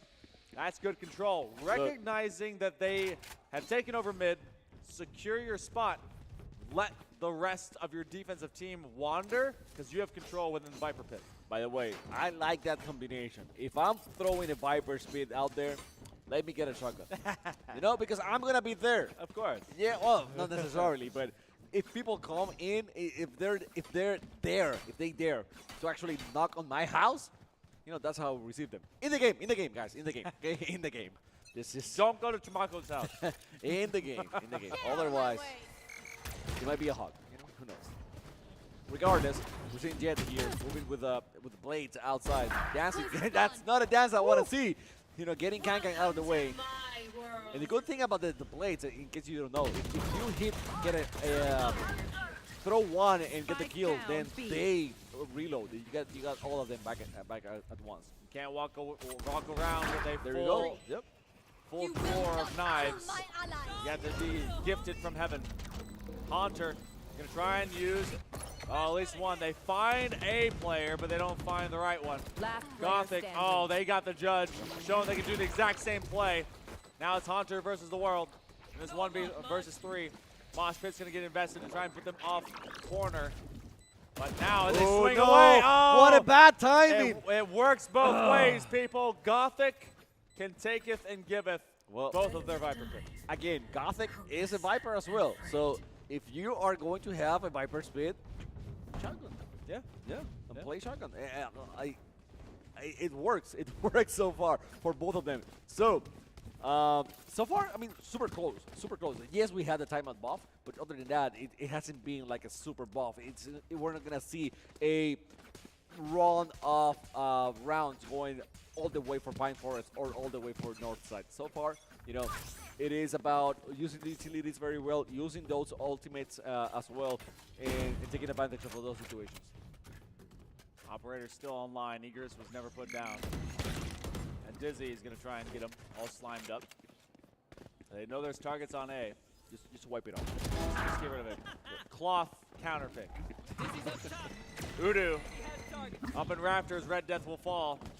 Now they're trying to insert, but JoJo now getting large. Kendra Lamar pops knives. It's basically an ego pick. Whose ult can find value between rounds? Igris on the operator. I guess that's their ult. Haunter is the most recent to fall. And Quamst rends out Can. That is doubling up the lead here for Northside. 15-7 for Igris right now. 15-7, okay? This is round 9. I mean, only 9 rounds played. Let's put it that way. Yeah. And I mean, it's the highest death count on the team, but it's at the same time. I mean, it's a over 2 KD, which is super solid. So I'm convinced. I'm convinced this is the map that Igris wants to play at. I mean, this is the first off, the first map. Second off, they're always the first one in. If they're the first one in, especially as a Jet, you better be getting impact, because otherwise you auto-picked for nothing. Now as they down, check out in mid again, familiar high ground position. There's that spike into travel. Egress gets rid of Red Death. Oh, another one on the Sungjin Woo. And Kendrick actually paid back to Igris. Okay. Every Marshall is an op. You just have to hit your headshot. Just got it again in Gankang. And Kendrick, another snipe out of the way. Dizzy has targets. Kendrick Lamar finding another one as they are able to upgrade weapons. Thievery afoot, 3-2. Last player standing. Making it just one. JoJo will find it on off angle, and you're surrounded on all fronts. Blocking sight. Oh, that's another one for Kendrick. And Udu was able to get him out of the way. We got a 7-3 lead for Northside, and this goes against what I was saying before. Okay, I thought it was going to be a close matchup between these two. Yep. Just slowly but surely, Northside is taking more and more of a lead here into the first round. And I gotta say, it's because those snipes, they hurt, they bite. those are like mosquitoes in the bitch, Yeah, I don't think I ever want to experience being stabbed by one, especially one being thrown with such accuracy. No. I feel like that would be very painful. It's annoying, though. I would say annoying and painful go hand in hand. But what I mean is, okay, let's finish. I'll let you know what I mean. No, I have a good hint, but Kendrick Lamar trying to hide it out. The paranoia is going to come through, but they still get the kill onto JoJo. This defense finding territory, and they steal up space up into mid. And now in a 5-man survival effort here by the Trojans, Northside is separated. And Kendrick getting healed as well. That's the beauty of having that Sage on the team. So, moving, they're finding Songjin Woo. And man, I mean, that he couldn't do anything. Igris finally, getting a few kills here. Trying to get another one, but Kendrick is the one with the upper hand. And what I was saying about Igris is that Last round it in limits the movement as well. That's what I was trying to get at. That's true. It's when you have such a player with such a an OP snipe, they will make you second guess yourself. Should I go this way? Should I move this way? I mean, because it's so hard to actually get information when he's so far away or they're so far away. Tendencies for especially your high kill rate agents. As soon as you identify where you are, you feel like you want to rotate away. Oh, Haunter, she gets rid of Egress immediately, which is huge because they were just peeking a little bit of that round head. So, getting rid of the operator. The Thrash are going to be using opposite, trying to clear out this A site. They're going to find two. They lock down at least one. So, Udu on the Dizzy. They find Quamps. Songjin Woo is able to defend. Haunter will eventually go down. Songjin Woo from on top. 3v3. Songjin Woo now trying to establish themselves once more. Oh, revive. Oh boy, Gothic dodging everyone. Gothic is on fire right now. Gotta be careful with him. He's gonna get Kendrick. So close. I mean, he saw Kendrick, but the smoke just blinded him and couldn't get the. Oh! Wow! So close proximity. They trade weapons. Oh! And Kendrick launch. Kendrick Lamar dropping off Spike. That's the last round of our first half. 5-7. You know what? They were pulling away. We saw it a bit ago. They got to 7-3. That was some big damage, but Mind Force don't let it get it too far. Well, I mean, they had a timeout for a reason, right? And the thing with the timeouts is that whatever you were working before, even if it's not working for a few rounds in a row, you still have a strategy that you can fall back into and try to make a little adjustments. You don't have to go from 0 into now trying to figure out everything else that's going on, right? So I guess, and this is a big guess, right? That having that timeout before helped them out to actually manage to get those last 2 wins in the first half of the match. So we're going now into the second half with Pine Forest just trailing behind, but not as much. I mean, this is like within reach, right? You win 1 pistol round, and suddenly you're going to be in a good spot. We have seen it before, though. Oh, yeah. Now, if you are the 7 of Northside, you win a pistol round, you're in an even better spot. Yeah. I'm going to drag it on back. Quam's caught out. Sungjin Woo gets rid of their twin. Spike wings. They were just trailing into the acid. Right on the steps. Gothic spotting out 1. JoJo has been so much better on defense, typically on most of these maps. They gave rid of Sungjin Woo as well. So now it's into a 4v2 Pine Forest. Could be seeing this one slip away from themselves. Because Lamar off angle, they see at least 1. Can they get another one from server? Egress up on top, ruling like the king they are. Haunter is unable to get Gothic. And that is going to be Northside, the Monarchs, getting themselves up to 8. That team in particular not going to let this tie happen early. Exactly. You mentioned it. You mentioned the possibility, right? You win that round, and then you're going to be in a good position. Then they're going to have the advantage here in the second round. And this is quite possibly, it's going to be a 9-5 in a few moments. So, Igris, you see, going back into the snipers as soon as he can. Not going to blame him by any means. It's been working out very, very well. And on the other side, not much there that they can do with the economy that they have. Yeah, they're going to commit to the full save here, which that's one of the smartest things you can do, especially whenever you see yourself possibly losing out. And seeing this go 5-9. But Pine Forest will try to go with speed. Maybe try to outplay at least on that factor. A nice dink. And the follow-up by Sungjin Woo was able to at least get rid of Quamst. So, trade for trade. Plant for plant. Red Death finds Udu as well. All right, from off angle.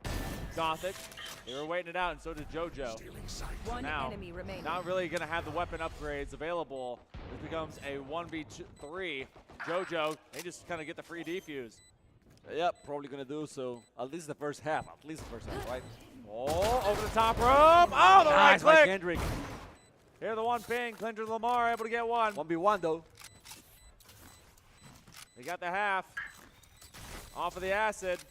Snakebite, they can't go either way because they'll be vulnerable. Oh, and they'll die eventually. Forcing Kendrick to have to go straight through the snakebite. Super well played by Gothic. Oh, yeah. I gotta say, Super smart.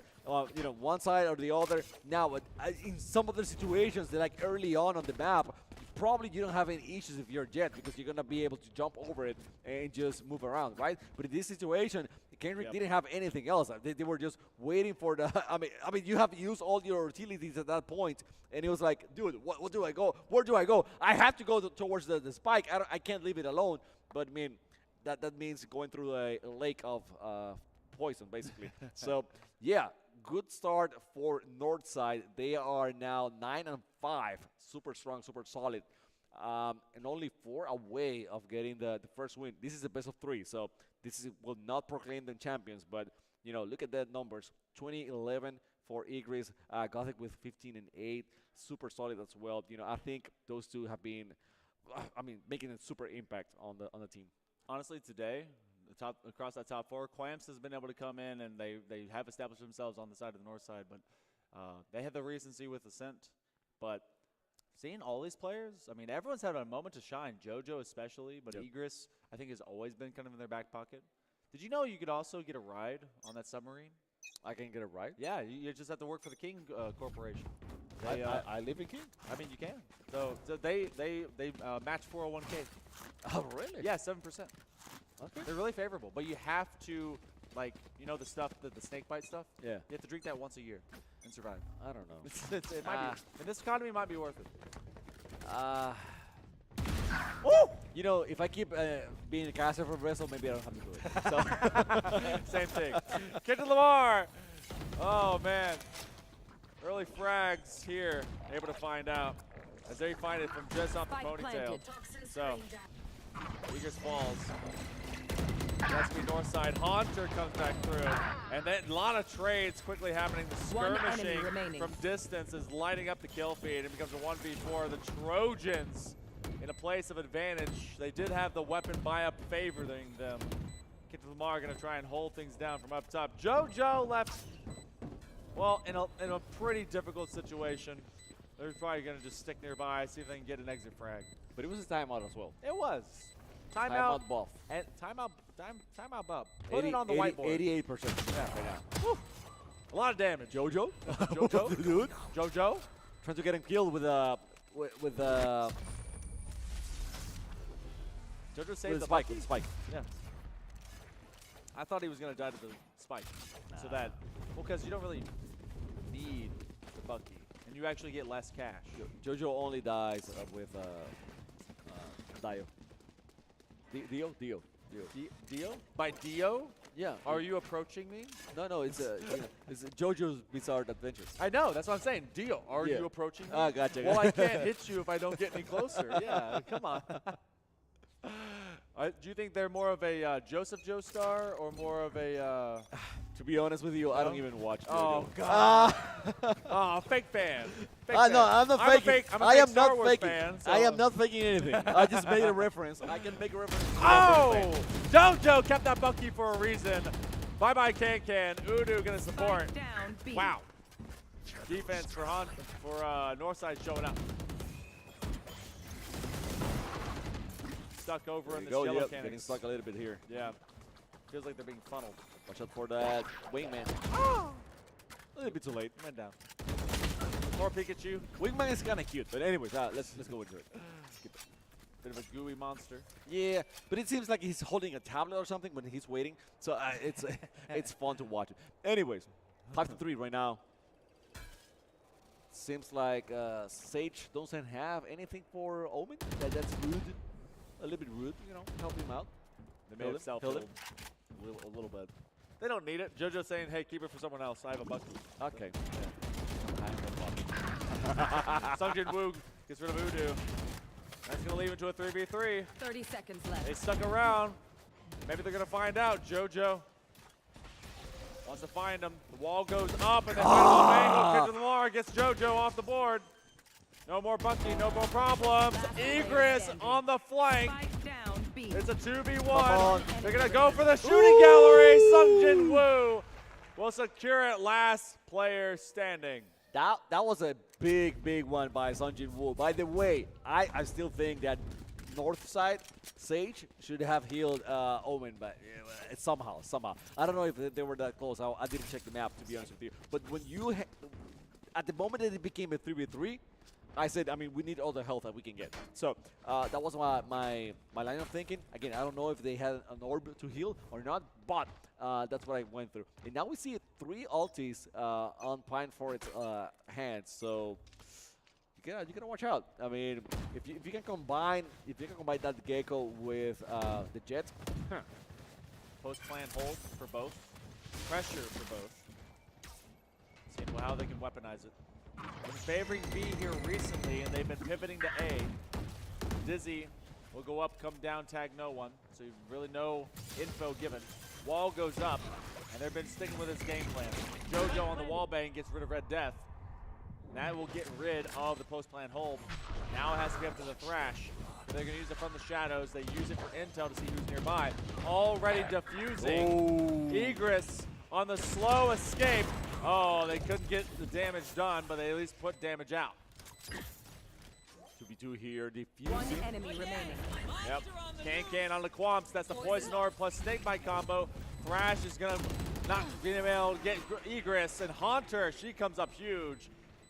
Slowly recovering. 8-9. And the thing is, right now, I don't see Egress as dominant as before. It was I think 20-11 at the switch or something, something like that. Now it's 21-14. So Egress super hot, super on fire on the attacking sides. Once we switch sides to defending, it's been like quite the opposite. Kendrick still solid, still very strong, and Sungjin Woo, taking charge as well for Pine Forest. That's the difference as well on being able to follow a duelist who is establishing space on attack versus one that has to read the attack that's coming, especially out of Pine Forest, and then answer into a 1v numbers skirmish versus having the numbers on their side. Pine Forest, they have been pretty consistent on both ends of the map right now, north side. But, I mean, we talked to it. They did surrender the first 2. That's off of the pistol round. But the last 3, after that spin, have gone the way of the Monarchs. So, or rather, sorry, the way of the Trojans. So, going to see how that can be resumed. And I think that's also why this timeout was brought. Yeah. They need Egress to get back into killing form. Yeah. Find that I mean, it sounds bad in any game, but gotta go back to camping, and setting those sites. Because yes, you can set walls with Viper and everything else, but having a sniper there, I think that's the best wall you can set, right? Like, no, I'm not gonna go through that. And maybe that's part. Oh, bro, Sungjin Woo just getting Egress out of the way. That goes into the notes. And do we have a scoreboard for that one? It's currently very rare that they see each other. 2-1. 2-1. In favor of Egress. Spike planted. Oh, Kendrick Lamar finding Gothic. Did not think that he would be seen. A Red Death. Quamst just got to turn around before the Bucky shell hit him straight in the old dome piece. So, north side already just down to 2 survivors. And tied? Are we gonna off be this tied? flank position, JoJo gets rid of Haunter, and they play for their life. I think at this point, you walk away with what you have, and I think an exit frag like that, pretty nice. I'm with you right there. Although, if I'm Pine Forest, maybe send someone to look for them, hunt them down a little bit, but that's not gonna happen. The spiked spike is gonna kaboom away, and it will kaboom, and we resume into a 9-9 tie. I like how you rhyme kaboom with resume. They pay me for that. I don't afford that, but yes, it's part of the deal. Just the onomatopoeia and the rhyming. Anything else? They were looking for. I do pro bono. They were looking for a Ginger Shakespeare, and I was like, well, I guess I can be some of that. I'm glad we're laughing. No one else is. No. We know we're funny. All right. 9-9 though. 9-9. It's even here. I mean, just looking at the first part of the match, I wasn't expecting the Pine Forest to be this close at this late in the game. Mostly because it was looking like it was pulling away in leaps and bounds, but we have the equal but opposites ults online for what's going on right now. You have the Hunter's Fury on this attack. Oh my goodness, JoJo! It just took him a little too long to kill Can. Haunter was able to come back to it. The revive will come through. Can gets to rejoin the battle. Egress, seeing a lot of this util dump into mid. That's going to be where they will rotate onwards. So that means a fight is going to be happening in kitchen. Sungjin Woo gets rid of their doppelganger. Same for the other side, but Sungjin Woo is good for 2. Sungjin Woo has been amazing since they changed sides. Again, Kendrick has been great all the time, but Sungjin Woo, man, on attack, dude. I mean, it's been a beast. I want to see the KD. I want to see it after this round because I am sure it's close to 2, and it wasn't close to 2 before the switch. So we get another win right now for Pine Forest. And how many in a row has it been? 5, I think, round. We're about to see it. Yes. Wow. Yeah, this attack. And Sungjin Woo 21-10, dude. Yeah. Egress has gone quiet. Egress is not even using the snipers anymore. No.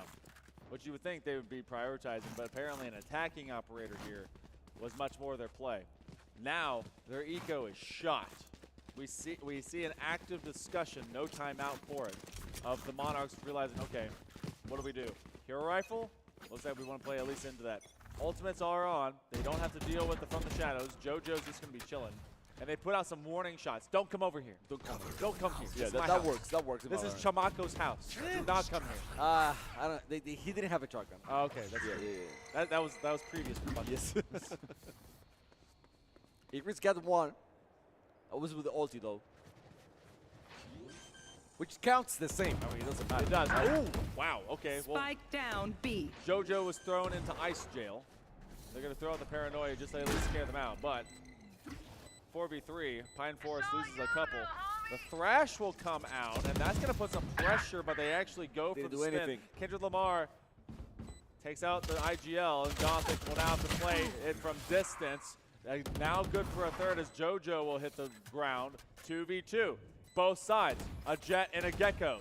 Egress trying to throw blades. They're missing out at least a couple. They find one, they reset. Kendrick Lamar looking for the ace. Oh! Can they get him on the spin? They throw out the mosh pit to Lamar. Oh! A 3K for Egress. And they're going to throw the rest of the blades, and they will get this one diffused. We're tied at 10. Egress is back. That's his matches right here. I mean, Egress is back. Wasn't doing much before. I think it was like 3 kills in that round. Yeah, probably. So again, it was with the ultimate. It won't have the ultimate, you know, for 7 more kills, right? So gotta go to 31 to actually get that ulti back. But I mean, there's orbs as well, right? There are. Okay, yeah. So, but the thing is, Egress had an amazing showing in that one, and Kendrick, I mean, was ready, was playing well. So no excuses there. 10-10. This might be the awakening that Northside needed on defense. At least stem the bleeding. 5 rounds in a row is almost unforgivable at times. We saw 7 earlier in the day. Egress going to blind fire through the toxic screen. And now they're establishing 2 Viper pits on top of each other. Ain't no one allowed to stand in the midst of that. One will fall. Can diffing Gothic. There's a little more powerful as this plant will come through on the attack. Obviously, Can had the charge, right? They did. There you go. That's the answer. Last player standing. Kendrick going down. And, oh man. I mean, Kendrick is up. I'm sorry. He was taking someone down. And Hunter getting the last one on Quams, and he's 11-10 right now. Pine Forest 2 away, and I mean, more than that, this was a flawless interface. It's gonna make it rough. Look at Northside's buy, or lack thereof. This is Poverty Town, USA. Location Icebox. But Egress goes with a sniper in the back. That's true. So. Remember, every sniper is an operator if you can get a headshot. I don't care what you say. Just land your headshots. I agree with you. Yeah. No charges left. I mean, I say that I have an 8% headshot rate, so don't talk to me. That's impressive. No, it's not. It's impressively bad. In my eyes, it is. You know. You are my hype man. I appreciate that. Oh, see? There you go. Hits the ground. They're able to find one off angle. Quants is looking for another one. Kendrick Lamar is able to get him on the attacking push. Gotta feel bad. Gotta feel bad. 4-4. They keep pushing. Here to be. Talk screen is planted permanently. Can't move those. Maybe having other ideas as well.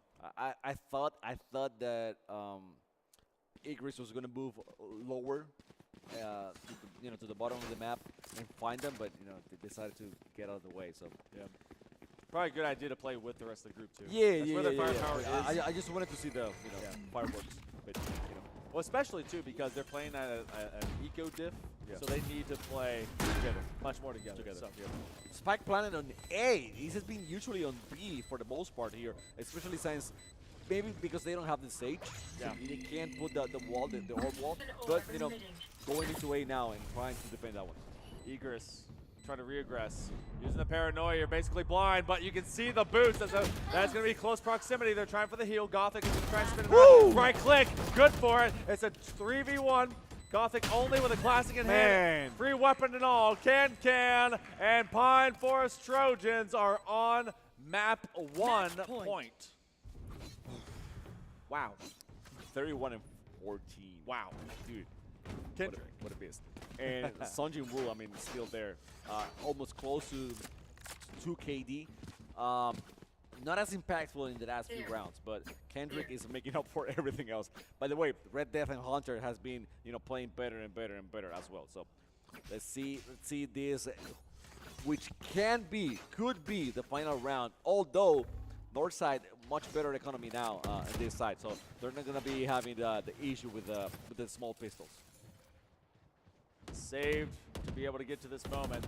2 rounds have to be Oh! together. Oh! Quamps finds 2. Hunter and Red Death fall immediately. The wall is already up. You know they have to push through your util. The revive is online. They can bring up one of them. Can they do it safely? Because they know there was pressure on the Canex box. North side. You will not kill. Do have one coming up. Haunter does have that Thrasher. They give their life to make it happen. Kendrick finds Egress. It's a 3v3. Yep. Oh. Kendrick down. That's huge. Revive. That's huge for North side. Oh, man. 4v2 now. Numbers exchanged. And they're haunting Gothic here. I mean, actually, Hunter it's haunting Gothic. My bad. I didn't do it on purpose. Player standing. Not quite. Gothic becomes the hunter in that one. And that's going to be a 2v1.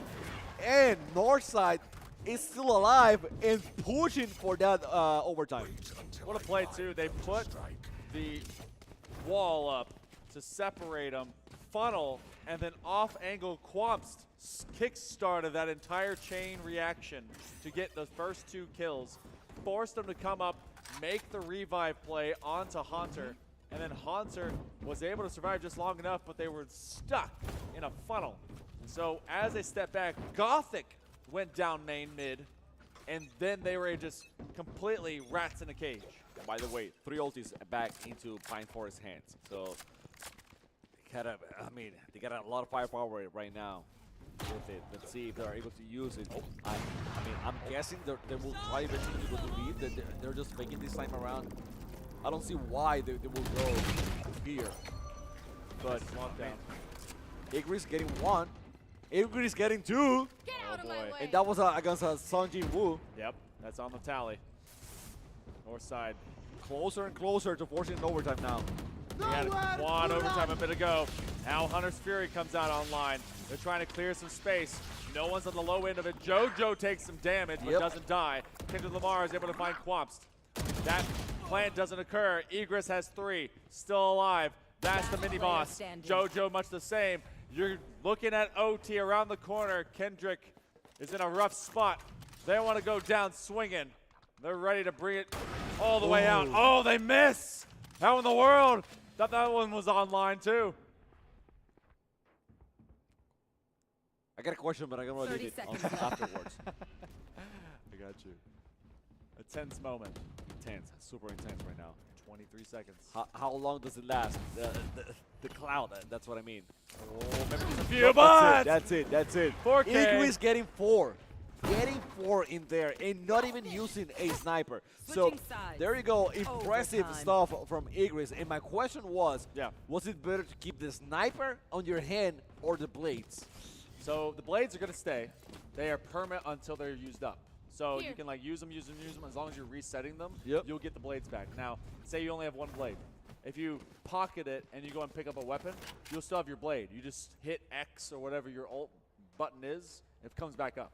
So you have 2 weapons at that point. Gotcha. Same thing is true of, what's his name, Chamber.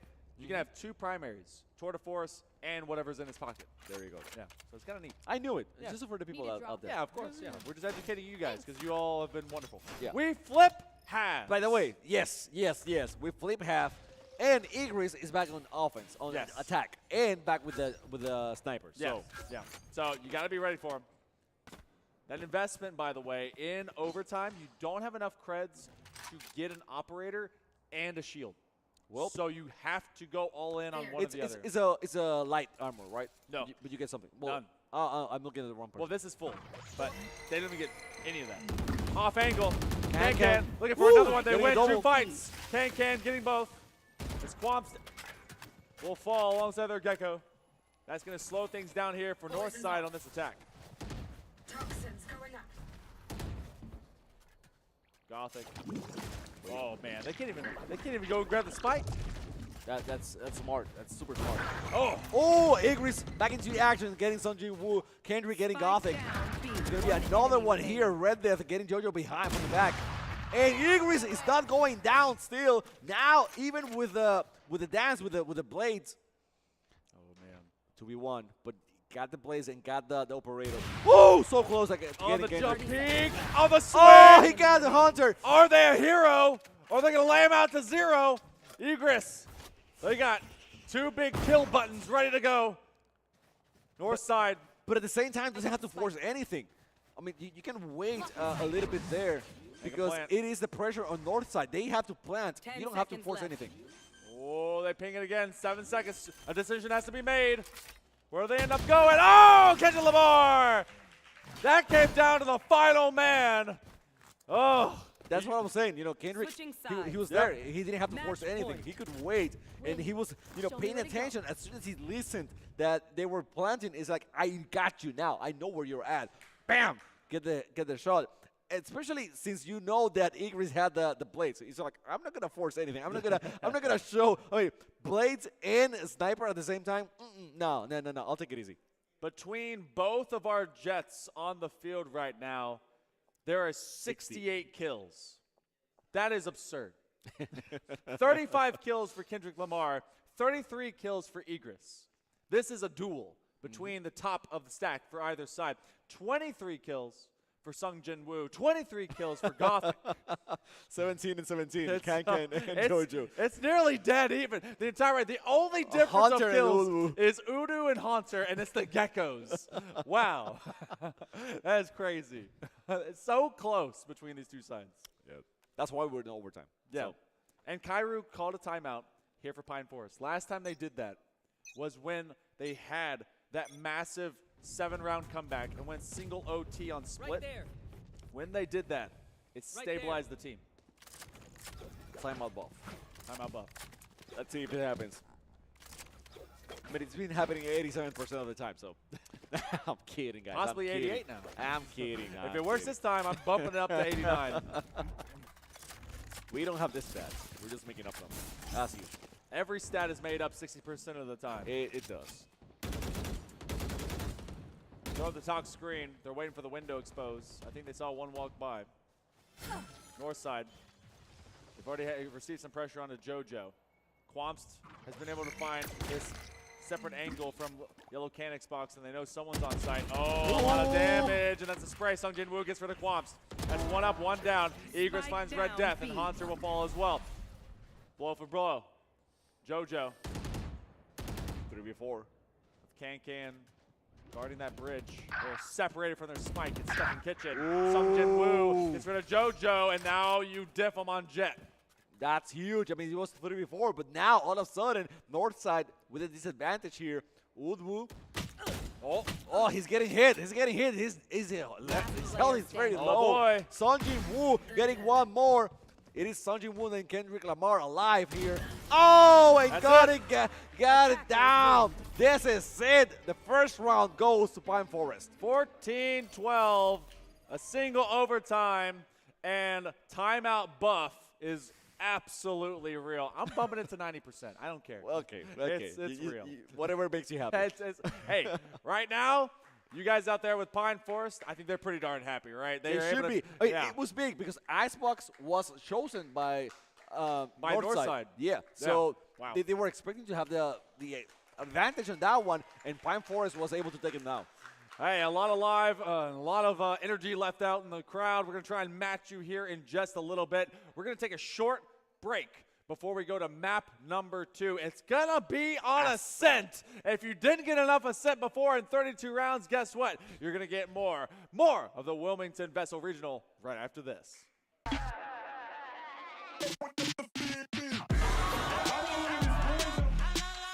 looking at the mothership. It is the most advanced piece of technology from an esports and STEM perspective.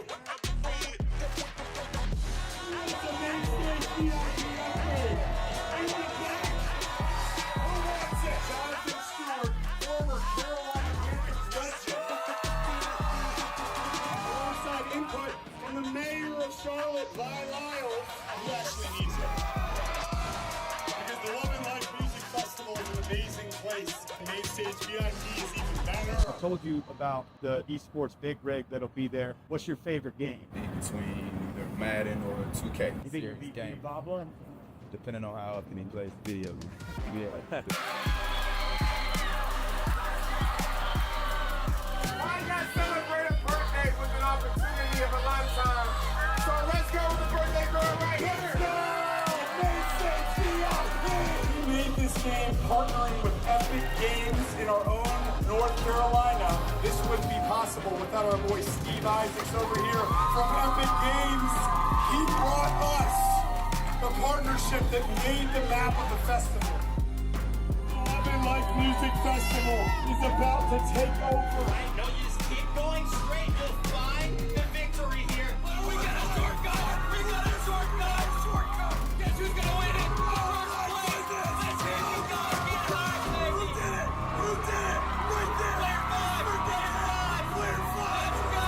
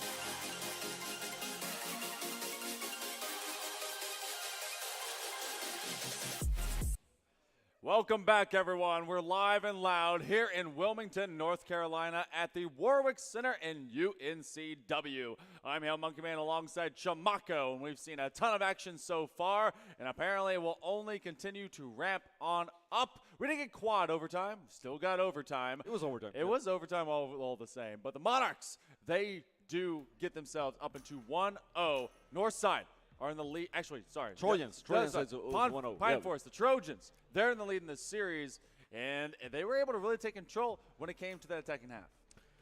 Yes, yes, they did. Yeah, I was also thinking about it, but yes, they took control of it the first half.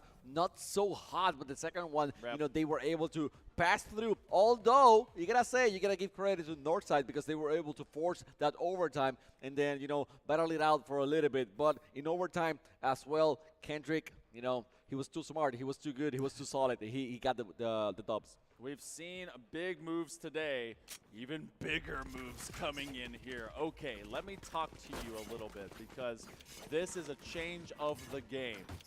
In difference from normalcy, Can is on Yoru. I have not seen a Yoru work in a while. Or I haven't seen a Yoru in a while that wasn't on Bind or Sunset. The fact that I'm seeing it on Ascent is really trying to throw a wrench in the old machine. Egress is also not on Jet. They're on Raze. That's good still. Yeah, I'd say it's still decent, but you're going to have to really work with pressure from that. JoJo's still on their systematic Cypher, and that's a bear. That's a bear! Thank you, Observer. I was looking at heroes, and then I saw a bear. I was like, oh, I can't do that. I am not mad about it. Okay? Kendrick Lamar, considering their plight and their fight on Jet, in fact, they're able to find one more. Wow. Everyone just throwing every bullet that exists through these cyber cages. The fact we only had one other person die is actually surprising. This is definitely Valorant. This, I don't think so. I don't think so. I mean, you can say this is Rocket League, but this is Valorant. It doesn't have the same tune. This is Valorant? Maybe, question mark. Yep. Oh, Hunter, all the way from the back. Actually getting two. That was big from Hunter. Gothic now, the only one in. Gothic getting Red Death. So it is a 3v1. Thanks to that, play from Hunter. That was clutch. I mean, the round is still not over, and Hunter is carrying that spike, but he received a lot of damage there. And Northside, fade away. Trying to get Sing Jong Woo, but not quite. 30 seconds left. Gothic, they're going to have to land some supreme headshots with this if they really want to make it work. You have a double duelist situation on Pine Forest, and this defense has to be proactive because of the agency they decided to go with. Kendrick on their hometown pick of Jet, and Gothic on the slow, the caught off angle. That's going to be first one going over to Pine Forest. I mean, this is why I kind of look at this agency and I go, wow, we want to scrap. We want to fight. Interesting right now, not as interesting as the main theme that we're watching because we got to keep attention to the things. The important thing is Igris against Song Jin Woo, okay? And right now I'm looking at your notes, and it is a 4-1 for Igris. So Igris is still winning that one. You're going to keep, I will. Yeah. This is going to keep moving forward. They're winning that little battle, but they're losing the war right now. Yeah. And my other question right now is Igris going to be as dominant as before, as the previous map? Because it was definitely their map. It was the map that they wanted. So are they going to be having that much damage? It seems like it. It seems like maybe yes is the answer. Was able to take Kang out of the way. TP will come through. The clone actually goes down. You have that tricksterness that's here off of this decoy play that can really have you guessing was it the real one or not. Red Death, oh boy, they're going to be able to put some damage into Clumps. Put back to the sideline. Bucky Gaming is big, it's loud, it's huge. They find another, but that's Kendrick Lamar that's going to be able to cover him down as they get rid of Egress. And Kendrick is like, come here, come here. I got you, okay? I only have a small weapon, and then switches, to the biggest weapon that you can find over there. So, waiting patiently here, trying to get something done, and that wasn't very close. It's tough call to be able to walk your way in. 30 seconds left. They don't want to over-aggress. And you also have an attack. Gothic is like, should I? Oh, Nope. The answer was no. The answer was definitely no. Nope. Well, they have to press regardless. They're on the short side of this. You're going to see the Dizzy. Tag him out. JoJo blinded. 10 with a seconds classic left. in hand and 5 HP. There's no point in saving. The thing on why JoJo, I mean, I'm not JoJo, but what was it when I died? Gothic was like maybe use the bubble like right there so you can cross out of the door without being seen. Yeah. You know, and you can dodge the spam. And maybe try to plant on the other side. You know, something like that. Or maybe go to B. I don't know. I mean, you can play it however you want. But he had the bubble. He threw it. You know, somewhere else. Not right there. They were trying to play it from that distance, and yeah, I like the idea. You basically have to walk in blind though, but you're taking that risk regardless because if you are looking at Pine Forest on their defense, they could be staring right down at you from around that corner and pop out from your own ruse. So, smokes regardless. We'll see how that macro game comes into effect. The one way is been put down here outside of A main. Eager's kind of waiting on that contact north side off of the split. Should they take it, the orb, you know, just fake it a little bit here? Seems like no. They could build up into it depending on if they want to ring the doorbell. And also, do they identify and clear this out? Oh, no. Oh, boy. Oh, wow, lucky. Off of that, they have the shorty in hand, and now trying to be able to get one more, and that's going to be Udu that gets their counterpart and Haunter. Yeah, but it was still a great play from Igris, you know, moving around and hitting them a little bit. You know, the final blow came from Udu, but Igris did his job as well. Igris, you know, no fear whatsoever. He's just jumping into the Wolf's mouth and leaving unscathed. Nothing happened to Igris in that play. And only one defender alive is going to be Red Death. And he found it. He found the last part of his name. There you go. Finding death is something that comes for us all, and some it comes a little bit quicker for. A Bucky on a flank. Not how I want to go out. But now, Pine Forest. They're going to upgrade a few of their weapons I felt on the ground. North side, they're going to join them in the rifle pit. This is a full rifle round. We saw a lot of Ascent today. Reminder that it went quadruple overtime for the Monarchs to be able to overtake the NC virtual beacons. Lamar off of this operator. Oh boy. Immediately found off the Dizzy. They have to reposition and they get tagged. They want to make sure they know where Kendrick Lamar is at all times. Once more, Kendrick with that sniper. You know, Spike down mid. Being very, how can I say this, is very menacing every single time that you step yourself out of that door. So you gotta be very careful. Gothic this time around and finding Red Death. That was I mean, a hell of a shot. That's one of those where you hope you're able to rotate, but you also don't want to go down too quickly. Sungjin Woo found by Igris. And it's a difference as well from Sentinel to Controller. They're still the duelists that they are. Quamps gets Can. This Yoru becomes a little questionable at times. 4v1. Lamar taking on Oh! All right, step into my house. This is how I greet you. Bullet to the old dome piece. The camera goes down. They actually have a little bit of time. They're going to have to clear out sight. Looks like they've been able to do the majority of that. Now off the one-way, they're going to ping Spike. And now, do you swing wide up into it? Gothic says, no, we don't see it. It's both going down. Oh, my God. Oh, I don't think you got enough time. And now they actually use that. That's huge. Kendrick Lamar had to kill Gothic twice from the not dead yet. The timer goes down. And because it was ticking, they had to stick it. The not dead yet forced them off Spike. Even if it was inevitable, that's a big brain play. It was. Because most people, well, not most people, but a lot of people that don't have that knowledge, understanding of the game, they will just use the not dead yet, like right there, right at the moment, right? And that's not the case. By the way, beautiful turtle. But the thing is that he was able to delay it for a little bit and then use it when it was pertinent. And was able to, you know, as you mentioned, you know, avoid that. Bucky Gaming doesn't pay off this time, though. Egress find that first blood. They're going to try to get this door down. They've got the showstopper online. Kendrick Lamar will get them with the blades. When they land their mark, it's a tough way to play. Planted. But 4v4, Thrasher, they're going to probably try to weaponize that to try and get some pressure to get back onto the site. They already have Kendrick Lamar basically hopping and popping around. Oh, that's going to be another one. Reset them and forget them. Got the 3v3. Got him. One enemy remaining. Wow.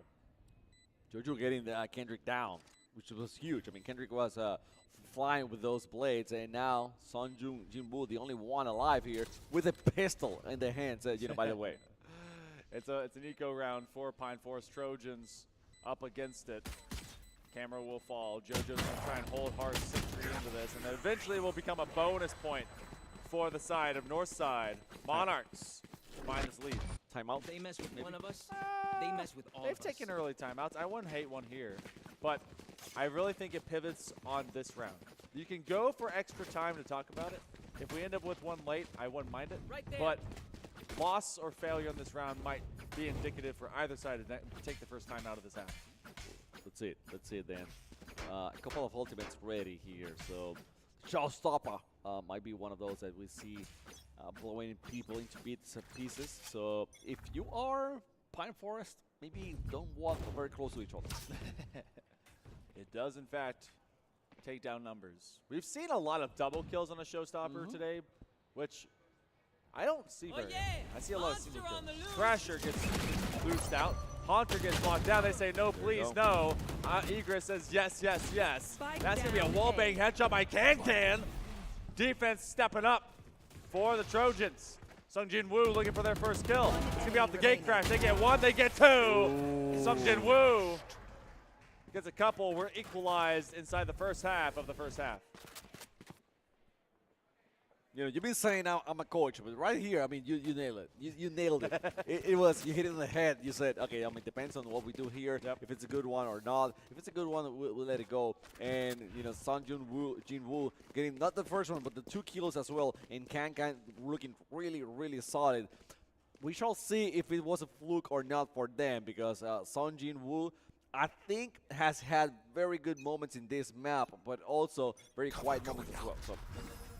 I wonder about the choice of agency on the Raze. I like Raze with, well, I mean, with this map in particular, but Egress was so effective on the Jet. Gotta wonder if maybe they're just. But they lost though. They lost, but they had 34 kills. Like, but what if you use the Raze, you get 17 and you win? I mean, you see what I'm saying? Yeah, but I like clips. You know? That's on me. I don't get clips. They try to clear out this corner. Paint shells expended. Showstopper is in fact still online, and they have the Hunter's Fury post-plant. Thrasher for Pine Forest, and the Dimensional Drift. That is some more intel. Lots of intel between these three agents here for Pine Forest. Trying to be able to take them on. Kendrick Lamar will fall to Gothic. That will peel open this site. Haunter trying to break that door. Neural Theft. We'll tell them all about it. There you go. Haunter's down. Yeah, that was bad. You know, Haunter was focusing on the left, and then all of a sudden people from the right as well. Sungjin Woo here. Take one down, maybe two, but no, it was too late. Egress getting the best off John Woo. And it's 6-1 right now? 6-1. Yeah. Not looking good. Not looking good. That's individual battle may be being lost, but the team battle is equalized. 4-1 right now in terms of the 7th round, and Egress finds them off angle. Still not using the showstopper though. Don't need it. Don't need it all the time. I feel like they're going to use that when they're kind of getting near down and out, and that is going to be the coach taking a time out. So didn't use it in the previous round. Now they set up into a sequential round where they want to talk it out. Can. That's a particular pick on a Yoru, especially that I think they're going to try and infiltrate differently. They saw something on the side of Pine Forest whenever they got to see Witness Northside go for 32 rounds on Ascent. They think they can do something about that, and they have the leniency because of the series in order to make that happen. But this defense, though, it's a little bit different, and they've had to really rely on Kendrick Lamar to get them to some success. By the way, you talked to the coach, right? Kairu? Yeah. Didn't get to talk to them. They actually are online in Discord. So yeah, it'd be cool to talk to them, like, you know, but we've been doing physical No, that's interviews. That's so fine. That's yeah, fine. Sad. That's fine. I'm a little sad. I mean, we can make it work for maybe for another time. You know, States, another event. maybe. Yeah. If they go to States. And I mean, even if they don't, like maybe we can set it up. You know, talk with production, say, hey, what if during in Discord can we make it happen? That'd be And sick. Yeah. just make it happen. But anyways, regardless, it would have been great to dig their mind a little bit here and understand what they're going through when they go to an overtime, because it could be very general, like, hey guys, you know, breathe and take care. Like Northside, that was the case with them, right? No, that wasn't North. Was it Northside? It was Pine. No. Oh, I took the Coach Peter. I don't know which coach was on Northside. I gotta check. Yeah, we got. I think it was Coach Miller. I don't know. Anyway, sorry, Coach Miller. I forget names. But anyways, it was more like, okay, let's relax, let's breathe, let's take our time. Hunter, you're getting 1, 2, 3, maybe. Please tell me you can take 3. Please tell me you can take 3. Well, the wallbang armor's out, and they get to reload. It's 3 regardless. Hunter, no psychic damage out here. Yes, do it. They're scaring him out. That one's going to force him off the wall. Oh! Hunter with a 4th. 4 for 4 rounds. That was super smart. You know, sending it was the match pit, right? If I'm not mistaken. Yeah. Yeah, sending the match pit, forcing them to move. The only thing I would have changed is what not maybe rush any bit, you know, don't move so you can have a better aim. But at the same time, it worked out. So who am I to sell 100? Is there anything wrong in there? That was a 4-kill round for Hunter. Huge round. They also put themselves in a new position as well. Because, like, aim gamers, especially in Valorant, they love re-equating to where they just kind of jiggle peek and just, like, slow peek off of it. So you move yourself away. Hunter's going to run away. The decay hits him on the metal.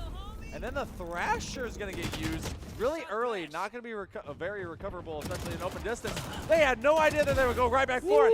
Able to get the pick again. Hunter and Kendrick finding big blood. As they find him from off angle, Quamps is just going to spray. And now Hunter finally off of this catwalk position will fall. And that's going to be a free sight. They're going to be able to get this plant. Okay, so the plant is going in, but they still have, Pine Forest still have Kendrick alive. And Sungjin Woo. So, you know, arguably probably the best 2 lone attackers that they have. So let's see what they can do here on defense. I don't want to spoil it to anyone here, but you know, we know where Kendrick is, right? He knocked on the door very hard. Tripwire hit. Sungjin Woo knows that there's some trouble from distance. Okay, they got 1, 2 actually. Oh well, goodness, that means that leaves all of 1. Oh, and that's it. Kendrick, and they're gonna get this Look, defuse off. Wow. Kendrick saw the Hunter's fury and he said, dude, this guy is busy with arrows. I'm just gonna go in his face and hit him with whatever. So it's like he's throwing something in there. Can he cancel it? The Hunter's Fury? Fury? Yeah, you put it away. You put it away, but it takes some time until you get there. Yeah, you have to repack it. You have to get your weapon back out. I think it takes at least 1.5 seconds. So Kendrick says, I mean, 1.5 seconds, I can do a lot with that. You know? So I'm hunting you. Hunter, I'm hunting you. Yeah. Great play, though. Yeah, that was huge. And crazy enough, because they had to win the immediate fight that was in hell. Yeah. And then they had the cross to cover down on the Hunter's Fury. So that post-plant defense went awry for the Monarchs, and Pine Forest has now gotten themselves a lead. Oh! Igris. Showstopper. Topping all the way back. They're looking for someone to blow up. They're not going to be able to. Oh, they got Can. A second one. Can going Another down. Another grenade. Oh, boy. Kicking their feet. Oh, but Sungjin Woo will get Igris this time around. Yeah, Sungjin Woo played right. He knew that Igris was going to be behind the bubble. He decided to play it wisely. Just smart of them, you know, waiting there. So, Gothic getting Sungjin Woo here with the sniper. Only 2 defenders this time around to try to defuse that bomb, that spike. Make it 1. Maybe make it 1. Yeah. Yep, that's it. Voodoo and JoJo doing good work here for Northside. They are able to kick back. I think that was, what, 3 rounds in a row? No, it's 2. So they cut it short. Now the last 5. It's been a pretty even split, obviously, because we go 5-5. But Northside, we're going to be looking at this 11th round. And it's not the greatest eco situation for Pine Forest. They will have some that is shared. But if they lose this round, it's going to be a pretty weak last round of this first half. Also, looking at kill death ratio, Igris hasn't been as dominant as Icebox, as in the Icebox. Yeah. But still, it's holding itself in there, you know. Again, Icebox, I think, is one anomaly. Like, that's the map for Igris, especially in attack. But, I mean, it's doing great. It's doing great. I think it's a big part of why we're seeing such a close matchup here. That's it. Hunter was able to get Igris out of the way. So Igris could fall, and Kendrick does the same thing against JoJo. So you're two big killers kind of out of there. Well, Gothic is still there. That's true. Gothic, you can't sleep on Gothic. I never sleep on Gothic, but can. That's the not dead yet. Gothic has to press the advantage.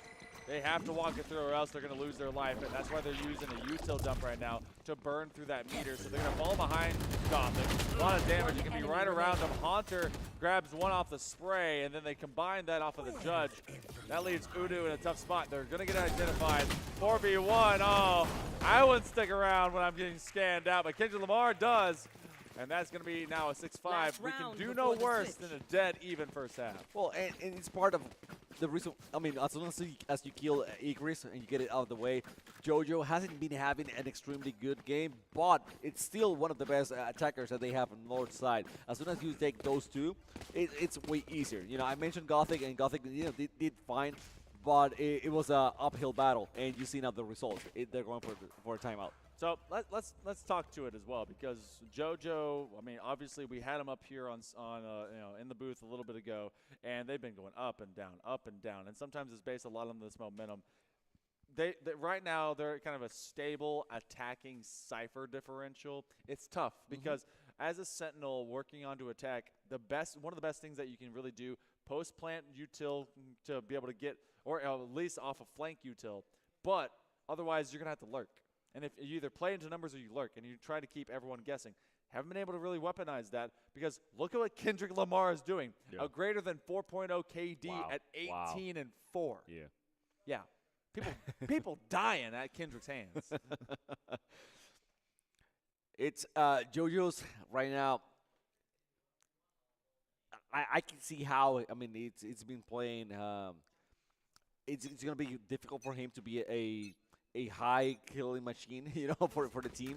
So they're gonna have to figure things out otherwise. Udu, it's usually that other person that will stand out whenever, you know, we mentioned before, whenever JoJo is not that, you know, go-to guy, then they're gonna use Udu. I mean, quite frankly, it's just Kendrick being able to neutralize everyone else.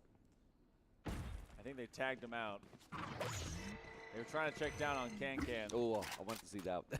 Yeah, they used the gate crash as a get out of jail free plan. So, peeking around that corner. Going out. Recon guard's going to scan out Sunjin Woon. Those are paper thin walls. Another one goes over to Igris in that individual battle. So, I don't get it. I don't get how those buildings don't fall down. I mean, well, the walls are weak, but the columns are strong. Maybe. They're made of hopes, dreams, and bad budget. Kendrick Lamar, even at 18 and 4. Let's see what the rest they can do with this one. There's been a couple of shock jars going to stop them just from short and long range. Check peaks. And that's the neural theft that went online. Igris finds 3. Haunter falls at their hands. And again, they can do the same thing. They can puncture through all this wall here in Boathouse. North side still has 5 alive. Oh, ooh. Okay. Down check, why not? Wingman goes down, Cloudburst comes up. Do they take the corner? Yes, they do. All right, clear yourself. That's 3. They get rid of 1 more, and this is a full tide of bodies. It's a 1v1. There's just enough time. JoJo on the clutch. JoJo watched all their friends die, stood up and said, not me. One tiny mistake from Kendrick, because he decided to reload like right in the face of JoJo. He knew that JoJo was there, but he decided to, for some reason, you know, reload right in his face, not get covered. I think, you know, you get covered, you have the 2v1 situation against JoJo, and then you have a much better chance of winning that outcome. At least, you know, very least, get the kill on JoJo. So, well, it didn't happen, you know, but as good as many of these guys are, there's still things to improve, and there's still, you know, tiny mistakes that you can take advantage of. A little bit of timing as well, because I think they were also looking to go to their classic. They were running out of bullets on their Vandal. Pull out the classic, right click, and see if you can get the triple tap. But didn't happen that way. We'll rewrite this function. Gothic will be pressed back as the paranoia comes through. The util kit setup is here. So they look at the tripwire and they're like, I don't want it. Nope. Don't feel it. Pistol round here. 6-6 and north side. See where they gravitate to. What does Pine Forest want to do, where they want to go, and how they want to maneuver around this map?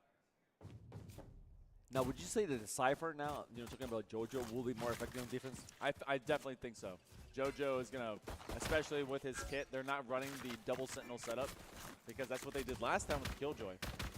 This time around, they're going to feel a little bit stronger about just being on the defense, but that does mean that you're going to see them run away. Paint shell's getting used up. Can. Oh, ooh. They peeked beyond the veil. You're going to use the blind side to try and get some pressure. They will try to exit through Marketplace. Haunter gets one past Egress. Can is getting sided out. That puffy jacket a bit with too much puff. Quick duels, Sunjin Woo. And that's going to be an attacking win out of the Trojans. Phalanx formation. Did you get points for that plant as well? Did they kill? They won. They got the kills, but they planted after.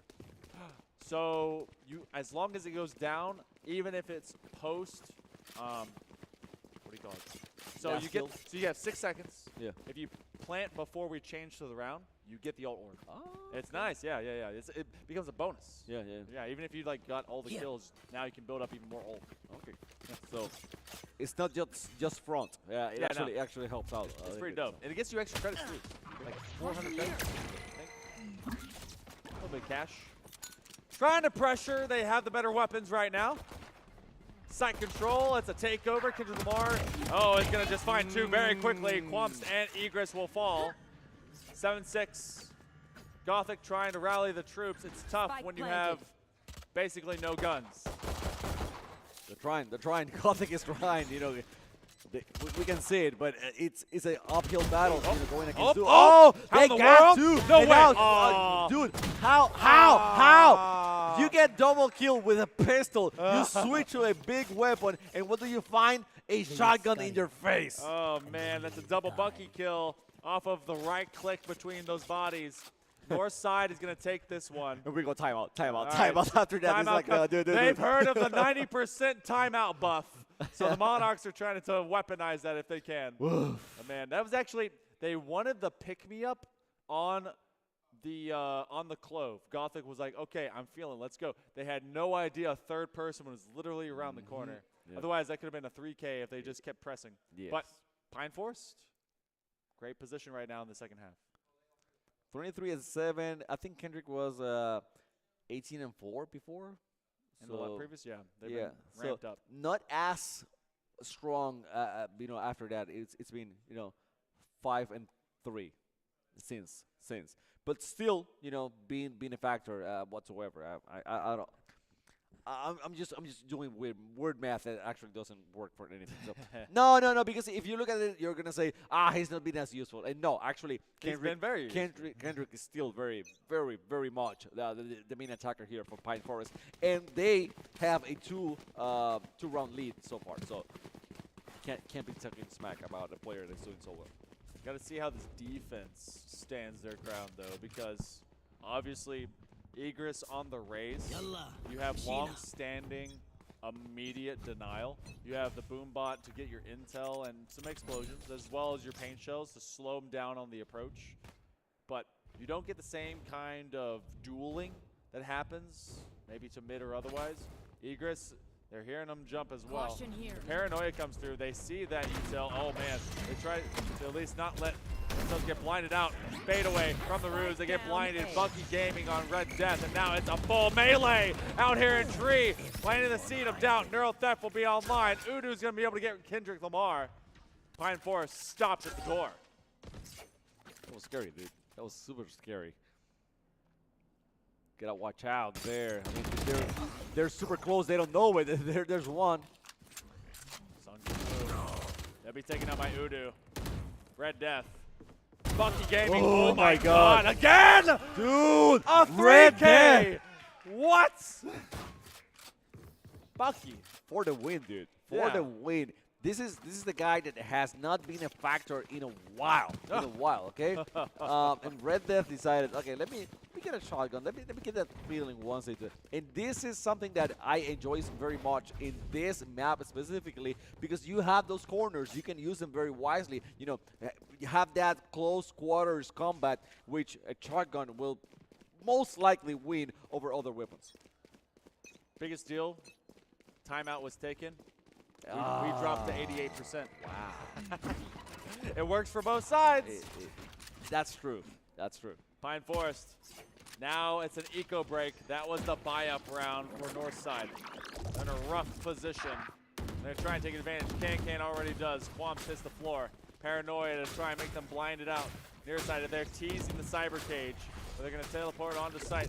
Look for the door. And now Egress is just waiting for the gate crash. From right around the corner, they're not going to have a chance. Sung Jin Woo is going to get one on the Egress, trying to even things up in their mini battle. Udu, though, finds them lacking. Red Death got another one with another one. And another one. And another one. Yeah. Oh, my God. From and a distance. one. From a distance. Another triple for Red Death. Oh. That's 2 in a row. And, I mean, we're going to have to give Red Death the MVP if he continues this way. What? Red Death, I want you to never play with any other weapon other than shotguns ever again. Okay. Just only shotguns, please. Wow. 6 kills in 2 rounds with shotguns. You want people to hate him, right? His team loves him. Doesn't matter. If you're hated and winning, who cares, right? That's dubs. W's only in this He got house. 4 fans, and that's it. Hey, me, myself, and I, and my mom. That's 4 fans. Well, so 10-6 now. I mean, that's a huge lead if we have seen any between these 2 teams. Yeah, the rough eco before. I'm pretty sure someone left their dryer on with the amount of firing that was going on. I think we heard that off. But Can gets the alt orb to make the dimensional drift happen. Now they can check. They see one from up in heaven. They're going to down check up in there, and it looks like for the most part that they think that site is clear. So they're going to use the decoy to try and play from 2 separate angles. Can does here get popped, and now they have pressure from here, and they're going to use the gate crash to escape just as they got metal. Oh my God, no. 2. Red Death good for 2 every time. My bros love Red Death. You're going to use the Thrasher to try and come back in. The Monarchs are starting to wane. The lockdown happens. They're going to tag at least one. Shaking their head, no. Gothic nods, yes. JoJo's able to get Sung Jin Woo, and that is going to be the blind side, the not dead yet, to help him pressure from both sides. And that's Udu that gets Can. Monarchs finally put a tourniquet on, and they will get 1. That was a big win here. I thought that with Red Death, you know, being able to get that double, it will keep Pine Forest on the lead, you know, for a while. But that exchange over there in A, that was everything for Northside. Yeah, they got 4 kills in a blink of an eye, and then, you know, it was a matter of finding the 5th one, you know, just throwing the bait and waiting for it to fall down. So they recover from that. However, Red Death back with a shotgun. They're back at it. I mean, they were good for 2 for like 4 rounds in a row. It's working though. It's working. Again, the angles are there. The corners here in this map, they're there. So even if you find 2 people that are right in front of you, you still have a good chance of getting the best outcome against them. Can on the trade. Kendrick falls, but Can has really come alive on this Yoru. It is tricky to work against them. Where do you intend to find that next connection? They've been dodging the skirmishes and the tripwires, especially on these primary main A setups. The tension, dude. The tension. Timing because, is everything. Because we know, but they don't, right? They don't. That is our privilege. Yes. We get to know.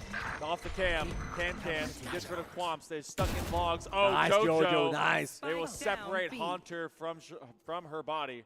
And now that means the spike is in open waters in a 3v3.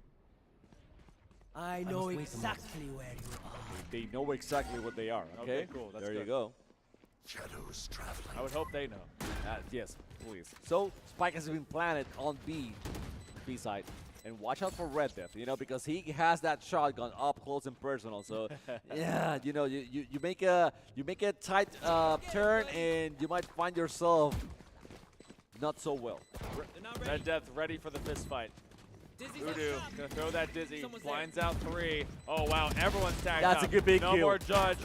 Can will drop. Gothic gets 2.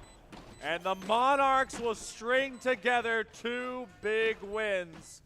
Gothic is really trying to stabilize the squad. The Monarchs slowly crawling their way back. Now, question here, because I thought that the way that that Udu was getting into the action, he was making a lot of noise. I was expecting someone to be able to hear him and turn around and shoot him. You know, avoid that death from Red Death.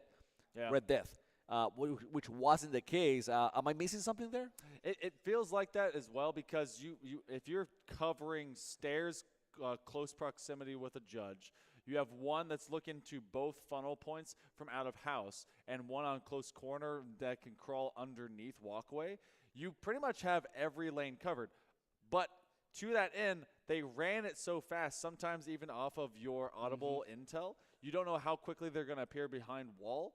And they may have also slowed step just behind it. But they are expecting maybe just one. And that's also based on the timing. Timing is, it's like reloading in Call of Duty. You always get caught reloading. It doesn't matter when, where, and how. It's always. In this game, that one moment they walked up walkway happened to be that. I know that Red Death probably was hearing someone else because Red Death was moving towards the stairs. Yep. But I was expecting someone else to be, you know, taking care of Udwu on the other side. And that was Wingman that he threw on stairs, so maybe they were distracted. Yes. Yeah. Yes. So, I mean, good play by Udwu, though. I mean, it was a great play, especially, you know, using the Wingman as a distraction and going into the action afterwards. Well, they've gotten 2 back. There was a timeout by Pine Forest. Trojans Who's next? trying to chill out. Dimensional Drift, though, is back online. Can has found a lot of kills, which means they're going to have even more value. They're able to point him out. Oh, boy, they quickly blind him, and it's a parade. Red Death, though, can't rely on that shotgun for anymore. Oh, boy, this becomes Can off of the TP back. JoJo will win that battle in a 2v1. Showstoppers here for Northside. Thrasher on the other end. They're going to go for that fight. There you go. Big blast, fireworks to find. And 1. Oh, but they sit on top of Kendrick Lamar. JoJo got Kendrick, though, and it's a 3v1, so this is super huge for Northside. And there you go. That's going to be an easy defuse. And, well, we're going to be 10-9 right now. I mean, just getting that showstopper. I don't think it hit Kendrick directly, but maybe some AoE damage. Maybe I couldn't see very well, but it helped out. You know, it distracted Kendrick, allowed for someone else to take him. I can't remember who was exactly that was able to get Kendrick out of the way. And then once Kendrick is out, it's much easier, you know, to take everyone else apart. So 10-9. This is huge for Northside. They have had 3 in a row right now, 3 defuses in a row at that end. So 1 more and they are going to be tied in the match. Post-plant weakness right now. Also, we're down to 86%. The timeout buff, again, running against us. You know, it's a debuff now. They understood the buff and they found a way to counter it. Oh, wow. The macro game and the micro game. And the mind games, too. All right, you want a break? Cool. We'll make sure that we give you a break.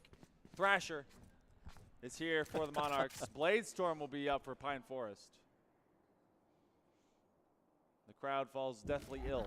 I mean silent. My apologies. Mosh Pit falls very short of the target, which means Hunter. They're doing the wave. They're not. Someone start the wave over there. There you go. A little bit of ghost noises accumulates in the crowd as they slowly become a flock of birds. North side on this defense, waiting for the true entry on the site. Where it will be, they're still down checking from out in mid and more. Cloudburst will come in, and we're going to tailwind around. Kendrick Lamar has that Blaze Storm. We got 40 seconds. We still haven't picked where we're going to go. Do we have to pick? Eventually, unless we just want to lose this round. Mexican food? Oh, yes. Yes, okay, there we go. Fajitas. My man. They're going to use that gate crash to double up. Marketplace will be where they travel. The decoy gets found. Kendrick Lamar wants to clear sight. Set to receive. They throw a couple blades. Egress is going to drop off the paint shells. Going to walk straight through it. Egress, nice. Good for one. Wingman goes away. Hunter has to go straight into the fray. Right click. Fashionable. They missed everyone. Stopping them. Knife fight. Oh! Egress comes up better with the blade. And that's going to go over to the defense. I like the respect out there. Knives out.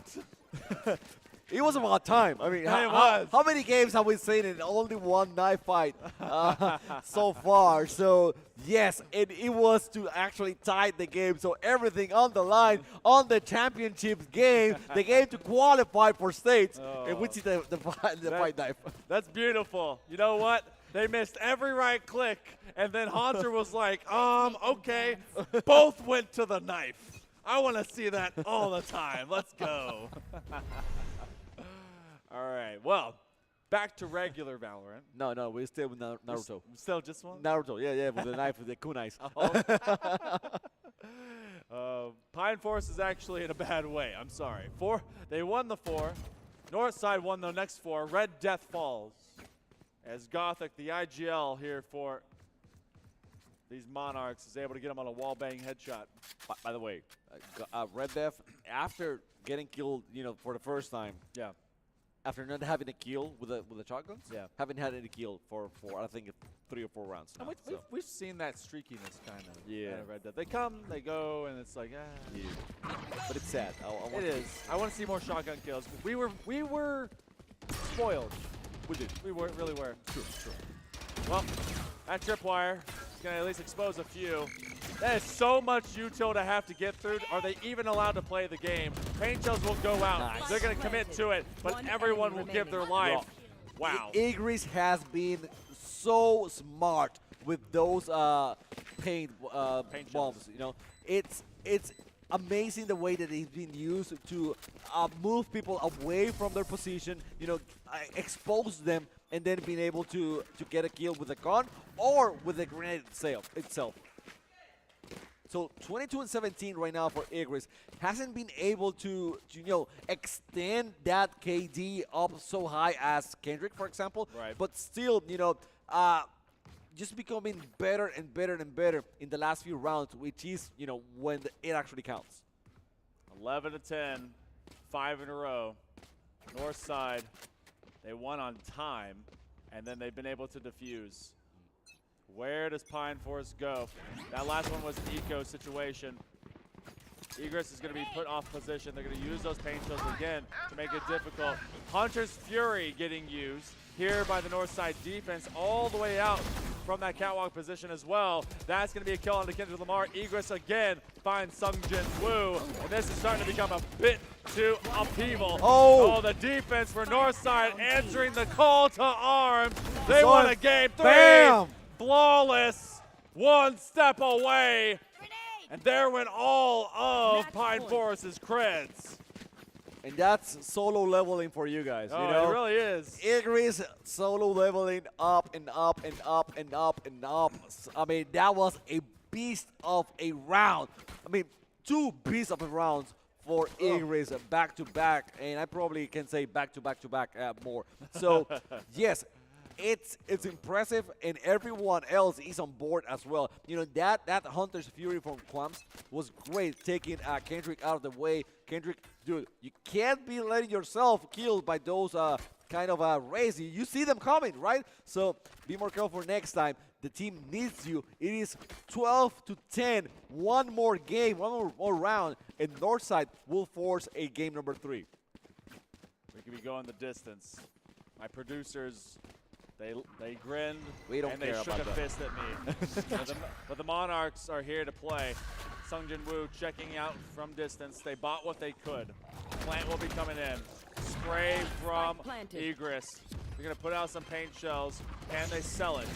Off the showstopper. Blast pack. That's a bucky from the top rope. They didn't want to have to waste it, but it played off. Another big shot. Egress comes back. Gets Sungjin Woo one more time. They fall. Not dead yet. Gothic comes to play. Haunter kills them one more time. Pine Forest, the Trojans, ain't out of it. Can off ankle on flank. 2v1. Kendrick Lamar is good for a third. We could be going overtime again. I called him out. Kendrick, you got to wake up, dude. I mean, you haven't been a factor for the last 2 rounds, and he decides to be a factor once more. Not only that, you know, we get Hunter getting Gothic a couple of times, playing the part of not letting the Ghost be the person that's going to take the action here, because, you know, that's basically what Globes become after it comes back from the death. So, 11-12. 1 round away to either match point and win this, or force an overtime. Egress and Kendrick Lamar are both tied in kills at 28 apiece. A 30 bomb might spell the difference between overtime or getting it done 13-11 in 24 rounds. Thrasher online. Haunter goes hunting. Right around corner. They check the corner. They find one. They find their teammate as well. Both are looking at each other. It's a matter of who can duel first. They pull the gun. Oh, Quaps is able to win it. Udu, Quaps again. Kendrick Lamar couldn't do it. Haunter couldn't support. That's a 2v1. Oh, with a 1 versus 4. Can the IGL. Can they stop this from being madness for the Trojans? They have to take this 1v4 fight. North side has the spike. Can has nothing but a blind side and hope. They find one. Egress has the floor, but we go game number 3. Can't get any better than this. Apparently not. It can't. It was not an overtime. It was, but it's as close as it can be to be an overtime. Man, woo! Northside, they're not joking. I mean, Egress just put the superhero cape. Yeah. And it's like, I'm going in there. We're not losing this yet. I mean, we're down, but we're going to continue. It was how many in a row? I think 5 or 6 in a row? It was 6 in a row. Dude, I mean, that's super impressive. After losing 4 in a row, it's like, that's it, dude. I mean, we're not losing anything else. I don't care how long you guys got to wait, but we're forcing a game number 3. It will be 10 o'clock by the time we get out of here, at least. And you know what? Run it now. Run it down. We've been here for more than 12 hours, and we will find out who is your grand finalist winner right after this. This is my first time owning, like, a newer generation PC, because like I said, I had a Windows 98 that was like, oh yeah, we got Adobe Flash and that's it. You want World of Warcraft? No, but we can probably give you Wizard 101. But I'm excited because they've been talking to me about the STEM projects, and this can run Unreal Engine 5. Dante White, and I grew up in a forest mostly. For about the first 8 years of my life, we lived in what we called it the bottom, because the entire area was encroached by trees. We had a lot of natural growing things there, berries, tomatoes, lettuce. It was good. So I was outside a lot for most of my early life. The first time I really got into using electronics and stuff like that, my brother got a PlayStation 2 with him and his uncle. And then like at school, we would go on like computer lab, and that's when I got started getting into like the Flash stuff around the 2010s, 2015, Newgrounds. And I liked it, I really did. I've been here for about, I guess, a month, because I joined like when they came for the lunchroom and introduced everyone. And I participated in a tournament. I had fun. It was my first time doing something like esports related instead of just watching on TV. I really like music as a hobby. I've been trying to make music, and I think I could use this to use better software, because the GPU won't overheat and then explode in my face. I'm thinking about going to college to get an engineer's degree, start building robotics and stuff like that, maybe get into AI. They're really supportive, they're trying to help out, and they really want to get people there, and they make you feel included. It's a really outgoing community, and I think VESL's doing a great job of being good to new people and old people. you have a good platform for people who are like probably busy or doing other stuff, because it is just hop in, talk, play, and hop out.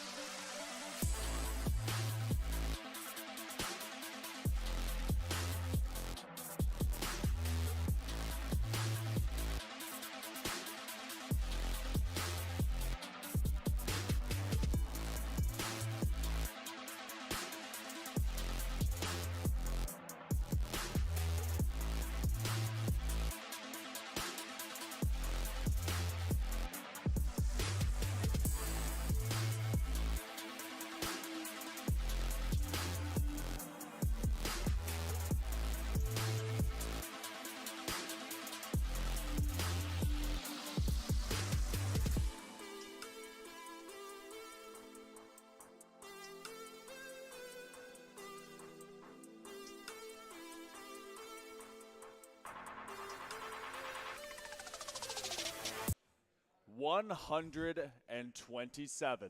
That is how many kills the top 2 Slayers in our grand final have been able to acquire through our first 2 games. I'm Hell Monkey Man alongside Chamako, and we are heading to game number 3 of our Wilmington VESL regional final. We have Pine Forest Trojans versus the Northside Monarchs. Only 1 seat left to send them to the state championships. Chamako, we're heading to splits. We are. We crowned yesterday Rocket League champions, NBA 2K champions. Today we had Smash Ultimate champions, and now after this we are going to have Valorant champions as well. So this is the last match. We are playing in split, as you mentioned before, and we get ourselves a game all or nothing, win or, quite literally, go home. Yes. I mean, all these kids are going to eventually go home. But some of them are going to Raleigh eventually. That's okay? true. In 2 weeks, we'll be seeing them at the Big Dome. One of these sides and one of these sets of parents, friends, and more are going to be joining them going that direction. In recency, we had Pine Forest. They had to find their way through a slog of 7 rounds as a comeback win over West Craven Eagles to get themselves through split in a single overtime to get themselves into this grand final. It was 14-12. They were on split. Northside fought 32 rounds on Ascent. Then Pine Forest thought it would be a good idea to play against the Monarchs on what is now their home turf. They've split between both Icebox, where it went to single OT, 14-12 for the Monarchs, and now, or rather, for Pine Forest, and then 13-11 for the Monarchs. We go on to split, one final split decision to decide who moves on. So this is it. We got the picks now. Looking at it, quite different picks for the first time, I think. The previous match, it was very much even on the picks, but this time around, we see a couple of ciphers and omens as well. Other than that, I don't think that much in common, right? Race as well. So Race is in there, but the Jet and the Sky is way different from the Gecko and the Sova on North side. The key difference, double duelist for the Trojans. Double initiator with a prioritization towards intel for Northside. Pine Forest, again, for the 3rd time in a row, is going to be going on to the defensive half. So we're going to be going with just a short timeout, chilling out for all of a moment, making sure that everything is technically sound. We don't want to have another repeat. I swear to you, this is going to be the last. So going to be chilling for the time being. You do have, I think, with Egress on that raise, that's going to be interesting to see how the MVP pop-off of the Monarchs will be. Can they usurp Pine Forest? It's the #1 seed from the Southeast and from the Sand Hills Conferences. We go to round number 1. That's beautiful, everything you say, but right now, all I want to see is, are we going to have Red Death rocking that shotgun? That's all. Eventually, yes. That's all I'm going to check. Okay, anyway, round number 1 here is in the hands. There's the first one for Ubu. Trying to get Kendrick Lamar as well, but, being very patient at it. You don't want to face Kendrick 1 versus 1, face to face like that. Ubu getting Sing Jin Woo as well. Hunter and Kendrick getting Gothic and Quams. 2v3. Oh, 2v2 now. Jojo. Oh, Jojo getting Hunter. This is a great start of the match. It really is. These two teams have been fighting each other now for 24, make it 50 rounds. 17 hours. That's what a long time. 50 rounds of contest between these two squads. Now they have to be looking for Red Death. Red Death, maybe without shotgun in hand, and maybe that weakens them. But maybe like a little. The Classic has a shotgun mode. It's like a minor shotgun. I agree, yeah. Camera can't tag them. They got to commit for it. And there's a mosh pit in the hand of your Gecko, so they can cover it from distance. They have checked literally every single corner as often and as much as they really can. They're going to walk it up from main. Ooh, do, laying down Red Death. first one very well played. They were waiting for the right moment. I mean, they knew it was against the time for Red Death to get the defuse. So, I mean, they just played very well. They were nowhere near the action, but they were close enough to actually listen to the noise of the defuse. So, you know, as soon as they heard that, it was like, yeah, we're gonna be there and just get the kill, the easy kill. So, first round for Northside. And by the way, I mean, I mentioned it before. I'm gonna say it once more. It doesn't matter. These rounds super useful to avoid those overtimes in the end. If you win these rounds and you win more of them than your opponent, you often don't have to go to OT. No, but you know what I'm saying. You Yeah, know, I those got you. on the switch. Oh. You just take advantage of that as much as you can.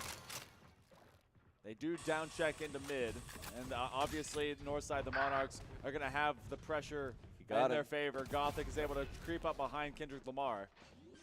Kendrick Lamar, by the way, has been playing with backwards headphones and no mic the entire day. Why? I mean, because they can, apparently. Built different, literally with upside down ears. They were born feet first into this world, and they just started running as fast as they could. Egress gets behind enemy lines. Haunter and Can fall, and that's going to lead Red Death by themselves. Man, that's gonna hurt because you're getting killed by Egress, and you don't have enough time. Oh wait, what? Gothic, nice. I was saying, you know, you get killed by Egress, and the reaction from Egress is so fast that it doesn't allow your teammate to tell you, like, behind you, right? Behind you, move around, and you know, watch out for Egress. So that double kill was clutch, and as well was the one from Gothic killing Red Death at the end. So 2-0 right now for North Side, and as you can see the score, you know, Pine Forest 1, North Side 1. This is the end of the best of 3. We said it before, just in case you're watching this for the first, you know, like right now, and is wondering what's going on. 4-0 right now for Voodoo, by the way. Ooh. A is way wide open. Plant will be coming through.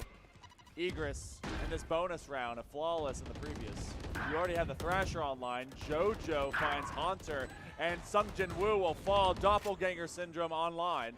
Kendrick Lamar gets rid of Gothic, but now Can is gone as well. Northside, these Monarchs trying to turn this game number 3 into a speed run. Kendrick Lamar gets rid of Udu, and it becomes a 3v2. Gotta be careful. I mean, as long as Kendrick has a weapon on his hands, you gotta be. I'm telling you, you gotta be careful with it. Can't call it early. Nope. Oh boy! There you go, another Kendrick one. Lamar. 2v1 now. One extra. They gotta get the ping from right around corner as well. Is way behind. Wow. No, man. Red Death was able to get JoJo. It's like the last death that you were expecting, right? You know, Red Death getting JoJo that way. And now, Pine Forest, you know, I told you, I said it, you know, you can't sleep easy as long as Kendrick is still alive. That's very true. Even with like what, 30 or 40 HP, which I'm That's pretty what sure he I had, saw. yeah. Yeah, but they found their targets. They found a 4K, and that will put them up to 6-2. The rest of the squad currently a little bit behind. And he's still with that car? Yeah. After all that? Well, they're gonna use this right here. So as soon as they yell it. Yeah, but still the creds are. Play Storm online.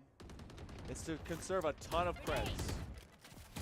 So he probably bought something and gave it away. Yeah. Okay. So they're really trying to make sure they can spread the wealth around this team. It's going to be our first rifle round. Can has one of my favorite skins in the game on their Phantom. You're going to get tagged by the Dizzy. They know they're kind of stuck behind that billboard. They're actually going to be able to find one. Now that's Egress against Can. Again, that's going to add up to the Egress over Sungjin Woo meter. But JoJo's the only one left alive, separated from Spike. So they're going to reconvene from rope and onward. And Northside stumbling at the door. That market fight really did pan out the wrong way. We have seen wonders from JoJo, okay? So don't sleep on him. The same thing I said about Kendrick, I can say it about JoJo. So don't sleep on him. It's not over yet. He can get 1 or 2 kills and then make it a 1v1. You gotta be very careful about it. He was able to get the tripwire away. You know, being a Cypher himself, he knows the tricks. But Kendrick finds it. Only 1 bullet was needed, and getting now the tide in the game. That's one of my favorite ones. Thank you so much for the going and looking up to the sky. That's one of my favorite celebrations. But Yeah, very true. I mean, even off angle as well. Kendrick Lamar at 7-2. Rest of the squad now has come alive, 2-2. And it is, in fact, an eco break. There's a little bit of extra creds. Let's try and spread this light buy around, but Egress is the richest of them all. And they're going to be chilling out. You do have the Thrasher that has been online since like round number 2 or 3 for the Monarchs. Nothing right now after the Blade Storm early used by Pine Forest as they conserved all of their creds. Thrasher to peek around the corner, maybe. Do they think about it? Depends on how this split happens. See a spread of a couple duels happening. If you can use the droid instead of the Thrasher, then go for it and now maybe choose if you want to go that way or not. There you go. You actually go for it. Oh, wow. Okay. You should be able to get Can-Can. They teleport as quick as they can. They're going to use that Judge. Can-Can falls. Red Death is going to be able to find at least Quamps. They're split away. Haven't gotten the spike down just yet. Egress is able to get rid of Sung Jin Woo one more time. And this again is Red Death trying to just hang on here from heaven into this 2v3. Oh, man. Red Death one more. Wow. Yeah. Very fast. Red Death getting clutch right now here in this game number 3. Oh boy, from the top rope. Oh my God, he didn't even die. Gothic with the Judge. And he brought the gavel. That was a dirty buy. And that ends up being the Monarchs that take that round. It was a 2v1 and also with the Judge. And so, yeah, not much that Red Death could do there. He thought he had the upper hand, you know, from the high ground versus 1. And yes, versus 1 he did. But versus 2, different story. So he goes down north side, finds the win. And still very, very close matchup. I love it. We will now, see an outlaw, by the way. Yes, in Kendrick's hands, was it right? Yes, it was. Which means this could be difficult to traverse. Oh, they will get damage. That's 140 HP out immediately. You still got 10, but you're still walking. Egress, they want to aggress here on the ramp. They have the showstopper. They employ it. Don't even need to. Get rid of Hanser. Spike down. As Can finds Udu. Spike drops I to the know floor for a exactly. second, but now the girl theft. Oh, they get. Oh, no! Oh, the third right click doesn't pan out. Gothic stabilizes. And oh, okay, again! Okay. Again! Oh, my again! God. They have a fourth! Oh, my God! Red Death! How are you going to do it to him? I've seen this in Call of Duty and things like that, you know, but never here. Never here. How? I mean, he keeps peekabooing, peekaboo, peekaboo, peekaboo, and he's like, peekaboom, peekaboom, peekaboom. Peekaboom. Dude. Nasty. At the end there, Egress was like, did all my teammates die to this Bucky? Next time, run, okay? You see that shotgun, and you get out of the way. You split or something. You start shooting all of you at the same time to the same door. Something, but don't just stay there and wait for the Bucky to kill you. Oh, Red Death upgrades a Bucky to a Vandal. Some might call it a downgrade at this point. I do. Red Death's still good. They've gotten 5 kills in a row. Oh my gosh. And they stop him right at the door on both sides of the map, both A and B main. Spike is in hand for the Monarchs. Uh-oh. Red Death full ADS. Shout out me from behind. But still, they cannot get rid of him. Can't displace him. As soon as a Cypher is feeling safe, secure, and sound on site, it's almost impossible to dig them out. It's like a bad weed. Doesn't go anywhere. Good weed for one side. Definitely bad for the other. Yeah. Oh. Sung Jin Woo on the paranoia out. They'll be displaced off this mosh pit, and they will loudly, quietly. Oh goodness, no! That's mistiming on the util in hand. Yeah. Now Red Death wished he had a shotgun. Okay. Now he did wish he had a shotgun. It happens. It happens. That's why it was a downgrade. Okay. Yep. I mean, the playstyle that you have dictates what kind of weapon you're gonna use, right? Oh. So the way that he's sneaking in through the corners, sometimes it's better for him to just have that shotgun the whole time. So 1v1 now. Sung Jin Woo against Gothic. Ooh, they know each other now. Full magazine here. Well, actually not full, but you know, better. Ooh, 1v1. Gothic got Sung Jin Woo. The anime character, the you know, the main character couldn't do it. Not yet though. Not yet. You know, they always have an arc where they upgrade, but you know what? Northside continues to lead this one as they had the initial lead, and then it's been Pine Forest fighting back. So what attack are they learning right now? You know, to operate. What is it? I think it's called stealth. Stealth? They literally call it stealth. I swear to God. It's trying to hide. You gotta be better than stealth, which is very fitting for this game, to be honest. So there you go. Oh wow. All right, Thrasher gets used. They really want to clear sight. Oh wow, that judge at the very last second does pay off. JoJo, wallbang headshot into Sungjin Woo. Udu wants to cut space. Actually, Sungjin Woo got Irish. He did? Yeah. Nice, thank you so much. Okay, so they at least got one. Making up for it in the long term. Oh man, Red Death. They get caught off on the right side flank angle from main. Can. Showstopper. Who's it stopping? They get one. Trying to get the blind spam, and that judge runs out of bullets.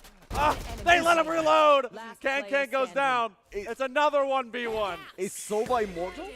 He ate like 7 shots. I mean, it was 1, 2, 3. Like 3 shots and still not going down. Yep, that was a smart move. So Gothic uses it from the shadows, runs away, plants, and is going to force Haunter. She's going to chase him now. Okay. Now it's a matter of Gothic having a good flanking position, you know, just waiting in the right place. He's going to be paying attention to the steps from Haunter, you know, trying to figure out when she is close towards that spike. Oh my God! Yep.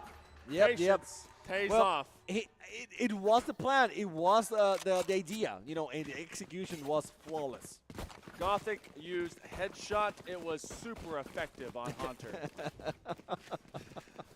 I don't promote guns and Pokemon, by the way. No power word for you.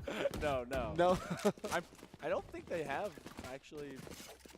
No, there was one episode where Team Rocket used a gun. You guys should check that one out. Okay. It's actually crazy. All right. I think they canceled now. All right, well, cover going out. Recon dart thrown early. They want to try and clear at least the back tower position using the Hunter's Fury on the attacking side. Udu is able to get rid of Red Death, peeling out their Cypher. And they steal a lot of space out into mid. But with Pine Forest, see if they can be able to reconvene. Haunter, they use that Pathfinder.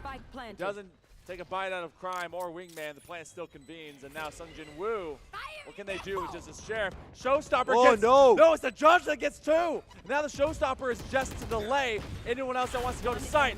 That doesn't even find that kill because Udu got it earlier. It's a 3v1.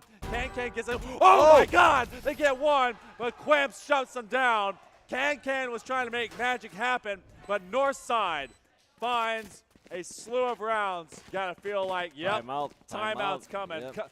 Coach Kairu is gonna try and rally the troops. They need that timeout. You know, they had the right ideas at times, but they haven't been able to perform. Usually, you have Kendrick Lamar being the top scorer of the team. I mean, he's not doing bad. He has a 10 and 6, but you are used to having him in like over a 2 KD ratio. And then after him and Red Death, which by the way, I mean, Red Death is so high because he had like 2 rounds back to back where he was just farming kills. But after them, it is 7-8, 3-9, 2-8.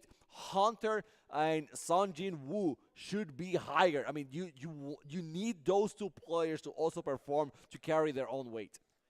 Really just feel like they need, I mean, the players that have been playing well to keep playing it up. But Kendrick Lamar, I mean, they see Red Death up there. I feel like 5 of those are shotgun kills. I'm not gonna hate on them because you know that's awesome. Udu and Gothic, they're playing a lead step ahead Egress, and this is why. Egress is in charge of the initial surge onto site. they're going to be having to protect site when it comes over into defense. But Udu and Gothic then get to really stabilize the field. Udu has been having themselves a very consistent day. Yeah. And that's been huge because Egress in the last couple of fights or last couple of games, they've been looking really good. But if they fall by the wayside, you can rely on Udu to keep the team calm. We go from the timeout.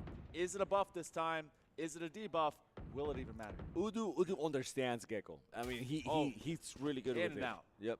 So that's a plus, a real plus. Kendrick getting JoJo right at the bat. That was, like a rude awakening here. But let's see if they can continue with that performance here in round number 10. Very quiet. Very quiet. I mean, you got that kill, and you expect them to get more noise, but no. They're back into the silence. Red Death under fire, under threat, and now locked down. Can they hide for enough? But the Eagle have the guiding light, not able to protect them in time. Udu gets rid of Haunter, but off the blind, they know that someone's hiding close proximity. Kendrick finds at least one. It's a 2v3. Won't be able to use that Blade Storm. Do they reposition? Neither of these ultimates really helpful at this current moment. Sungjin Woo. 30 seconds left. From that timeout, you know that they want to find something alongside their teammate. The plant does happen. This is what they were questioning. Spike planted. I like the patience from Kendrick, just waiting for the right moment. He knows he's there. I mean, he can smell it, but just missed barely. Oh, no. Last player standing. Ah, man. Igor is getting Sungjin Woo. That was a huge, and now Kendrick is forced to do a triple kill. Oh! He's going for the first one. Might be able to get the second one. Might be. Reloading. It's there. He's there. They have one. Tailwind away. Nice. Another kill. They can go for it. Half the way through at least. Kendrick Lamar, good for 4. Throws don't fake. Oh, but they do pull off and fight. Udu through the first 10. 7 acquired by Northside. And you hear how loud it's gotten over there. Northside has brought in all of their students, all of their fan base, and they're trying to absolutely drive themselves towards states. They are doing so right now. We were giving credit to Udu, how good he's been playing, right? Yep. And that play summarized it perfectly. The patience, the skills, the aim, shooting wise. It was everything perfectly done against a very game Kendrick Lamar. And now, I know you're keeping score about it. Igris is just beating the hell out of Sungjin Woo. Yeah, it's been unfortunate. They are losing that rivalry. Igris popping through with an operator. Oh, but it's Bucky time! Oh, that's going to be at least one. Quamps finds him. Red Death falls. This is an eco round here for the Pine Forest Trojans. They've got to find some kind of gut check because Northside, there's a little bit stronger from the shadows. Where do they go? That's going to be Can against Udu lurking, but JoJo will return the favor. It becomes a 3v2. JoJo wants some intel. That's Spike. Kendrick Lamar. No one is there. It's a free defuse. He's going to be able to get it before they reconvene. That teleport did them no favors. I don't get it. We have seen this before. Yep. We have seen where one player decides to go by himself and plant, and then they get, they get killed. There's no one there to defend the spike, and all of a sudden a round that could have been won quite easily, it becomes a loss. Gothic was the one that did it last time. Damn. And it was on a scent. So this has now happened twice. I know you're going for what you think is a big brain play, but you're outplaying yourself. If it's a 1v1, I understand it. I mean, Right, we saw yeah. it before. It worked out. But if there's still more people, and especially people that have as much speed as yet, they can cover a lot of ground quite easily. Deploying drone. I mean, that's not the prescription. Their doctor's going to be telling them about something else to use, maybe some OTCs instead. Northside, final round. They would love to make this an 8-4 venture, but from what we've seen, it's been tight contest the entire time. Pine Forest, they'll take that one and say, you know what? We can run off of it. They're going to hear the splash of the sewers. It is a fast rotation. Still about a minute to go.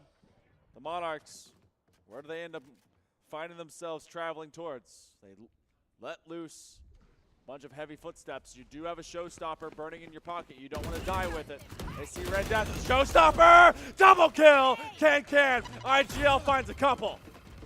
That was huge. I mean, not only because you want to use it now before the switch, but also because you're getting a double kill. Ah, that's so close. Hunter actually getting Gothic. Another one maybe for Hunter. Hunter taking it easy.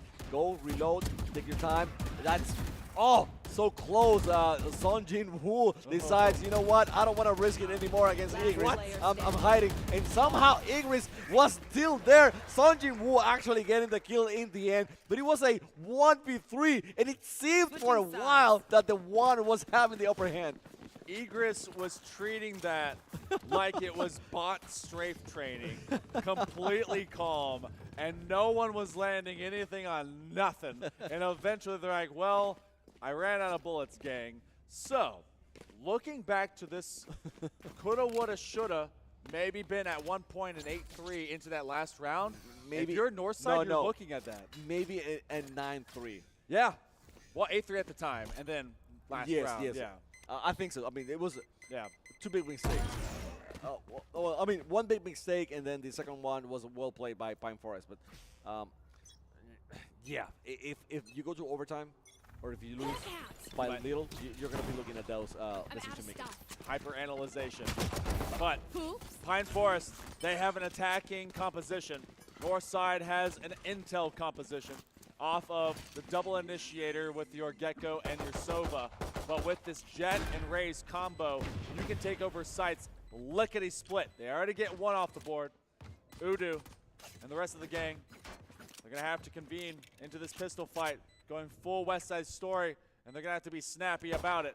They can't see anything but a camera and a dark cover in front of them. Clapping hands. I know they're down in distance. JoJo and Udu winning their fights, and now you're doing the same thing. Sung Jin Woo gets rid of Udu. Hunter versus JoJo. It's a 3v1, having a blind fire into the paranoia. Gothic can't see nothing, and they're trying to heal him up from distance with the overgrowth. A lot of hurt players. Gothic, can the IGL make up for it? No. Sung Jin Woo will rise. So this is the issue now. You switch sides, right? And usually we have seen that Northside, it is a team of experts. They have people that are really good at one, attacking or either defending or maybe a specific map. So Udu, is he going to be still the factor, the big factor for Northside on the defensive side? That's my big question right now, because if he is, then there's a chance for Northside to keep the lead right now. But if he isn't, then you really need Igris and JoJo to step up. I think the Empire will rise and fall based on two factors. You're going to have Udu, who's been hot. They're going to simply stay consistent. They're gonna be medium chill, if you will. But it's gonna be also a lot of what do you get with Gothic. They have first pick. Kendrick Lamar finds a couple, and then they're looking for another one. That's gonna be the re-engage. Udu taking the scrappy fight. Igris will get rid of Haunter after Udu hits the ground.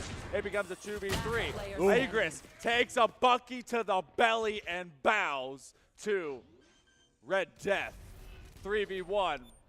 JoJo. This is your other defender that you need to start ramping up post-pistol early rounds.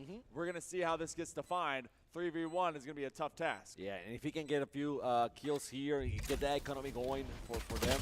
Against Sung Jin Woo, that was not the case. So Sung Jin Woo, all of a sudden, becoming more and more of a factor. And that's one guy that you want to keep sleeping. I mean, if you can keep Sung Jin Woo in negative KDA, you're happy with it. You're super happy.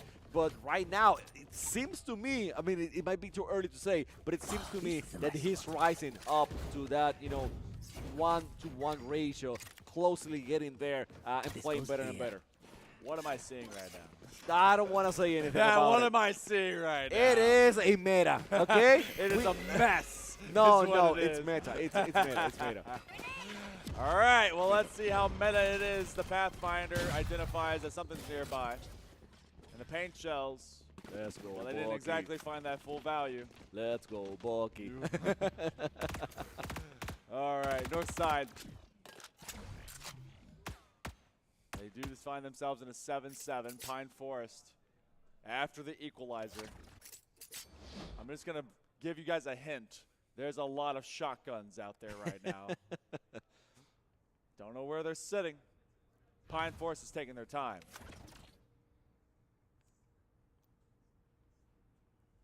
Look for those key moments. It's interesting how, you know, they're moving. And we can talk about it later on, right? But we got Gothic getting into the action. They're getting Kendrick, actually. That's huge.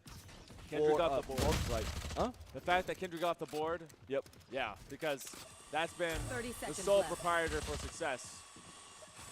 Egress want to receive it. They basically funnel them into one position, away from ropes, and now towards mailroom. 20 seconds. Egress. Well, who will they find? Can hoping to lead his squad to success. They are able to get the spray. They spray and pray to it. You got 10 seconds to go. They're going for fist fights and not for plants. They have to get that spike down. They have to commit to it. They get out of their hands. So close. And that's going to be Northside snuffing them out. I just want to listen to the crowd right now. You know, I'm taking my break here and listening to them enjoy, you know, that move, that play that we just saw. By the way, my question is, you know, we saw the attackers. They had 4 players together, but the Cypher was alone by itself for a minute. What's the Cypher doing there? They're playing for the lurk up because there was that immediate contact. They went up into main on garage, and then because they blended back into mid, they left one behind in case the defense went to go check on them. Gotcha. So it's instead of using util, you're dry peeking.